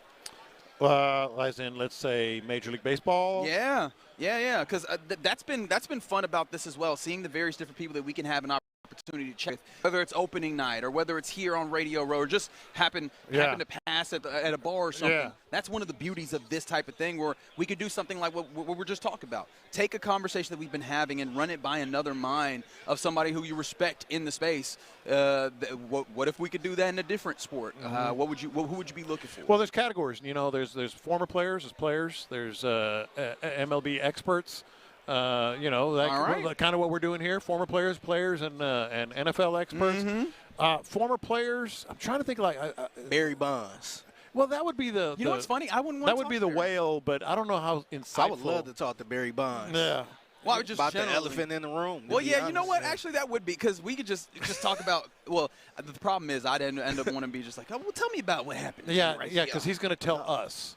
Of all the times he's been asked, those guys from Houston seem really nice. I think I'm going to tell them the whole thing. We could crack them. I think we could crack them as we welcome in Ron the show, Hughley. I think we can crack them. Forget Jeff Passan and Bob Costas and all that. Reggie and John, I'm giving them everything. Without question. I would sit there like, you ain't mad that they ain't getting you in the Hall of Fame? That ain't pissing you off, bro? You're not. You got to think this through, baby. This Jose Canseco's got to be number one. He's up there. Yeah. He gonna say Lenny Dykstra. Yeah. Whatever. Yeah. They're gonna say whatever. That's where I'm trying to drive. That's your guy too. Who? Jose Canseco? Well, I think it is. Because you could go. He invited you to a charity. Yeah, game. I did. He invited me to a charity softball game. Because you could go like, did you ever have ladies inject you in your ass? And he would answer it. Yeah, he would. Yeah. Like he would answer it easy. Canseco's a Daryl Strawberry. Yeah, oh yes. Daryl Strawberry. Was you really getting it in the seventh? You remember they were saying Daryl Strawberry was him and Dwight was it there picking him out at Shea Stadium and they go up the tunnel right there. Come on, man. Yeah, her up there. Go right up the tunnel. And that's who Missy Elliott was talking about. Them 1 minute men. Come on, man. What if it was a quick inning? What if there's a double play involved? He was looking for that Crooked that number. 1, 2, 3. He was looking for that crooked number. Looking for that 1, 2, 3. He told them boys out to go out there and take some pictures. Hey, fellas, good eye. Patient. Be patient. That brother had 8 pitches. Them early 2000 Red Sox lineup. Every 3-2 count. What do you mean by that? I always pictured the other one was standing up there. Hey, man, it's now. All right. What you got to wait? Full count. Oh, bet. Bet. Just right there. Hold on right there. I'll be right back. Fouled off. So, yeah, one of those guys would be former players, current players. There's always some good ones. I don't know who I would necessarily pick of the current players. Correa would be good. Carlos would be good of the currents. And I'm thinking, like, baseball. Who are the best, current baseball analysts? I mentioned Costas. That'd be a good one. Costas would give you he'd spin a yarn. I think he would definitely do that pretty well. Current baseball player Blake Snell. Oh yes, I love to talk to Blake Snell. Snell would be That'd great. be a fun conversation. Ron, you look a little bit flustered with something. Oh yeah, we got to get this story. We got to get this story out. There's a couple of things that just really irritate me, and that comes from a place of somebody who has lived most of his life as a full gentleman. When you say full, full. I've been most of my life Husky or beyond. Big boned it. Gotcha. Like Butch Husky, yeah. beyond. There've been a couple of moments where so you say it from a good place, experience. From a place of knowing. Yeah. Listen, there's nothing worse than when people have, clothing size denial. Mm-hmm. There's nothing worse. I've never heard it described as such. When you're in shirt size denial, then it's worse when you're in pants size denial, yeah. and the two meet. There's a gentleman in a burgundy shirt walking around here somewhere. Yeah. And he is in full-fledged shirt and pants size denial. Oh, you can't do this together. Oh, I'm not kidding you. My man is every bit of 6'3" and a half. 360 to 375, and he's got on extra larges. And when I say it's not meeting, his shirt's not coming over his stomach. He needs one or two more X's, huh? Like it is. It's like, sticking up. If you're on YouTube right here, you can see me. He's right here. You can see the bottom. You can see the bottom. Bottom of Buddy's stomach. And then you can tell the tightness. He's got some understomach going, is what you're talking about? I mean, but he could have a shirt longer. Yeah. His choosing. But then the backside is showing too because of the pants. By the way, appreciate you to the Mo Carum Injury Lawyers for an opportunity to show you that. Mm-hmm. You can see we keep it 100. You can see through his thighs. Them pants ain't fit. Yeah. Them pants ain't fit. And my man went over there. I went over to get some napkins at the Bounty. I feel like Clint Stoerner is asking a very valid question off microphone. Do you know the ethnicity of this gentleman? White. And he is, that's him. Oh, I think. Look at Clint Stoerner spotting him immediately. Yeah. Now seeing him. Now we all got to look. So we get over here, Jack. Oh, yeah. Try to get him on. To the Bounty, he jumped into them pants. That was not just pulling up one time. He was laying down? We got over to the Bounty chicken wing spot. There's a chicken wing spot they just give you for free. And I went over there to get some napkins because I was sweating after that walk over here. I went over to get some napkins. My man knocked over all the napkins. Right? Intentionally? And for not on. Oh, okay, all right. And for somebody who also, if you follow the drive, lives with a long crack. I have an unusually long crack. Listen, my man knocked them paper towels over. He went to bend down to pick them up. There was a young lady in front of me. Her eyes immediately. My man's whole ass was out. Whole ass. He's scaring the hoes, man. And this is a lot of them. This much ass. And he feel it. He feel that wind. So he grabbing the napkin, trying to pull up his left hand at the same time. And I'm just sitting there saying, bruh, you know good and hell when you packed that, that wasn't working. Yeah. I mean, look at that. Come on, man. Hey, man. Man. And ain't no wrong with self-awareness, man. Yeah, that's it. Self-awareness. You need to go to DXL. They got you covered, Jack. Yeah. I mean, you got to be kidding me. Oh, my God, man. Now I got his ass. You can see it. There is no way. That's a 2X at best. Oh, my God. And he is a 4. I'm very grateful that you brought this up because there's no other way we could have this conversation. I'm just saying, I know. I have been to a place, Clint, where I'm like, This XL, boy. Hey, man. Should I buy it or not? What? No, I'm in the closet. That'll fit. That'll fit. Yeah, that'll fit. Never leaves the closet. Hey, it's already bought. I'm in the closet.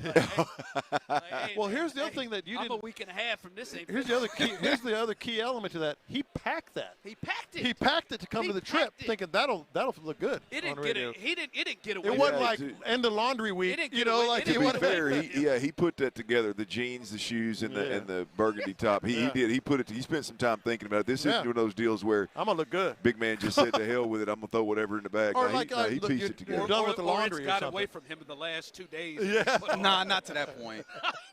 You know, it's interesting while we're talking about long cracks. I wonder. What a segue, man. Well, I got it, man. I just wonder. I know it. Like I'm considering asking every athlete that joins us if they remember the one player, one teammate they had that had the long crack. I got it. David Turner out of Memphis, D lineman. Wow. Smaller, What's up to David?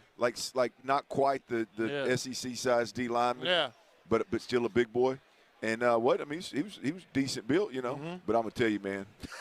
Long hey, crack, hey, it don't matter. I mean, if you shower with David Turner, you know how long that crack is.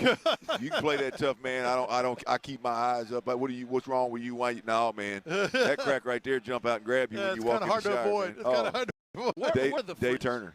That's what I told you. Where are the friends? Oh, you still talking about Burgundy boy? He's right here. I'm looking. Where are the friends? Yeah, you need your friends that'll tell you. I would hope, Clint, you would say, hey, show. Yeah. I don't think that's it. What are the chances that he travels I out would here? tell you. Like I might be in my feelings for a couple of minutes, but I'll go back and I'll look in that mirror and you're right, man. What the hell am I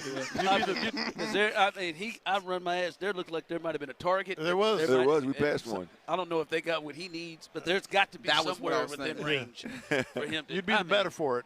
Come on, man. Like, I bet you they over there with him. Like, you see what Mike got on today? Instead of telling Mike about himself. Yeah. God, dog, man, Well, it's kind of of like when you ask somebody to grab your luggage, and one guy doesn't even think about it. Boy. One guy doesn't even peek over his shoulder. The other guy damn near breaks his ankle. It shows how good of an athlete he is to go get it, man. You appreciate one. You know, they'll show you who they are. Tell him, man. When you know you got real friends is when your clothes don't fit. Or that person that can come and tell you, hey, man, you got to go. You got to stop going to the barbershop. Hey, one of the dudes from Dallas legitimately shaved his head yesterday. Mm-hmm. And he had to do it for a bet, but I told him, hey, man, it needs to stay here, brother. Yeah. Don't go back. It needs to stay here. I don't know if Tyler is is back there, but we did it Cecil. Mm-hmm. We did it to Cecil Shorts. Ah, yes. Yeah. Just tell him, hey, man. Cecil, he wanted us to level with him. Yeah. Off air. I said, yeah, man. I don't think you got along. We're getting close. Yeah. And he went in there, and Cecil's been bald ever since, and I'm proud of him. I don't think you got along. I'm proud of my. See, look, he tried to take a picture of his stomach all out. Yeah. Oh, it's there. Yep. You see it? See it, don't you? There is under stomach happening right now. Yeah. He's right there. Look at him, Parker. I hope for that gentleman's sake that his day is about done. Because he's gonna ruin. He's gonna ruin Ron's day. Ron's bringing the boss into this HR nightmare. I'm just saying, man. Come on, man. He don't work for us. That man don't work for us. Man, we got to stick together, man. You don't work for us neither. I see you, Kevin. Yeah. You got to do this, Kevin. Actually, Kevin. This is Kevin Hagelin. He is also a Husky gentleman. He works at our sister station in Dallas. Kevin, I had never met you, Kevin. I'm Ron. I do afternoons here. You see How's this it going, gentleman in man? Burgundy right here? Yeah. You wouldn't be caught dead packing that, would you? No. You're gonna wear stuff that fit right. Yeah, exactly. Yeah. Right. Exactly. You got to do the test. If you can't do this and your shirt don't come up, you got to be ashamed of yourself. Plus, man, they keep making stuff, and I'm like, that's not the real size. All right, that's a size too small. You know it, man. You know you're not a 2X. Yeah, sir. You know it. You ain't been a 2X since the pandemic, and you still gonna wear and pack that burgundy shirt. Yeah, no. And sir, you're not a 42 in those jeans either. And I don't know why it's just. I might have to go tell. Do we get a lot? I'm gonna have to go sit down and just level with him. Do we get a lot of opportunity on the station to talk about fat people issues? Because I'm here just came for up because he dropped some paper towels, Kevin, bent over, and the whole showed his whole ass. Every stomach, his whole ass. Yeah. There was a young lady in front of me, I know she saw it. She immediately grabbed Sky with her face. She went right up there, man. It was tough, man. Well, you're making an impression? Hey, since he asked about the big man problems, won't you hit him with that real quick with that cardio story you got out there on that sidewalk with them people hollering at you? What? The car's driving by saying, hang in there. Oh, yeah, man. Hey, man. Hey, really? So, hey, man, I'm out here just trying to get my workout in. Yeah. Man, I'm walking, man. You know it's hard. It's hard enough to get out here. We're in Houston. It's hot as hell. I'm just walking. I'm doing my thing, right? I got my ear pods on, and then 2 different walks. This lady, and by the way, she could have been out there with me, to be honest with you. She pulls up at the stop sign. I'm jogging. She's going to say, good job. Don't give up. Don't give up. Keep I it said, up. You're doing good. Somebody said that to me at the gym once. Don't give up. I'm like, yeah, that's why I'm here. I didn't give up. Man, leave me the hell alone, man. I'm not saying. Do you do that to regular people who got on their regular clothes and their shorts? Do you stop that? Do you stop a parade? I believe, Kevin, she stopped at the stoplight and could have gone, but you do it. You good job. 100%. And then I kid you not, the next day I come out of the gym. And I'm walking back home from the gym. This dude stopped in his vehicle coming out to tell me, good job, good job. I said, man, to hell with this, man. I'm done, man. He was trying to encourage you not to go to, like, the convenience store. You're like, I worked out. I'm going to get something. Yeah. You don't need that dessert. No, treat me like the rest of them. I need you guys to do me a favor. I've known this man for quite some time. He contends that he will never be fat. If you ever see him put on some weight, will you hit me up immediately? 100%. Because I'm rooting against you. I love you as a person. I'm rooting against you actively. Fat's No, you don't have a mic. Nobody can hear you. I don't know if you know how this works here. All right, I feel like we've got to stop these shenanigans because the drive has an actual show to do. But this guy. Yeah, I just love that you're going to be disgusted. I got to go ask old buddy in the Burgundy to leave so we can do our. He's going to be disgusted for 4 hours. This is going to turn into a big boy symposium for the rest of this show. All right, fellas. He can't take the high angle pictures. Sorry, I can't go above eye level, y'all. Get somebody else if you want me. Come on, dog. Man, you hit me. All right, we are done for the day, and I can only imagine what the next 4 hours is going to sound like, but it's going to be good. I can promise you that. Lopez, fantastic show. Catch you tomorrow. You're listening to KLT AM, KLT FM, HD2 Houston, and Odyssey Sports Station. Appreciation again, D&M Auto Leasing for a crosstalk. But right now, the drive is live. That's right. The drive is live, and we are live here on Radio Row, and it's going to be a good time. This guy, he's got me screened off, Clint, so I'll be able to walk past him. But, I mean, it's going to be a fun day today, as always. Business has picked up a little bit from the text line. The audience tries to tell Ron/rerun about his shortcomings every day and never listens to us, just saying hypocrite. Well, see, those shortcomings are your stupid opinions. All right? This is factual. He's not his clothes don't fit. All right? That's a factual thing. You may not like my style. That's on you. All right? So that ain't a shortcoming. That's just your stupid-ass opinion. Now, check us out. As I said, we're live. Shout out to Liqueur 43, who is our sponsor, as well as the great people at Planet Fitness. A lot to get to today. If you're on YouTube and Twitch, we appreciate you joining us there. Tyler in the building as well. Tyler, you'd be disgusted. You'd be as upset as I am. Like, I like that, the long crack, that is, he takes the cake. I mean, it takes the cake. It's something like you've never seen before, Tyler. You would just, it's a disappointing like thing. 2 times longer than your crack, 3 times? Well, what he showed was half his ass. So I don't know if he's got the length of my crack, but what he showed, it was damn near all the way off. It was a rough go of it. I feel bad. I feel bad for that young lady who was right behind him. But a lot to get to. Clint's in the building. We'll talk to a few people today. Talk to Frank Caliendo coming up. And this is my plan, Tyler, for Frank Caliendo. I am going to let him listen to Clint. I want to see how good he is. I'm going to let him listen to Clint. And I'm going to see by the end of the interview if Frank Caliendo can pull a Clint Stoerner. Ooh, I like this. Oh, wow. I like that a lot. That's dangerous. If he can pick, I want to see how good he is. Because, I mean, he's got, like, you've heard him. He's got John Gruden down. He's got Charles Barkley. He's got them all. Can he, in 10 minutes, pick up Clint Stoerner? That'll be interesting. We'll see how it goes. that would be fun. We'll have Sean Merriman. I'll try to throw him off. You try to throw him off? Yeah, I'll try to throw him off. Yeah, because you definitely have a distinct accent. You have a sound that I feel like if you give him 10, 15 minutes, he could come close to. I'm here for it, man. Let's do it. I can't wait to hear, but we'll have him joining us a little bit as we're here. Day two of Super Bowl week as we're here. And any stories? How did day two treat you? Yeah, it was good, man. I survived the earthquake that we talked about, and been waiting to see if there's any residual effects after that. And I hadn't felt it. I'll be honest with you. I mean, again, I don't know if I was dreaming, but I had a little panic attack last night in my sleep.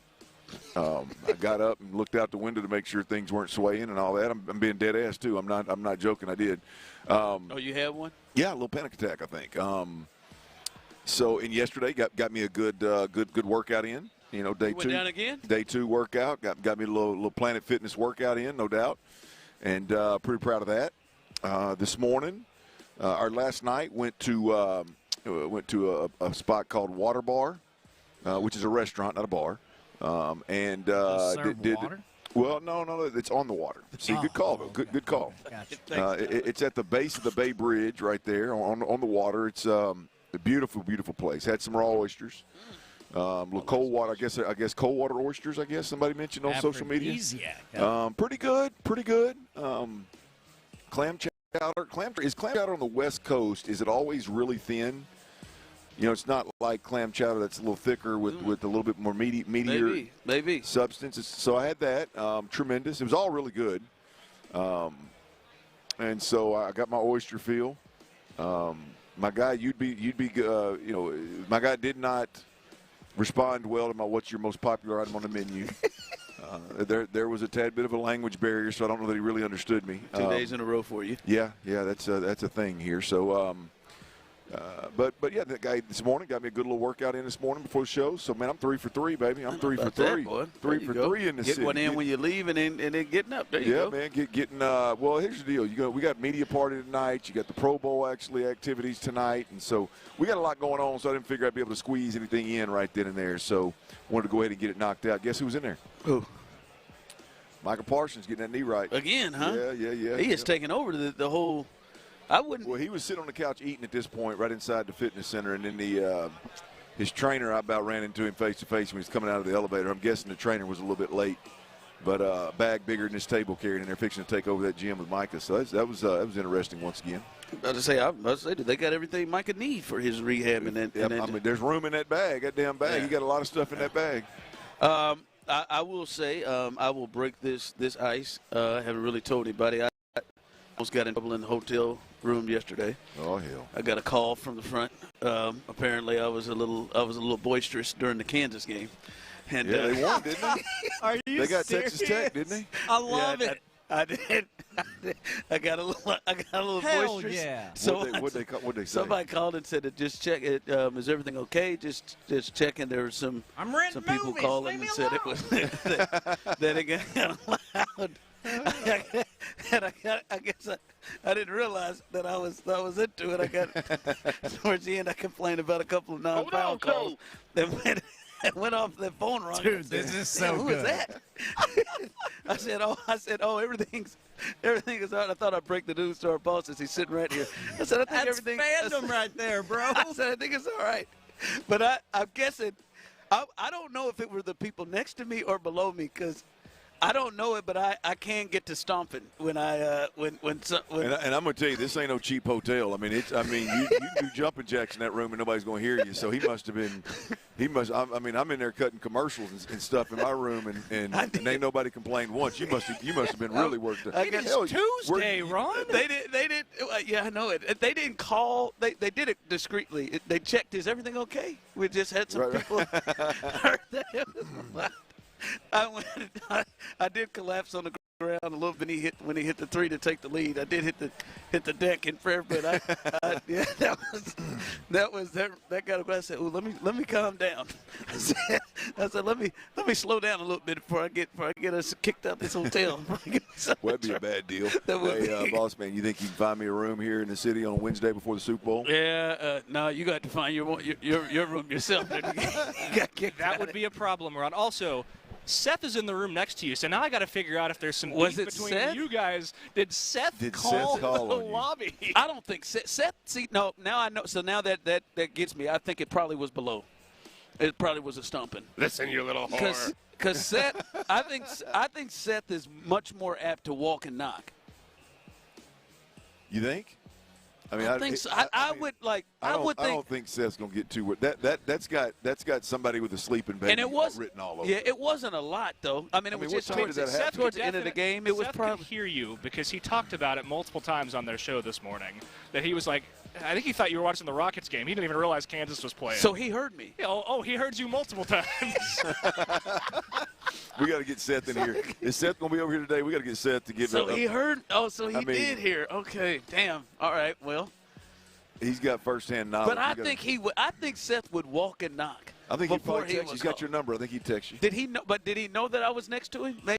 He would have texted. Well, that brings. How did the boss? The only way the boss knew that he was next to him, I'm assuming, is because he said they talked about it. It was like 7:45. Oh yeah, Seth had just woken up from a nap, and he talked about it all morning on the show. He said, "I heard Ron next to me. I guess he was watching the Rockets game or something because I just kept hearing him talk about the fouls that were getting called. He knew it was you." There was no question about it. I was pissed. I was hot, man. A couple of times I heard myself. I said, "Whoa, man, I'm telling you, that's got to be there. We've got a lot of family and friends of the Pro Bowlers in our building, and that's got to be. That's got mother or father with a sleeping baby that went to bed at 7:30, and Ron's doing jumping jacks over Kansas beating Texas Tech, and you're about to wake the baby up. That's the only way you call. I mean, at that time in this hotel, they were within the last minute of the game where I had to walk all the way across to get to that phone. To answer. interrupting the biggest part of the game, huh? I did. I apologize to Seth, whoever that was. Damn, that is. I'm about to say something. I said, "Damn, somebody that called on me." I said, "Let me calm down." I said, "Let me keep this to myself. I ain't gonna tell nobody this." So Seth heard it. Yeah. Shout out to Super Duper Burger, by the way. If you need a little quick spot around the corner, it's a good shot. I was obviously I could not leave that Kansas-Texas Tech game, so I had to extend my dinner later, and I caught it with Reggie and Figgy as they were coming back from the Players Media Night. We slid over there to Super Duper Burger. Pretty solid spot. They you can easy order, and Sean Rick highly recommended it, huh?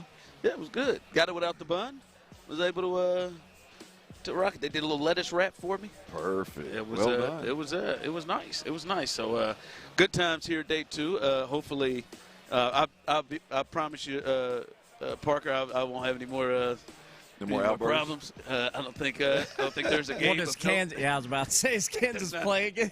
And I don't think the Lakers do either. So I think we're in good shape. There's no way you get into the Lakers game like you do the Jayhawks. So I mean, it's LeBron. So, but I bet he was over there thinking, "Damn, man, he is really." But something must be going on with Şengün over here. He is really pissed.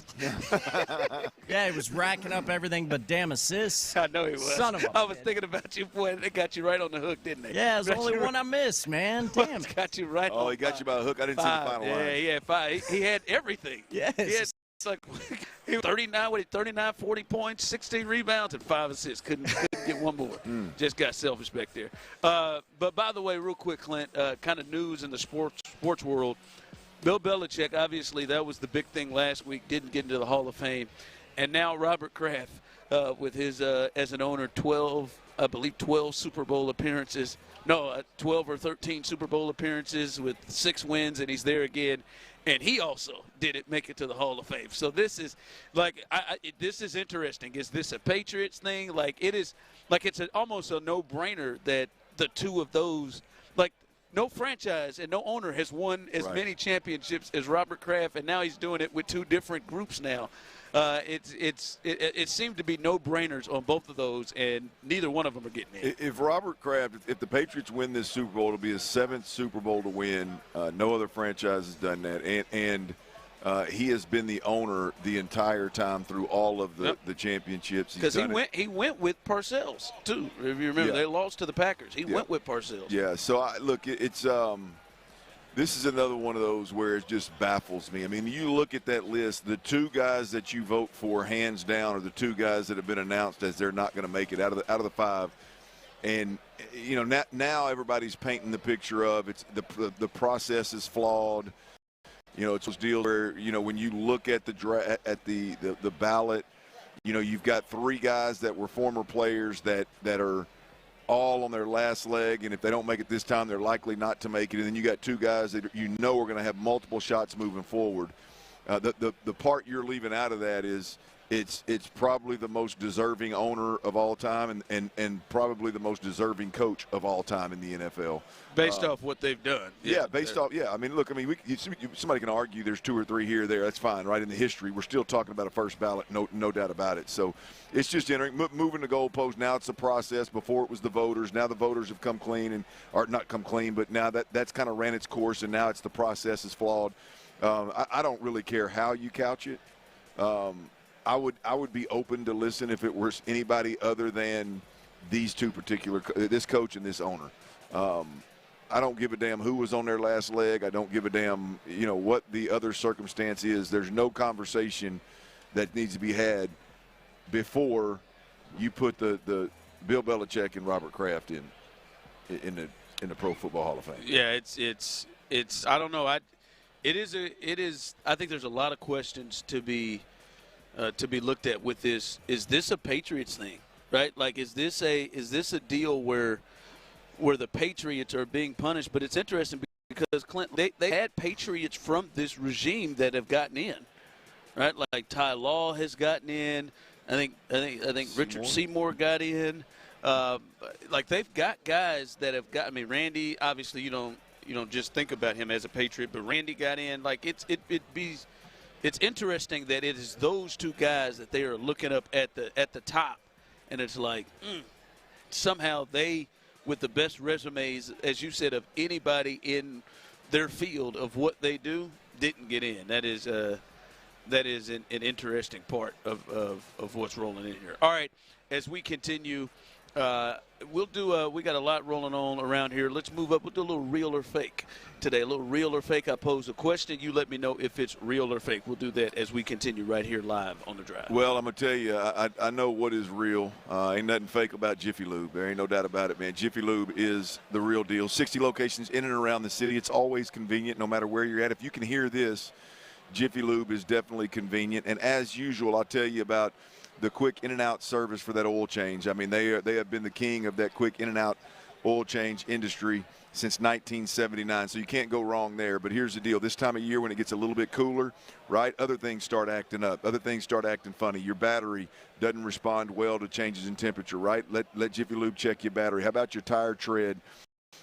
Check that grip on the road is really important. The coolant levels in your car, obviously wiper blades, wiper fluid. You can get all that taken care of.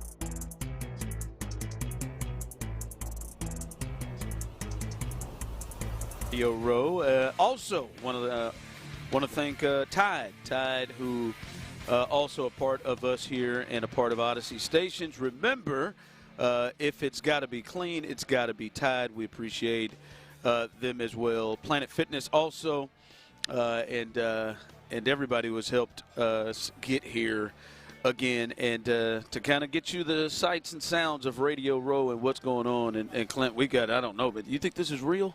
You think this CJ Stroud haircut is real? I don't know, man. It looks awfully real. Have you seen this, Tyler? Colin just showed it to me whenever we were switching out. I hope it's not real. What do you mean you hope it's not real? I don't think it looks like bad. I don't think it looks as good as. You think it's overboard? You think this is he's shaving his head, a new man, baby. New season, new me, new cut, man. He looks younger, doesn't he? Is he? Looks like does his face hair shave? I don't think this. That's young CJ, man. I think he looks young with his haircut and a lot of his facial hair. Man, he got a shirt looks like it's all. Buttoned up to the top. Look at him. He's going back to his roots. That's got to be high school. That's got to be high school days, man. You don't say roots. No, neither do you. It's roots. They don't make collared sweatshirts anymore with buttons that big, man. Unless he's shopping at the thrifty store, man. He's probably shopping at somebody that made them, trying to bring back. Look, I'm here. I like that. That's a good bob look. I'm here for CJ. Your bob is significantly better, for the record. I can't believe that you keep steering away from it. But yeah, look, I'm here for it. I think it'd be a good look and a good change up, and we'll keep this thing moving. Yeah, we'll find out if it's real. Yeah, we'll see. We'll see. And maybe he won't feel as warm when he wears those beanies that you despise him putting on for some reason. Yeah, I don't think the beanies had anything to do with the hair. The beanies got to go in Texas, man. If you were playing up in New England or you playing up in New York, hats. Well, look, we can get to the Mariners hats and the Yankees hats and things like that. I think that's a bad idea as well, but. The beanie in Texas heat when you come to the sideline is just an interesting approach. I don't know, man. I don't know where he is. We know he's not here for the Pro Bowl, so I don't know, boy. We'll see on that. That would be an interesting approach. You got to believe with Shedeur Sanders playing that C.J. Stroud turned down the invite. You got to believe that. Oh yeah, he definitely did. He turned down the invite to play in the games in the quarterback competitions. Which, by the way, saw Joe Flacco last night. I'm assuming that's what Joe Flacco's here for. Joe made the Pro Bowl. Did he make the Pro Bowl again? First time ever, 18 years. Are you kidding me? Yep. He earned it.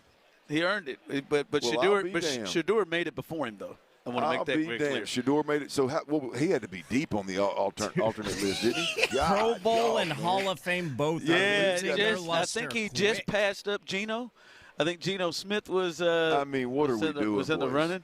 I think that guy in that burgundy shirt. I think he was next. I cannot. But he was hanging out in the lobby last night, and boy, again, it's crazy being here and being in that hotel with those guys because, obviously having been in the locker room with them 20 years ago is one thing, but, man, you forget if you're not around it every day how big them suckers are, man. We walked by Jared Goff yesterday. He could eat peanuts off my forehead. You look at what he could eat off mine. You look at Flacco last night, man. Hell, that sonbuck, his waist, I think his wife is sitting down in a bar stool in front of him. His waist is about eye level with her. He is a tall drink of water, boy. So it's just ran into Quentin Williams again this morning, man. That's a big dude, yeah, man. So it's wild. But I didn't know that Joe Flacco made it, man. His first time in 18 years, though. But he's never made it, and Shedeur beat him to the punch. That is shocking. Yeah, that is. All right, let's do a little real or fake. I say a statement. You let me know if it's real or fake. You can text in 713-572-4610, YouTube and Twitch. Tyler, let me start with you. Real or fake? Tank Dell will change the offense for the Texans next season. Real or fake? Ooh, I hope I'm wrong, but I got to say fake. There's just too many factors going into that significant of an injury for me to say comfortably it's real. I hope he does, but I cannot say definitively. Far from it. I just need him to heal up, show us what he's got, and we'll go from there. Yeah, Clint, they could use, I talked about it yesterday, they could use a weapon, and Tank Dell could be that weapon for you. Real or fake? Do you think Tank Dell will be there, will change this offense next year for the Texans? Yeah, I think it's fake. I hope I'm dead wrong. Yeah. Look, the reality of it is when you look at what they're doing schematically on offense, they feel like they they have a need to make the point that they're not even going to build around a quarterback that they view as a franchise quarterback. It's not about one person, so there's no chance that they're going to bring Tank Dell back and treat Tank Dell as the weapon, if you will, kind of that exotic weapon that he best fits. And so I think he's just going to be plugged in as another wide receiver that they feel like can play all positions. I think it's still going to be about blowing game. So it's not even about injury for you. No, it's not about. Before we ever get to the injury, and is he the Tank Dell of old? The reality of it is I don't think they're going to use him in a way that best fits Tank Dell. I mean, you got to use that. That's a guy that you got to generate touches for Tank Dell, right? I mean, you got to generate touches for Tank Dell throughout a game. If not, then he's just another wide receiver in the mix, the way that Higgins is, the way that Jalen Noel probably will be, the way Xavier Hutchinson is. So I'm going to go with fake, man. I don't believe I don't believe in this offense they're going to build packages around specific weapons on offense. Mine is fake, but I think probably more into the range of what Tyler is alluding to. Is I just like if he were healthy, like if I knew he were healthy, to me I think Tank would definitely help this offense. Even though the offense, like you said, doesn't say, hey, but we're gonna get we have a plan to get Tank or Nico these touches or to have him. I just think another really good receiver that's a weapon that the defense has issues with, and a guy that even if you get the ball in his hands, he can make plays, a guy that can uncover quick in a way that maybe they lacked at times in this offense. I think if he's the normal Tank Dell, he definitely, even in this offense, it changes it because like you can't just, he can beat man-to-man coverage every single time with that guy that we remembered. My fake is just like I feel like it takes maybe a half a year for him to start to feel like himself, and I do wonder, is he able to uncover and be as quick as he was when we first saw him? Well, there's another factor to this, Ron, right? I mean, beyond just they're not going to create packages and really focus on building packages for any particular player, including Tank Dell. The other part of that is I mean, it's clear, man, they want their quarterback playing on time and taking as little risk as possible. So some of the best work that Tank Dell and C.J. Stroud did was when he was extending plays. And That's true. Which I think that will be there. But I think the whole approach offensively is going to be to stay out of those situations, and so you're going to minimize it. Look, I think Brevin Jordan, I think Tank Dell, I think another running back that'll allow Woody Marks to be a little bit more of a weapon than a bell cow. I think all of those things will help make this offense better in spurts, right? But when you talk about a Brevin Jordan having a year, like a career, it wouldn't be hard to have a career year, but like a year where he's a big part of this offense. I just don't see it. Tank Dell, just a big part of this offense. All of a sudden, Woody is a guy that is a big part of the passing game instead of being that bell cow run. Like, I just don't see those things happening with this offense. Yeah. Real quick, real or fake? Let's start with you, Tyler. Jackson Smith-Njigba is the best receiver in football. Real or fake? Ooh, he's up there. He's probably top 5, if not top 3, but I know I got at least one guy in front of him, and that is Puka Nacua. So I'm going to say fake. All right, Puka. Ooh, that's good. Real or fake? Jackson Smith-Njigba is the best receiver in football. Yeah, look, I think he's fake. I think it's at the end of the day, I think he's a really good receiver. I think he's very scheme dependent at this point in time. When you're talking relative to the best receiver in football, I think he's very scheme dependent. Now you can argue the same thing about Puka Nacua, although he's done it longer. I think when you look at like the best receivers in football, just that general conversation, and you don't put any caveats in there, I think you got the Jamar Chase of the world, Jeffersons of the world. I'm not ready. Yeah, I'm fake too. I'm not ready to relinquish it to them. They just had they had tough quarterback play. Yeah. Both of them did this year. Yeah, they're both in great systems. I mean, you can see. I mean, they're not. I mean, you look at Jackson Smith-Njigba. I know he's got a one-handed catch on an out route, and I'm not minimizing the difficult catches that he makes, but he's got really a lot of production where there ain't nobody within 4 or 5 yards of him, you know? Yeah, and now I'll give him credit. Like he hasn't had an elite quarterback yet, much like Jefferson, right? I mean, he hasn't had Burrow the way that Jamar has, but I feel like they were so – I mean, they went and got Joe Flacco from the Browns to come over there to start playing for him. I think they just – They struggled with their quarterback so much this year. That was a big part of it. All right, coming up, we discussed earlier, and you can chime in on this, last week about, the success of this team going into that Patriots game.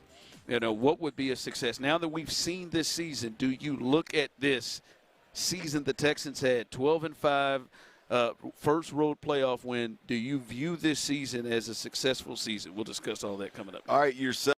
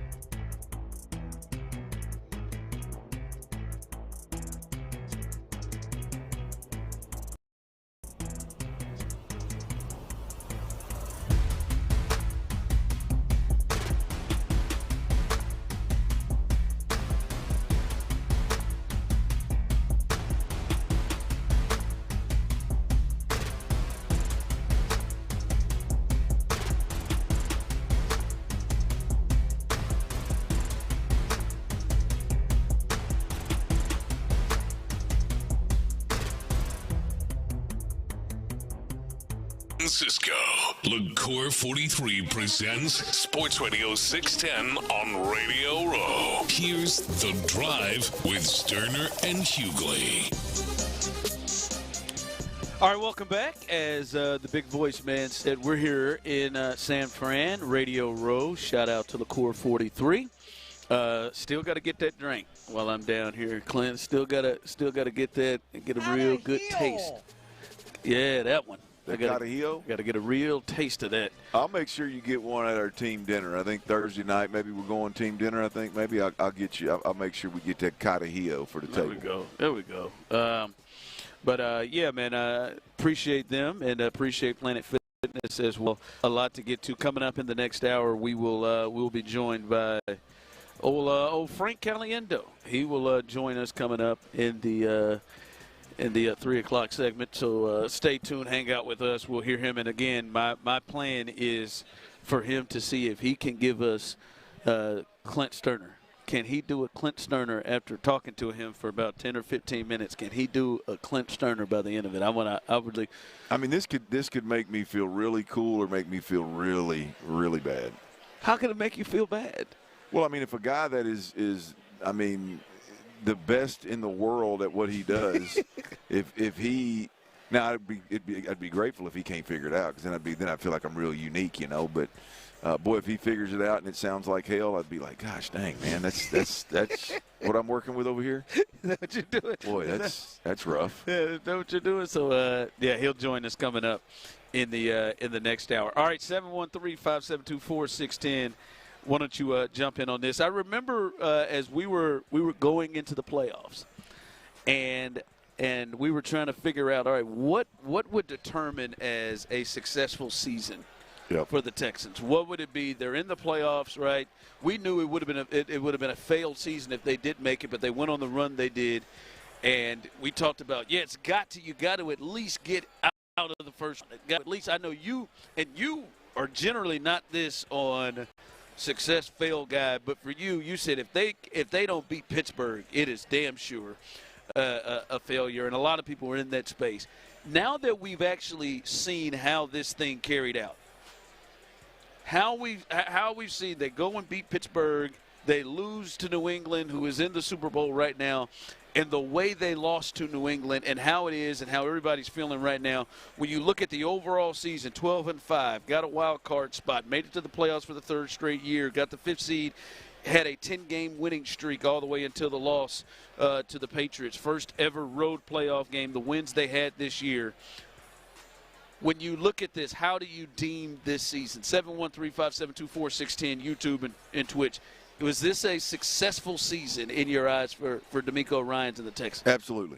It was a successful season. Now, look, I would have liked to have seen them improve on that second round of the playoffs, and I would like to have seen them improve at least on the performance in that second round of the playoffs. But once again, you know, the wheels come off completely for one reason or another. Not the same as the previous years. It was pressure before. This year it was really quarterback play and turnovers that bit you. But so I think as a whole, I would like to have seen a couple of things go down differently. I'm definitely concerned about quarterback position and the offensive play caller position for this team. And, you know, that was not necessarily the case with the quarterback last year at this time, so that's changed a bit. But when you look at the season, now you've proven, one, that your defense is a legit Super Bowl caliber defense and can be the headliner for a team that is disappointed that they're not playing today or playing this weekend in the Super Bowl. And I think there's a lot of folks out there that rightfully so are disappointed and believe that the Texans could very easily be playing today. I don't know if that was the case last year. You know, I think you look at other than being, you know, your true identity now is that defensive-led football team. I think there's some clarity on where you spend money, who you retain, kind of how you go about building your roster. To have, you know, you mentioned a 10-game winning streak. That doesn't happen. Yeah. That doesn't happen by chance, man. That's powerful right there. I mean, that gives you hope, or gives me hope, that they can one day with a little bit of luck be the number one seed in the AFC and get a bye and play your playoff games at home and yada yada, that kind of thing. What we watched this year, I definitely think this organization went to the next level. Now, I still think they fall short of championship caliber given what's going on in the offense. Even though they lost in the same round, you felt like they went to the next level? Yeah. Now, and look, I like the 10-game win streak. I don't care that it took the 10-game win streak to do what they did. Because you dug a hole. You shouldn't have been in a position to need a 10-game win streak or 9-game, whatever it was in the regular season. You shouldn't have been in a position to do that. However, if you just look at that 10 wins straight in a row, that is awfully impressive, man. You got to be one hell of a team to get that accomplished. And so I do think that overall the team, the organization took a big step forward, and there's more clarity in how they move forward to take the next step, which is obviously Super Bowl caliber and playing actually it coming to fruition and not just everybody talking about it. Yeah, 713-572-4610. Now that we've seen how this season has played out, do you view this as a successful season for the Texans? Anytime you make the playoffs and you win in the playoffs, it has to be a successful season, someone text in. And then on the contrary, Dwayne on YouTube says anytime you make the NFL playoffs, the goal is a championship, so this is a failed year. I know that is something you definitely disagree with over the years that you've expressed, just based how hard it is to win a championship. Yeah, well, I'm going to tell you, Ron, if the Texans had gone to New England and put some of their best football out there and lost with the last-second field goal, I could feel really good about where the Texans are at, especially given that the Patriots go on and beat the Broncos, and now they're in the Super Bowl. I feel really good about that. The part that hurts, and I think the part that really makes you wonder of was this a success or not, is the fashion in which the Texans got beat in the playoffs. That it's not just losing in the playoffs; it's how you got beat. I would have no problem going to. I would have no problem if you would have caught the Patriots in the first round and went toe to toe with them in the first round and lost on the field. I don't need. I want you to make a run. I want you to win a championship. But I can also look at a football team and say, hey man, you just ran up against a really really good team and it came down to a field goal. You're one of the top teams. The thing that keeps you from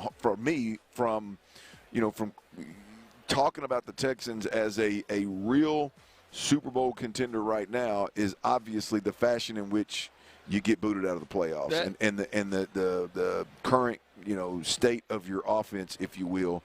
It's hard to go there right now. That's the thing for me is I think when you look at the year and you say it, because someone just texted in, the expectations was to win the division. You didn't win the division. The expectation was to get past the divisional round. You didn't do it. It's a failure.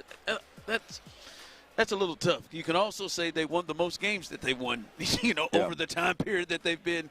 They won the division in 10 wins the last 2 years. They won 12. Like there have been some improvement. Yeah. For me it is, when I look at it on the fist, I think everything about it is you won, or you had a successful year. You won at Kansas City, right? When they needed a game, you beat Buffalo this year. You beat the Ravens. Obviously, it wasn't the real Ravens, but you won at Pittsburgh in a playoff game. Everything you look at it, but the part that is so noticeable to me that jumps out the most is your quarterback took a step back. That's the part that makes it hard, because it is definitely a setback and a failure of where your quarterback is right now, to where you got people don't even know if they believe in him. That's the part that is hard to look at the year as a success. Well, here's and I mean, look, it's you're weighing options here. I think the biggest success from this season is you've got a unit in Houston on the defensive side of the football, but you've got a single unit that is the headliner, that is Super Bowl caliber, that if you just get clean quarterback play, you feel like you can go win a Super Bowl with. We didn't know that a year ago. We knew they were good, but we didn't know that this was going to be one of the best, if not the best, and it was going to be a defense that everybody in football, everybody that covers the game, once they started diving in when the playoffs started, said, hey, man, the Texans could ride this defense to a damn Super Bowl victory. Right? Especially in this season. That is a huge step in the right direction. And again, on the offensive side, I understand the frustrations, and I'm as frustrated as anybody out there. But if you look at this offense, there's an answer right? There is you can see a path to the team and the organization being a championship caliber team. I don't know that we felt that way last year. We didn't even know who Nick Caley was. We didn't know what was going on. If CJ plays within Nick Caley's offense as Nick Caley is right now with this defense, you can win a Super Bowl. Yeah. Right? And so those are all things that I couldn't have said before this year started. So, yeah, I think it was overall a success. Yes, sir. Yeah. All right.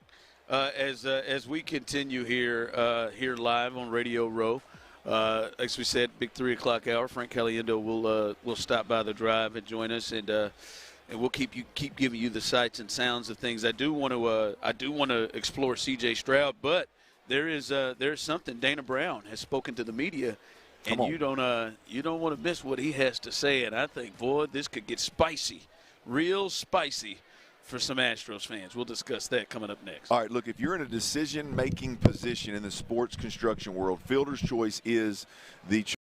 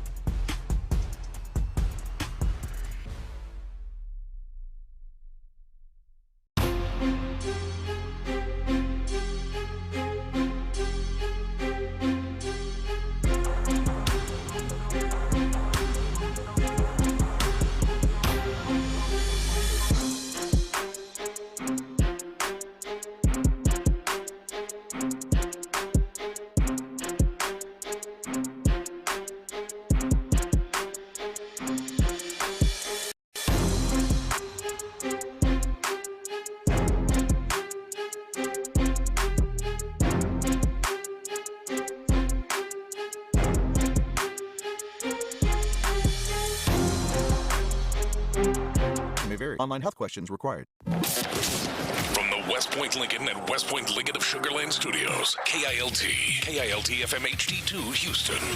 On Odyssey Sports Station, the Texans play here.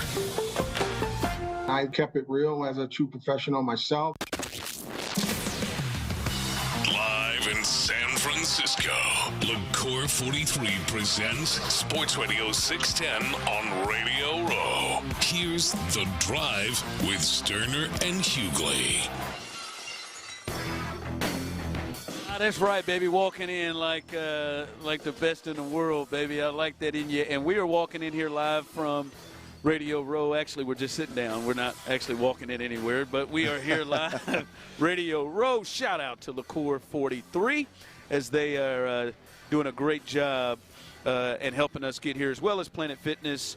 Also, it's been a good time here. Big hour 3 coming up for you. Frank Caliendo at the bottom of the hour, so stay tuned.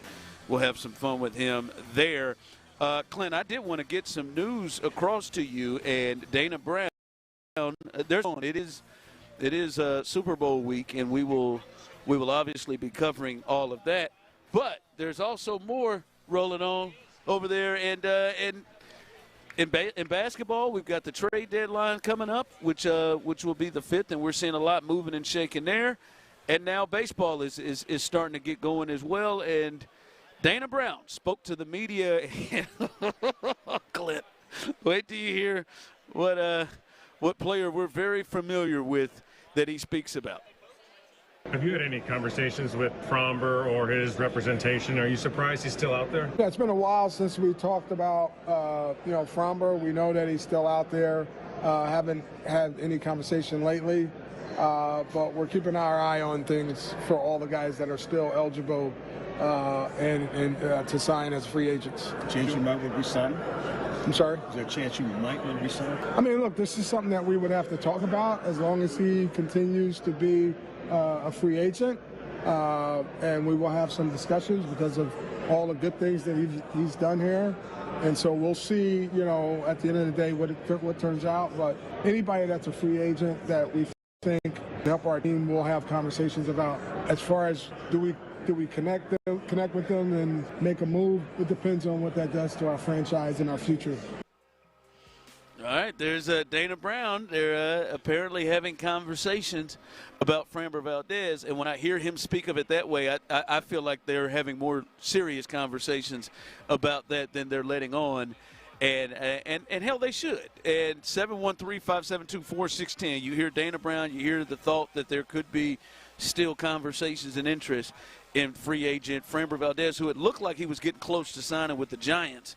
But apparently he is still out there. No. Your feelings about Framber Valdez, potentially somebody that the Astros are still looking at? Oh, I love it. I mean, as an Astros fan, I don't know how you can't. I mean, we can, talk about. They're a World Series contender if Framber Valdez is on this team. No question. I mean, you pick up one of the best free agents on the market. And you couple him with Hunter Brown, who is viewed right now as a top 10 starting pitcher in this league. And then you also obviously got to include the Tatsuyama Imai. Sure. Come on now. That signing right there was big. I mean, so now all of a sudden you're getting into your 4th starter with a pretty healthy list. I mean, hell, I shouldn't use that word healthy. I just mean a pretty strong list of contenders there. Yeah, because I don't know who the hell is or isn't healthy, to be honest. But that 4th and 5th slot in your starting rotation has got a chance to be a really strong competition and with some really strong candidates. And so, yeah, I think if the Astros mess around and start playing in that Framber Valdez free agency pool, boy, as an Astros fan, I get real excited. Now, again, we can talk about Framber Valdez and the frustrations and kind of what comes with being a fan of the Astros when Framber's on the bump, but that is something that I would welcome in a hurry. Yeah, text line coming in. Dana Brown is just speaking coach / manager speak. They don't want that guy back, and I don't blame them. I don't know. He may be, or they may be having conversations. I'd be disappointed if they weren't. Yeah. I mean, you're just not. I mean, that changed. Their pitching is not. They can't be just completely 100% comfortable with their pitching right now. Given the history last year specifically with the entire team, the history with the pitching staff over the last handful of years, you can't feel comfortable going into this next season. And you can't, no way you sell to your fan base that we're going to bank on 4 different pitchers to come back and not only be ready, but be who they once were and be big time contributors, maybe in the two starter role or the 4 or 5 starter role. Like, you can't convince anybody that's the best way to move forward. And with Fromber still in the market, he's got to be an option. Clint, he was. And I think, in fairness, he was an absolute fool at times last year. I think he was even more of a fool than we've seen him be a fool at times last year. And yeah, there's some things I think he maybe rubbed some people the wrong way in the clubhouse. There may be some, but even him as a fool last year, 3.6 ERA.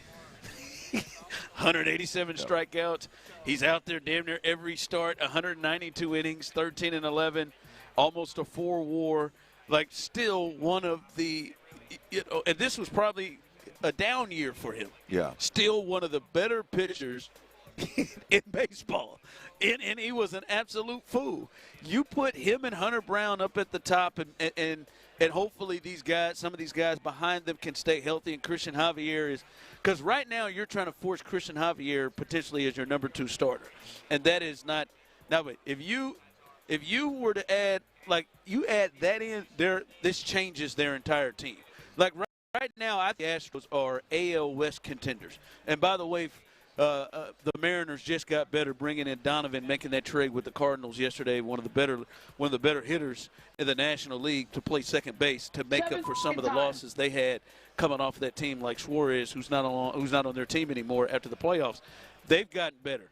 You put Framber on this team goes from being an AL West contender to, I think, being a World Series contender if they were to be able to pull that off. It changes the dynamic in a hurry, and I don't look. I understand the frustration of fans, with Fromber. I don't understand the frustration with fans with Fromber that think this organization's in a spot where you don't want any part of it. Like that's wild to me. I like the fact that Hunter Brown, I believe, is the undisputed ace for this team. Well, also, you're so right. Fromber's playing a different role, right? And so you've got, even if the head case is an issue, even if there is a little bit of a fracture between what he did with the catcher last year kind of deal, and there's some trust that was lost there, it's still not your undisputed ace, the guy that's been there longer, the guy that you just absolutely have to have. I think Hunter Brown has taken over that position. Yeah, he's coming back in a different field. Role. Yeah, he's coming back in a different field. He's coming back into like hey, boss, you had to come. Yeah, you had to come back. Like, this your is your best options were yeah. Well, I don't know if it will happen, but to hear them talking about it and talking about they may have discussions like that would be a big deal. Well, I mean, I'll be honest with you. Listening to the comments right there by Dana Brown, that didn't give me a lot of confidence that he is hot on the trail of Framber Valdez. But to think that, that's one of the big fish that are left out there, and he is not completely closing the door on it, I think is refreshing. There was not just no move on from that. So we'll keep an eye on that. We'll see where he lands. Again, not saying that this is going to be an option, but to hear him talk about that is something you got to at least keep an eye on. All right, Clint, you talked about C.J. Stroud with guys like Shedeur Sanders and Joe Flacco making it to the Pro Bowl, that Shedeur Sanders isn't here. And reports, according to Aaron Wilson, Texans quarterback Stroud was invited to the Pro Bowl games per league source, but he declined the invitation to prepare for next season. He wants to prepare for next season and get himself ready, so he is skipping the Pro Bowl. He's got a full new haircut, allegedly. This is a whole new season. He is focusing now on the season. I'm joking a little bit, but I think this to me, if I'm a Texans fan, maybe you don't grade about CJ right now, but this is to me, clearly him skipping the Pro Bowl, and we just heard Sean talk about this yesterday when he was on the state. They love coming together. They love being in these places. This is a cool little getaway spot to come and hang out with like-minded guys and be with the elite players of the league. My man, he clearly, I think, sees the magnitude of this season coming up and sees the magnitude of his game has to improve. And I think that's at least a good thing. I don't know that means he's going to come out and be, the C.J. Stroud everybody is hoping to be. But at least to me, he sees, like, I got to get to work. I got to get to work right now, and I don't even have time for the Pro Bowl. Yeah, look, I think it depends, and I'm not privy to the information, but I think it depends on what his mindset is. If this legitimately is a, hey, man, I got to get to work. I'm in the middle of a training. I got my training all planned out, and this week just doesn't fit for me to be away for 3 or 4 weeks. If that is the case, as a Texans fan, I'm stoked about it. I agree with you, man. This is a big year. This is a time when extra time can be spent with Nick Caley and the offensive staff and focus solely on C.J. Stroud and his development. So if that is the case, then that's great. The problem is again, we're not privy to the information to know exactly why, because on the other side of that coin, you've got a guy that I believe is very aware of what everybody's saying, to him and about him. Absolutely. I think it's a guy that throughout the year before the bad ending to the season, I think he is very in a passive way. He is very aware of what everybody's saying, and I think it impacts him. Is this a play where you don't want to come into the public eye and be questioned or asked about, how the season ended, what your mindset is, and so you're avoiding all of that, whether it be players or the media or being around the game. Like, there's a lot that comes with that. And is this a player that is in a vulnerable spot that don't want to be here, or is he really working? That's the two things here that I think that are at play. I mean, because look, Ron, it would be a hell of a time. You're talking about a player that's been. I mean, look, I know most of his immediate family probably spends a lot of time with him during the season in Houston, but this is a place that is near and dear to C.J. Stroud's heart, the West Coast, California. It would be ideal to come out here and be around and spend time with your family and spend time with your teammates and get good quality time in and make this all part of it for a day or two. And I don't think he would have been pressed real hard by people about the end of this season. I don't think he would have been pressed. I just think that he is very. I think he is affected by the negativity that's around him right now, and I think it would be on steroids if he were here. I don't think it would be something that would be hard to handle, but it would be something that he would deal with, and so I wonder. Again, I don't know. I'm not privy to the information, but is it that C.J. Stroud, or is the guy that's legitimately out there working and can't take 3 days to come out here and enjoy, as you said, a ton of his teammates and be a part of what's going on out here? We'll never know, but I do think there's two sides to that story. I wonder how, because I see the text line coming in. He's hiding from the media. That's what it is. Doesn't want to answer for his playoff performances. I wonder how long it is going to be for people to not have. It's got to be a negative thing with C.J. It's going to be quite some time. Like, to that person, I don't think anybody would have interviewed him and like nailed him down about like his playoff stuff, right? I don't. I do. You think somebody would have interviewed him and like it'd have been a hard thing for the playoffs here? I don't think he would have been hard pressed, but I would argue that you're not doing your job in the media if you don't at least ask about the rough ending to the season, and hey, what's your thoughts on it, and what's your off-season plan? I mean, how do you talk to C.J. Stroud right now in this environment and not ask about the ending of the season? Well, I just think it's the environment. I think the environment is loose and it's more playful and more fun. Yeah, it should be. It should be. But I know damn good and well. I mean, I err on the side of more like caution and hey, not bringing it up. I know there's a bunch of cats in this room right here that would push the envelope just to try to get a. To try to get a hit. So yeah, but he wouldn't get with these. Like, he's not walking around here. If you go interview him or do something, it'd be like what Seth and Sean was able to do. Sit down and talk with people. And I don't know.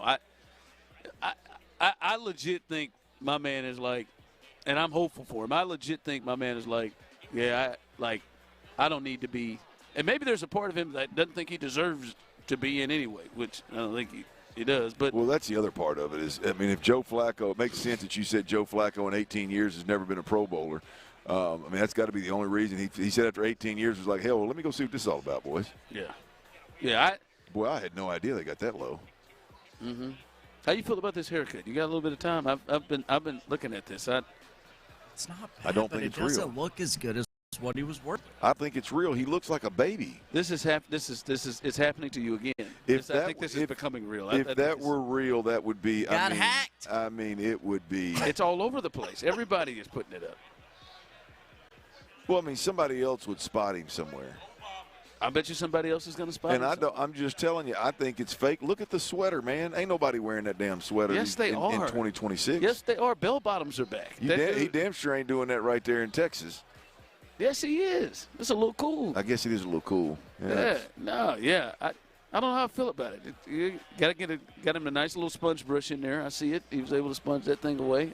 I don't think that's CJ in 2026. I think that's superimposed. I think he's going to come in here just like that. Oh, yeah. Now, I would have been concerned if he'd have just shaved it. That guy wasn't CJ. No, that's Patrick Mahomes Sr. who got arrested again. Yeah, that's Pat. He got arrested again, huh? Today. Well, he's having a good time on Pat's dime, ain't he? Yeah, today. Yeah, allegedly violating his probation for DWI again. That little brother of Pat's got it honest, didn't he? Well, he's reined it in a little bit. Yeah, I think Pat bought him a house in Hawaii or something to get his ass up out of here. Got him out of the country. Down in Cabo, got a crib in Cabo. Yeah. All right.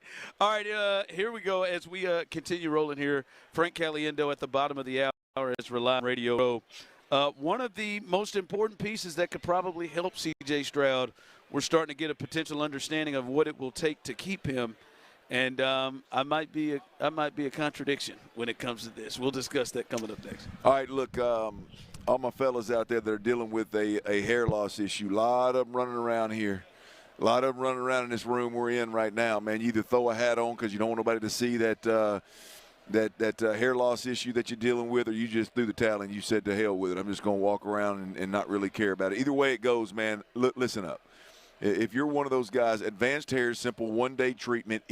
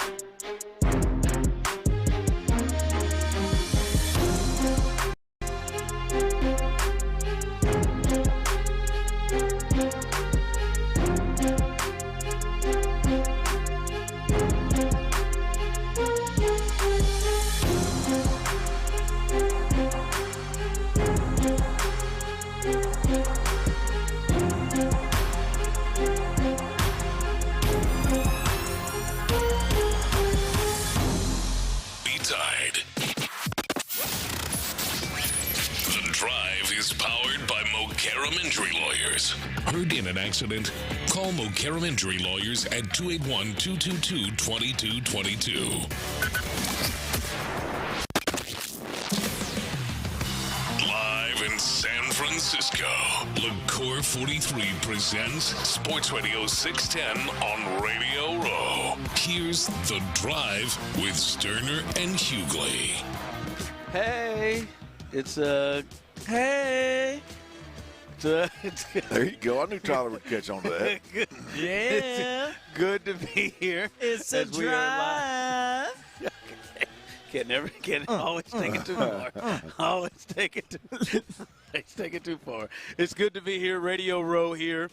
The Drive. We are live on the road here in San Fran, giving you the sights and sounds of what's in here. The big game. Clint, by the way, shout out to our all of our sponsors, including our good friends at Tide, as they are helping us and all of Odyssey to put this together as well. And you know, if it's got to be clean, it's got to be Tide. And as we say, speaking of the sights and sounds of what's going on here, Clint, it looks like Figgy and Seth and Sean, I just saw photos come across as they're at where do they go? Alcatraz. Yeah, they went out there, and I just saw some photos of them jumping out there. And I would have liked to have gone. I know you would. I mean, I would like to have seen Alcatraz. I mean, obviously, I've heard a lot about it.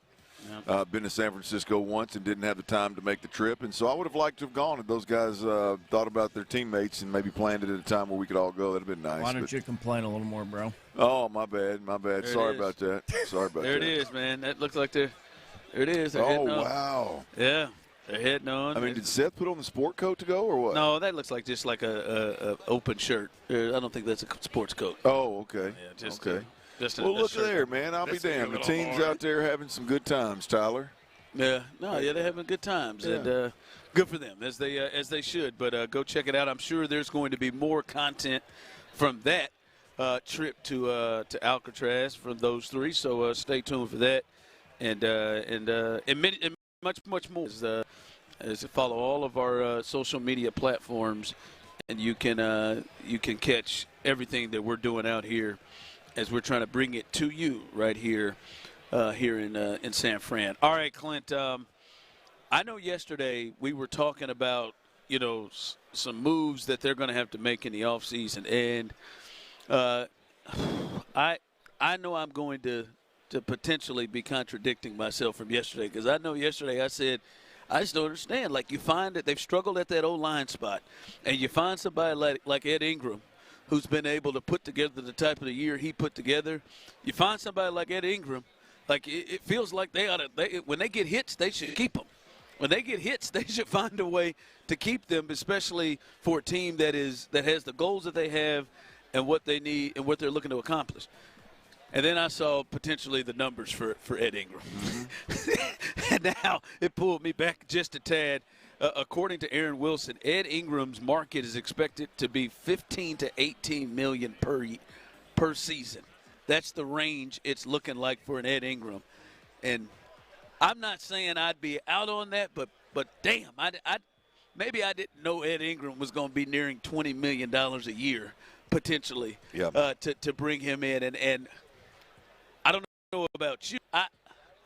I know he was really good this year, but, boy, I don't know if I feel that confident in giving him between 15 to 18, almost near $20 million a year to know that he is going – like he is – I know what he's going to be. When I'm investing something like that, that's like I know what he's going to be. I mean, I don't know that I'm 100% confident that he's going to be as good as he was this year. Those numbers are a little bit more high, a little bit more steep than I thought. Well, the number for an interior offensive lineman, guard or center, is going to be steep. And it's going up, if you don't like Ed Ingram's number, then anybody that's got a longer resume, better resume, more impressive resume is going to be a bigger number. And so here's what I like about Ed Ingram is one, clearly the system is a good fit for him. I think, he wasn't a world beater in pass protection, but he was really, really good in the run game, one of the top guards in football. And his numbers for Pro Football Focus and how he was graded was through the roof. Yeah, I mean, he was one of the better guards in the league in the run game in particular. And I've said this a million times, like the run game is where you got to start with. I think when you look at your quarterback and your offensive play caller, their ability to help interior offensive linemen or maybe offensive linemen in general that aren't just great NFL pass protecting offensive line.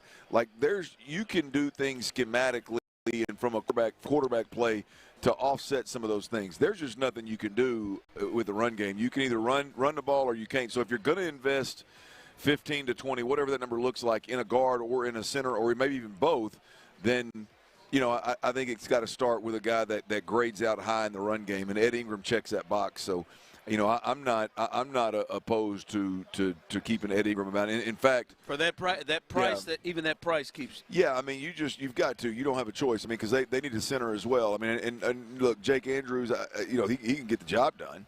But I mean, the places where you can upgrade are at your, right now, especially with Ed as a free agent, obviously is your right guard and your center, and so you got to bring Ed back, and or there's room to improve in a big way at the center position. Doesn't have to, but those are two places where I think you can spend some money. Yeah, it's just $18 million, and like you're probably about to pay the guy the biggest non-quarterback contract in football, and Will Anderson.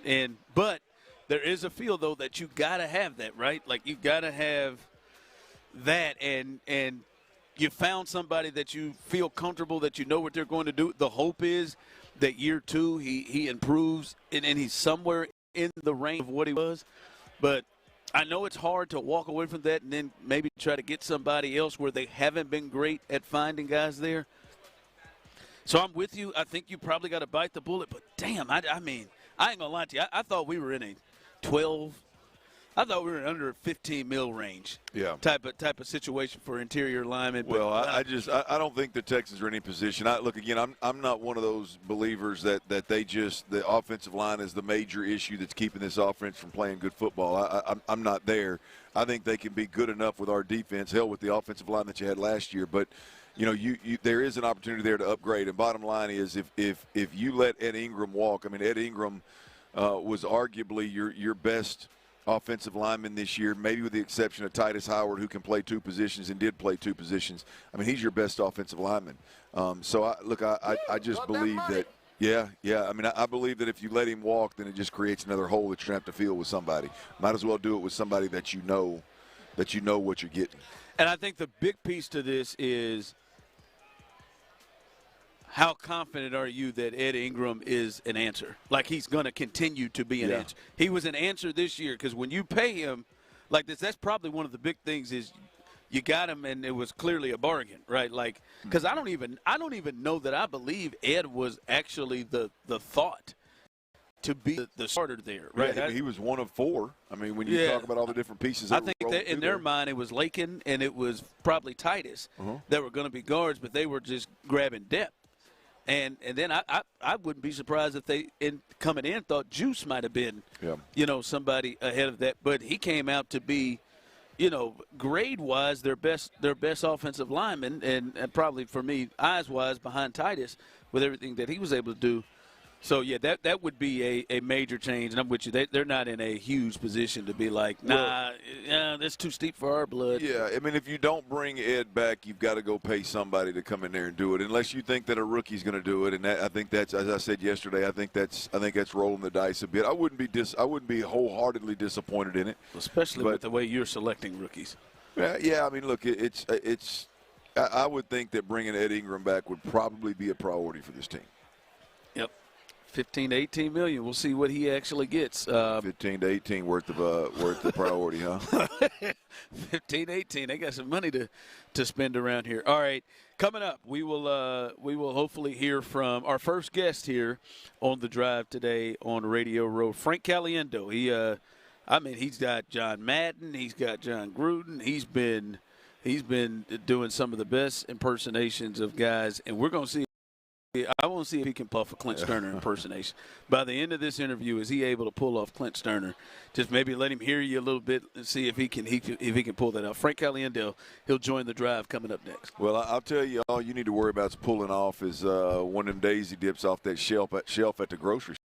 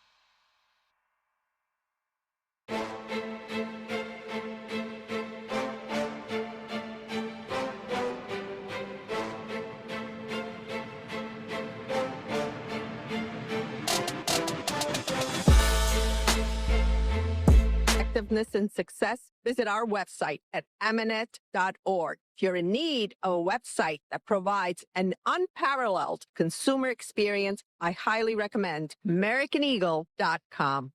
Transform your business today. Dial 877-WebNow1 for a free digital consultation with AmericanEagle.com.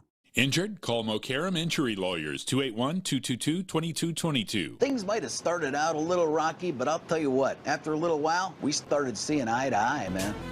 Live in San Francisco, LaCour 43 presents Sports Radio 610 on Radio Row.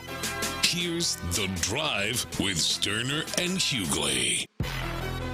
That's right. As we are back here, Radio Row here in San Francisco, The Drive is live, is back, and we are joined by our first guest, Frank Caliendo. He joins us now thanks to Tide. If it's got to be clean, it's got to be Tide. Frank, we appreciate you jumping on with us. I'm glad to be here. I didn't know I was the first guest, too. Yeah, you're the first guest. And with that, Frank, now this is no fault of your own. You're walking into this. We had a bit of an issue last year. Okay. We had a fake Stephon Diggs come on with us. Okay. And it got us. And I am doing background checks with our guests, and I need you to answer a couple of questions for me about your life to make sure you're the real Frank Caliendo. Okay. That's what I need. So I want to start. But in a true Italian fashion, I may not be able to give you full answers. What's your wife's maiden name? Vitali. What's next? What you got for me? Where did you go to high school? Waukesha South High School. Okay, all right, we got you. All right, we got you. I'm just making sure. This is the most interesting. This is very. I'm going to be honest with you. This is hilarious. Hey, Frank. 2 questions. He sat down, and we had him all year, most of the year.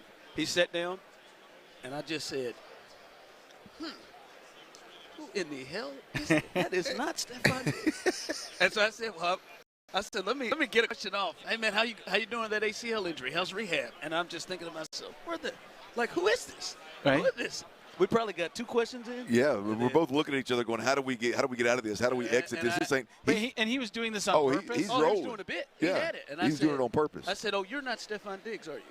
He said, "No." I'm Stephen Diggs. I found out. I'm Stephen A. Diggs.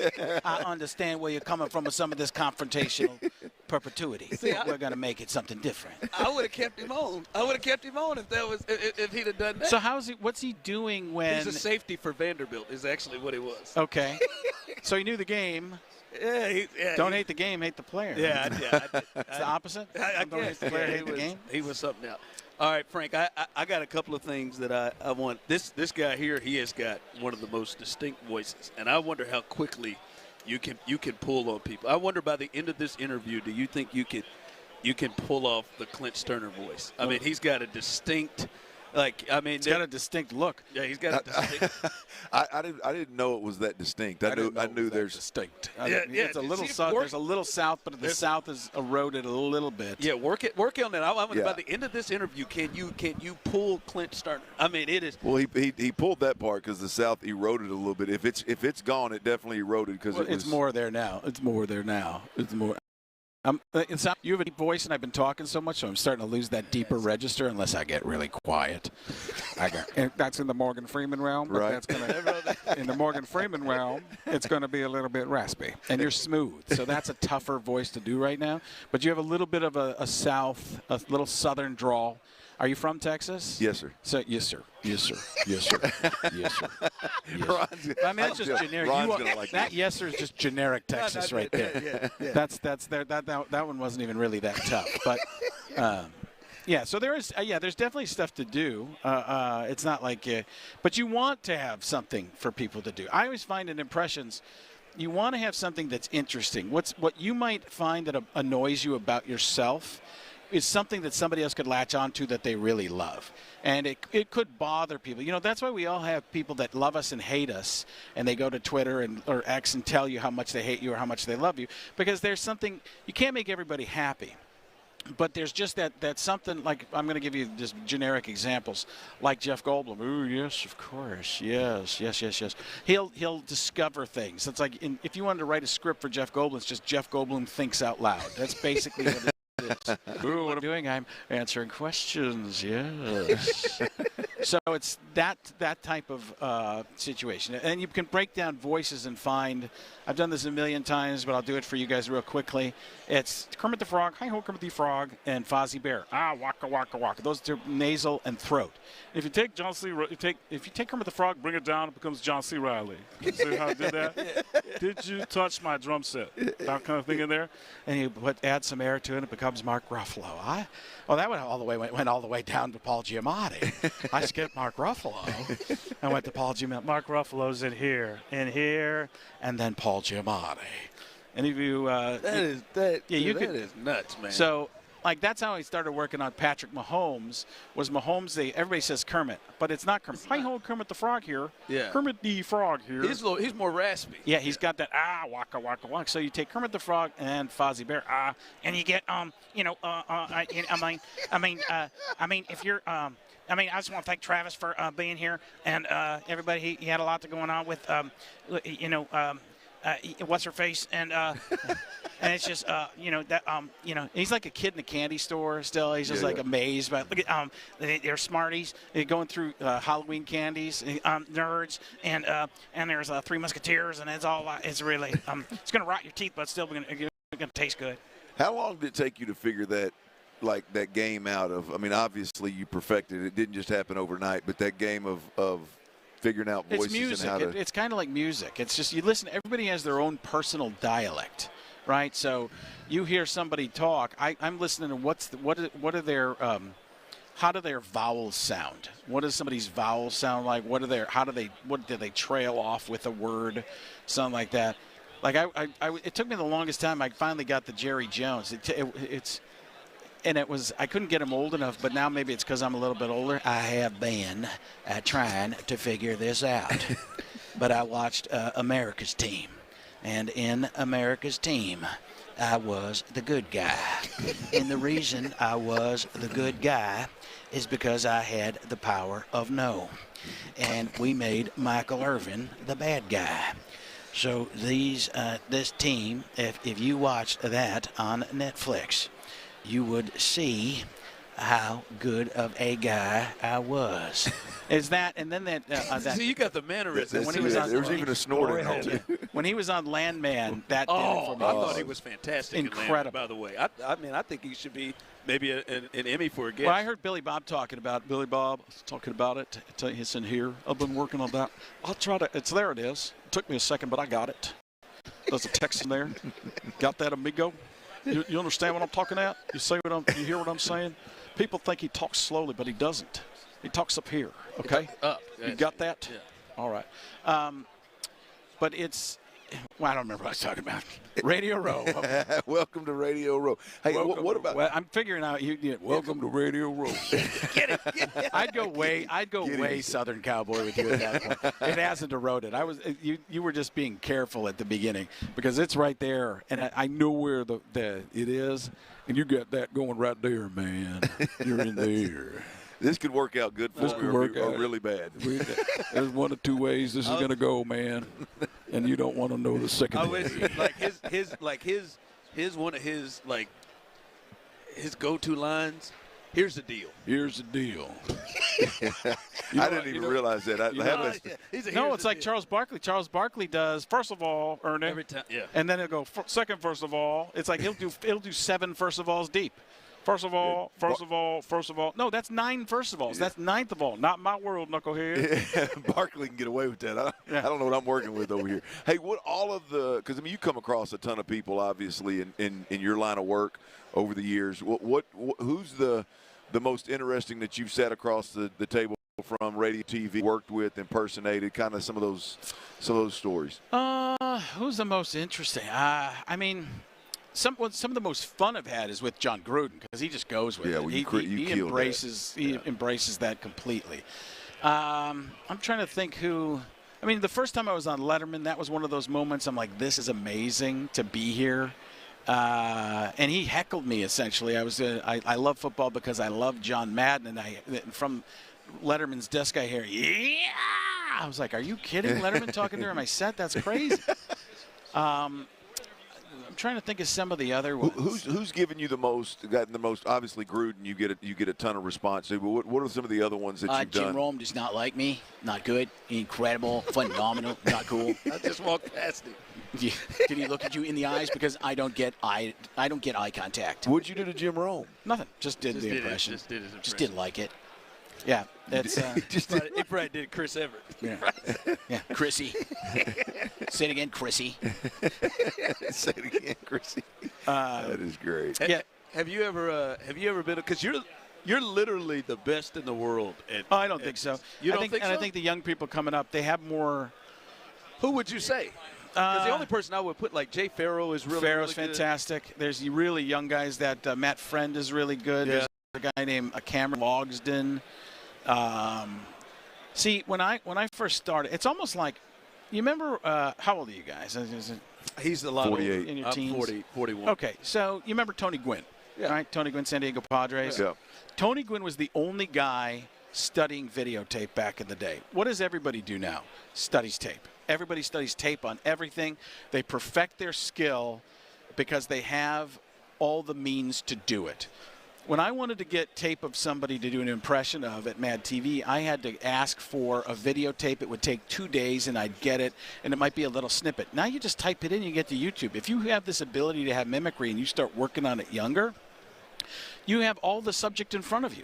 It's like having quarterback camps at 10 years old or 8 years old or 7 years old, wherever they're starting them. You have all the means to get to a advance early and get that 10,000, that Malcolm Gladwell 10,000 hours, 10,000 reps, whatever it is, to get better and better and better. I think that, and people evolve. I think people are just evolving all the time, and you see more people doing it. When I started doing impressions, it was bad to do impressions. People were like, that's a terrible way to do comedy. Don't do that. Well, now it's a huge way to get likes and retweets and reposts and whatever, shares, is you do an impression of it. You do an impression of somebody with them and they're famous, you get a pretty big blast out of that too. How have you seen, because you spanned long enough to kind of, live in the two generations where, like you said, the instant, whether you're trying to develop your skill or you're getting clicks, like how have, by the way, skill, you got skill. How have you changed? Skill. How have skill. How many syllables? Skill. Skill. Skill. Two. Yeah, we can make it two. We can make it two. We can make it two. I love it. He's doing it. I love it. He's doing it right now. And you can tell he's uncomfortable by the hands crossed. Yeah, I love it. I love what he's doing. He's doing a great job right now. Let's see how long it lasts. Skill. He got a skill that's going to cost him. Come on. You've been doing this for a while. How many? Because this seems like a hell of an icebreaker with ladies. Now, I know you're married, so I know she can't stand it. So as long as the check's cash, she's happy. But before this would have to be a hell of an. I just got to believe. I'm so awkward. I don't think it's. You're going to do it, John Gruden. I'll tell you what, man. You're looking pretty good today. Man, do it again. I bet I can see just pick the ladies. Maybe Morgan Freeman. And that's when she realized she was actually in love with Frank. I mean, I would drop my panties. Of course you would. The Gruden thing is classic because you got the scowl too going. Well, that's part of it, man. Yeah, that's one of those you can really get into, Yeah. And not political, but like that's how my Donald Trump is. Quite frankly, a lot of people. I did quiet Trump. A lot of people do the over-the-top Trump. I did quiet one. They're very quiet. Or Joe Biden, folks, come on. What are we doing? I'm looking at nothing. Yeah, that's it. There it is. Or George W. Bush. That's a Houston guy. Yeah, that's come on, my dad's got his airport there, man. My dad's got his airport. Houston, Bush, Intercontinental. IAH. Yeah. That's exactly how it would do. The mannerism, the facial expressions. Intercontinental, absolute Houston, Bush. That's a good one, man. I love it. Oh man. Great. So what you got going on around the country? I'm just doing shows here and there. Last time I was in Houston was the Final Four, so that was a rough go around there. But But the closest I'm going to be to you guys, I'm going to be outside of Dallas. That's 6 hours, probably, Yep. 6-7 hours. Three or four, but yeah. How fast do you drive? How many Buc-ee's is that? 2 Buc-ee's? 4? I don't know. Buc-ee's? I wish it was 4 Buc-ee's. I could go live at Buc-ee's. The first time I went to Buc-ee's, I was like, and I'm not paid by them or anything like that. I just went into Buc-ee's like, can I stay here? That's right. Can I become Bucky? So I'm doing a little, not a little, but a casino in Grant, Oklahoma that's just outside of Dallas. FrankOnStage.com for tickets for that. But I'm going to try and get back to Houston. Might be a little while. But I just love Houston. That improv there has been really good to me in the past. So, how much of your show is the impersonation? It's impressions and it's in and out. So everything's like you're talking to me right here. So I'll go in, I'll have a joke or two, then do a couple with the voice, and it's a speech. Tell them what you're going to tell them, then tell them what you told them. You know how they teach you that in like 5th grade? So I basically do that. I tell you, here's the person. I'll talk about the person for a second, then go into the impression for a little bit, and then for the rest of the show, I can go back and forth. I can talk as Donald Trump, and then go to Joe Biden. Yeah, I've had a little Adam Sandler, Jeff Goldblum, John Madden, John Gruden. I'll tell you what, Adam Schefter, according to my sources, to Chris Berman, say what you will, but nobody circles the impressions like Frank Elliott. That's Chris Berman as a chicken. To the Muppet Show. Frank, man, we appreciate you jumping on with us. We know you great got a to be busy here, guys. schedule. We Yeah. thank you for coming on with us, and man, hopefully we get to talk to you Yeah, again. thanks. I'm going to keep working on my Clint. Yeah, You got it. You got it.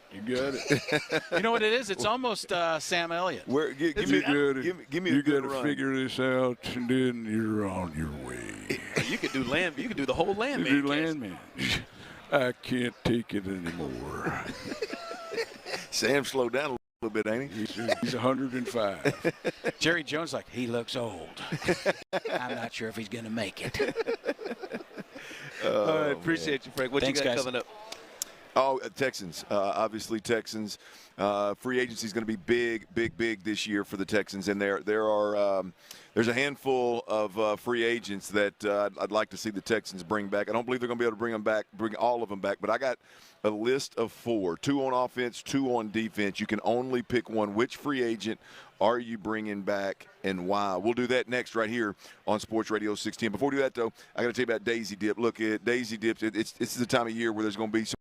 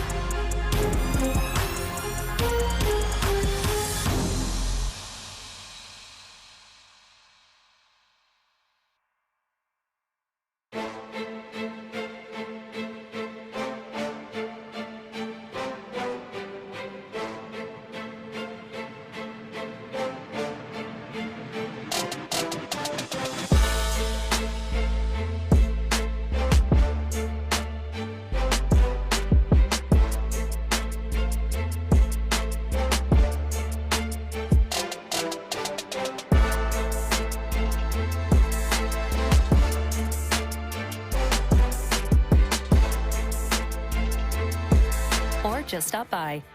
Grainger, for the ones who get it done. From the West Point Lincoln and West Point Lincoln of Sugar Land Studios, KILT FM HD2 Houston, on Odyssey Sports Station. The Texans play here. There's an old saying in Tennessee, I know it's in Texas, probably in Tennessee, that says, "Fool me once, shame on you. If fool me, we can't get fooled again."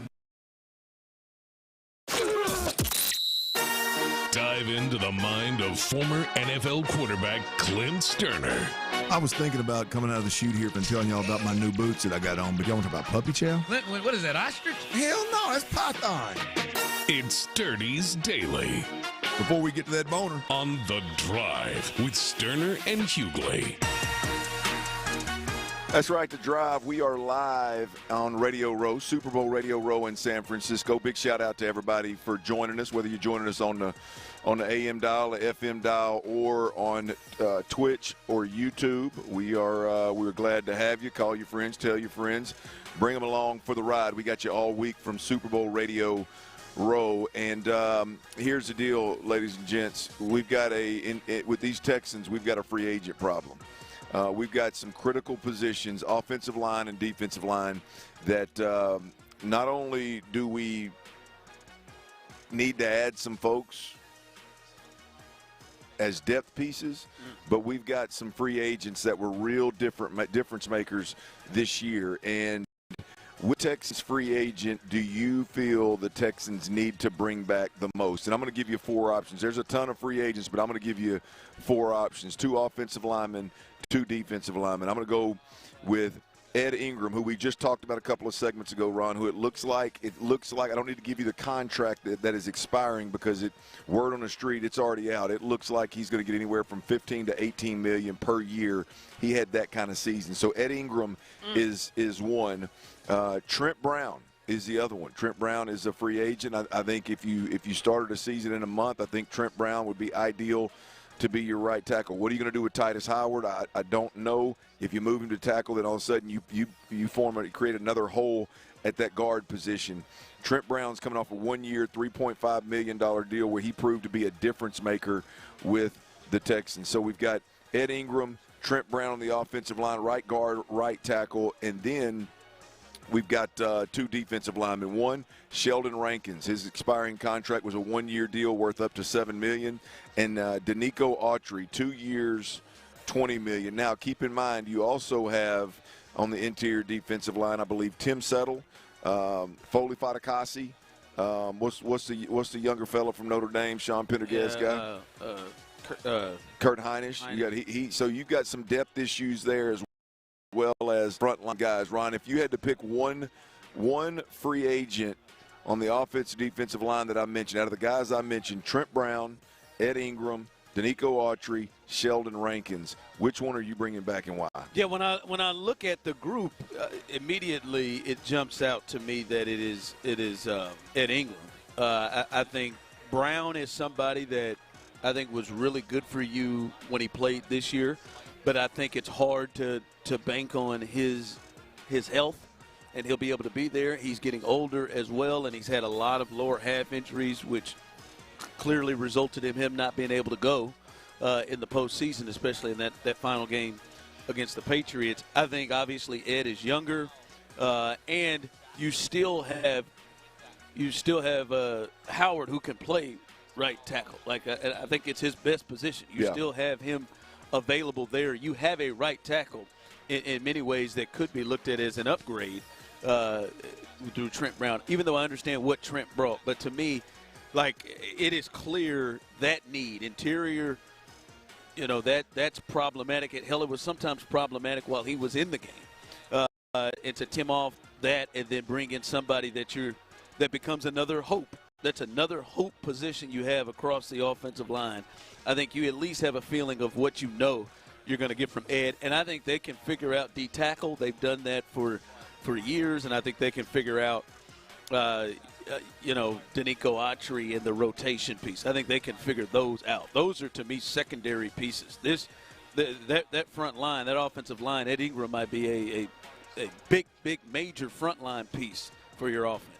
Yeah, this is an interesting decision for me, Ron. Because I could pick any one of these guys and feel pretty good about it, to be completely honest with you.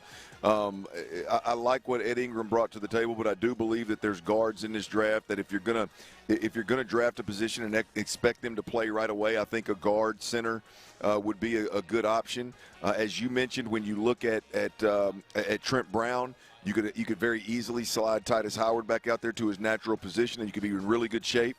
So I'm going to go on the defensive side of the football. I think you can work around both offensive linemen and fill in those shoes. Look, I'm not saying I don't want them to keep Ed Ingram. I would like for them to keep that kind of homegrown where he kind of came into his own this last season. I'd like for them to keep him in that spot. But I think I got to go with the defense side of the football, Rana, and defense really. Yeah, well, I think when you look at these two guys, they're older guys, and they're not gonna break the bank. You know, you can get both of them for probably that 15 to 18 million that we're talking about for Ed Ingram. So I think I would go with the defensive side of the football. This is the headliner for the Houston Texans is absolutely the defense. So you gotta continue to reload, and that interior defensive line position is an absolute problem just based on how many guys are free agents. And you look at it right now. I think Mario Edwards and Tommy Togiai are the two guys that you feel really good about inside there. That you have one under contract. Yeah. So I think. Man, I think I would probably – this is crazy that where I'm going to land, but I think I would probably go with Danico Autry. Really? Yep.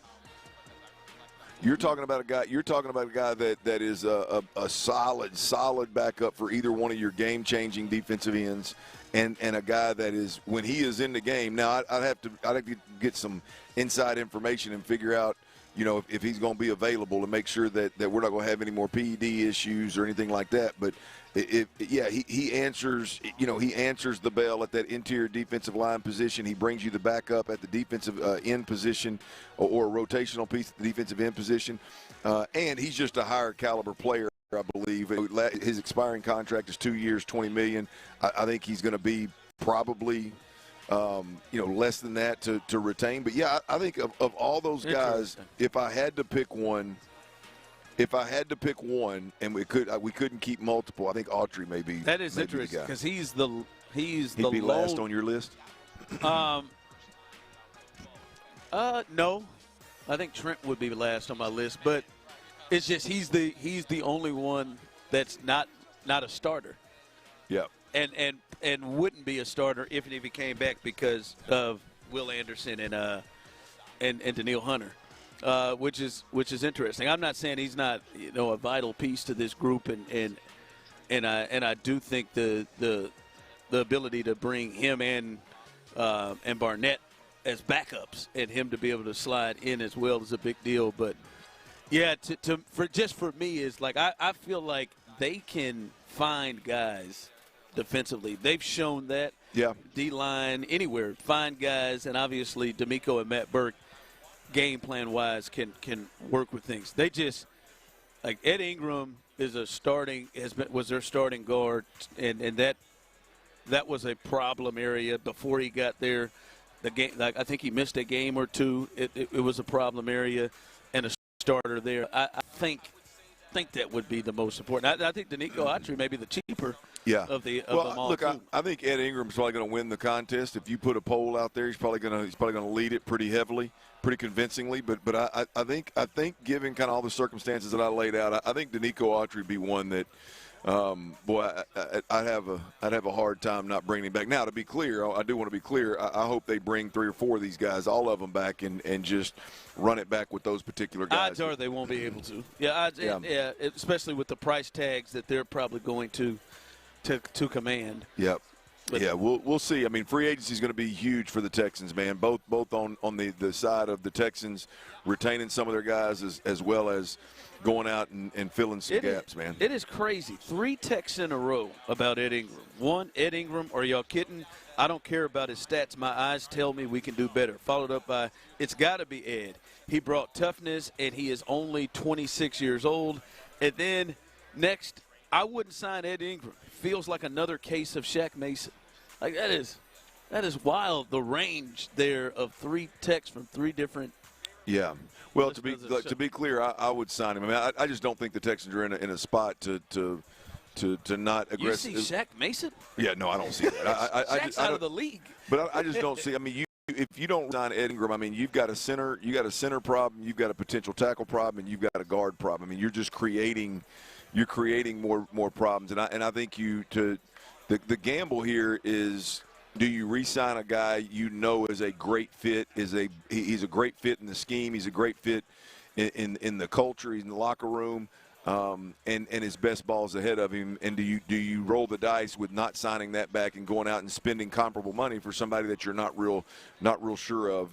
You know, that hasn't always worked out for the Texans either. So we shall see. But I'd love to see him re-sign Danico Autry, him stay available, healthy, and without the PED suspension, and be more of a factor. That dude, when he's in the game, every time he's in the game, man, with limited options, man, he somehow finds a way to make a play. So I'm Clint Stoerner alongside Ron, the show Hughley, T. Mill on the ones and twos, keeping us on the airwaves back in the studio, back in Houston. Oh my God, he's smaller than I thought. He said Bryce Young just walked in the building. I should let everybody guess on who he was talking about. Bryce Young just walked in the building, boys. But did you? Before we get out of here, though, I got to bring this up. Wow. Boss man showed this to me. Did you see J.J. Watt's workout video today? Tyler, did you see J.J. Watt's workout video today? I did not. Ridiculous. Well, J.J. Watt's, like I said yesterday, track pants, sleeveless top, sleeveless shirt. You know what's not present? All the housewives that was in that deal. Come on, JJ. Come on, JJ, man. You can't be doing that. Workout. No, that's exactly what he should have wore in there with all them women, man. He was lifting.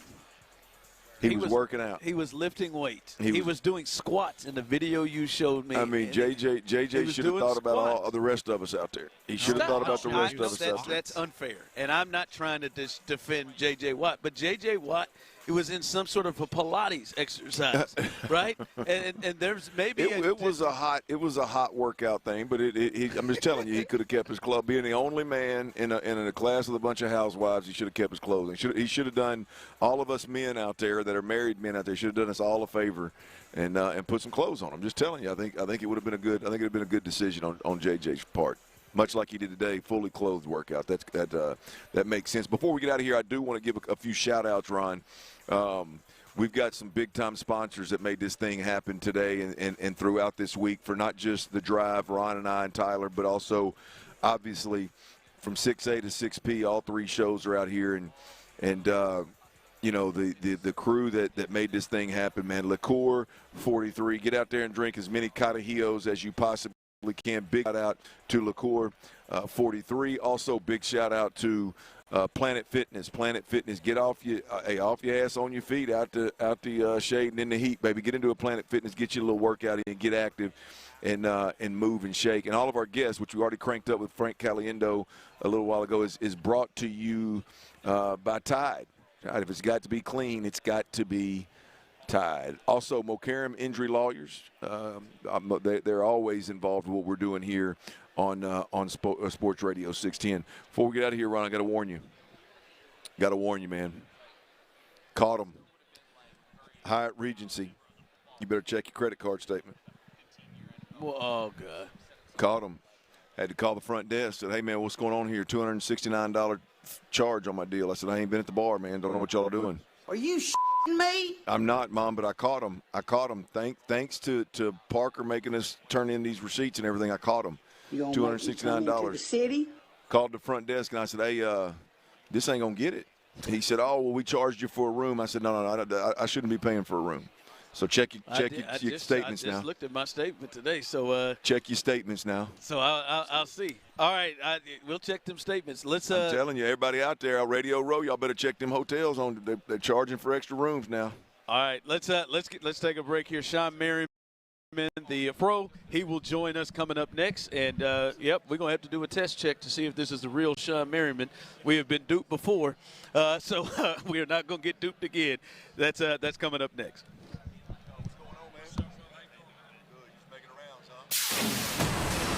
Liqueur 43 presents Sports Radio 610, live from Radio Row. Somebody asked us, did you feel an earthquake? And I was like, wait, are they just joking because it's San Francisco? Apparently, no. There was indeed an earthquake. You can see a hurricane coming. You can prepare for a hurricane. You can kind of prepare for tornadoes. Ain't no preparing for earthquakes. All week long from San Francisco, thanks to Planet Fitness. Fast breaks, buzzer beaters, and block parties, y'all. They're back. And however you like to get in on the action, you can do it on Underdog right now in the great state of Texas. This season,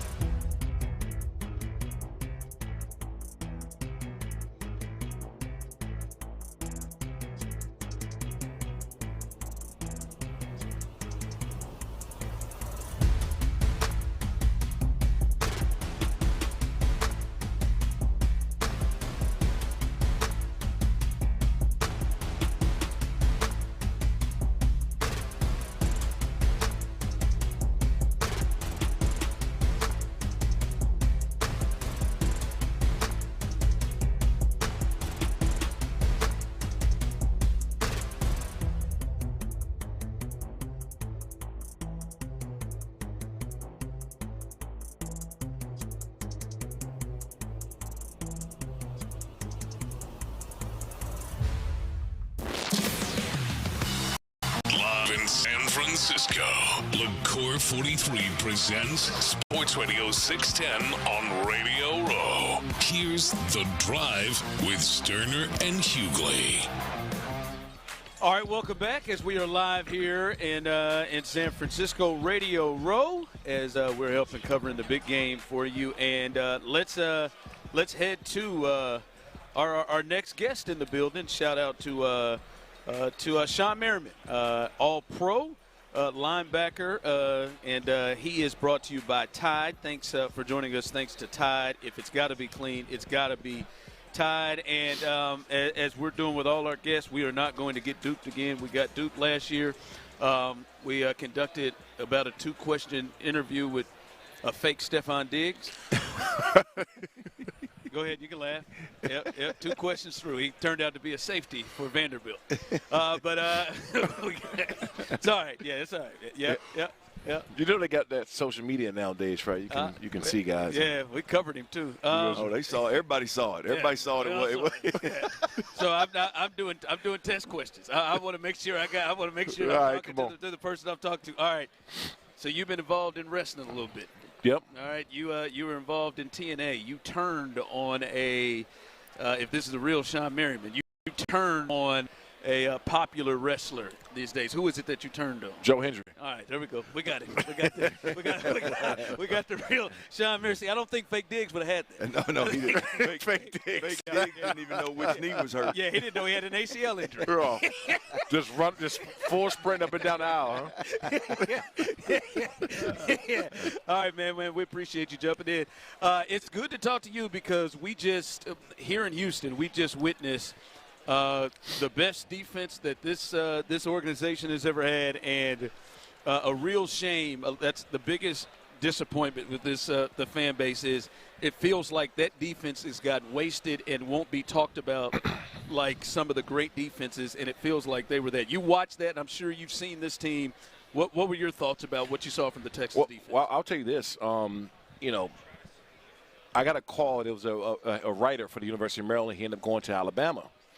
And he called me out the blue one day. He said, Sean, I got this kid out here that reminds me a lot of you. And I'm like, dude, I've heard that many a times. Like, you don't know what you're talking about. He said, no, man, like, just like how you came in, a little lighter, struggling to play the run because he's not big enough yet. But his pass rush, he's the best out here. I later found out that this kid was Will Anderson. And I started watching Will since college. And I said, this dude's going to be a superstar. And he turned out to be just that. And you look at, Hunter, don't give me Hunter's great. They got bona fide players. D'Amico Ryan doesn't get enough credit by putting those guys in position to make plays for what their strengths are. And I played for a great defense coordinator, Wade Phillips. Wade was like, look, you're going to do 80% of what you're great at doing and 20% what you're not. And that's the philosophy that D'Amico Ryan's established in them. And it was I don't know if it was the first or the second game, but they had a clip of D'Amico. And this is why having players with a player mindset as coaches that can be really good coaches. They had a slow clip of just his reading his lips. And he said, wear him down. Wear him down. And that's a player's mentality because a team could be better than you, talent-wise. Yeah. But when you're going out there and you're just gashing a run and you're hitting them in the mouth, and it's a mentality that D'Amico Ryan has established in that entire organization. And as you said, it's frustrating as a defense. And I don't want to take shots at C.J. Stroud at all, but you went right to the source, didn't you? They need him. He needs to be more consistent. That's all. He needs to be more consistent. And then when he makes mistakes, forget about him and move on to the next play because it seems like he's just in the slump after he does something wrong. But yeah, man, that defense. If they would have been playing in this game, they would have went down as like one of the best defenses to play in the last decade or so. Yeah. Sean, when I watch that defense, man, and I've watched a lot playing and covering the game, college and pro. Like I don't know that I've ever seen a defense, Sean, that swarmed the way that this particular. They use the term. They use the phrase swarm, right? I don't know that I've ever seen the 11 guys all the time, all year long, swarming the way that this defense does, man. It's so demoralizing. Yeah. Because when you do that, you put that on film. Yeah. And offenses may not say it publicly, but all of them sitting back looking like, man, ooh, look at number such and so. And then you got somebody bringing them down. He gets loose and somebody hitting you right in the mouth. I mean, it is demoralizing. You put that on film because everybody know they got to strap it up. Yeah. They got to strap it up. And they can get over the hump, but they won't get over the hump unless they get consistency out of CJ. And he's more than capable of doing it because we've seen it. He had a couple when he had he dropped the snap, right, with his shotgun. He came back and threw a dart like a play or two later. So he's more than capable of doing it, but he needs to get his head into the game after he makes mistakes because mistakes is part of the game. What's fair, because let's shift gears to C.J. Stroud, because you're right. I mean, you're nail on the head. I mean, just in terms of being consistent and the body language and the moping and all that kind of stuff after a bad play. And what I argue with folks on the air all the time in the radio business, like, hey, man, it's year 3. This ain't 1995 when they these quarterbacks, they get all these second chances. They sit around, they groom them, they develop them. I mean, they expect immediate. What do you think is a fair year to go, okay, hey, man, it's make it or break it type situation? Well, it's now. Yeah. It's now because they got a choice to make soon on his contract. Yeah, absolutely. And whether he's going to get, $30 million, he owes $60 or whatever that number is. I mean, and it's a fair question because you got all the tools there to win. So the defense we know ain't the problem. They stepped up and made plays on special teams. So where's the problem? When they're running the ball well, they're one of the best running teams in the NFL when they're running the ball well. So where's the problem? And you have to just be honest about where the problem is. And I'm not pointing everything at CJ, but if he wasn't capable, then it would be no big deal. But he is. Yeah. And that's the most frustrating part about that team is they have a capable quarterback who can go out and win football games, but you need him to be consistent. This is interesting, Sean. Clint obviously played and has been in the position of CJ in college and in the NFL, and he said he's out.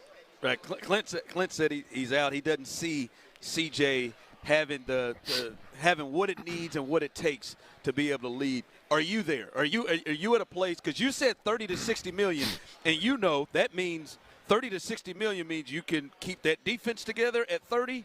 At 60, then you got to start making decisions. Where are you at on C.J. Stroud? I don't have him in that $60 million a year range. I don't have him at that caliber because that puts him in the caliber of who? The top 5. I don't have him there. And he's going to have to make a decision on what he thinks he's worth and what he's going to take. And what just happened towards the end is he didn't help his case in getting $60 million a year. Hell no, he didn't. Yeah, he didn't help his case. And so his agent is going to have a hard time trying to go and battle to get him. Is he in the $40 million? Probably. When you start getting up there to that 55, 60 million a year, you're putting yourself in the upper echelon of the top 5 quarterbacks in the National Football League, and he's just not there. Well, I tell you, Mulugheta's going to hunt for that 55 to 60. That's for damn sure. For sure. He don't want to hear that 30. They gave Tua 55. That's what he said. Hey, what is? Tell us what you're up to, man. I know you got a ton of stuff going on. It seems like every year your portfolio just grows, man. What you got going on? Lights Out, Extreme Fighting. We just signed a deal with ESPN Latin America, which is huge for us because, obviously football in the States is always going to be king. But when you start getting outside the States, it's two things. It's soccer and it's combat sports, mainly MMA. Yeah. And so to be global now was a big deal for us because, UFC went over to Paramount from ESPN. And so now being able to slide into some of these places and fulfill that content the UFC left, it's a great start for where we ultimately want to go. And I playing in the NFL, I think we're all fortunate because you've seen it at the highest level. You know what it looks like at Sunday night football games and Monday night football games. You're coming out and there's cameras and there's smoke and there's lights and the production. And, so I had a good base in how to build a product. And we built something special. Yeah, that's good stuff, man. What year is this for you with Lights Out? We launched in 2019, 2 years off of the pandemic, started back up in 2023. So I would say about 3. Yes.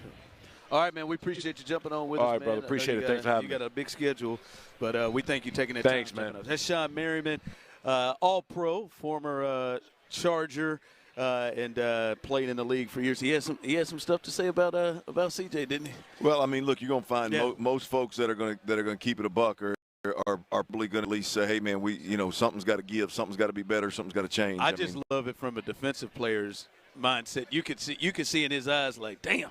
Yeah. Don't do that to us. Right. We holding it down like we are here, and you could tell it's just like there's frustration. Like he's like, nah, man. It seems like he's probably closer to where you maybe are. Well, I mean, it's time, man. I mean, you can't. Again, we're talking about the biggest stage, the brightest lights, and we're not just talking about falling on the ball and turning it over. Like I did against Tennessee. You're talking about turning it over 4 times in one half, like I did against the Giants, and I never touched the field again. So, yeah, I mean, it's big stage, bright lights are going to define you when you get to one point in your career, and he's there, and so. Most folks that are being honest and keeping it a buck are going to have it's not going to be positive all. It's it's going to be tough criticism. But that's where he is, and that's how you get to a new haircut. I don't know. Is he there?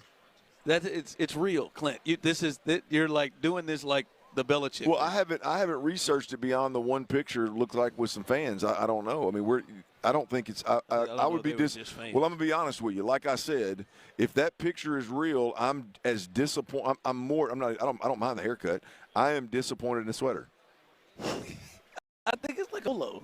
I don't care. It looks like it was knitted by my grandmother, and it's got buttons on it that are the size of the top of that Diet Coke you got right I'm gonna be honest. I think you'd be disappointed for several of his outfits. I hear there's rumors on the internets. No, I'm very. I have been. I'm fashion forward. I know you're. I can't get away with a lot. So, I don't personally get away with it. I stay in my lane, but I can get down with. I think for you got to see the whole outfit. Maybe the whole outfit tells a story. When the top looks like that, odds are I ain't gonna like it. All right, coming up, let's get into what we're talking about. Successful season. Even with your quarterback taking a step back, was this a successful season for the Texans? Let's discuss that coming up next. All right, look, how's that New Year's resolution?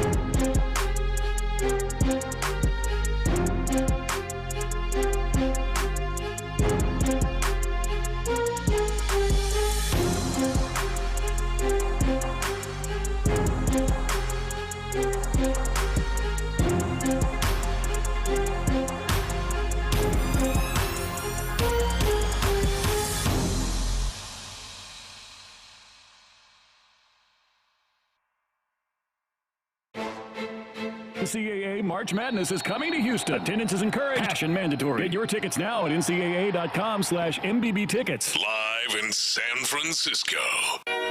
LaCour 43 presents Sports Radio 610 on Radio Row. Here's The Drive with Stoerner and Hughley.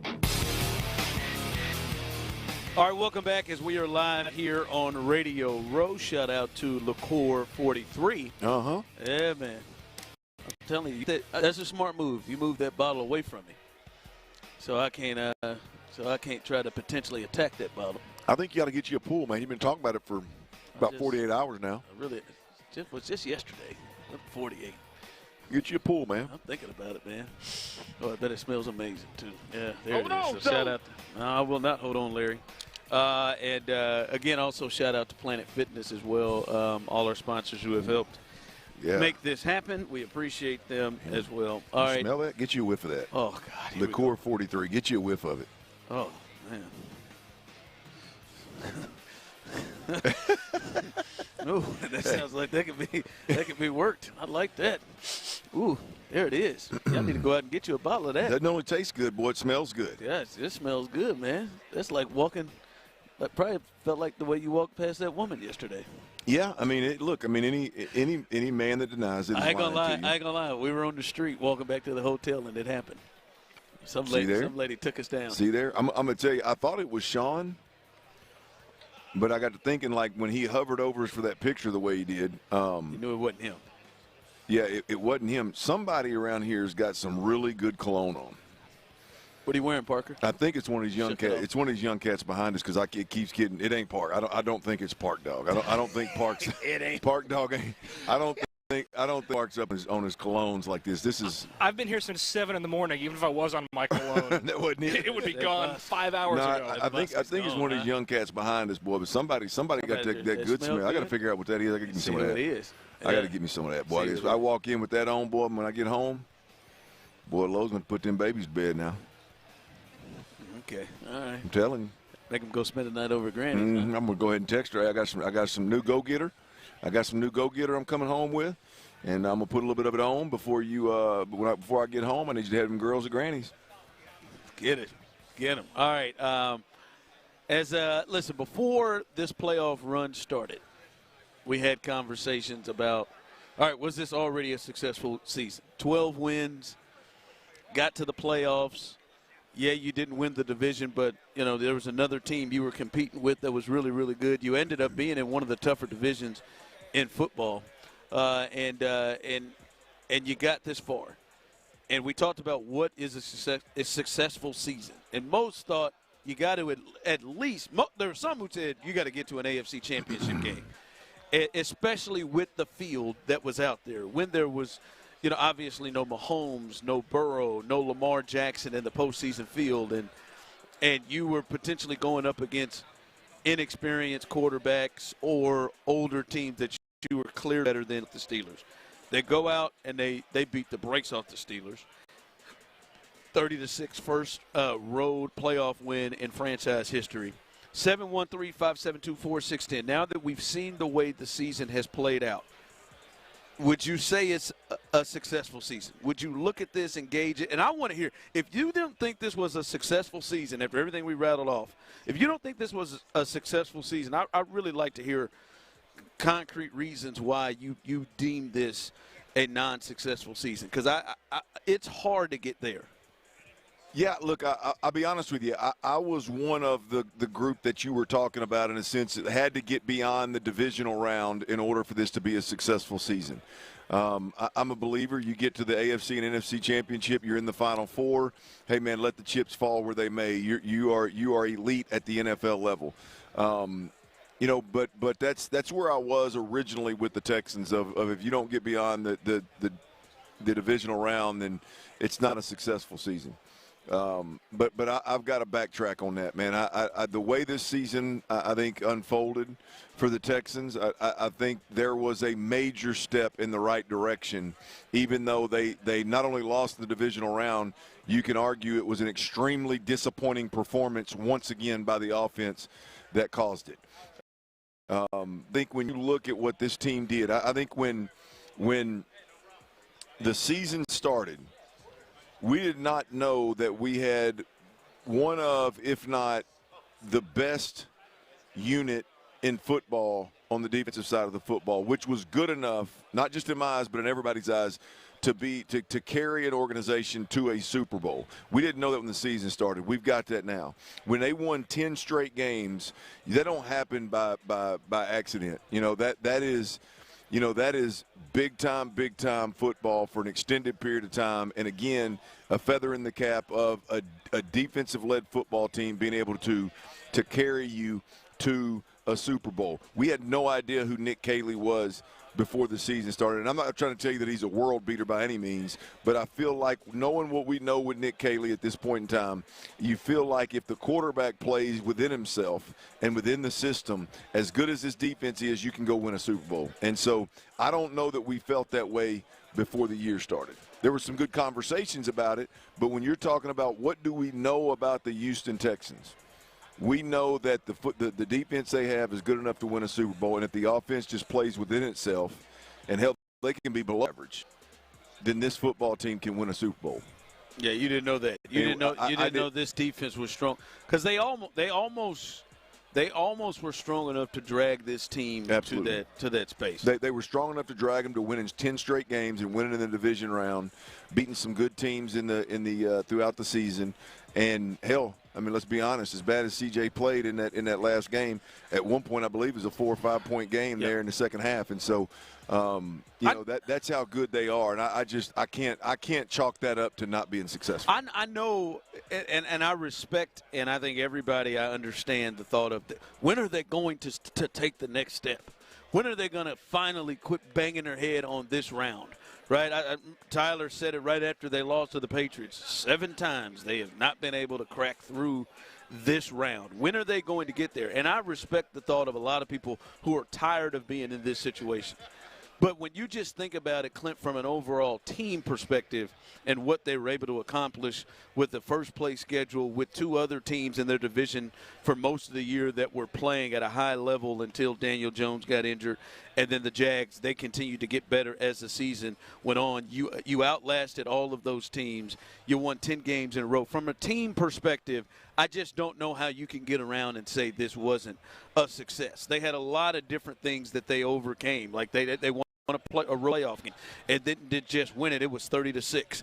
They won at Kansas City in a game where Kansas City needed the game. That was still at that time they were the team that was the kind of still the team that people looked at.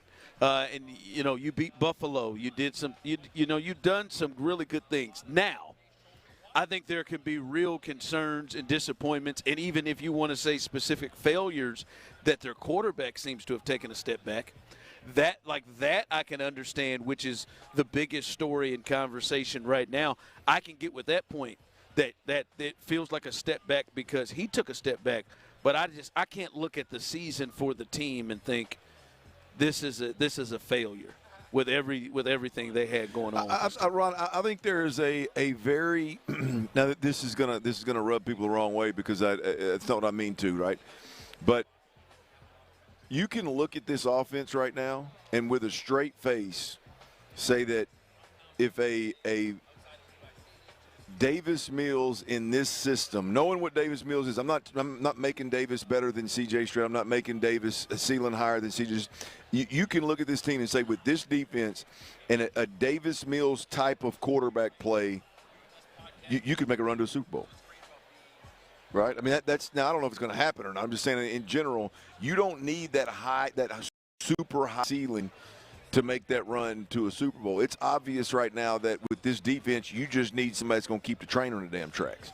And again, that's just as bad as hard as folks have been on this offense throughout the year.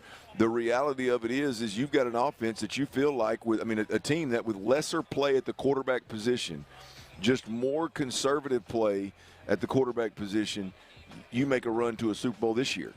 So, that again, I don't say that to create a quarterback controversy. I say that to just paint the picture of that is progress, man. I'm not taking Nick Caley to the bank. I'm not. There's nothing about this offense that turns me on in a major way. But damn, man, all you got to do is keep it on the tracks.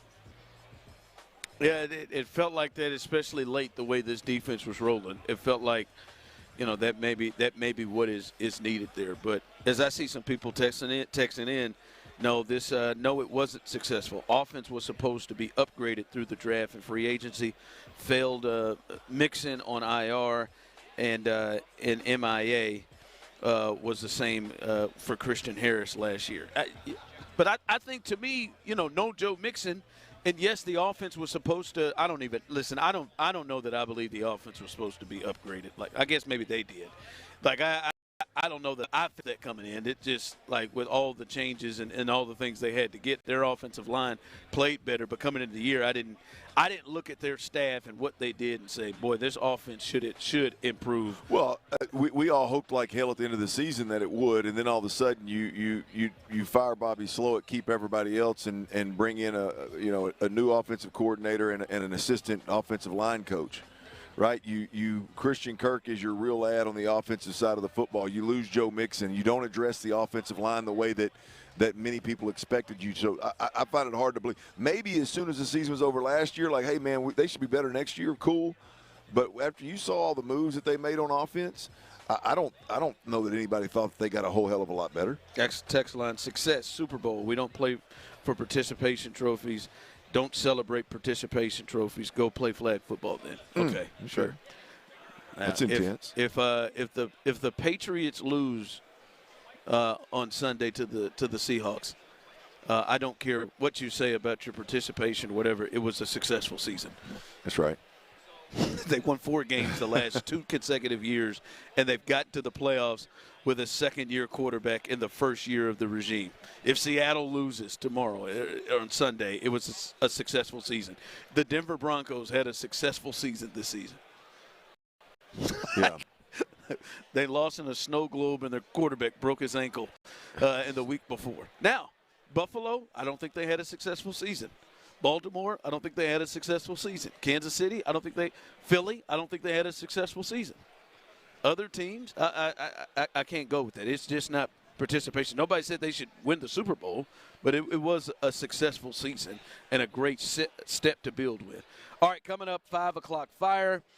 Wait till you hear what Astros general manager is saying and who they may be having conversations about. Could be somebody that would change this team. Also, we got to get with the Rockets last night. Şengün put on a show, just not good enough for Tyler to make money, but he put on a show. And then Bill Belichick, he's not alone. More with Hall of Fame shenanigans. We'll do all of that as we continue right here live on The Drive. Show is the type of dude that would let his dog poop in someone's yard and not pick it up because he thinks it's gross. The best sports talk around, anytime, anywhere. Hear your favorite Sports Radio 610 hosts wherever you go. Live, podcasts, video. It's all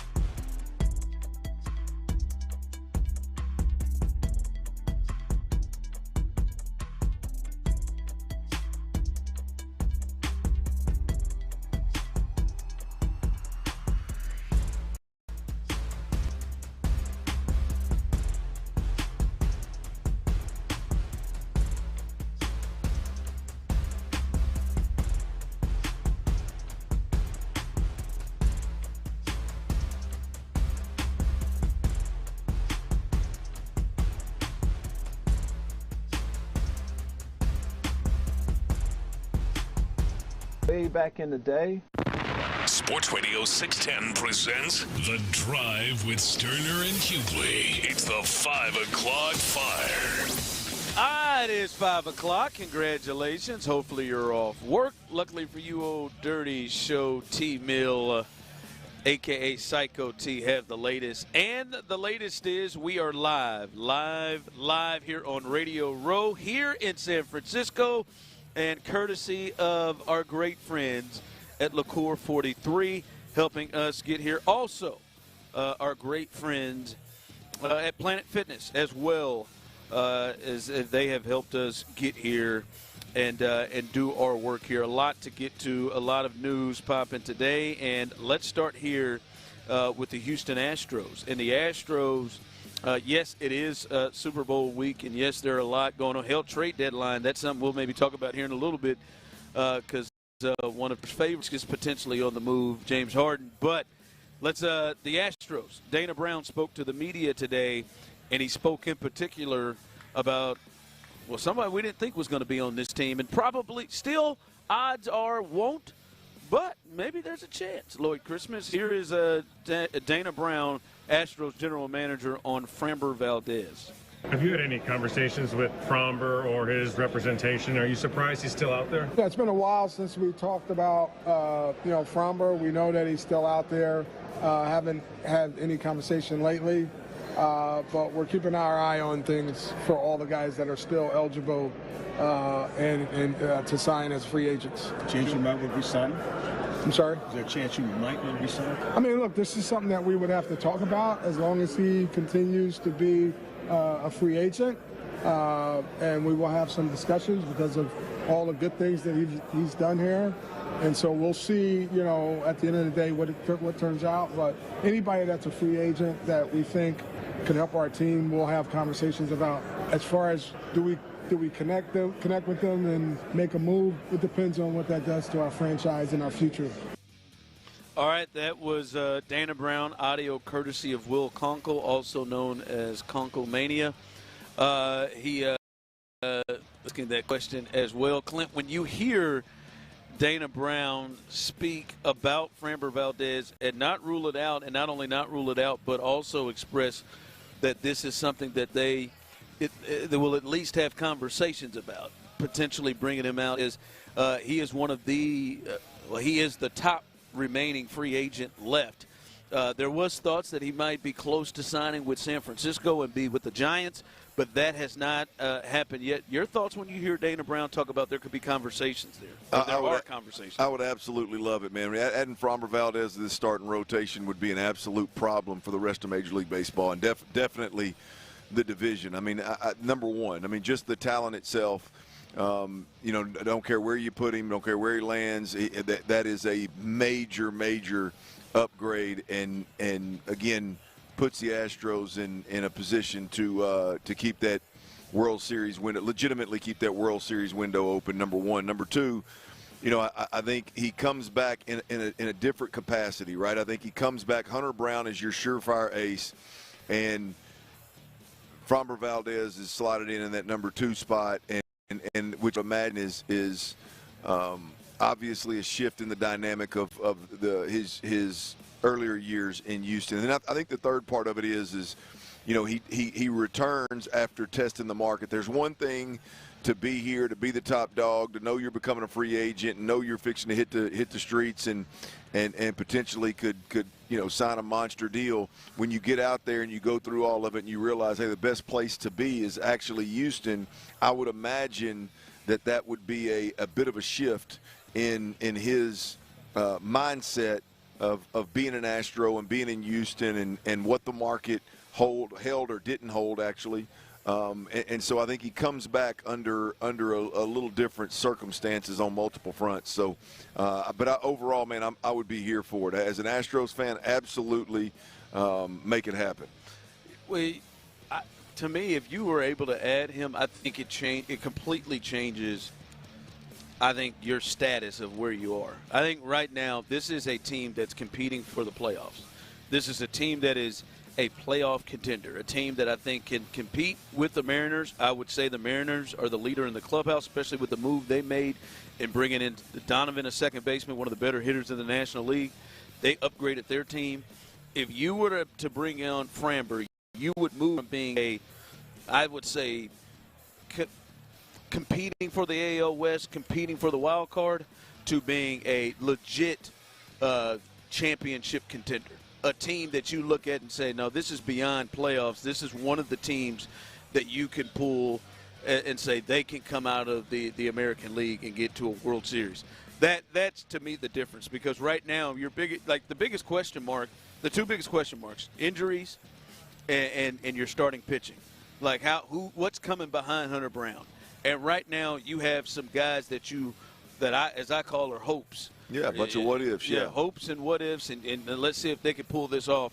As nutty as Framber is, as crazy as he can be, if you look at it, he pisses you off sometimes. He sometimes has bad outing, but he's going to throw near 200 innings. He's going to have an ERA probably at worst in the high threes. Last year, 3.66. And he's going to strike out near 200. That's just what he does every year, no matter how frustrating it can be.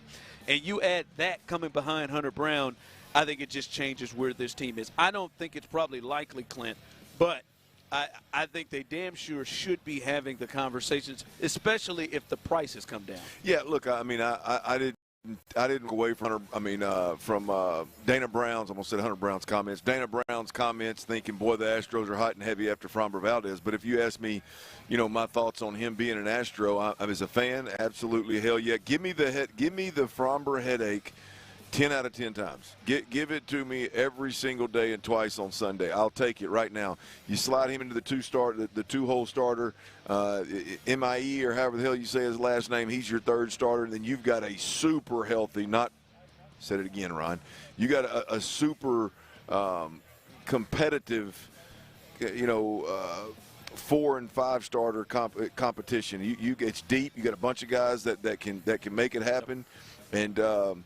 You put me in that position as an Astros fan, I'm right there. Because the alternative is Hunter Brown, and as you said, a bunch of just what ifs, a bunch of guys your what ifs start at the two starter. Yeah. If they come back, if these guys can come back healthy, and if they can be who they once were, and if they can then stay healthy, you shift from a lot of concerns beyond your number one starter to being pretty damn good, three deep with a unbelievable competition at 4 and 5, and you're in a really good spot. So if they can, again, I didn't walk away from Dana Brown's comments that feeling like it was going to happen, but if he's still out there and we're still in need, I don't know how you can entertain it.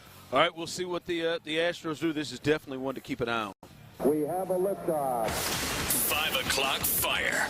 All right, last night, the Rockets, without Kevin Durant, only the third game he's missed this year. Reed Shepherd started for him.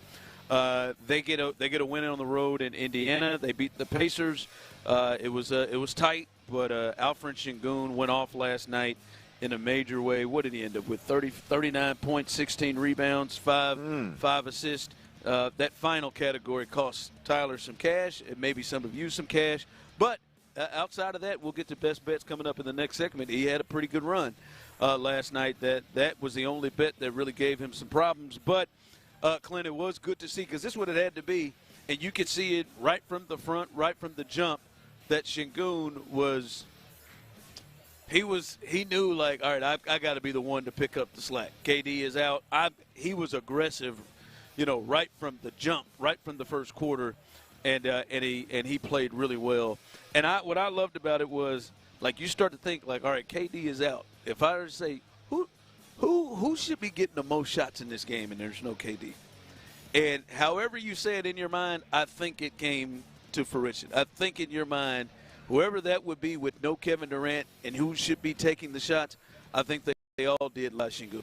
Yeah, that's. Hopefully that's kind of how the thing goes down. As Şengün takes the bull by the horns.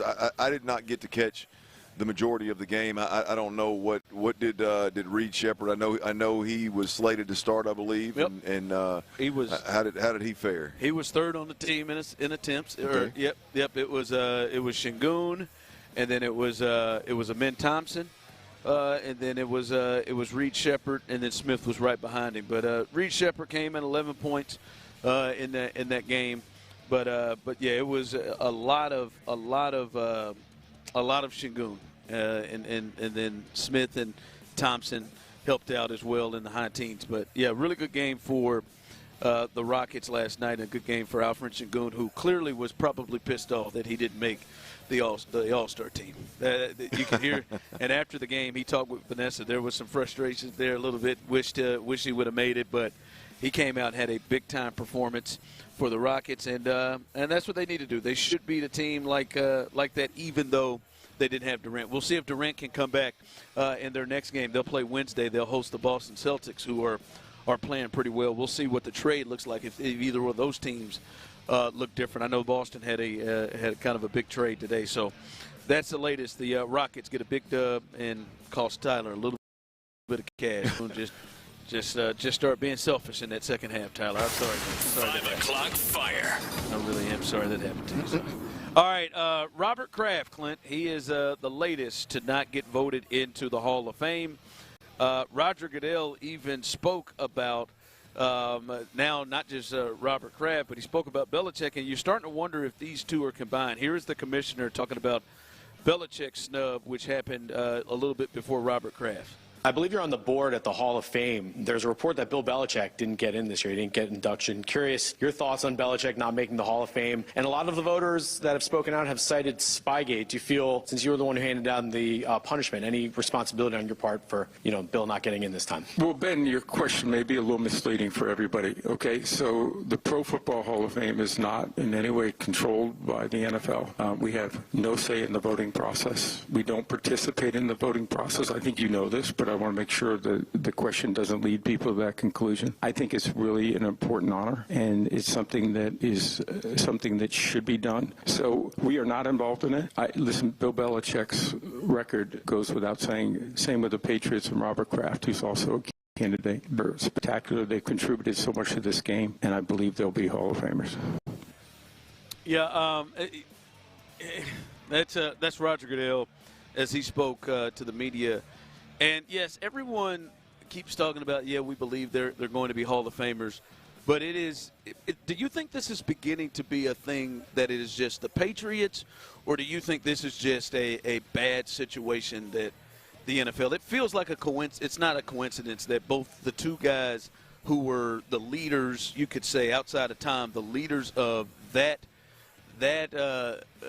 dynasty – and with everything that happened with that dynasty from Spygate to Deflategate, that somehow they're obvious to be in. Their resumes are better than anybody that's ever been an owner and a coach, and they didn't get in. It doesn't seem to be a coincidence to me. Yeah, no, I don't think it's a coincidence. Look, I mean, they clearly rubbed somebody the wrong way, I guess, and with the Spygate and all the stuff that's going on in the NFL, and the truth lies somewhere in the middle, right? I mean, it wouldn't shock me. In fact, I would be shocked if some sector of the voters didn't have a conversation about, Spygate and all that. These other guys that may never be on the ballot again deserve to be in.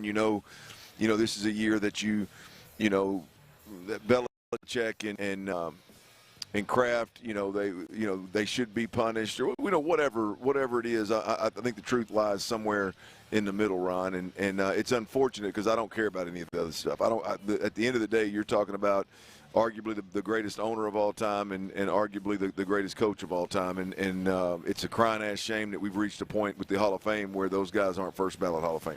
Yeah, it is. It would have been something though if Kraft got in and Belichick didn't. Well, that would have been one like, okay, now that it kind of make like out of all the things that I've heard about Belichick, like I could see where, hey man, maybe those two are just on such bad terms that you didn't want them to have to be in the same room on the same stage the same night all together. Like that would help me make sense. Even that would make sense. No, it wouldn't. But at least I could say, well, okay, I see where you're going with it. It baffles me that, again, you got some of the greatest of all, not just greatest of all time from a Hall of Fame perspective, greatest of all time with like true blue, stats and records and accomplishments to end the argument of whether they are or are not, that caliber, and they don't get they're not first ballot Hall of Famers. That's silly. I hate that people are rolling with the some people, and I will say this. I think Brady said it, even though he disagreed. But they're going to get in. They're going to get it. But I think we all know there is a distinction between first ballot and guys who just got it. Like the top of the top usually get in the first time they're on the ballot.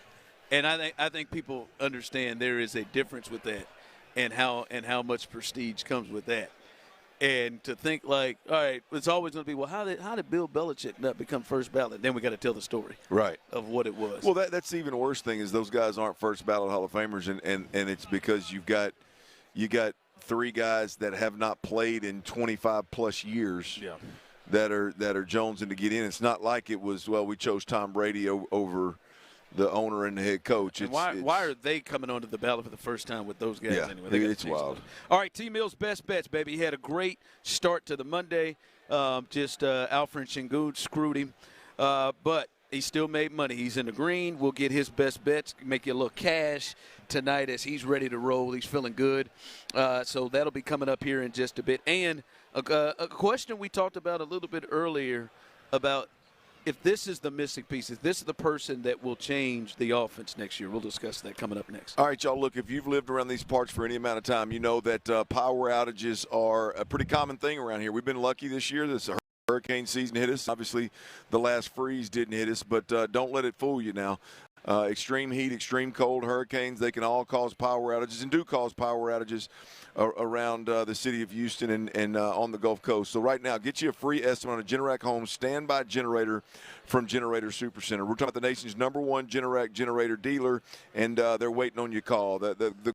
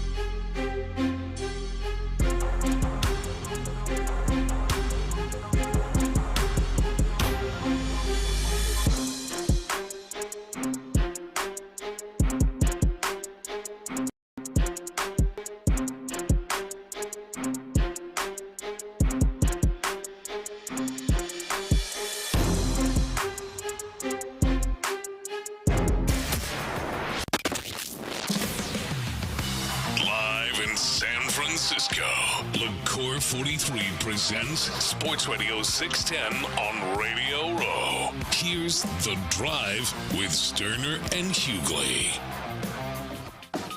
Coming up here in just a bit. Looks like I scared that young lady sitting over there in front of us. T-Mill's best bets coming up in just a bit. He's getting hot, folks. 2 out of 3 yesterday. And the hook got him as Vegas knows what they're doing. And Shingun just I bet you somebody didn't make a jump shot somewhere. I bet you it was there for you, Tyler. I bet you they just screwed you hard. Well, Tyler, be ready. He's got more bets for you coming up here soon, and we'll see if he can make you some cash. Also, want to thank Tide, who's helped us down here as well. Remember, our throughout all our Odyssey stations brought to you by Tide. If it's got to be clean, it's got to be Tide. All right, Clint. Before we get to best bets here. It was interesting. We were talking about this earlier, and Tyler and I both said we feel like Tank Dell will have a hard time changing this offense, just mostly based on the fact of just not a lot of confidence in how he is going to return from the injury. And it's hard to really just be, all right, yeah, man, we know exactly what we're getting. You know, the Tank Dell you're getting when you think about how massive that injury was. For you, though it really wasn't even about the injury, you think even if they get the Tank Dell that we knew, it's still not going to potentially cause a major change to the offense? Oh, no, I don't believe, for several reasons, I just don't believe that Tank Dell's return is going to be as explosive as I think everybody expects it to be. Now, I hope I'm dead-ass wrong, but I just don't see it. I mean, you look at this offense as it is right now, and there's a couple of different angles here on Tank Dell. I mean, there's not even an emphasis on getting Nico Collins the easy touches. Nico Collins moving pre-snap and getting him free releases and getting him involved in the screen game. There's not an additional emphasis put on one of the best wide receivers in football and getting him additional touches in a creative manner. This offense is not going to all of a sudden decide that they need to build around a creative weapon like Tank Dell when we haven't seen them do it at all. And the truth of the matter is, it's not about Nick Caley. I think it's more about the system. There's just nothing creative about it. There's nothing about building around one player and making that one player the center point of even a package. I don't think that's how this offense works, and I don't think if you look at what the Texans did this year, again, you don't need to go any further than one of the best receivers in football, Nico Collins. They're just not going to build and design around one particular player the way that you need to build and design around Tank Dell to use his strengths to the fullest, number one. Number two, I think within this system, the priority number one always, but definitely after what happened with the Texans in the playoffs last year, is I want my quarterback to play on time. I don't want my quarterback holding the football. I want my quarterback to focus on being clean and efficient.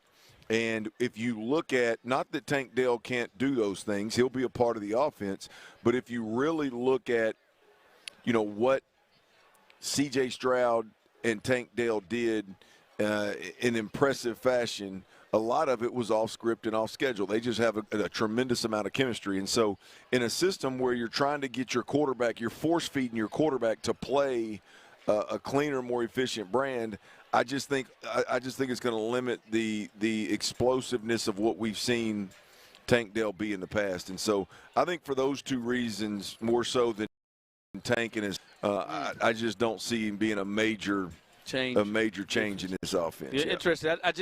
To me, you add a better player. No question. And a guy that, sometimes Xavier Hutchinson just he doesn't uncover as fast or get separation. I think Higgins struggles with that too. And then the way they played Noel, I don't know. And even Noel, I don't think – I'm talking about the Tank we remember, not the one that before he got injured.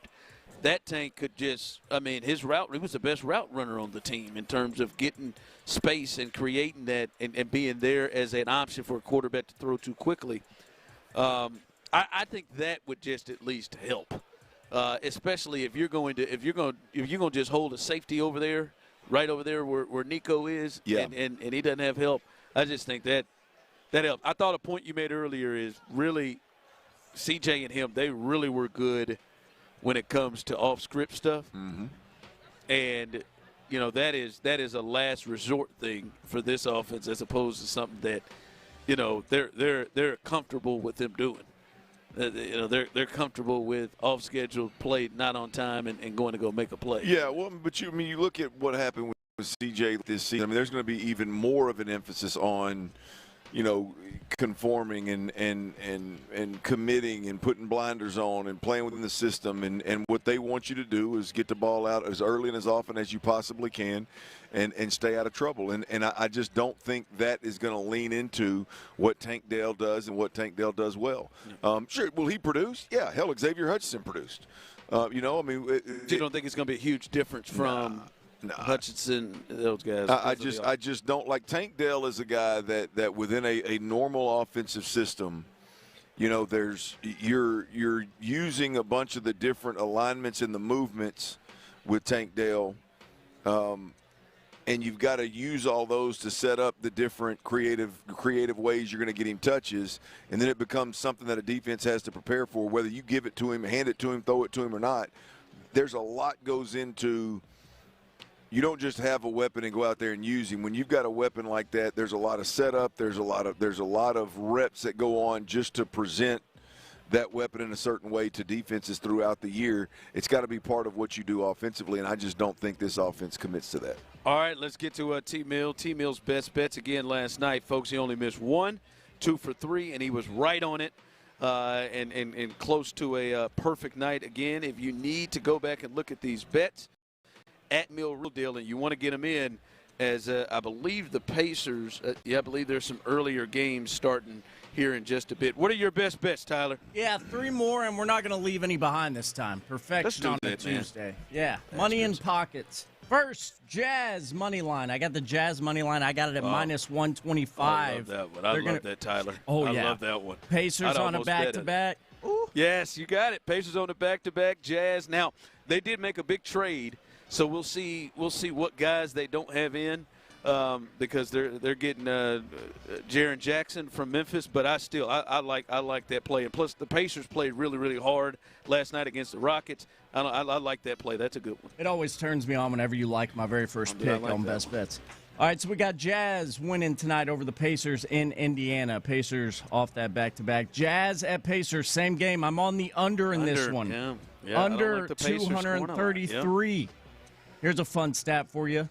The under is hit for the Pacers 30 times this year. 30. Yeah. That's versus 19 overs. That is a lock. Lock that one in. And then lastly here, the Lakers are in action later tonight. Luka Doncic, I got over 7.5 rebounds. He had 15 rebounds in the Lakers' last game. Doubled that number. And before that, the game before that, he had 11. Double digits. 7.5's easy pie. Yep. I like the Pacers, as you said. They have hit. Those unders have hit, and this is coming off a back-to-back where they put forth a really pretty good offensive performance. I don't know that they're going to do that a second time. My only thing with Luka is how long he's going to play, because I think they are going to annihilate the Nets, and that's the only concern is does he not get a lot of second half minutes? But outside of that, I think he's been one of their better rebounders, and so that has a chance to hit all 3. That really does. That has a chance. Not all of yours. I don't always believe that every night, but that one. You're always honest, though, and I appreciate it. Yeah, that one has a chance. That one has a great chance. All right, coming up as we continue here live on Radio Row, the latest with C.J. Stroud. Maybe we're starting to see some changes where C.J. Stroud is really refocusing himself. We'll discuss that coming up next. All right, y'all, look, 40,000 people. Let that number sink in. It's a big number. It's not a crowd. It's a small town, y'all. It's a number of people that are choosing pain relief without surgery. We're talking about QC Kinetics, man. 40,000 people said, stop. Before you replace my knee or my hip and mess with my shoulder and my back and all, before I put my life on hold for months. There has to be another way, and they found it, man. The other way is QC Kinetics. It's a nation's leader in regenerative in using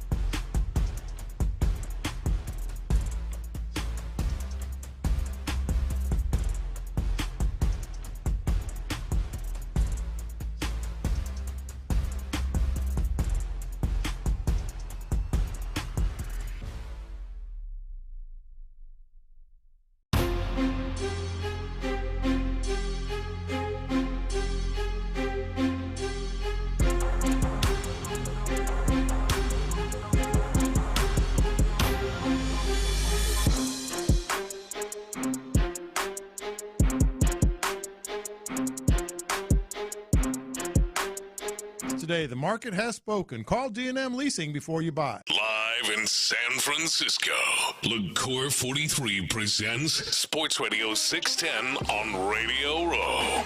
Here's The Drive with Stoerner and Hughley. All right, welcome back as we're closing out day 2 here on The Drive and here on Radio Row for Sports Radio 610. Been a good day as we are moving into the hectic week, and tomorrow should be a crazy day. So many different type of guests. We got Hall of Famers potentially on the show. All kinds of people all throughout the day, starting with Payne and Pendergast in the loop and with us here on the Drive. Hey, man, I mean, the rest of the week, you want to stay plugged into the Drive. We got Dalton Schultz, Emmitt Smith, Darren Woodson. That's right. Devin Hester, Terrell Davis. I mean, Hall of Famers, the list goes on and on, man. So stay plugged in. And the other shows, too. I mean, obviously in the loop and Payne and Pendergast, man, they got a loaded lineup as well. It gets real busy for everybody around here tomorrow. Yep, big day. So come and stay plugged in right here as we bring you the sights and sounds of the big game. Also, as I would say, to check out all of not only Sports Radio 610's digital platforms or social media platforms, but check all of ours. All the hosts that we're all putting out all kinds of content. As I just said, Figgy and Sean and Seth, they just went to Alcatraz, and I'm sure they've got some content that they will show. You can go check out that. We want you to be here with us. We want you to be here with us. Thanks for hanging out and stay tuned with us. All right, a couple of things with C.J. Stroud. He got a new haircut, it looks, and Clint is not ready to put that out there as factual yet, but it looks like he got a new haircut, cut that hair down, and shaved a lot of the facial hair. And then I think this one is something that's a little bit more interesting to me. Is tonight is, I believe, the Pro Bowl games, as I learned yesterday. Tonight is the Pro Bowl games, and we know C.J. Stroud is not in it. Now, according to Aaron Wilson, the quarterback for the Texans, C.J. Stroud was invited. He was one of the next alternates, right? They didn't skip him and go to Shador and Joe Flacco and whoever else they got. He was one of those who turned him down. And per league sources, he declined the invitation to really start to prepare for next season. So I think there's a couple of ways you can look at that. And to me, if I'm a Texans fan, if this is the case, I would be happy that it appears to me that he is taking very serious with what next season brings, and that it is to the point where, the Pro Bowl isn't even something that is his focus. His focus is looking into next year. And to me, that's at least a good step.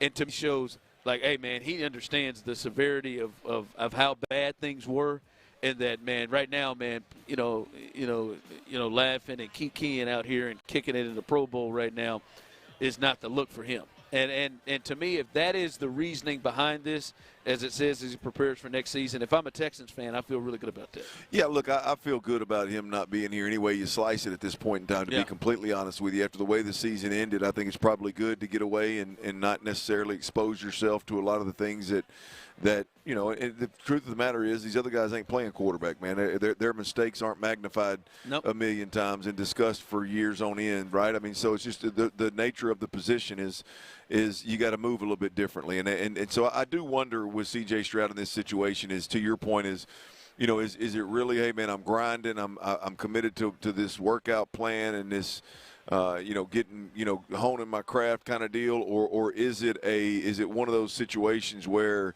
CJ doesn't want to expose himself to the public, and there's some level of insecurity there, and doesn't want to face the media, doesn't want to face the rest of the players in the league, doesn't want to talk about the way that the season ended. I think the truth could land on either side of the fence with C.J. Stroud. Is he kind of staying low key because he doesn't want to expose himself based on the way it ended, or is this really a commitment to the game and taking the next step in his development? Either way it goes, I'm not overly worried about it. I don't have a problem with the quarterback staying back and avoiding the party, if you will. Yeah, yeah. I wouldn't have a problem if he were here right now. I mean, I think he's. I personally think he would get hammered with maybe not hammered per se, but I think he would have to talk about the ending of the season quite a bit, and I just don't think he's real interested in doing that right now. Yeah, I wouldn't have a problem with him being here, right? If, with the rest of the crew, he's an alternate. I wouldn't have had a problem with it. But for the reasoning, if this is the reasoning of, it's hey, as soon as that damn game ended, as soon as that 4-interception game ended that I had in a game in which could have sent us to the AFC Championship game, and his mindset is, hey, man, I got to get right. I got to focus myself. I got to figure out something.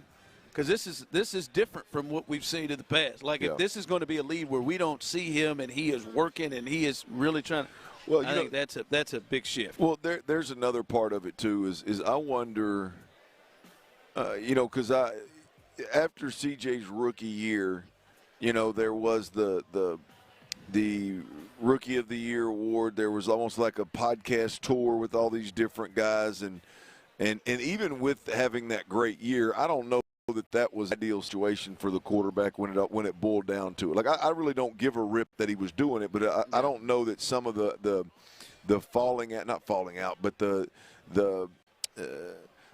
analyzing what exactly he was doing and whether it was great for his career or not. I don't know if the view was worth the climb for him. You know what I mean? Much less at this point in time with the sky seemingly falling around him, being in this environment and doing podcasts with different guys from the Colts and podcasts from different guys around the league.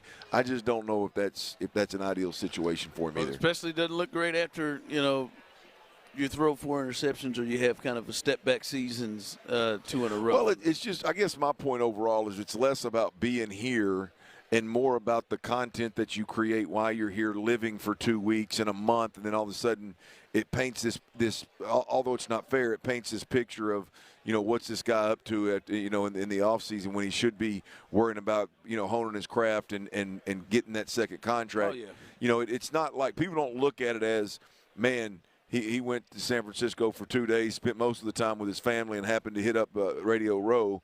They look at it as that content lives for an extended period of time, and it looks like, he's out there flippantly just going through the offseason and not trying to get better. So I think it's a wise decision from the quarterback. Text line, maybe he's embarrassed to the Pro Bowl. I don't get that from him. I don't get that he's embarrassed. Now I don't get that. I think he'd have come in here if he wanted to and mingled and did everything we're seeing all the other guys are doing. Yeah, I think that's one thing that is fascinating in Houston. And I think D'Amico Ryans is even guilty of it. But I think those guys care more than they show. Oh yeah, I think you know what I mean. I don't think he's scared is not the right word, but I think he's devastated by the performance. Yeah, I think they are. If you truly don't care about what the outside people are saying, you go anywhere, anytime you want, and you do what you know what I mean. You handle your business, and you keep it moving. I think both of those guys present themselves as guys that don't care about what's going on, but yet talk about it all the time. And talk about how it doesn't matter. And it just typically when that happens to me, then you might as well just be worried about it. You might as well be concerned about it. You might as well talk real what's going on. I think CJ is one of those guys. I do think it bothers him to be in this environment after ending the season the way he did. Not that he's scared, but I do think maybe if he'd have had a bang up top 10 year, he would be here. Yeah, there may be a deal of I don't think I earned it or I deserve it. Yeah. There may be of that. Someone said CJ avoided the Pro Bowl games because he's avoiding the questions he would be bombarded with.